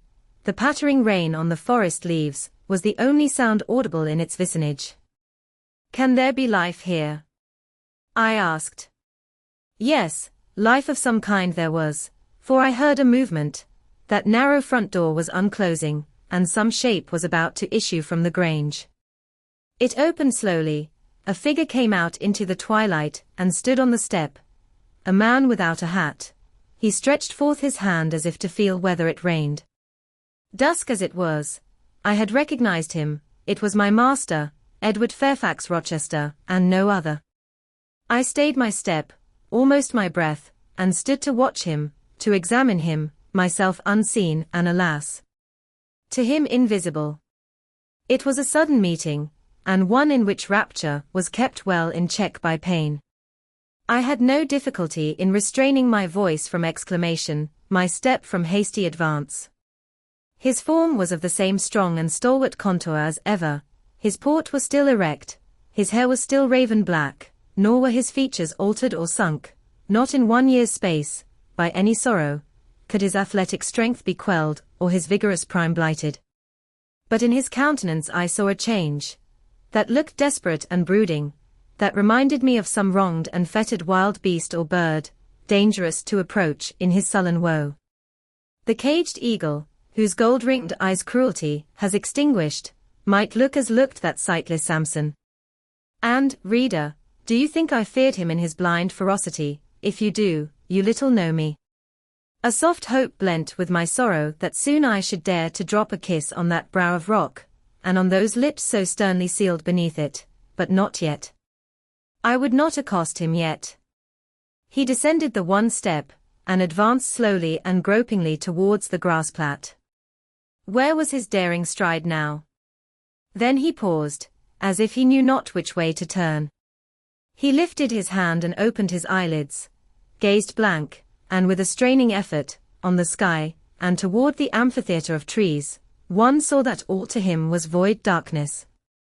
He stretched his right hand, the left arm, the mutilated one, he kept hidden in his bosom. He seemed to wish by touch to gain an idea of what lay around him. He met but vacancy still, for the trees were some yards off where he stood. He relinquished the endeavor, folded his arms, and stood quiet and mute in the rain, now falling fast on his uncovered head. At this moment John approached him from some quarter. "Will you take my arm, sir?" he said. "There is a heavy shower coming on. Had you not better go in?" "Let me alone," was the answer. John withdrew without having observed me. Mr. Rochester now tried to walk about, vainly, all was too uncertain. He groped his way back to the house, and re-entering it, closed the door. I now drew near and knocked. John's wife opened for me. "Mary," I said, "how are you?" She started as if she had seen a ghost. I calmed her. To her hurried, "Is it really you, miss, come at this late hour to this lonely place?" I answered by taking her hand, and then I followed her into the kitchen, where John now sat by a good fire. I explained to them, in few words, that I had heard all which had happened since I left Thornfield, and that I was come to see Mr. Rochester. I asked John to go down to the turnpike house, where I had dismissed the chaise, and bring my trunk, which I had left there, and then, while I removed my bonnet and shawl, I questioned Mary as to whether I could be accommodated at the manor house for the night, and finding that arrangements to that effect, though difficult, would not be impossible, I informed her I should stay. Just at this moment the parlour bell rang. "When you go in," said I, "tell your master that a person wishes to speak to him, but do not give my name." "I don't think he will see you," she answered, "he refuses everybody." When she returned, I inquired what he had said. "You are to send in your name and your business," she replied. She then proceeded to fill a glass with water, and place it on a tray, together with candles. "Is that what he rang for?" I asked. "Yes, he always has candles brought in at dark, though he is blind." "Give the tray to me, I will carry it in." I took it from her hand. She pointed me out the parlour door. The tray shook as I held it, the water spilt from the glass, my heart struck my ribs loud and fast. Mary opened the door for me, and shut it behind me. This parlour looked gloomy, a neglected handful of fire burnt low in the grate, and, leaning over it, with his head supported against the high, old-fashioned mantelpiece, appeared the blind tenant of the room. His old dog, Pilot, lay on one side, removed out of the way, and coiled up as if afraid of being inadvertently trodden upon. Pilot pricked up his ears when I came in. Then he jumped up with a yelp and a whine, and bounded towards me. He almost knocked the tray from my hands. I set it on the table, then patted him, and said softly, "Lie down." Mr. Rochester turned mechanically to see what the commotion was, but as he saw nothing, he returned and sighed. "Give me the water, Mary," he said. I approached him with the now only half-filled glass. Pilot followed me, still excited. "What is the matter?" he inquired. "Down, Pilot," I again said. He checked the water on its way to his lips, and seemed to listen. He drank, and put the glass down. "This is you, Mary, is it not?" "Mary is in the kitchen," I answered. He put out his hand with a quick gesture, but not seeing where I stood, he did not touch me. "Who is this? Who is this?" he demanded, trying, as it seemed, to see with those sightless eyes, unavailing and distressing attempt. "Answer me, speak again," he ordered, imperiously and aloud. "Will you have a little more water, sir?" "I spilled half of what was in the glass," I said. "Who is it? What is it? Who speaks?" "Pilot knows me, and John and Mary know I am here." "I came only this evening," I answered. "Great God, what delusion has come over me? What sweet madness has seized me?" "No delusion, no madness. Your mind, sir, is too strong for delusion, your health too sound for frenzy." "And where is the speaker? Is it only a voice?" "Oh, I cannot see, but I must feel, or my heart will stop and my brain burst. Whatever, whoever you are, be perceptible to the touch, or I cannot live." He groped. I arrested his wandering hand, and prisoned it in both mine. "Her very fingers," he cried, "her small, slight fingers. If so, there must be more of her." The muscular hand broke from my custody, my arm was seized, my shoulder, neck, waist. I was entwined and gathered to him. "Is it Jane? What is it? This is her shape, this is her size, and this her voice," I added. "She is all here, her heart, too. God bless you, sir. I am glad to be so near you again." Jane Eyre, was all he said. "My dear master," I answered, "I am Jane Eyre. I have found you out. I am come back to you. In truth, in the flesh. My living Jane. You touch me, sir, you hold me, and fast enough. I am not cold like a corpse, nor vacant like air, am I? My living darling. These are certainly her limbs, and these her features, but I cannot be so blessed, after all my misery. It is a dream, such dreams as I have had at night, when I have clasped her once more to my heart, as I do now, and kissed her, as thus, and felt that she loved me, and trusted that she would not leave me. Which I never will, sir, from this day. Never will, says the vision. But I always woke and found it an empty mockery, and I was desolate and abandoned, my life dark, lonely, hopeless, my soul athirst and forbidden to drink, my heart famished and never to be fed. Gentle, soft dream, nestling in my arms now, you will fly, too, as your sisters have all fled before you, but kiss me before you go, embrace me, Jane. There, sir, and there. I pressed my lips to his once brilliant and now rayless eyes. I swept his hair from his brow, and kissed that too. He suddenly seemed to arouse himself, the conviction of the reality of all this seized him. It is you, is it, Jane? You are come back to me then? I am. And you do not lie dead in some ditch under some stream. And you are not a pining outcast amongst strangers. No, sir. I am an independent woman now. Independent? What do you mean, Jane? My uncle in Madeira is dead, and he left me £5,000. Ah? This is practical, this is real, he cried. I should never dream that. Besides, there is that peculiar voice of hers, so animating and piquant, as well as soft. It cheers my withered heart, it puts life into it. What, Janet? Are you an independent woman? A rich woman? Quite rich, sir. If you won't let me live with you, I can build a house of my own close up to your door, and you may come and sit in my parlor when you want company of an evening. But as you are rich, Jane, you have now, no doubt, friends who will look after you, and not suffer you to devote yourself to a blind lameter like me. I told you I am independent, sir, as well as rich. I am my own mistress. And you will stay with me? Certainly, unless you object. I will be your neighbor, your nurse, your housekeeper. I find you lonely. I will be your companion, to read to you, to walk with you, to sit with you, to wait on you, to be eyes and hands to you. Cease to look so melancholy, my dear master, you shall not be left desolate, so long as I live.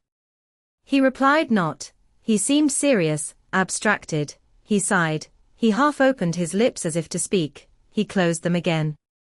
I felt a little embarrassed. Perhaps I had too rashly overleaped conventionalities, and he, like St. John, saw impropriety in my inconsiderateness. I had indeed made my proposal from the idea that he wished and would ask me to be his wife, an expectation, not the less certain, because unexpressed, had buoyed me up, that he would claim me at once as his own. But no hint to that effect escaping him, and his countenance becoming more overcast, I suddenly remembered that I might have been all wrong, and was perhaps playing the fool unwittingly, and I began gently to withdraw myself from his arms, but he eagerly snatched me closer. No, no, Jane, you must not go. No, I have touched you, heard you, felt the comfort of your presence, the sweetness of your consolation. I cannot give up these joys. I have little left in myself, I must have you. The world may laugh, may call me absurd, selfish, but it does not signify. My very soul demands you, it will be satisfied, or it will take deadly vengeance on its frame. Well, sir, I will stay with you. I have said so. Yes, but you understand one thing by staying with me, and I understand another. You, perhaps, could make up your mind to be about my hand and chair, to wait on me as a kind little nurse, for you have an affectionate heart, and a generous spirit, which prompt you to make sacrifices for those you pity, and that ought to suffice for me no doubt. I suppose I should now entertain none but fatherly feelings for you, do you think so? Come, tell me. I will think what you like, sir.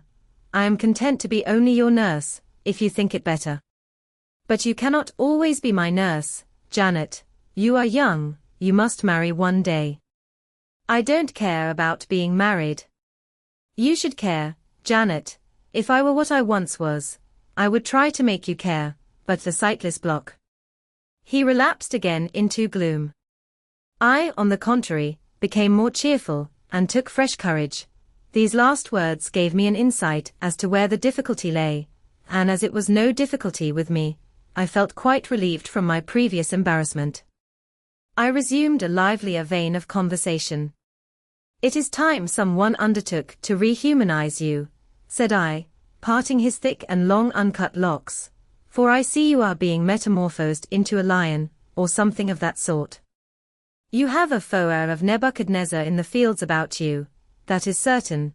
Your hair reminds me of eagle's feathers, whether your nails are grown like bird's claws or not, I have not yet noticed. On this arm, I have neither hand nor nails, he said, drawing the mutilated limb from his breast, and showing it to me. It is a mere stump, a ghastly sight. Don't you think so, Jane?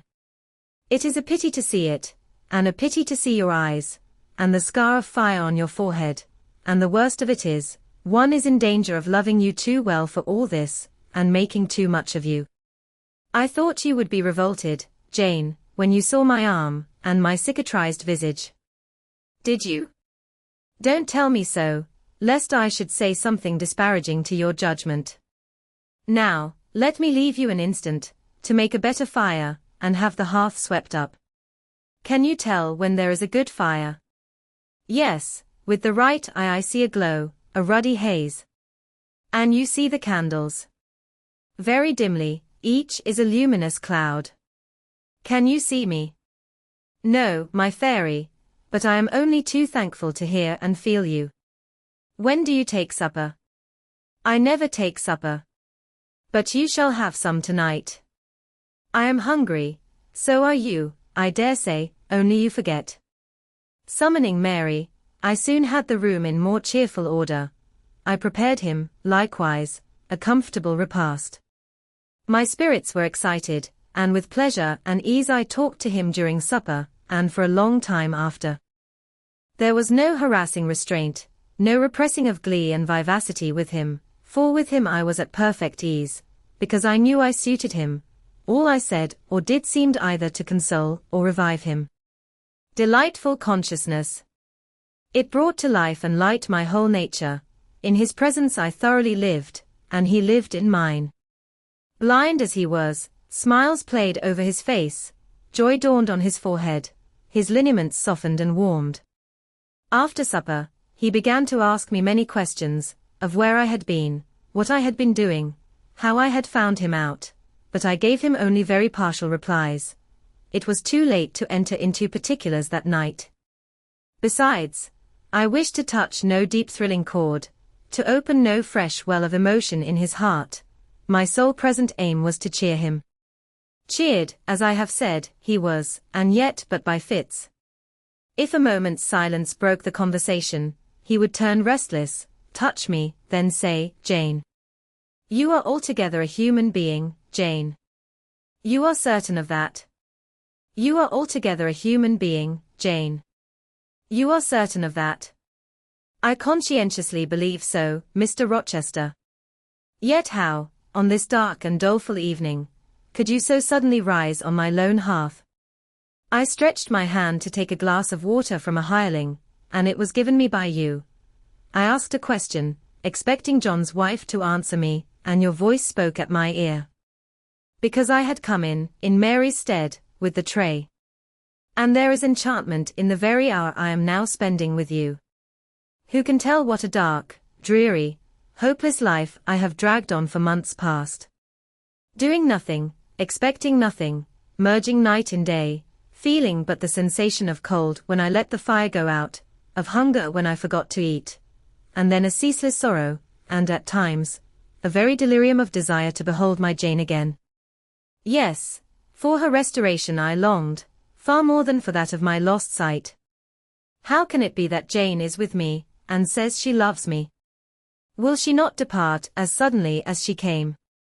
Tomorrow, I fear I shall find her no more. A commonplace, practical reply, out of the train of his own disturbed ideas, was, I was sure, the best and most reassuring for him in this frame of mind. I passed my finger over his eyebrows, and remarked that they were scorched, and that I would apply something which would make them grow as broad and black as ever.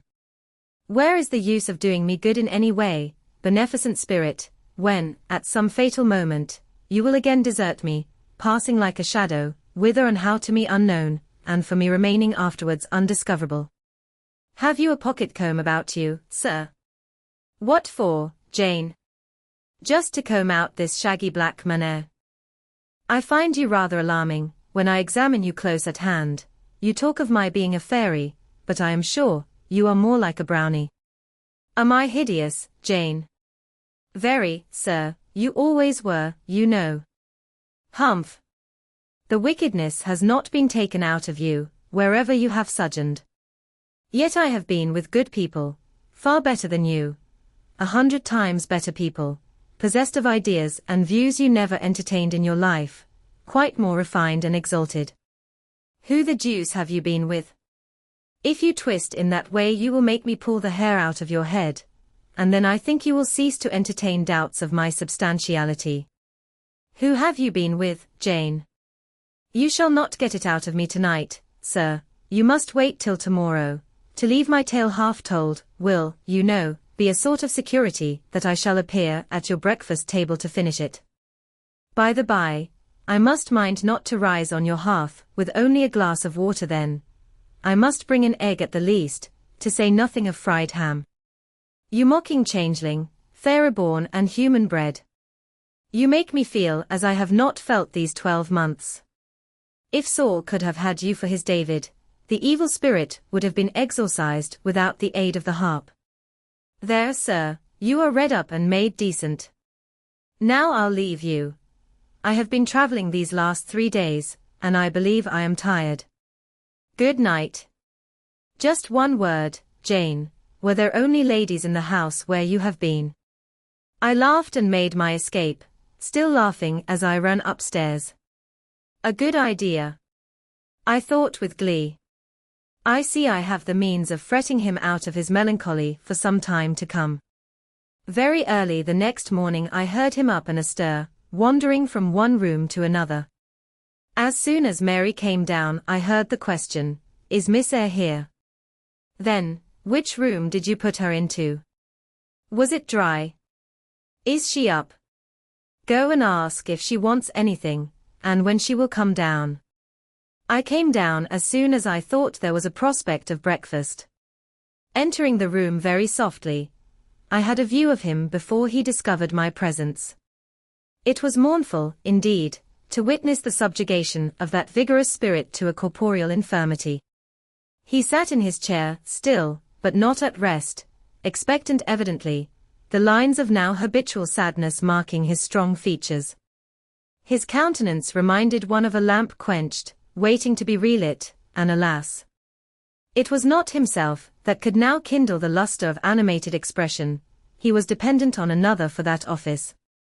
I had meant to be gay and careless, but the powerlessness of the strong man touched my heart to the quick. Still I accosted him with what vivacity I could. "It is a bright, sunny morning, sir," I said. "The rain is over and gone, and there is a tender shining after it. You shall have a walk soon." I had wakened the glow, his features beamed. "Oh, you are indeed there, my skylark. Come to me. You are not gone, not vanished. I heard one of your kind an hour ago, singing high over the wood, but its song had no music for me, any more than the rising sun had rays. All the melody on earth is concentrated in my Jane's tongue to my ear. I am glad it is not naturally a silent one. All the sunshine I can feel is in her presence." The water stood in my eyes to hear this avowal of his dependence, just as if a royal eagle, chained to a perch, should be forced to entreat a sparrow to become its purveyor. But I would not be lachrymose. I dashed off the salt drops, and busied myself with preparing breakfast. Most of the morning was spent in the open air. I led him out of the wet and wild wood into some cheerful fields. I described to him how brilliantly green they were, how the flowers and hedges looked refreshed, how sparklingly blue was the sky. I sought a seat for him in a hidden and lovely spot, a dry stump of a tree, nor did I refuse to let him, when seated, place me on his knee. Why should I, when both he and I were happier near than apart? Pilate lay beside us. All was quiet. He broke out suddenly while clasping me in his arms, "Cruel, cruel deserter.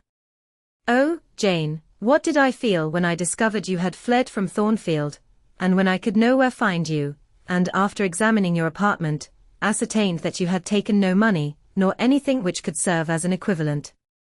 A pearl necklace I had given you lay untouched in its little casket. Your trunks were left corded and locked as they had been prepared for the bridal tour. What could my darling do, I asked, left destitute and penniless? And what did she do? Let me hear now." Thus urged, I began the narrative of my experience for the last year. I softened considerably what related to the 3 days of wandering and starvation, because to have told him all would have been to inflict unnecessary pain. The little I did say lacerated his faithful heart deeper than I wished. "I should not have left him thus," he said, "without any means of making my way. I should have told him my intention. I should have confided in him. He would never have forced me to be his mistress." Violent as he had seemed in his despair, he, in truth, loved me far too well and too tenderly to constitute himself my tyrant. He would have given me half his fortune, without demanding so much as a kiss in return, rather than I should have flung myself friendless on the wide world. I had endured, he was certain, more than I had confessed to him. Well, whatever my sufferings had been, they were very short, I answered, and then I proceeded to tell him how I had been received at Moor House, how I had obtained the office of schoolmistress, and the accession of fortune, the discovery of my relations, followed in due order. Of course, St. John Rivers' name came in frequently in the progress of my tale. When I had done, that name was immediately taken up. This St. John, then, is your cousin? Yes. You have spoken of him often. Do you like him? He was a very good man, sir. I could not help liking him. A good man. Does that mean a respectable, well-conducted man of 50? Or what does it mean? St. John was only 29, sir. Jeune encore, as the French say. Is he a person of low stature, phlegmatic, and plain? A person whose goodness consists rather in his guiltlessness of vice, than in his prowess in virtue. He is untiringly active. Great and exalted deeds are what he lives to perform. But his brain? That is probably rather soft. He means well, but you shrug your shoulders to hear him talk. He talks little, sir, what he does say is ever to the point. His brain is first-rate, I should think not impressible, but vigorous. Is he an able man, then? Truly able. A thoroughly educated man. St. John is an accomplished and profound scholar. His manners, I think, you said are not to your taste, priggish and parsonic. I never mentioned his manners, but, unless I had a very bad taste, they must suit it. They are polished, calm, and gentlemanlike. His appearance, I forget what description you gave of his appearance, a sort of raw curate, half strangled with his white neckcloth, and stilted up on his thick-soled high-lows, St. John dresses well. He is a handsome man, tall, fair, with blue eyes, and a Grecian profile. Aside. Damn him. To me. Did you like him, Jane? Yes, Mr. Rochester, I liked him, but you asked me that before. I perceived, of course, the drift of my interlocutor. Jealousy had got hold of him. She stung him, but the sting was salutary. It gave him respite from the gnawing fang of melancholy. I would not, therefore, immediately charm the snake. Perhaps you would rather not sit any longer on my knee, Miss Eyre, was the next somewhat unexpected observation. Why not, Mr. Rochester? The picture you have just drawn is suggestive of a rather too overwhelming contrast. Your words have delineated very prettily a graceful Apollo. He is present to your imagination, tall, fair, blue-eyed, and with a Grecian profile. Your eyes dwell on a Vulcan, a real blacksmith, brown, broad-shouldered, and blind and lame into the bargain. I never thought of it before, but you certainly are rather like Vulcan, sir. Well, you can leave me, but before you go, and he retained me by a firmer grasp than ever, you will be pleased just to answer me a question or two. He paused. What questions, Mr. Rochester? Then followed this cross-examination. St. John made you schoolmistress of Morton, before he knew you were his cousin. Yes. You would often see him. He would visit the school sometimes. Daily. He would approve of your plans, Jane. I know they would be clever, for you are a talented creature. He approved of them, yes. He would discover many things in you he could not have expected to find. Some of your accomplishments are not ordinary. I don't know about that. You had a little cottage near the school, you say. Did he ever come there to see you? Now and then. Of an evening. Once or twice. A pause. How long did you reside with him and his sisters after the cousinship was discovered? 5 months. Did Rivers spend much time with the ladies of his family? Yes, the back parlour was both his study and ours. He sat near the window, and we by the table. Did he study much? A good deal. What? Hindustani. And what did you do meantime? I learnt German at first. Did he teach you? He did not understand German. Did he teach you nothing? A little Hindustani. Rivers taught you Hindustani. Yes, sir. And his sisters also? No, only you. Only me. Did you ask to learn? No, he wished to teach you. Yes. A second pause. Why did he wish it? Of what use could Hindustani be to you? He intended me to go with him to India. Ah? Here I reach the root of the matter. He wanted you to marry him. He asked me to marry him. That is a fiction, an impudent invention to vex me. I beg your pardon, it is the literal truth. He asked me more than once, and was as stiff about urging his point as ever you could be. Miss Eyre, I repeat it, you can leave me. How often am I to say the same thing? Why do you remain pertinaciously perched on my knee, when I have given you notice to quit? Because I am comfortable there.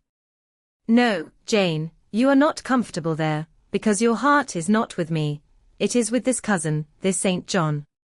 Oh, till this moment, I thought my little Jane was all mine.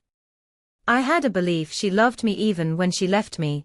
That was an atom of sweet in much bitter. Long as we have been parted, hot tears as I have wept over our separation, I never thought that while I was mourning her, she was loving another. But it is useless grieving. Jane, leave me, go and marry Rivers. Shake me off, then, sir, push me away, for I'll not leave you of my own accord. Jane, I ever like your tone of voice.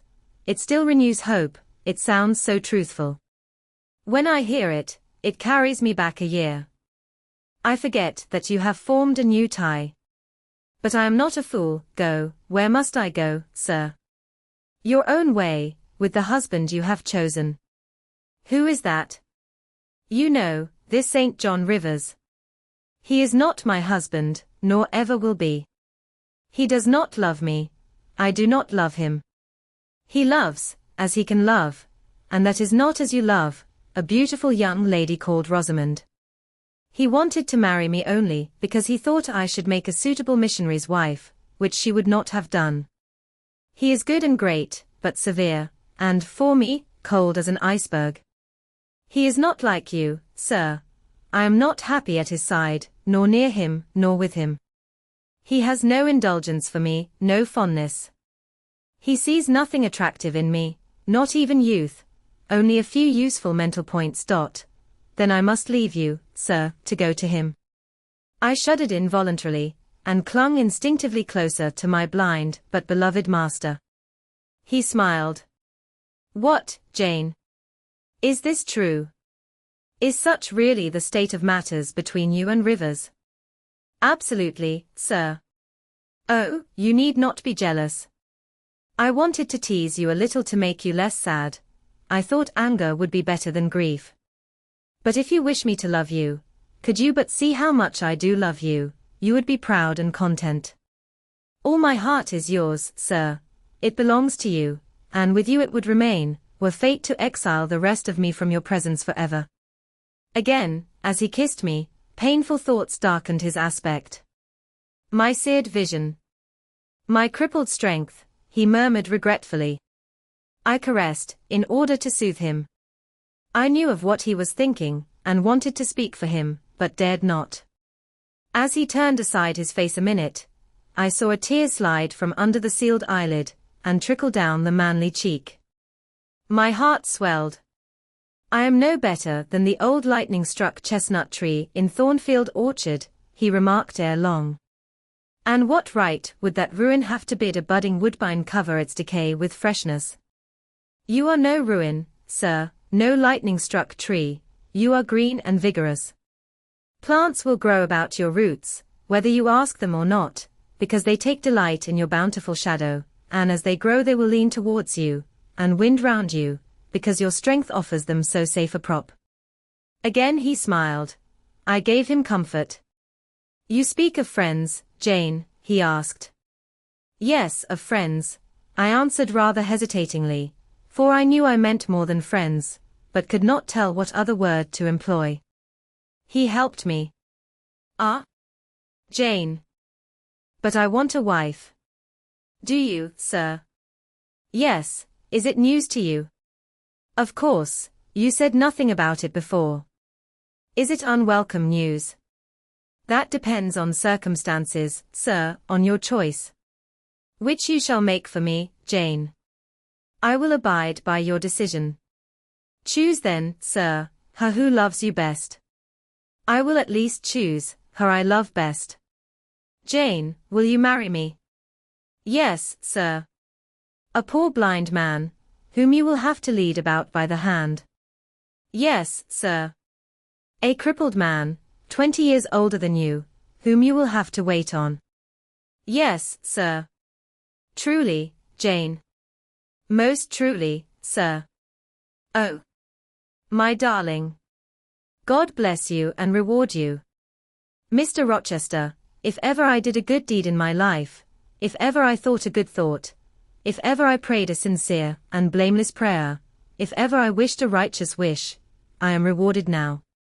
To be your wife is, for me, to be as happy as I can be on earth.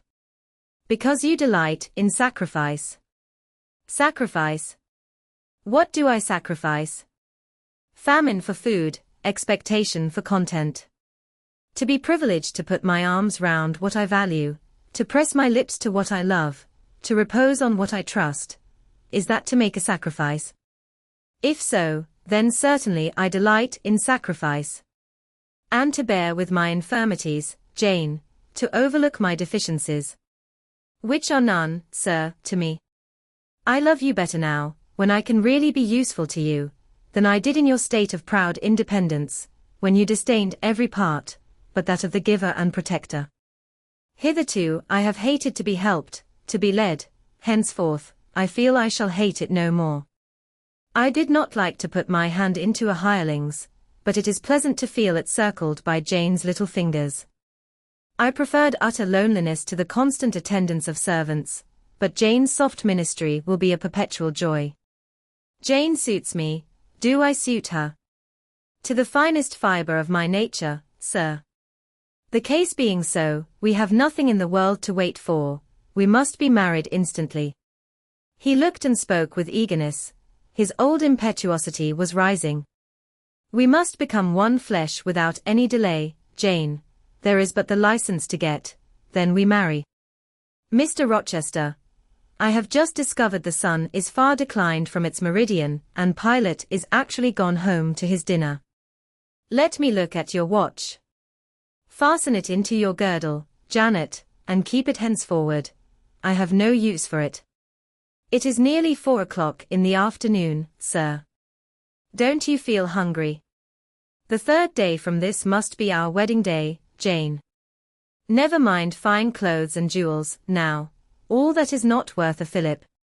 The sun has dried up all the raindrops, sir. The breeze is still, it is quite hot. Do you know, Jane, I have your little pearl necklace at this moment fastened round my bronze scrag under my cravat. I have worn it since the day I lost my only treasure, as a memento of her. We will go home through the wood, that will be the shadiest way.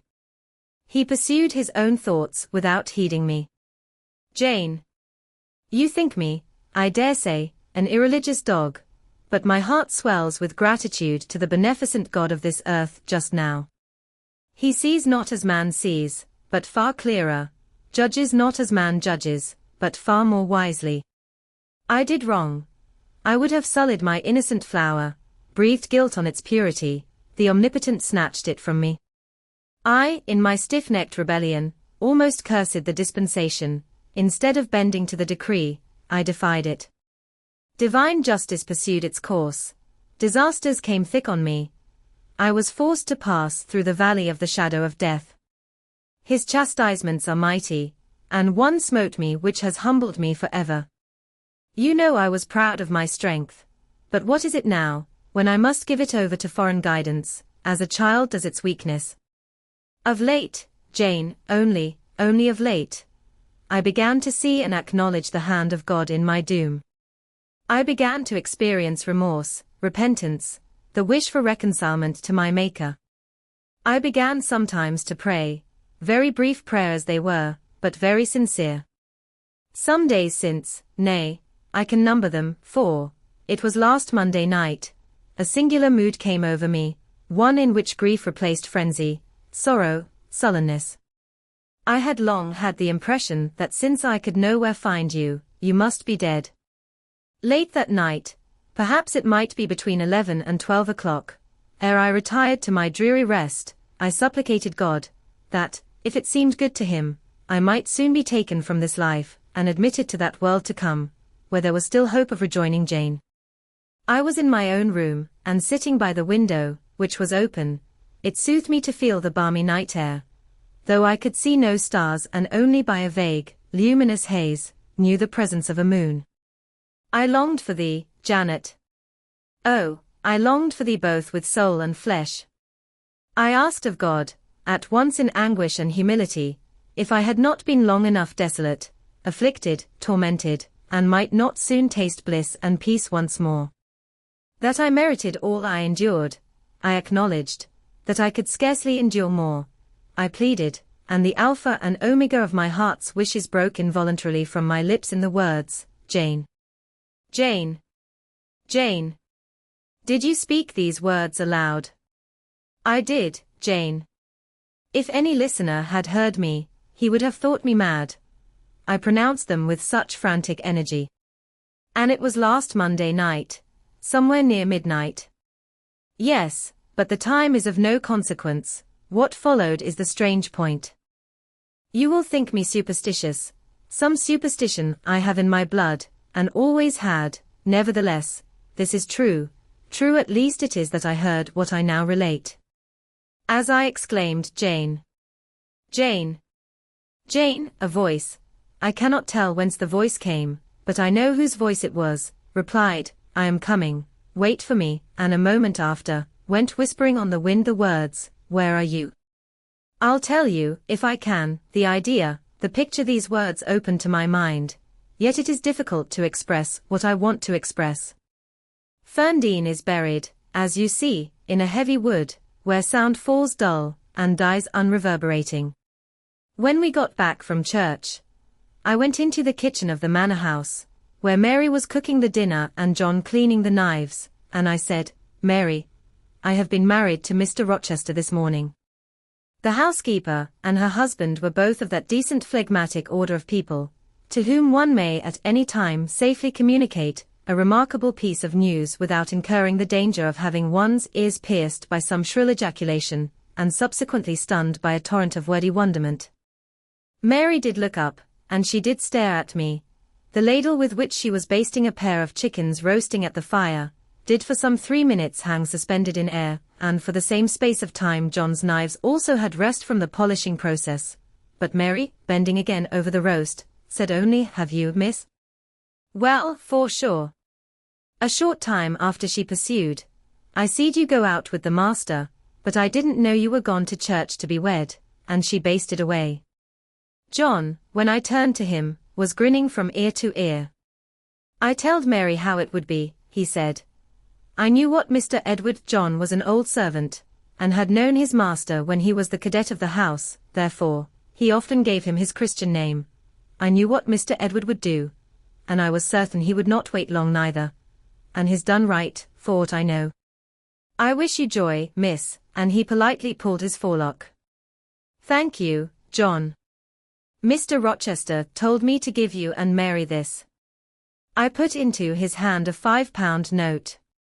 Without waiting to hear more, I left the kitchen. In passing the door of that sanctum some time after, I caught the words, she'll happen do better for him nor one o.t. grand ladies. And again, if she bent one o.th handsomest, she's known fall and very good-natured, and I his and she's fair beautiful, onybody may see that.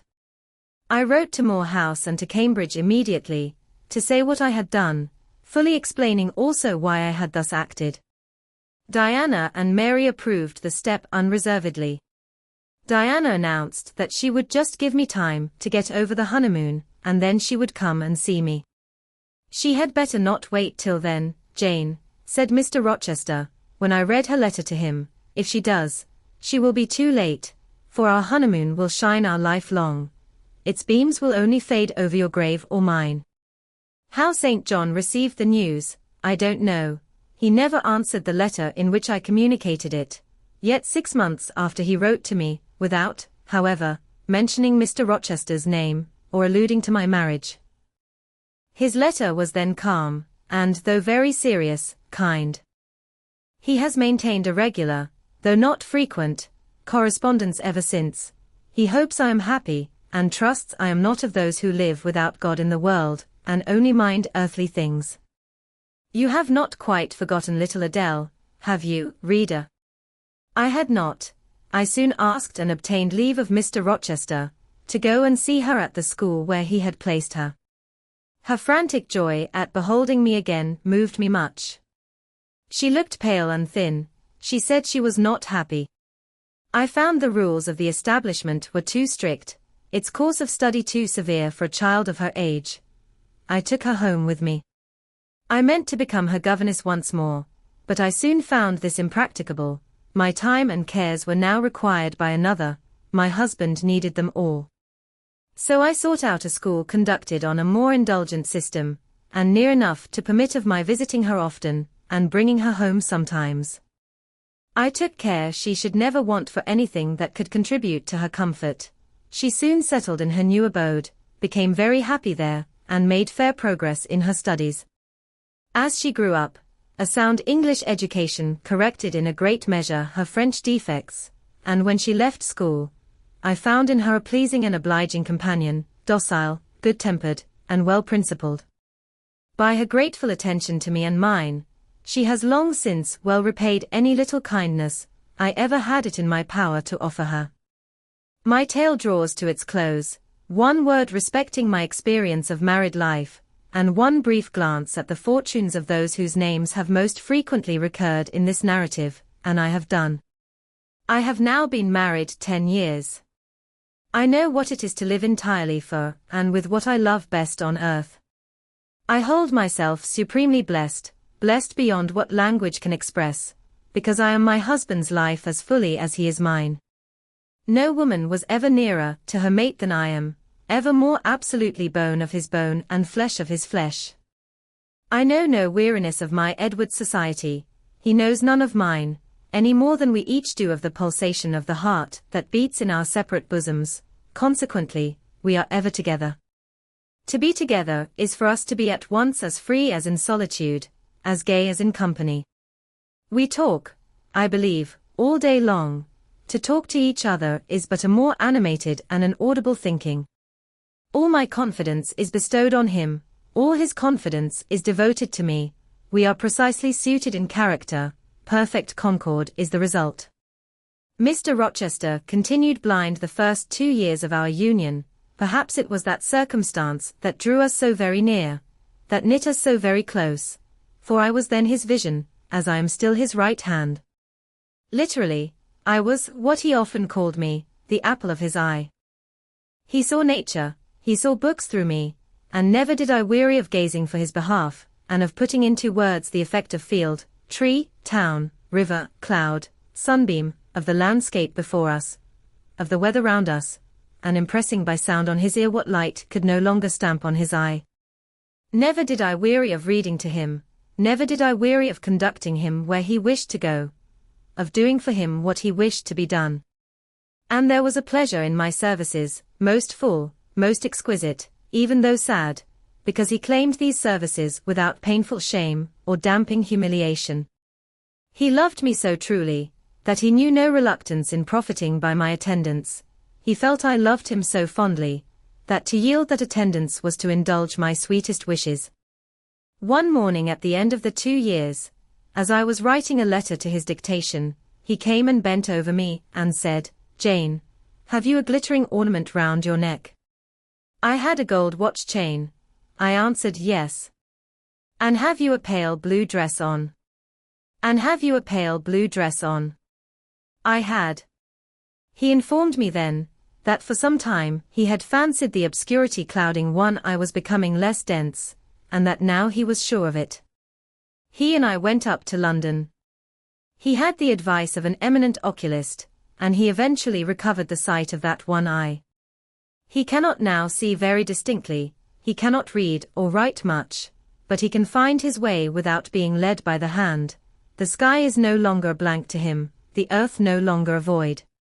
When his firstborn was put into his arms, he could see that the boy had inherited his own eyes, as they once were, large, brilliant, and black. On that occasion, he again, with a full heart, acknowledged that God had tempered judgment with mercy. My Edward and I, then, are happy, and the more so, because those we most love are happy likewise. Diana and Mary Rivers are both married, alternately, once every year, they come to see us, and we go to see them. Diana's husband is a captain in the Navy, a gallant officer and a good man. Mary's is a clergyman, a college friend of her brother's, and from his attainments and principles, worthy of the connection. Both Captain Fitzjames and Mr. Wharton love their wives, and are loved by them. As to St. John Rivers, he left England, he went to India. He entered on the path he had marked for himself, he pursues it still. A more resolute, indefatigable pioneer never wrought amidst rocks and dangers. Firm, faithful, and devoted, full of energy, and zeal, and truth, he labors for his race, he clears their painful way to improvement, he hews down like a giant the prejudices of creed and caste that encumber it. He may be stern, he may be exacting, he may be ambitious yet, but his is the sternness of the warrior Greatheart, who guards his pilgrim convoy from the onslaught of Apollyon. His is the exaction of the apostle, who speaks but for Christ, when he says, "Whosoever will come after me, let him deny himself, and take up his cross and follow me." His is the ambition of the high master spirit, which aims to fill a place in the first rank of those who are redeemed from the earth, who stand without fault before the throne of God, who share the last mighty victories of the Lamb, who are called, and chosen and faithful. St. John is unmarried, he never will marry now. Himself has hitherto sufficed to the toil, and the toil draws near its close, his glorious sun hastens to its setting. The last letter I received from him drew from my eyes human tears, and yet filled my heart with divine joy. He anticipated his sure reward, his incorruptible crown. I know that a stranger's hand will write to me next, to say that the good and faithful servant has been called at length into the joy of his Lord. And why weep for this? No fear of death will darken St. John's last hour, his mind will be unclouded, his heart will be undaunted, his hope will be sure, his faith steadfast. His own words are a pledge of this. My master, he says, has forewarned me. Daily he announces more distinctly, surely I come quickly, and hourly I more eagerly respond, Amen, even so come, Lord Jesus.